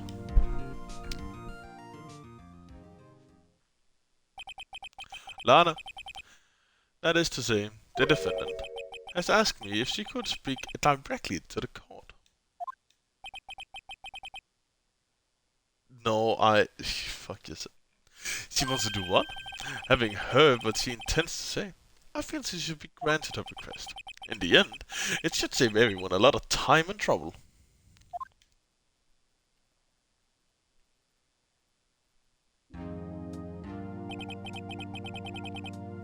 What's this all about, defendant? I'd just like to make one simple request, and I'll be finished. Well then, what's your request? Your Honor, I'd like to put an immediate end to this trial. Oh, yes! Thank you! I confess to all the charges against me. On February 21st of this year, I murdered Detective Brusco in the underground parking lot of the prosecutor's office. He's gonna throw hands with me if he ever encounters me IRL. Lana?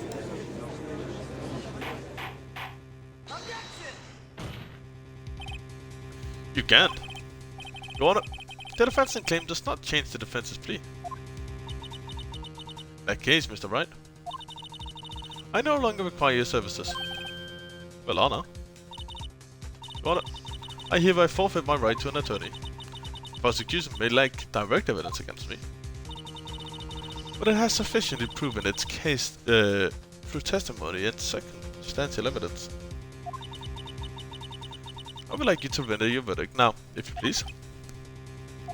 Well, the defendant certainly has the right to self-representation. The request is legally valid, although this is an unprecedented situation. Indeed, it appears there is no further need to continue this trial. Even if Mr. Wright may feel otherwise, this can be happening. It appears the time for the verdict has arrived. The court finds this guilt. One moment, Your Honor. Mr. Edgeworth, the prosecution has not yet proven the defendant guilty beyond reasonable doubt. Legend of Dragoon has 4 discs, and Retro Games has disadvantages. Oh my god, dude, that sounds like such pain, man.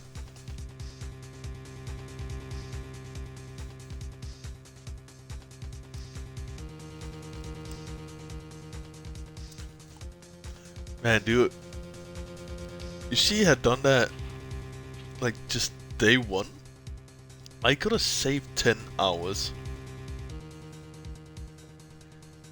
You think that game got requested today? Right?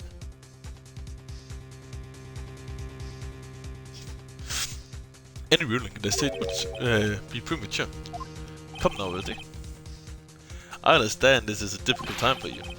Why don't you just be a good little boy and keep your mouth shut?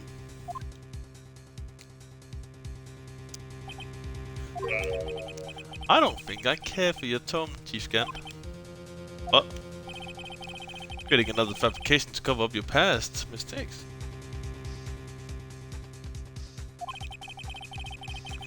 Sorry, but I'm no longer the naive little boy you would have me be. If there's sudden confession from the defendant, it's obvious to me some kind of deal was struck behind the scenes. Some kind of deal? Not everyone operates as you do, Worthy. Huh. I thought so. Your Honor, the prosecution would like to change its first witness.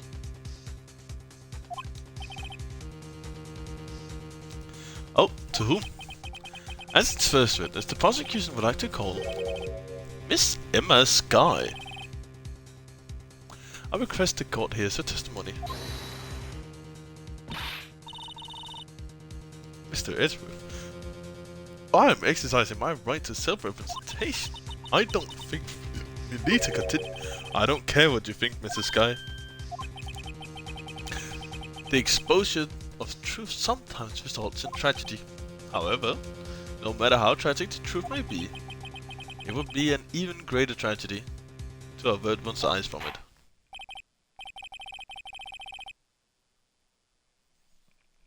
Very well. The court shall grant the prosecution's permission. Request. That's okay with you, right, Chief Gant? You live to regret this. Mark my words. Miss Sky, please take the stand. It looks like Edges has decided to take the horse by its rein.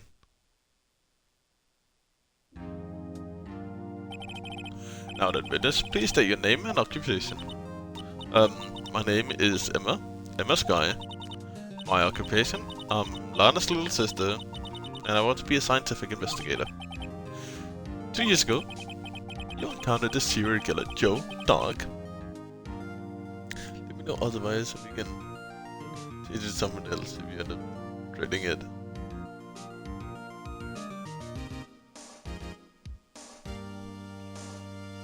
I mean, that's a nice offer. Is this correct? Yeah. I'm trying my hardest to forget about that, though. I'm sorry. But I'm afraid I'm gonna have to ask you to recall those events one more time.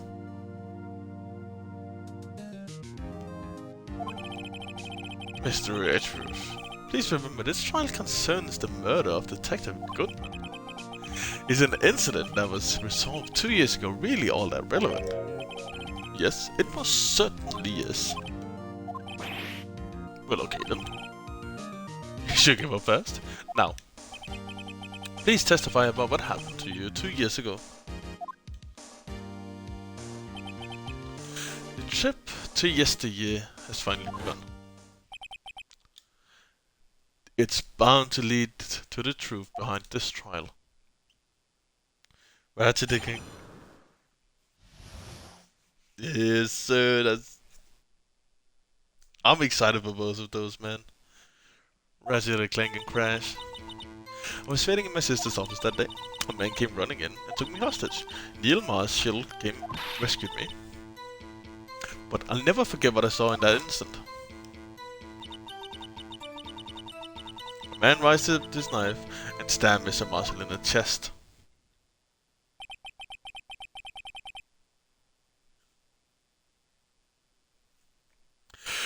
It's a good thing you weren't harmed. I passed out. I don't remember much. That's understandable. However, please tell me, Mr. Edgeworth, what does this testimony have to do with the Detective Goodman's murder? I will soon become apparent, Your Honor. You've got to admire him for his courage, considering he has no evidence. Very well. The defense may begin its cross-examination.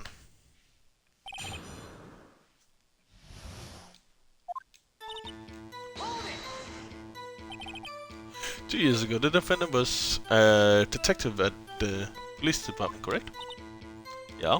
She was second in command under the deputy chief of police, Gant. My sister? She was the best detective ever.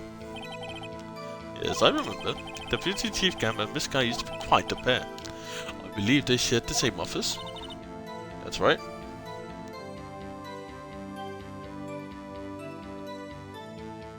Ratchet and Clank was for me, my guy. That's right. I'd always sit at my sister's desk. Dream about playing that organ. I wanted to play it that day too. The police department and the prosecutor's office held a ceremony that day. Lana promised to take me to dinner after she finished her work.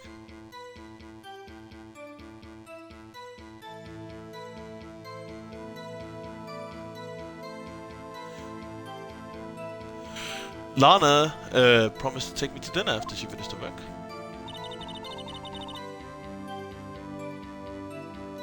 A man came running through and took me hostage. A man? Yeah, Joe Dark.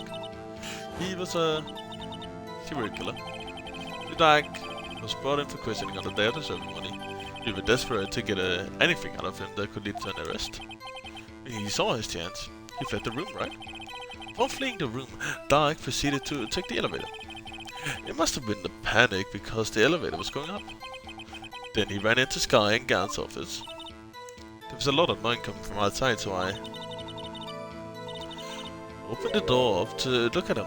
That's what I saw. The marshal rescued me. What was the prosecutor doing that? That day, there were two people present during the axe questioning. The future chief Damon Gant, prosecutor Neil Marshall. Almost forgot about Gant.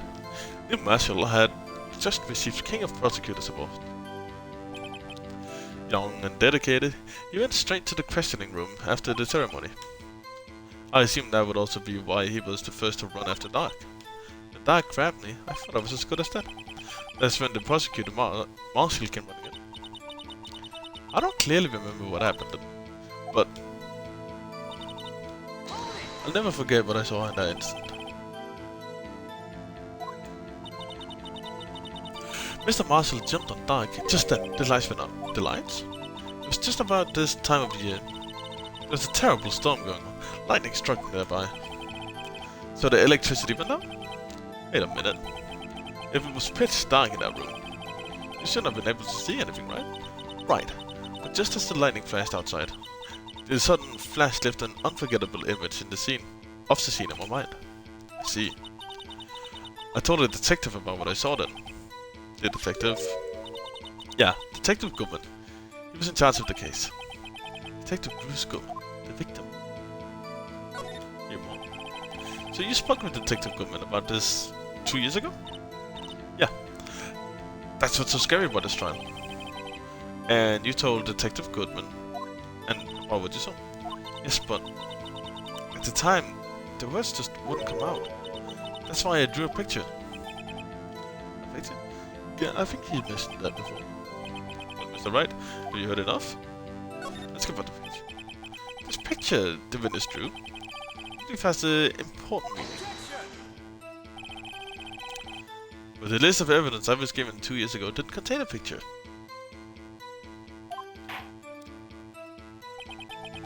Witness, would you mind if we added this statement to your testimony? Yes, Your Honor.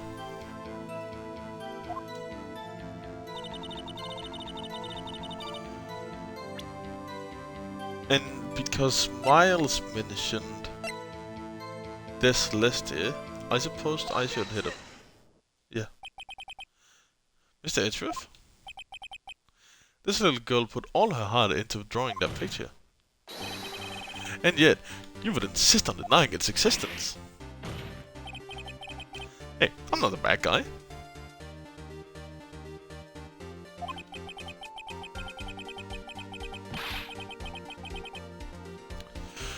All I'm saying is that the prosecutor for that case, I wasn't handed a picture. That may well be, but that doesn't mean it doesn't exist. Behold, this is the evidence list for the SL9 case.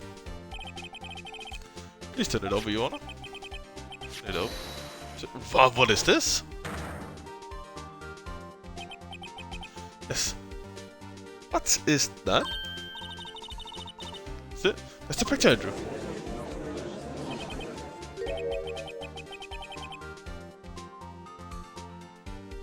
Indeed, two men appear to be wrestling. What's the meaning of this? What are you doing with that list? Me? What did your prosecutors in charge should have access to that list? Huh? These lists, they're different from each other. What? Judge, it would appear, Mr. Edgeworth, that the evidence list you handed 2 years ago was incomplete. These two lists fit together to form one. You can see the marks here where they're torn apart from each other. So you see, Mr. Edgeworth, it's quite obvious what had happened. 2 years ago, only half of the evidence in that case ever reached you. What?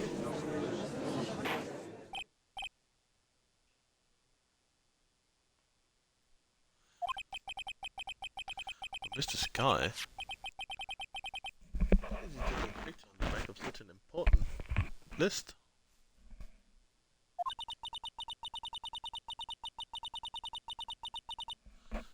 Because that's what Detective Goodman handed me in the questioning room, on it. Wait a minute. This list was torn in half. Then that means... You wanna... You're right, Mr. Right. Your eyes are bulging from your head.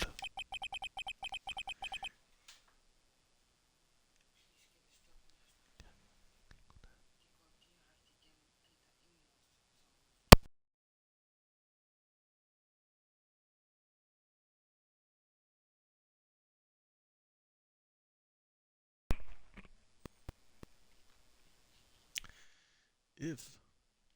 Hold on. Yeah, okay.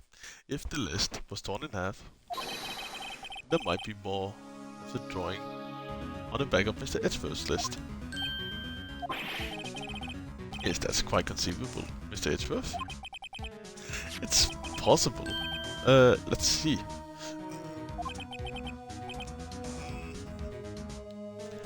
My mic is not gonna pick that up if I try.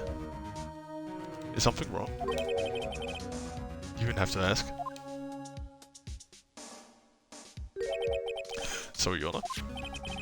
There's indeed something wrong on the back of my list. It's... that thing.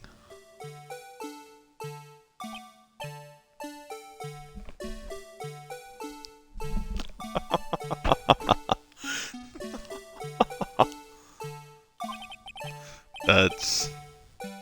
that thing. That thing was dancing in the evidence room. Clearly, this active vandalism is the work of the certain chief of detectives. I guess it was out of scrap paper.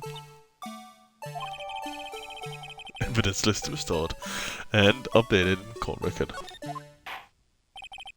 Very well, witness. Will you please testify about this picture you drew years ago? Oh, yes, sir, Your Honor.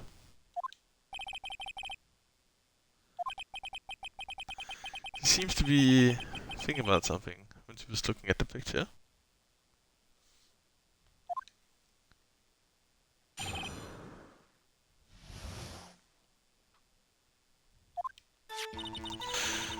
This is the picture I drew 2 years ago.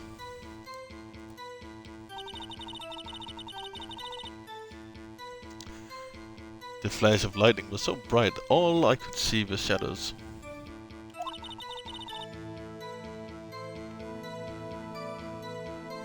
After that, I must have fainted. This picture shows exactly what I saw in that instant.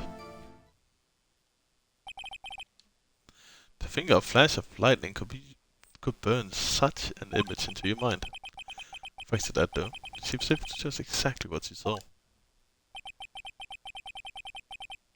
Well, I don't see contradictions here. This clearly shows Joe died to be the murder prosecutor Neil Marshall. The defense may now continue its cross-examination.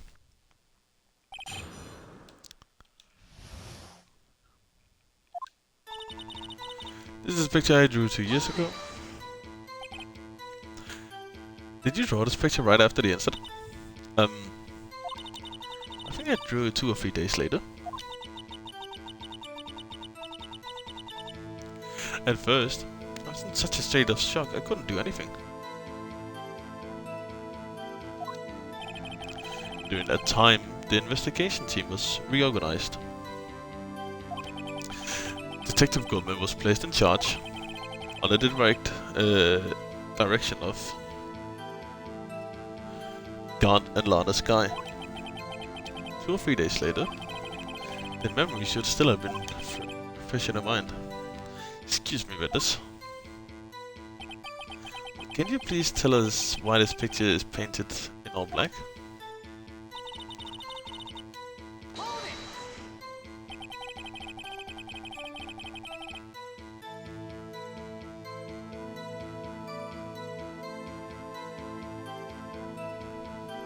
So at the time, you didn't know it was Mr. Marshall who had come to your rescue?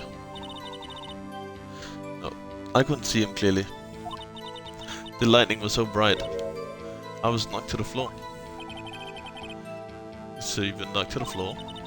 Dark had his tight grip on me, and then Mr. Marshall jumped on him. I was knocked away. I turned around, and that's when the lightning flashed. Slim Jim, hey, how you doing, man? Welcome back. Yeah, this is a long stream. What, like 10 hours, 22 minutes? Oh, Emma. I'm just glad she wasn't hurt. What happened after the lightning flashed? After that, I must have fainted. You mean you didn't see the actual murder take place?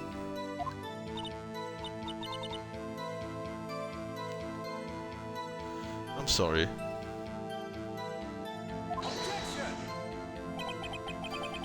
The flash of the lightning only drove off the diners for a split second. Not only that, but the amount of trauma of the situation understandably caused the witness to faint. Do you really need to torture this girl any further? Doing good, just ate so we chill. Oh hell yeah, glad to hear it, my man. I'm not the bad guy here. Anyway, this picture shows exactly what I saw that instant.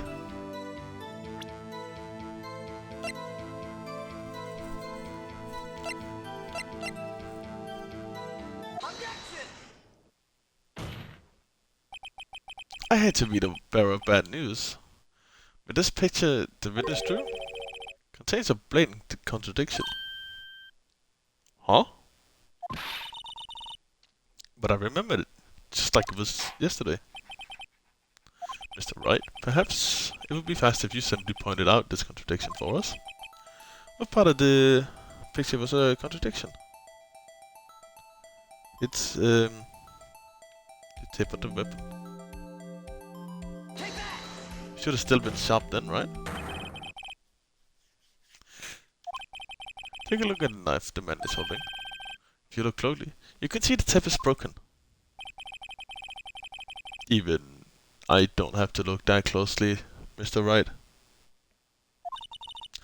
But Mr. Wright, look at the evidence. See the murder weapon? The tip is broken too. If I recall, the tip of the knife was found broken off in the victim's body. It's a conclusive piece of the evidence that proves Joe Dark was the murderer. I'm afraid it's not so simple, Emma.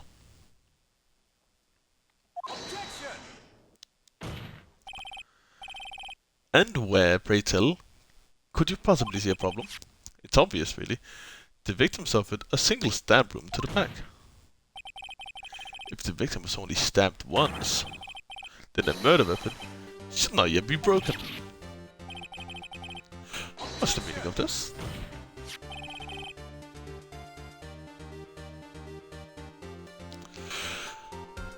Perhaps the knife was broken beforehand. Sorry, but I'm afraid that's not a possibility. The tip of the knife was found inside the victim's body. If it was broken beforehand, it couldn't have possibly wound up there. That's right. But what does this mean? The tip of the knife was undeniably discovered in the victim's body. The only possible explanation is the witness's memory is mistaken. That's why I asked her so many times if she was sure she remembered correctly. I believe you were annoyed at the time, but she was sure she remembered correctly. There's no other way to explain this inconsistency. Not so fast, Mr. Truth. Here's another explanation. Have you got already? What the little something called falsified evidence?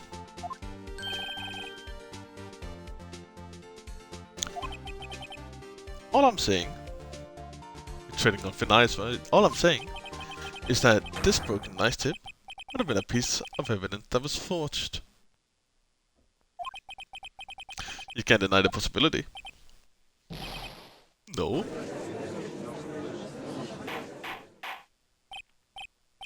Order, order, order. Are you saying the investigation really was corrupted? Your Honor, please allow me once again to go over the events that took place the day of the murder.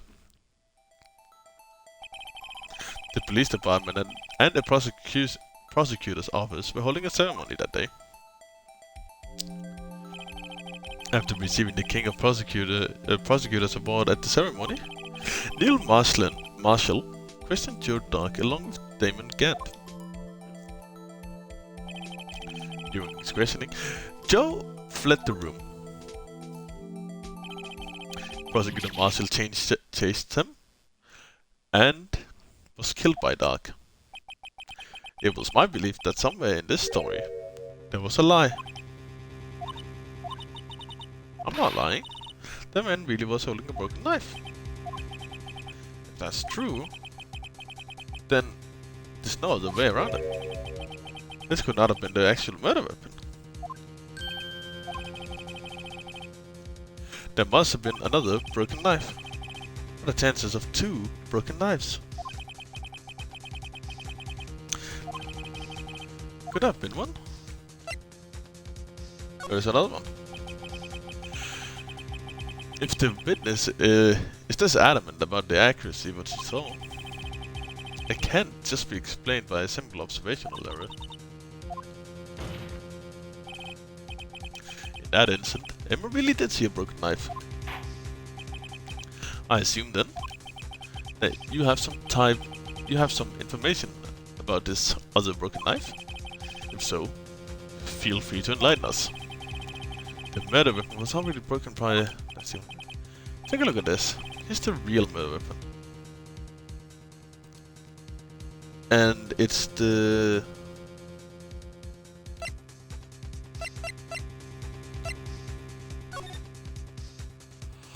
Oh, it's the helmet. Or the thing that's supposed to be a helmet. It lies in the past. 2 years in the past. Right there, inside this picture. This is a picture of the award ceremony. What is it, Mr. Edgeworth? It's the broken murder weapon. Notice the award prosecutor Marshall is holding? That's a broken knife. As we earlier concluded, the knife in the drawing was not Joe Dark's knife. That being the case, the knife the witness saw was in all likelihood from this award. Order, order, order. Neil Marshall was awarded King of Prosecutors that day. As an award, he was given broken shield and knife. When he chased after Joe Dark, he pulled out this knife. In the prosecutor, he did not carry a pistol. This broken knife was the only weapon he had in this dangerous situation. But that can't be.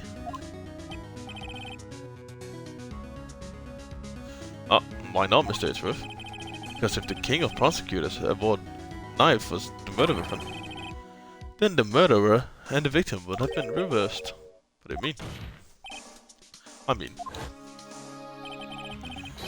the man raising the knife would have been Prosecutor Neil Marshall.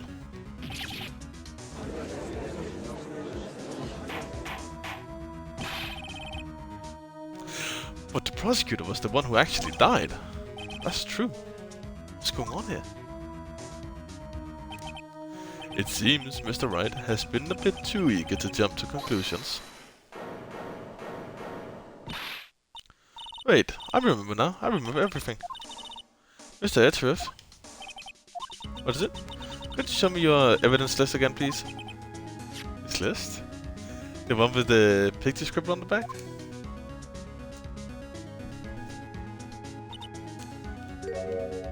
I knew it. This picture? I'm the one who drew it. What? You drew that? That's right. The list wasn't torn in half at the time I drew this. Wait, the list wasn't torn in half at the time I drew this picture.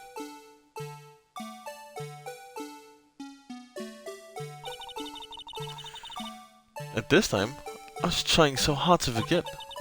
I must have locked this part very deep inside. Perhaps it would be best if we added this to the witness testimony. Would you please tell us what you recalled, Mrs. Guy? First the knife mix-up, and now the blue badger? This should be interesting.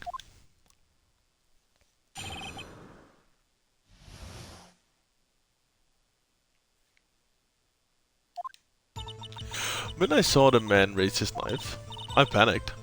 I must have watched them both. I think I knocked away the man with the knife. Just then, was another flash of light. That's when I saw the blue badger. He was in the room.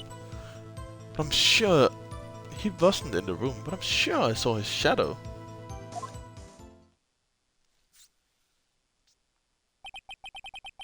It's certainly most unusual. Try impossible. Chief of Detectives hadn't even assigned him until this year. No, I mean he didn't even exist 2 years ago. Well, yes, well... Stop, please don't pursue this any further. Lana, what's the meaning of this? Please remain seated in this the defendant chair. But you can't do this. I've already committed to the I've already...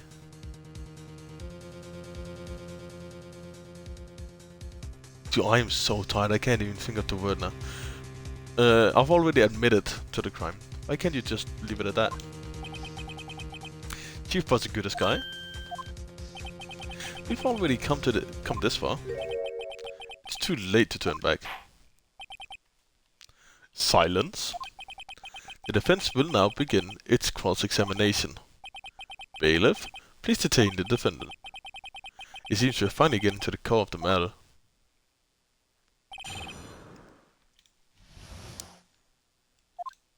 Oh my god, dude, that fucking delayed blink from one eye to the other? Ew. When you say that man, I assume you refer to Joe Dark? Yes, at least I think that was him. You think? All I could really see were shadows. Power outage immediately preceded the incident. It also documented in the prosecutor's office report. So then you... I panicked and must have watched them both. Would use them for so dangerous. What else could I have done? He was about to stab the Mr. Marshall. He seems convinced Dark was the one holding the knife. But just as we theorized, Mr. Marshall was the one holding the knife. Well, I didn't know that at the time. When the Dark guy knocked me down, all I could think of, I've gotta help the other person. I think I knocked away the man with the knife. What do you mean you think? It all happened so fast, and I was in shock. I don't remember everything clearly. What I did, it's all kind of a blur. Mrs. Sky killed... Mrs. Sky was almost killed before she was witness to a murder about to take place. So much is happening in a matter of seconds. It's only natural. A little disorientation. I saw the man about to stab the other person, who I thought was Mr. Marshall. I knew I had to stop the man with the knife. What you did was very brave, young girl. So then what happened next? Just then, there was a flash of lightning, and I saw the blue badger. Are you sure about this? Of course. See? I even drew a picture of him. But the chief of detectives who thought of is this hideous beast, and that was just this year. The blue badger didn't exist 2 years ago. This is all quite verifiable. I know it sounds strange. I was surprised too when I saw him. I had this nagging feeling I'd seen him before somewhere. I finally remember. Doesn't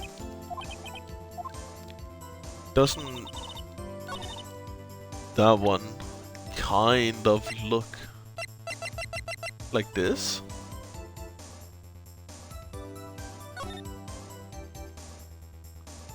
Right, and there's blood on it. I might say this is the contradiction.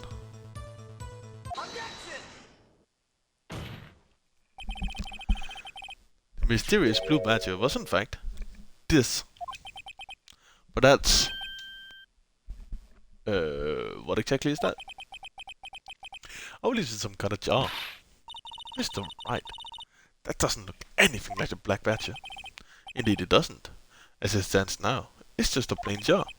However, what if we were to change our viewpoint? We gotta show them the correct angle this was seen from.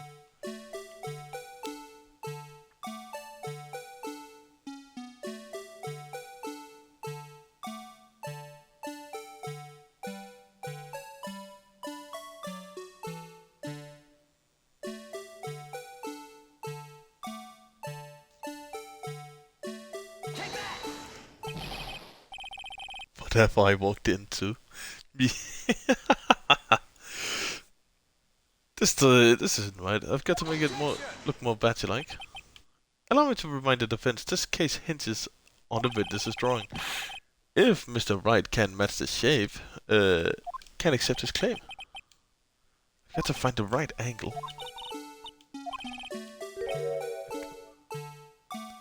Is it just supposed to be, like, fully on its head?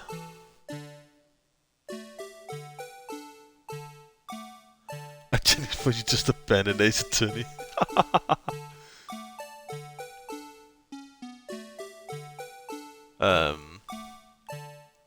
How the hell?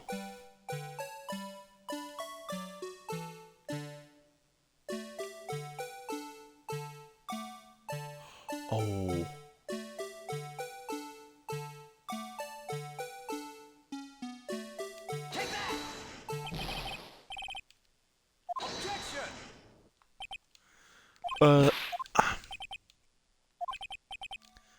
To rotate it vertically a bit more horizontally.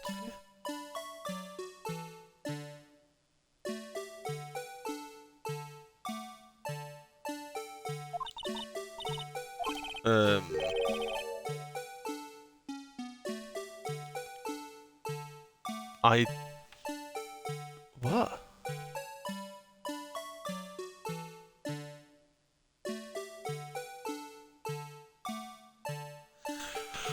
I'm so bewildered as to what's this supposed to look like. Like this?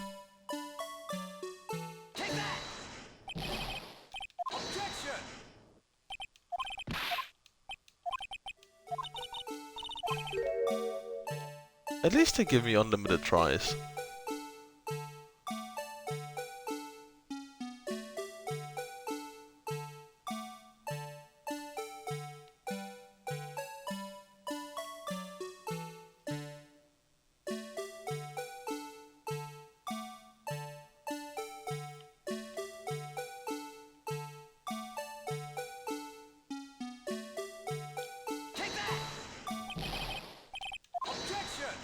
You know, I was thinking, if I just changed my name drastically to something completely different and started saying things I know you guys in your streams. What? Started saying things I know about you guys in your streams. Oh my... Rick, that would be evil. Making an alt and doing that. And then also being Rickle at the same time. Oh my god.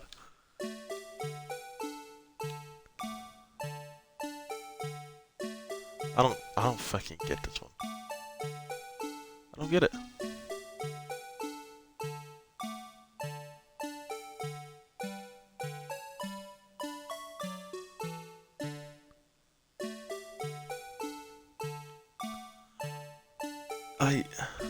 Huh? Hold on.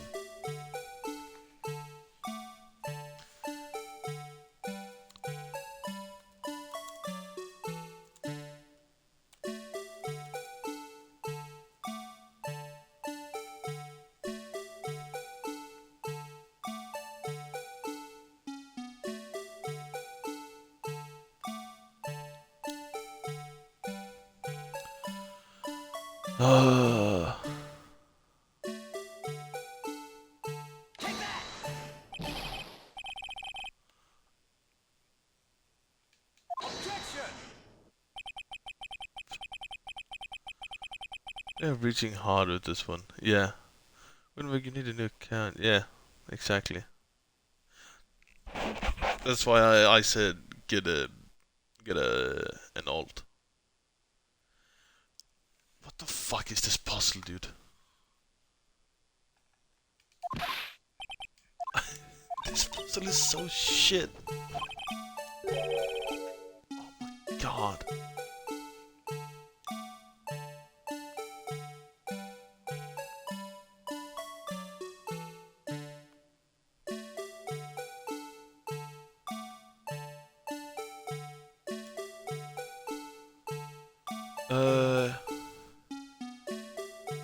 No, it has to be like this somehow.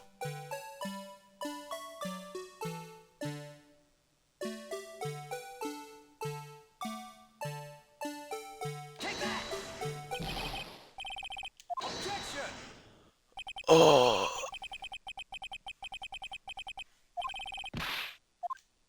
What the fuck? I seriously like don't get this one at all.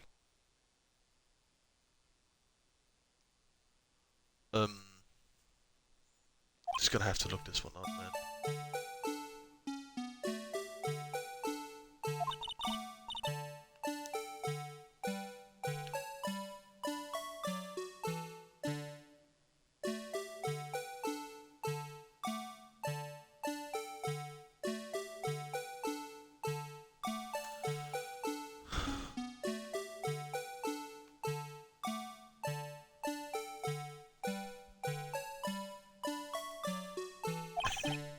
You guys know what happens when I look it up?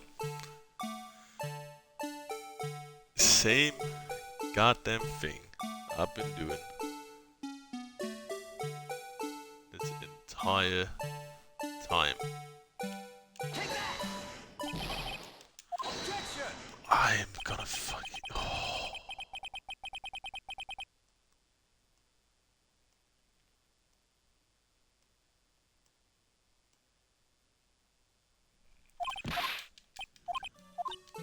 This is gonna drive me nuts.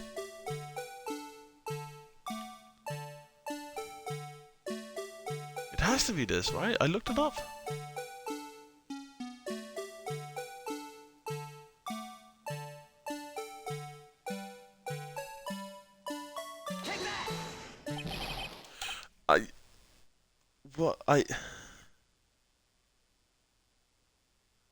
I'm even looking it up and I'm still getting it wrong. What the fuck? This is such a shit one. Oh my god. Gotta start cutting the line grids. Oh. Oh, dude, I'm gonna fucking... Oh, this is driving me insane. This is what I'm gonna be spending the next 2 hours on. This is the one puzzle that makes it so I don't finish before midnight.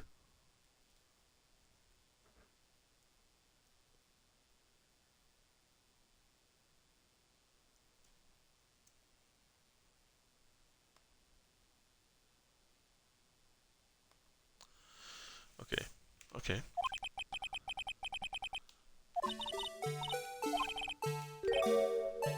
Okay, you got it. No, no, no. Can I reset? Okay. I think I fucked myself up a bit. Anyway.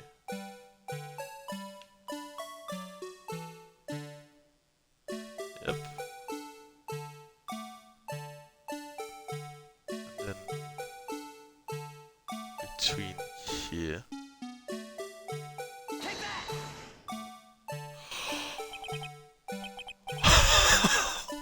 I had it like that, like 5 times in a row.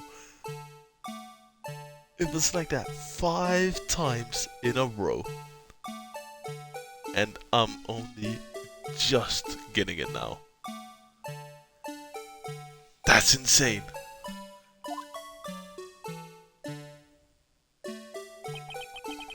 That's so stupid. could possibly deny this job resembles the Blue Badger? No. It can't be.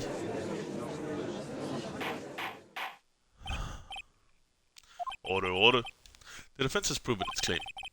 The mysterious Blue Badger witnessed on the day of the crime was actually dead. Although we all enjoyed Mr. Wright's dramatic performance, one question remains. Oh man. Not wrong. What's your point? What do you mean? So that the badger thing was actually just a jar? Doesn't change anything. I'm afraid that's where you're wrong, Edgeworth. You see, this changes everything. Indeed, very well then. Please, tell us. What's the difference between what we just saw and this jar? It's the location, right?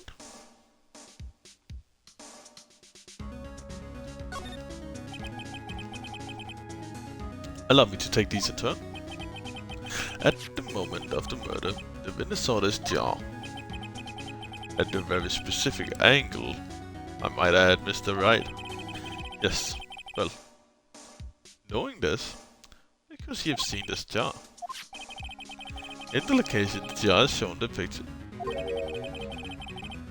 It was on the shelf in the office of Damon Gant. But the body was found lying near Lana Sky's desk. The witness testified so herself. Yes, and that is these two facts that reveal what actually transpired. You see, the struggle between Dark and Marshall did not take place in Lana Sky's office. It took place on the other side of the room, in Chief Gant's office. Are you implying the murderer moved the victim's body from Damon Gant's office to Lana Sky's office? Yes. Why the fuck would he do that? There's no reason. Exactly. If there was no reason, you wouldn't have gone through the trouble. There's only one logical conclusion. Is that there was a reason. Do you know what the reason was, Mr. Wright? I finally figured it out. This is why Lana tried to stop the trial. It's too late to quit now, though. Please recall the witness's testimony. She said she knocked away a man who was holding up a knife. In the next instant, the jar hit and flew through the air. Now tell me, what could have sent the jar flying? That could have been the impact the man had when she was knocked into the wall. Ladies and gentlemen, if I may draw your attention to this picture once more. If the man was knocked in the direction of the shelf... Hold on. If the man was knocked in the direction of the shelf the jar was sitting on, what would he have hit?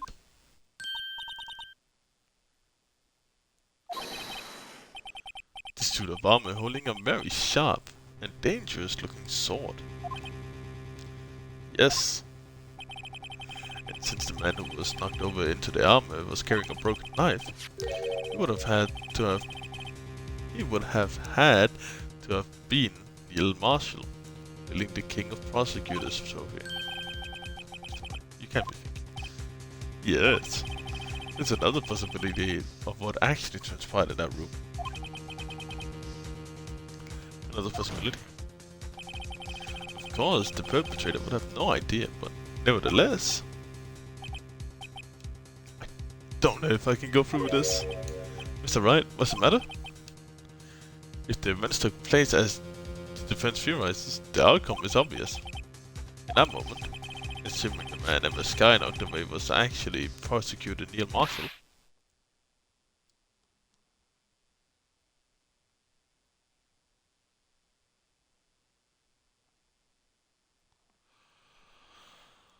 Oh my god, Emma.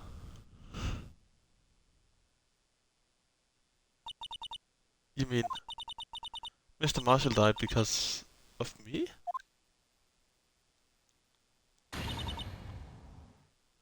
I'm not replicating that scream.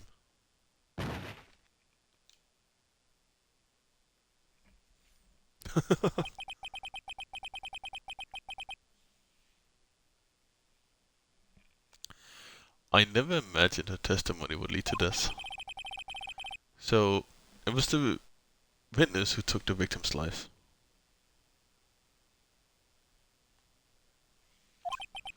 And then proved so with her own testimony. This is unprecedented.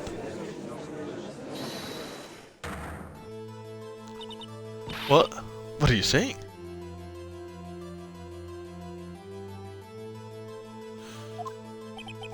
I'm sorry, Miss Guy, but given the circumstances, Joe Dark murdered Prosecutor Marshall. How can you think it was Emma? How dare you try and pin the crime on her? Imagine that coming from you. If you recall, it was you who admitted to forging evidence 2 years ago. The reason you moved Prosecutor Marshall's body was to keep anyone else from finding out about Emma. Was to keep anyone else from finding out about what Emma did, wasn't it? I assure you, Mr. Edwards, I have no idea what you're talking about. If you hope to have anyone believe your insane allegations, I'm afraid you're gonna have to have some proof. Tell me, do you have any conclusive evidence that proves my sister killed Negan Marshall? I'm willing to bet you don't. Yes, it certainly would be difficult to prove in this situation without evidence. If you don't have evidence, then we'll have to rely on testimony. I'm afraid that won't work in this case. Both parties involved in the incident are dead. We certainly can't get dead people to testify. Not without Maya and Mia. I don't think she is, Rick.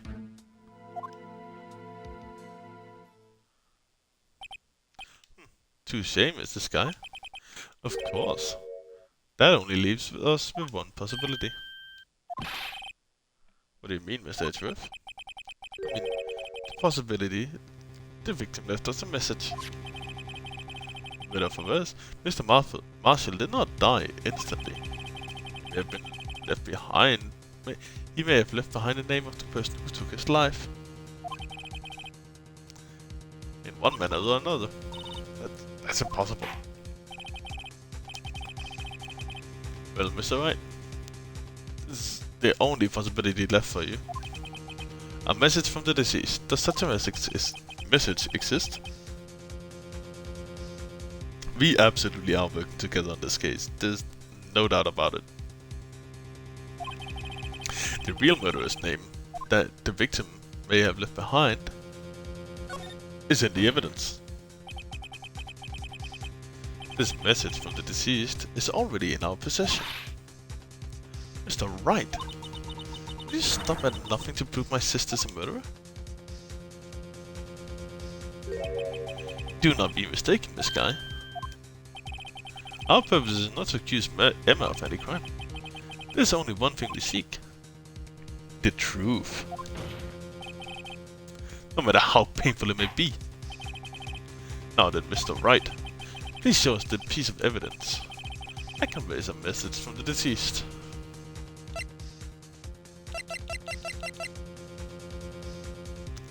It's this motherfucker, it is.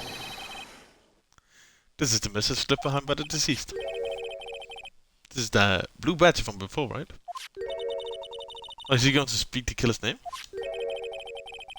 If that thing could, I'm sure it would. Looks like everyone's forgotten. This is just a jar. A message was left here on the surface of this jar. What do you mean? If you look closely, you can see faint trails of blood on this jar. It looks like someone wiped the blood away. Yes, but notice, for some reason, the lines of blood on some of the fragments was not locked away. There's a line here drawn in blood. What you're saying is these dots were once lines. Prosecutor Marshall did not die instantly. He used his few precious moments left to him to leave a message behind. One that apparently wiped away, but blood must have been seeped into the jar where the lines changed directions. Precisely so. All we need to do is connect these well, and the victim's message will become apparent. Mr. Wright, what kind of message did the victim leave for us? You wanna? I believe these procedures should reveal us the answer. There's only one victim who could have written, given these circumstances, his murderer's name. Let's see. This one goes there. Here. Here.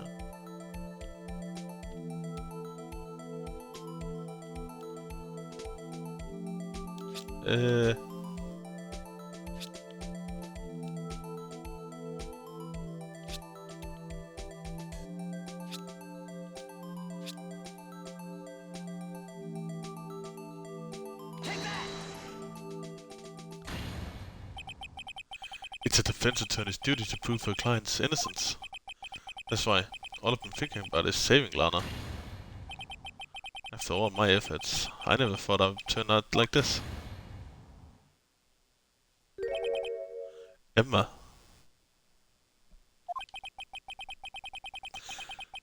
So, this is the final message Prosecutor Marshall left behind.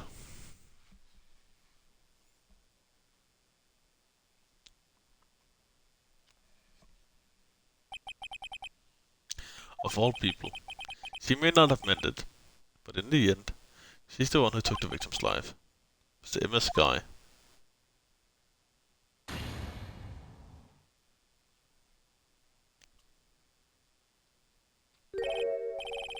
See, Bertie. Can't say I didn't warn you. Chief's gone? Do you understand the implications of what you've done? What are you talking about? 2 years ago, Joe Dark was sentenced to death. He was convicted both of his final murder. I believe you were the prosecutor in that case, were you not? Yes, Worthy. Because of you, an innocent man was sentenced to death. Not only that, you used forged evidence to ensure his conviction.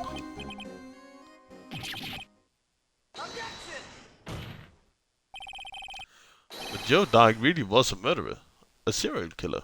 That's undeniable. I'm afraid that's not important. Did you know? We are defenders of justice. Huh? You're really keepers of the law. Sentencing a man to death? It's no light matter. Even if there wasn't any cover of evidence forgery, ultimately, the responsibility falls on the prosecutor in charge. Despite what anyone may say, this fact cannot be denied. What's going on at the prosecutor's office? Why can he just stand there like that, like it wasn't his fault? Order, order, order. Order!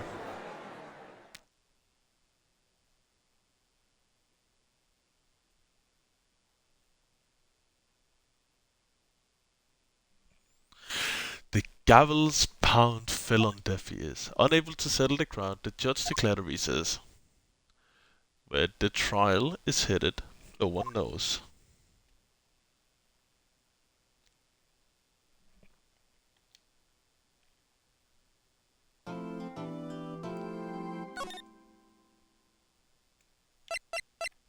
Oh.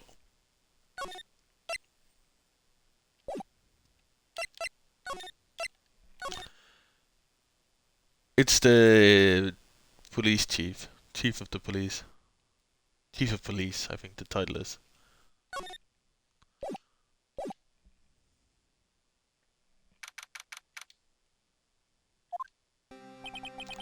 Sorry, it's worth. Going to get you in trouble. Don't worry about it.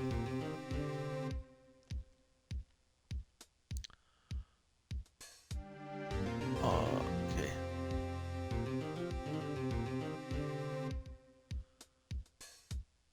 There's gonna be so much left, man. Oh, okay. This is my problem, not yours. I'm not interrupting anything else. Oh, guess I am. I'll come back later. Hey, Detective Gumshoe. What is it? You got a lot of nerve, pal. Making a detective run around while on duty. And to top it off, you call me here. I've seen happier people at funerals.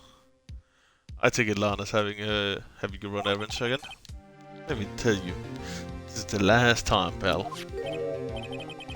Yep. She asked me to give this to you. If there was a break in today's trial, evidence law. What's the 2 rules of evidence law? Yada yada yada. Yeah, we've been through this. The chief prosecutor also wanted me to give you a message. Message? He said, if you're planning to take him on, you're going to need this book. I guess I'll need to give this book a thorough read.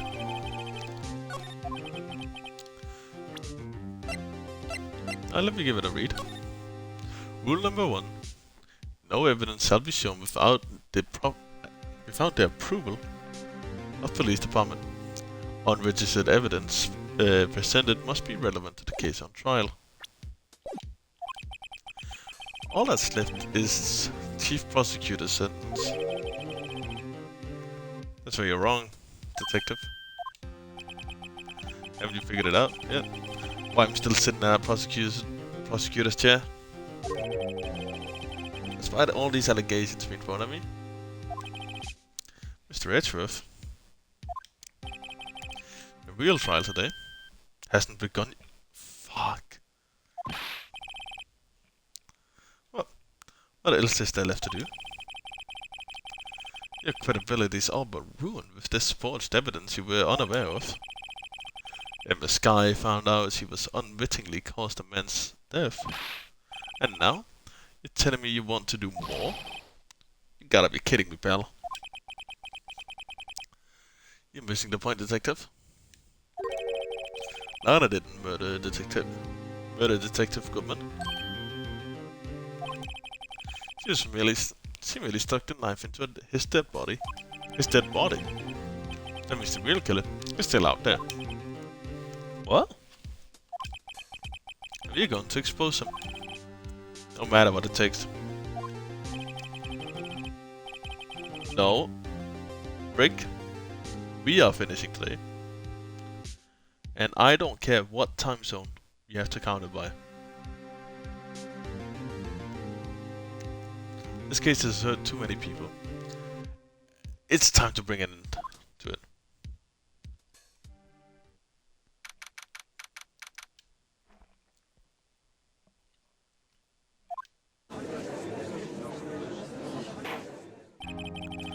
Love the determination, get that shit. Cause I got fucking infinite wealth tomorrow, man. I want this shit done today. Go now reconvene for trial of Miss Lana Skye. Mr. Edgeworth, is your honor? The inquiry committee is planning to impose harsh penalties for your actions. Thank you for the news, your honor. Very well. Infinite peer pressure? Exactly. I would have loved to like just go to bed right now. But we bringing this motherfucker down today. I don't care if it takes 12 hours. In total. Right, we're on hour 11 now. Jesus Christ, hour 11? Fuck. Oh my god, dude. I'm not doing 12 more hours. You can Like a lawyer, infinite peer pressure. This man's a robot. Normally, this is where the prosecution calls for witness. But this isn't easy to say. You see, there's some concern that you research may have a struggle bargain. You think I may have manipulated the witness? I didn't say that. It's just, you see, everyone's been talking and... Very well, Your Honor. I have a solution. That being the case, prosecution will allow the defense to call forth all further witnesses. Well, there's no precedent for what you're proposing. Undeniably, this is an unusual arrangement. But a very effective one. We'll prove that I haven't struck any deals with the witnesses. Very well, Mr. Wright, what do you say? Unbelievable. Mr. H has found a way to continue the trial.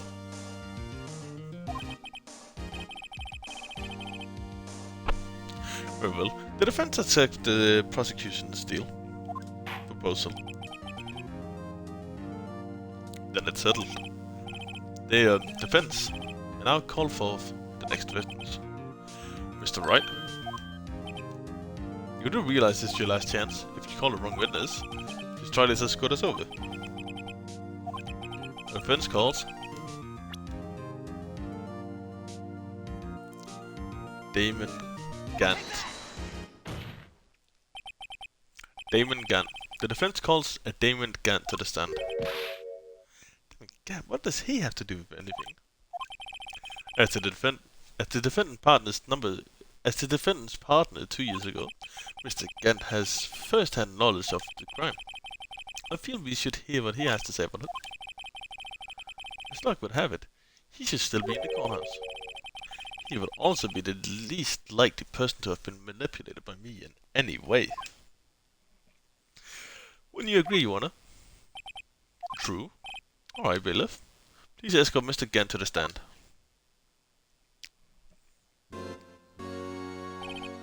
Witness, please state your name and occupation. Or is this some kind of practical joke? Just just on my way to lunch. Your name and occupation, sir. But are you sure you want me to do this? Your name and occupation. I love that. Like, you just get sick of that shit. So you want to play hardball, eh? Please, Gant. Fine. My name is Damon Gant. I'm the acting chief of police. And then, Chief Gant, God request that you hear your testimony.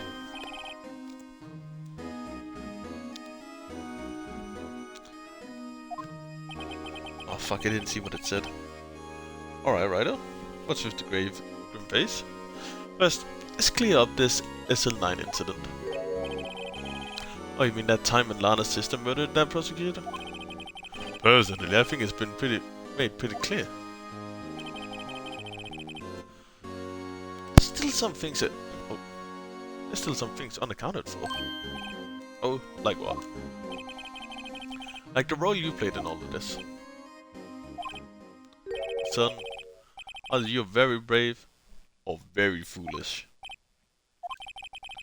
You are aware, of course, that the police chief has all kinds of weapons at his disposal. Sure, take my testimony for example. I don't have to give it if I don't want to. Is that true? I'm afraid so. The chief of police has the right to refuse to testify. Because such an action carries with it a certain risk. Ah, don't worry, I'm not here to hinder your trial. Just remember, if this turns out to be a big waste of time, don't say I didn't warn you. Very well. The witness may now begin his testimony.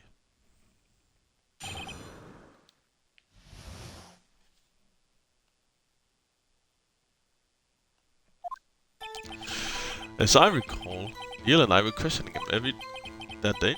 To make long story short, we slipped up. That power outage didn't help either. When I went to my office, I found Lana there. Apparently she had already arranged the crime scene. As you can see, I had nothing to do with the forgery. Him? He was lying on the door, on the floor, dead.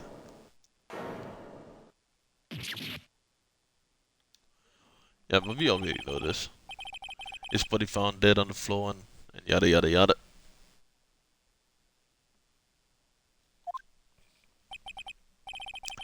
I see. Everything seems pretty clear cut. If the police chief has the right to refuse to testify, then I better hit him hard and fast.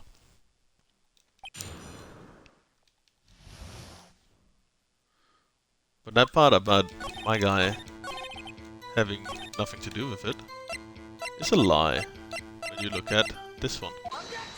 Because you found it in his safe. You claim you had nothing to do with the forgery?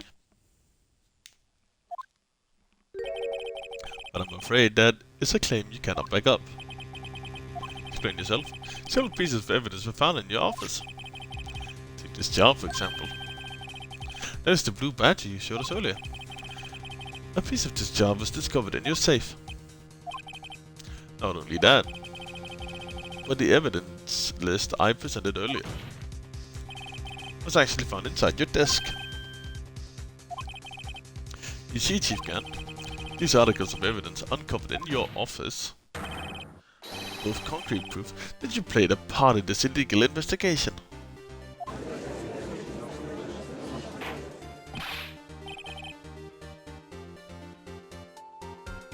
Chief Gant, what is the meaning of this?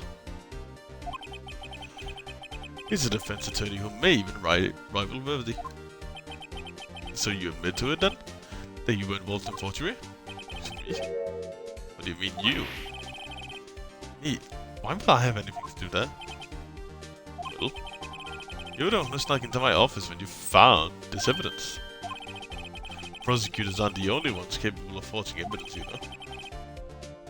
Defense attorneys can do so too. Isn't that right, though? However, Detective Gumshoe was present during the investigation. Irving, my boy. And the detectives are exempt from the law. Rest assured, Dick. Dick will receive his due punishment.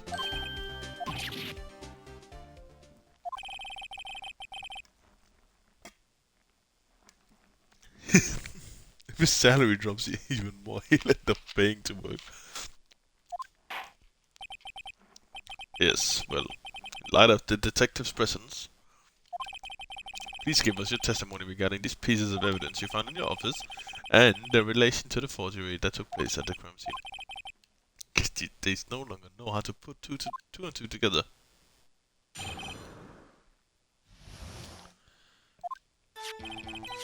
Let's see, what was it now? A jar fragment and a list. For all I know, you could have just planted them there in my office. Anyway, you can't prove when those pieces were discovered. If they were found after Dark was convicted, they are worthless. There's no reason I'd participate in forgery. Rearranging the crime scene wouldn't help me out in any way. Not really anything that screams contradiction there, so I guess I'll just press him.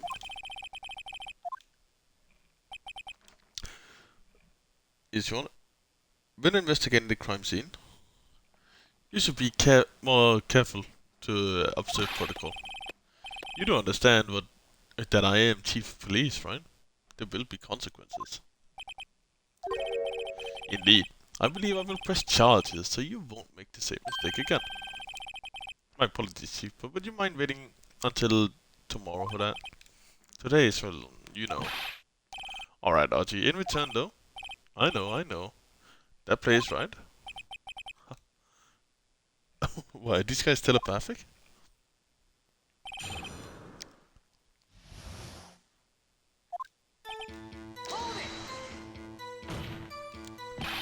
I'd appreciate it if you stop making these ridiculous allegations.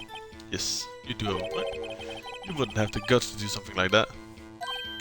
Well, I'll have you know, back in the day before I once broke into a cattle ranch and tipped... Mr. Wright, what are you saying? Anyway, you can't prove you didn't carry the evidence, can you? If you have proof To the contrary, you don't need it later. Wait, what are you talking about? What else? I'm talking about when Brido's prints are found. Yes, if they're found inside my safe, no proof his investigation was illegal. I don't face anyone as slimy as this guy. What do you mean by that? This is all purely hypothetical, of course. But suppose I did place those items in my safe, such an act would necessarily constitute forgery. If concealing evidence found at a crime scene isn't forgery, I'm not free speaking yet, right? It depends on when the evidence was discovered.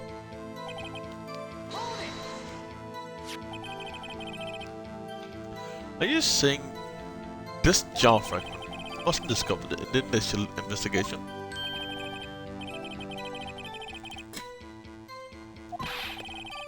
It wasn't listed in the evidence list. For all we know, it could have suddenly materialized the day after Dark was sent. And you wouldn't. And wouldn't that be convenient? Right.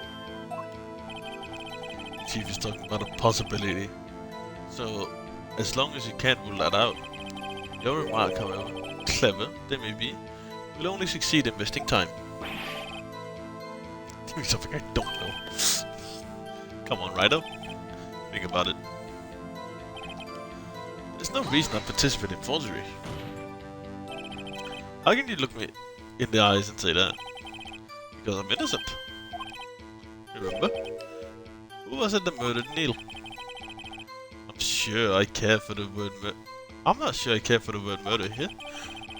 But in the end, the person responsible for Mr. Marshall's unfortunate demise was Emma's guy. Well, how do you see? Rearranging crime scene wouldn't help me out. Really, Chief Gant? At the very least, there's one large benefit you've reaped from all this. Oh, I wasn't aware. What is this, a benefit?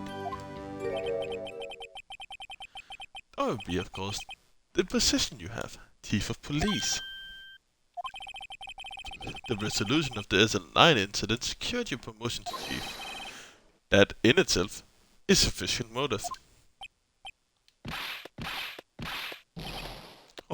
Oh, that's a good one. Huh? You really think I'm that incompetent? What do you mean?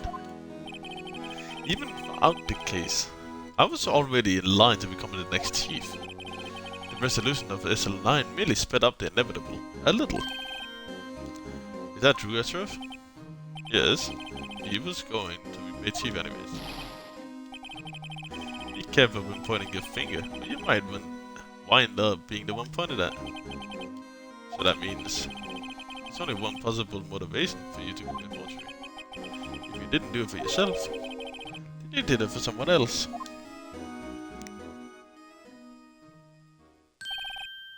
Don't be silly, Verdi. You know me better than anyone. There are only three people I look out for. Me, myself, and I. There it is. Out in the open. Archie, would you mind if I change my testimony a little? Nothing in it for you. Sorry, but the only person I care about is yours truly. That girl, Lana's little sister, was it? If you think I felt sorry for her, you better think again. You're right.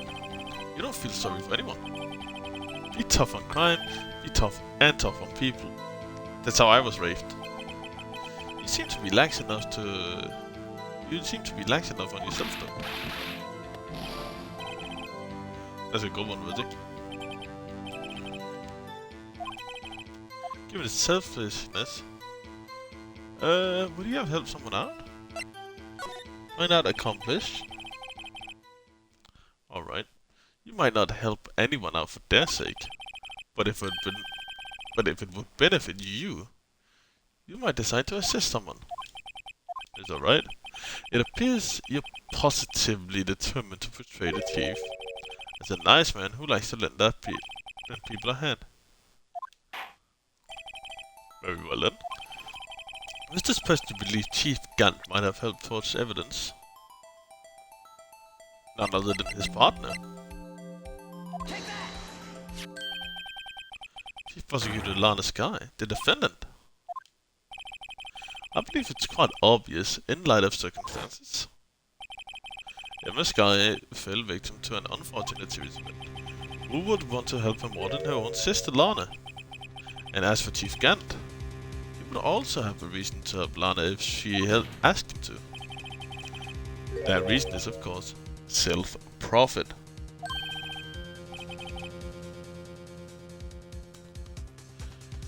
So, what do you mean? After SL9 incident was resolved, Lana Sky was appointed Chief Prosecutor at the Prosecutor's Office. The person who arranged this job change was you, Chief Gant. But how would he profit from all this? He would be able to use the Chief Prosecutor as his puppet. Essentially, he would acquire unchecked authority over all investigations. You mean to tell me that, despite the Chief's formidable appearance, he plays with puppets?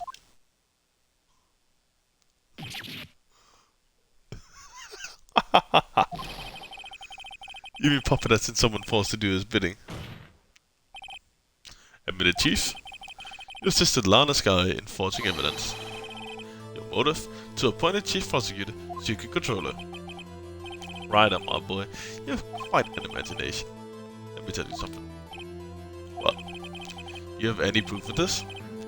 That I controlled Lana? For example, is Lana testifying that I've done such a thing? Lana? She's keeping quiet to protect Emma. There's no way she'd testify against Gant. I'm afraid we found any proof. This is all amounts to nothing. Nothing more than conjecture. Unless that is also what happened in this incident. This is it? Which one would that be? Of course, I'm talking about the murder of Detective Bruce Goodman. The Chief Prosecutor has been acting strange throughout the entire trial. Almost as if someone has been controlling her. Worthy. You better watch your tongue. I wouldn't want you to get hurt. Just what do you mean? What it means, Your Honor, is that Chief Gant is involved in the murder of Detective Goodman. Not only that, but the Chief is now making Lana take the rap to cover it up.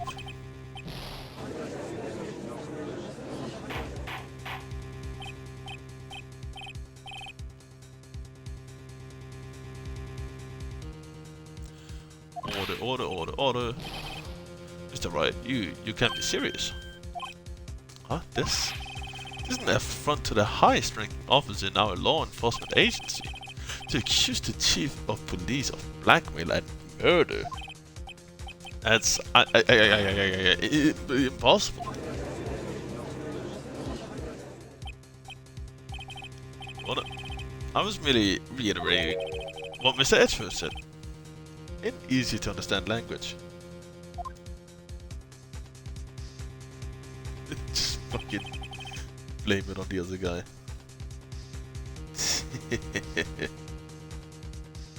That's fucking hilarious, man. It's too late, Mr. Wright. There's no turning back for us now. Looks like he's the one who's decided to go through with this. Can you prove this, Mr. Wright? That the a high-ranking officer of the law, is involved in this murder. Regardless of his rank or title, Chief Gant is just a man. The question is, is he a criminal? I believe the evidence would tell. I see. Alright then. Let's see what Mr. Wright got. And it better be good. show us the evidence.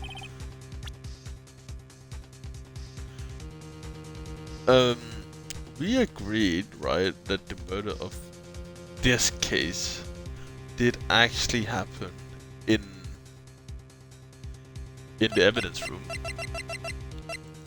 And now that we figured out who 777 is, and that's Gant, I think this is the choice. Yes, the one that shows who entered the evidence room on the day of the crime. There was one ID on the list we could determine the owner of yesterday. 7777777. Sorry, but there's no way you can prove that's my card number. It's your card number. Well, how do you know that? The safe in Chief Gant's office requires a code to open. 7-digit code. 7 digits you don't mean. I'm afraid so, Your Honor. The code was 7777777. The same as the remaining ID card number on that list. Chief Gant, you entered the evidence room on the day of the crime. Order. Chief Gant, what do you have to say?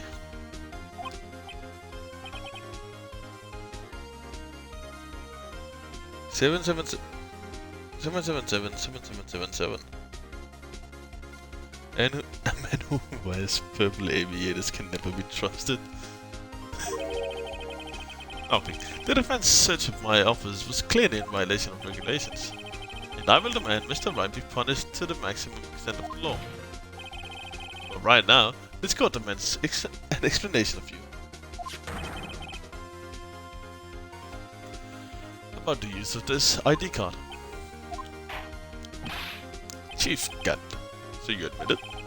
You entered the evidence room on the day of the crime? What about it? I'm chief of police. Whether it's the evidence room or the bathroom, what's the difference?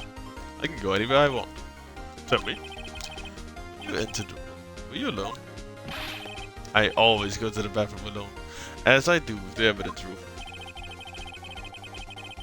Detective Goodman wouldn't have happened to be there with you that day, would he? Of course not. Why would he be? I hadn't seen him in days. You hadn't seen him in days, Chief Gant? I'm afraid you've just outdone yourself. On that day, you had to meet with Detective Goodman. What do you mean? The trial's purpose is to determine Lana Sky's guilt. Welcome back, Switch. No, it isn't, Your Honor. This trial's purpose is to determine the truth. If Chief Gant met the victim on that day of the crime, then we need to determine one thing. Phoenix funny things to post. What's inspired you in the meeting? In that case, Mr. Wright, I'm gonna have to ask you for evidence. Just proof the victim went to the Chief Gant on that day. That would be the lost item report, right? Can only be submitted to Chief of Police. Yeah, that's what I thought. Detective Goodman lost his ID. The ID card on that very day of the crime. Or to be more accurate, Jake Marshall stole it.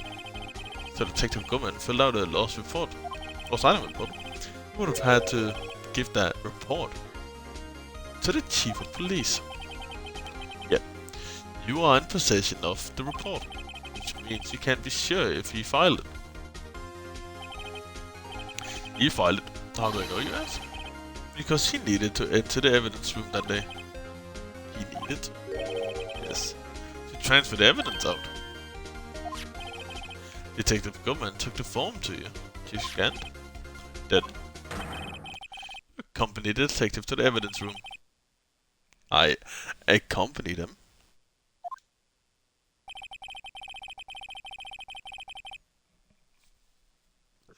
There's no other way the murderer and Detective Goodman could have entered the room. Hold on. Let me guess what you're trying to say next. I, Chief Belief, murdered Paul Goodman. Exactly. But wait, the Chief didn't necessarily need to accompany him to the evidence room. He could have just lent him his ID card. Yes. Now that you mention it. Sorry, but that's not possible. According to the record, you used the card. According to the record, your car was only used once. Yet, you showed us your ID card earlier. If you really had lent it to Detective Goodman, it would have been found on his body.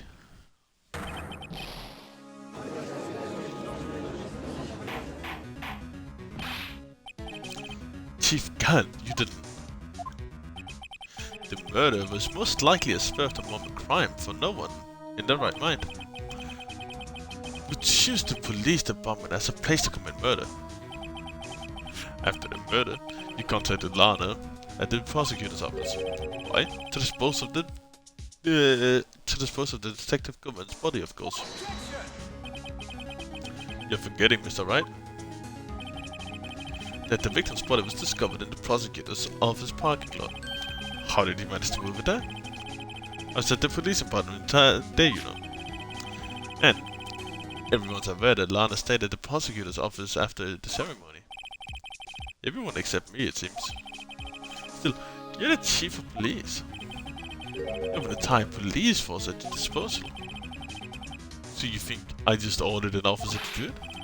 Did you think to share that body over to the prosecutor's office? I don't think so. God damn. Dude atomized himself because of his own anger for a second.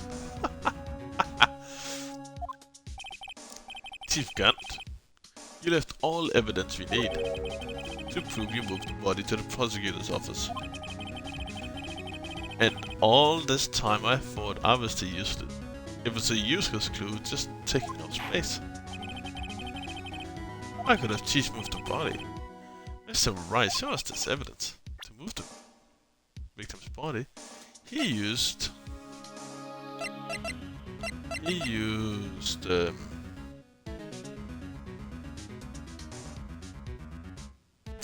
something useless. The only thing we haven't had use of yet is this random screwdriver. Not even belonging to the SL9 case. It's the only one we haven't had use of yet. It has to be. This is how you move Goodman's body. What's that? A screwdriver? What's on the third section? Like of evidence? I got a evidence law, piece of cloth, evidence list, Gantt team picture, Neil's autopsy report, SL9 incident files, security video, marshal fingerprints, unstable jar, and evidence locker. Is that a screwdriver? What does that have to do with this case? Gotcha, my bad. I thought that was the second page. Second page is this stuff that we've been through a few times. Mr. Edgeworth, think back to the day of the crime. What is the screwdriver doing here? It's here because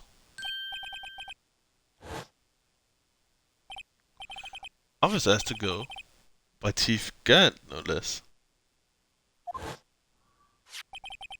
You told me, yeah, we've been through the flashbacks. Don't need to read through them again. After the ceremony ended that day, I didn't plan to return to the prosecutor's office. But you did, because Chief Gantt asked you to. You mean I? The body was found in the trunk of Mr. Edgeworth's car. I think it's pretty obvious what happened. The body was moved to buy that car. Detective Goodman's body was carried in the trunk of Mr. Edgeworth's car? Yes, unless of course you have another explanation, Chief. Why else would you have asked Mr. Edgeworth to transport evidence from a closed case? There's only one plausible explanation. The transport the body to your accomplice, Mrs. Lena Sky.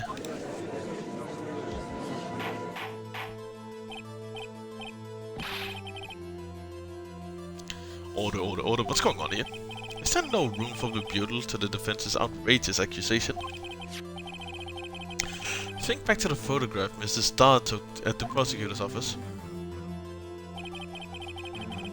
This is not a photo of the body being stuffed in the trunk or to be taken away. It's the exact opposite. It is a photo of the body being taken from the trunk. Chief Gant, please say something. I believe. Your time's up. My time's up. Sorry, Ryder, but I'm having lunch with District Attorney General after this. We have to get going if we're to make it in time for our early bird special. But the cross-examination isn't finished yet. Remember what I told you earlier. Our police chief has all kinds of weapons at his disposal. Like the right to refuse to testify. I'm invoking that right now. What a bitch. What a bitch. Wow. Wow.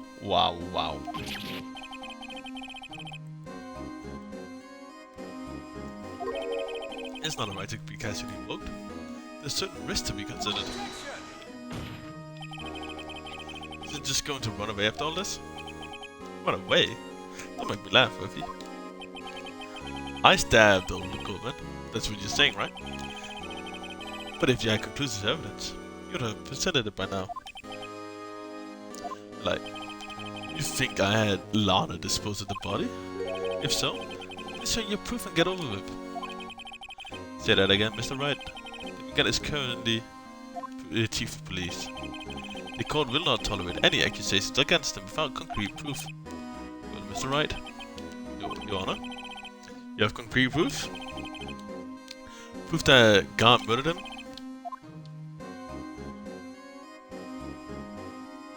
But I don't have concrete proof that it's him. It's no use showing evidence. I'm not even sure of myself. No, Your Honor. At present, I have no conclusive evidence. So weren't you? In that case, this court has fought to penalize you for allegations against the chief.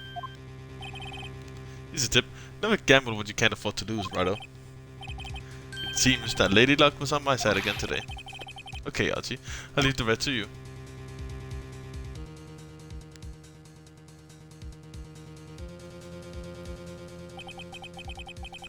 I warned you earlier, Mr. Wright. This is an affront to a senior officer in our nation's law enforcement.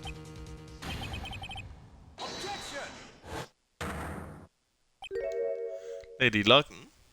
Maybe we should have a word with her. Mr. Edgeworth, what do you mean? There's one lady who knows the real truth behind this trial. We haven't had the honor of hearing her testimony. A lady who knows the truth, another witness. In the absence of conclusive evidence, the only other method of proof is a testimony. But Chief Gant invoked his right to refuse testimony. There's still one more witness who can answer all the questions raised in this trial, someone right in this very room. Research. Who is this person? Why are you asking me, Your Honor? Have you forgotten? The defense is the one calling witnesses today. Mr. Wright, there's such a witness. Yes, sir. It's Lana, baby. It's Lana. Alright, Your Honor. The defense calls for Lana Sky. Defendant? Miss Lana Sky? She was in the underground parking lot at 5:15 PM on February 21st. Her task? To dispose of the victim's body. In accordance with someone's orders. Mr. Edgeworth? The prosecution has no objections, Your Honor. Very well. The court will now take its final recess for the day. At 15 minutes, you will reconvene to hear the defendant's testimony. Hold on. Huh? Chief Gant? I thought you were gonna eat.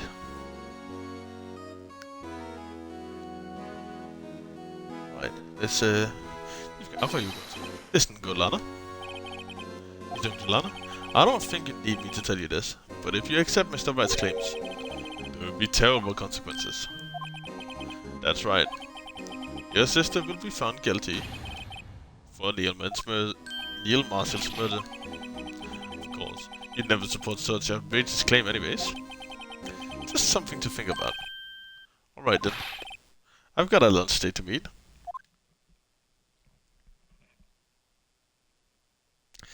No, but... pissed me off so much. Especially for this trial, right? I don't mind as much the post, like the pre and ladder. But having 2 ladder trials? They could have known recess.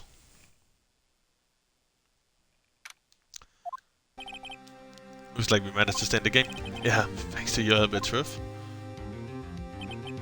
That chief, he's something else, eh, pals? Detective Gumshoe. I'm not a detective anymore. Yeah, sorry about that. Don't worry, I already decided where I wanted to work. At your office. My office? Sure. I'll take the place of that top-knotted girl you used to work with. Oh yeah? Still, looks like we're shit out of luck now. Chief Gant's done it again. Why is it he always has the upper hand? It's not fair. He has the right to refuse to testify. Settle down, right? Remember what the judge said? But Chief, that's not a right to casually be invoked. There's certain risks to be considered. Risks? What did he mean? It's simple. If the chief refuses to testify, the opposite also holds true. Even he forfeits his right to say anything too.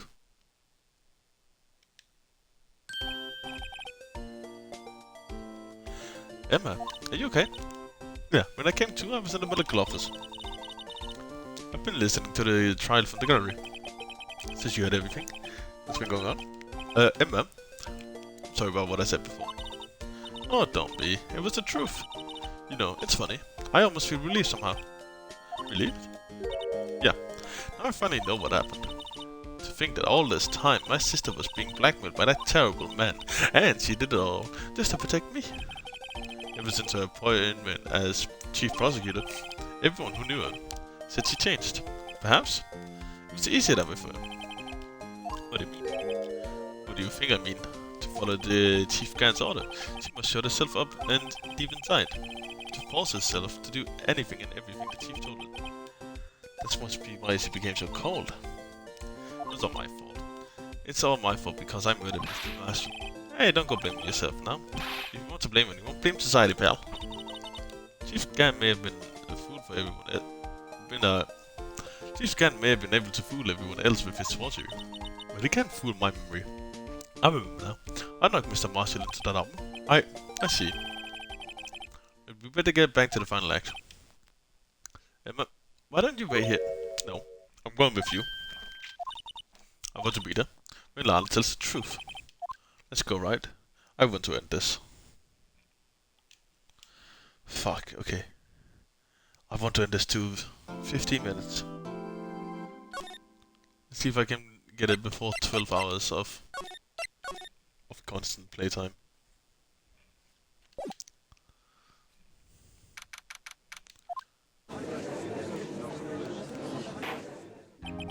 Now then. Will the defendant, Miss Lana Sky, please take the stand?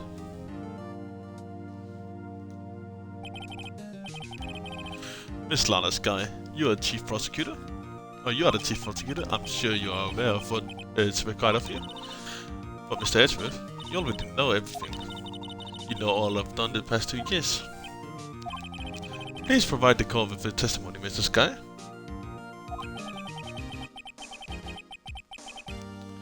And remember, you are on oath. We want to hear the truth.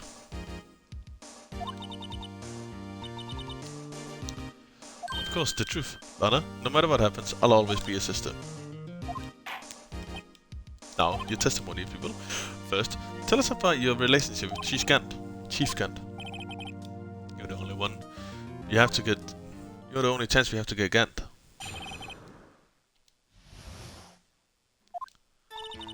I worked alongside Gant for years. There's no truth to this blackmail feeling. I fabricated the evidence 2 years ago all by myself. When I found Prosecutor Marshall bodies, I rearranged the crime scene.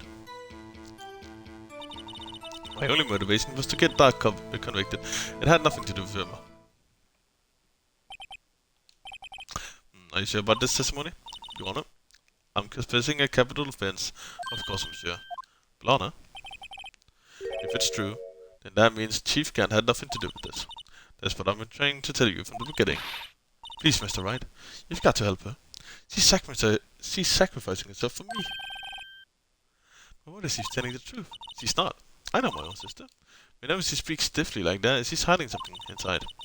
Deep down, she's really screaming in agony. Yeah, there's no time to start second-guessing myself. The defense may now begin its cross-examination.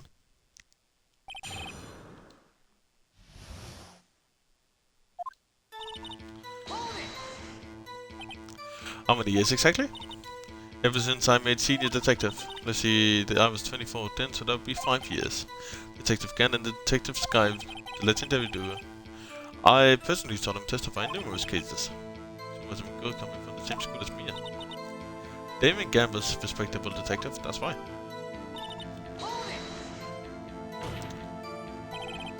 Think about it, Miss Sky.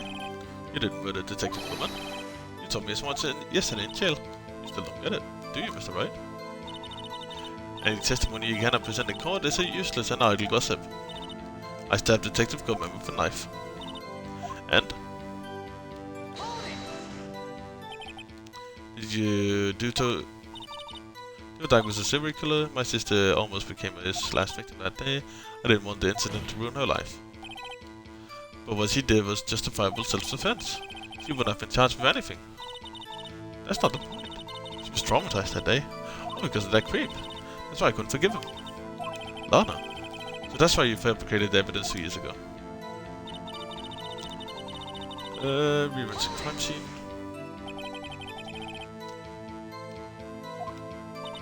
Yes. Would you mind telling us what you found when you arrived at the crime scene? It seems I was the first person to discover the scene.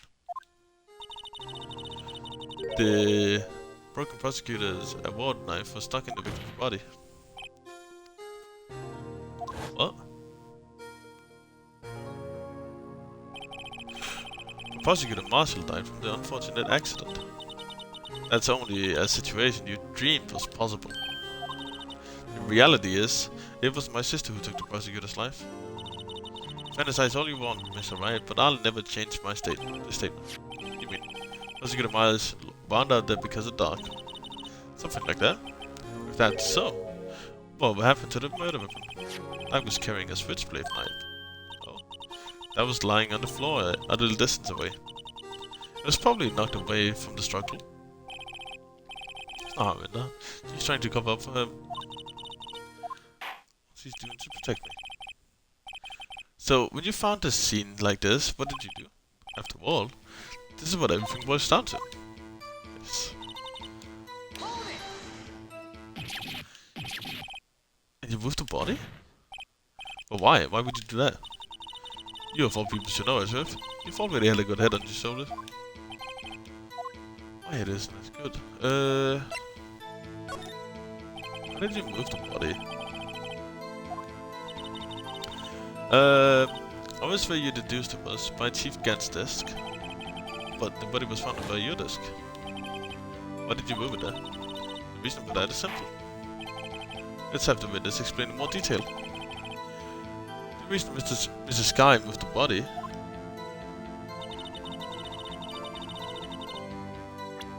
a new plan. But it wasn't broken, was it? It wasn't broken yet. Mr. Sky, I understand how you feel. You committed that crime 2 years ago to protect your sister. You mean that forgery scene with Neil Marshall was murdered? If that's true, were to be exposed now, the past 2 years of your life will have been in vain. Even so, compelled to bring everyone's attention a significant contradiction within your testimony. Contradiction? In my testimony? You testified, and I quote, "The pieces of the jar that shattered during the event threatened my plan." That's right. You have a problem with that? Simple oversight, really. You see, a message was written on the jar with the victim's blood. Yet the prosecutor must have written it in his final moments. Exactly so. And this is where the contradiction lies. In order for the victim to be able to write his message on the jar, it must not have been broken before he died. He couldn't have written Emma's name on this. He couldn't have written Emma's name on a shattered jar. Order. Your Honor, it would appear more information is needed regarding to this jar and its bloody message. You may be missing something critical here. Something critical? Chief Prosecutor, it seems you are as in the dark as we are about the truth towards which we are headed.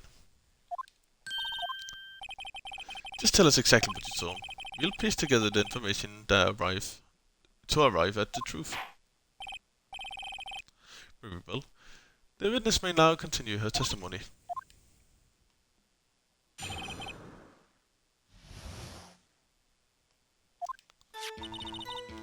I immediately was stuck in the room, so I didn't have time to check it out. To be safe, I wiped away the blood. The fragments were so large, so I'm sure I got rid of them all. That's all I can think. But we know they aren't that large. Hold on, what? You mean you were the one who wiped away the message? I wasn't chief prosecutor at the time. She didn't think Dark was the real murderer. That's why she tried to erase the real evidence. Very well, the defense may begin its cross-examination. But I already see the contradiction. It's yeah, that one. And then it's the same one. Mrs. Sky, I believe this jar conceals a truth even you were unaware of. What's that? We found a final piece of this jar in Chief Guard's safe. In the chief's safe? But how? I knew it. She really didn't know. There's something even more disturbing about that final piece. There was still blood on it. But the witness just testified. I gathered every last piece of the white blood off. Yes, which leaves us only one explanation. On the night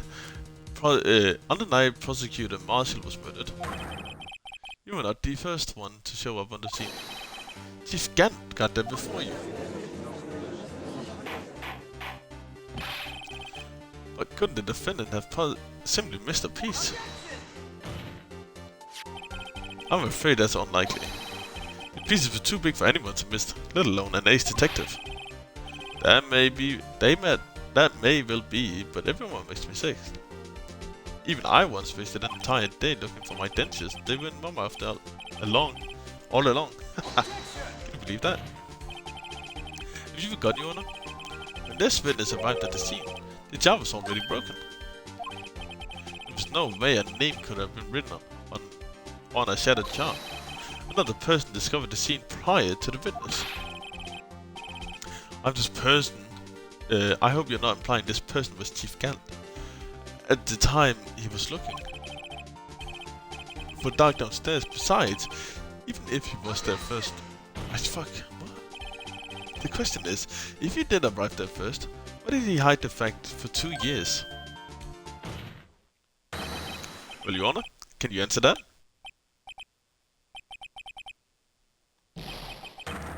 No. No, he cannot.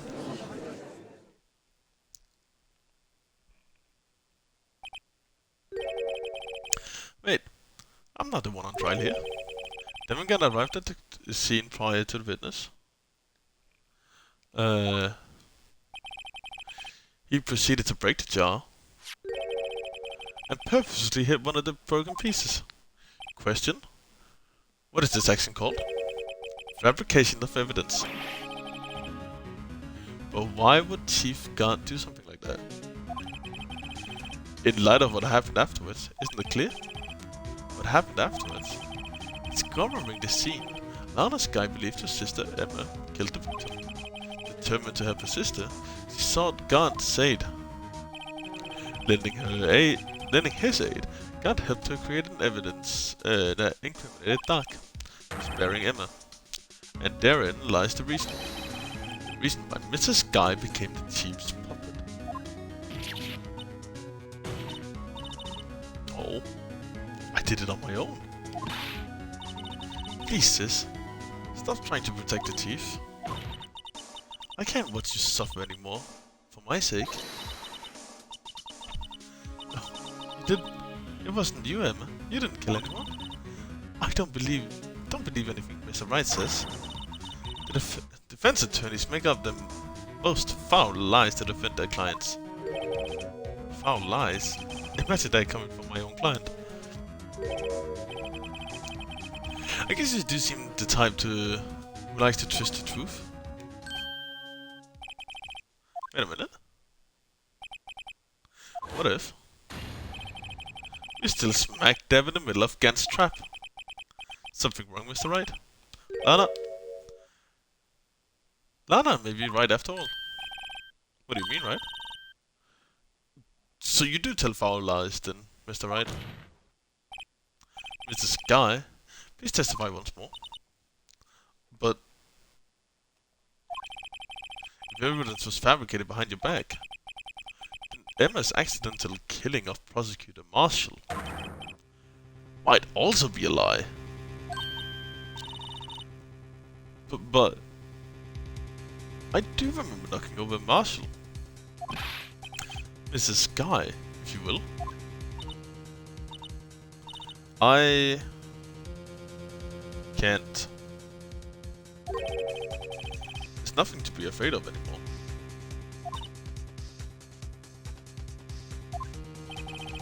This cross-examination may not change a thing.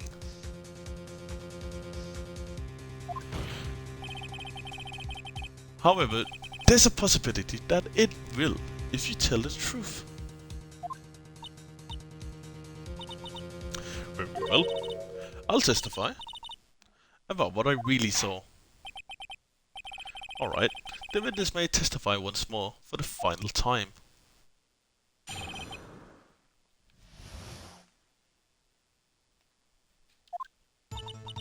When I arrived, I found Mr. Marshall's body impaled on the suit of armors. Emma and Dark were lying unconscious on the floor nearby. When I saw what happened, I thought she did it.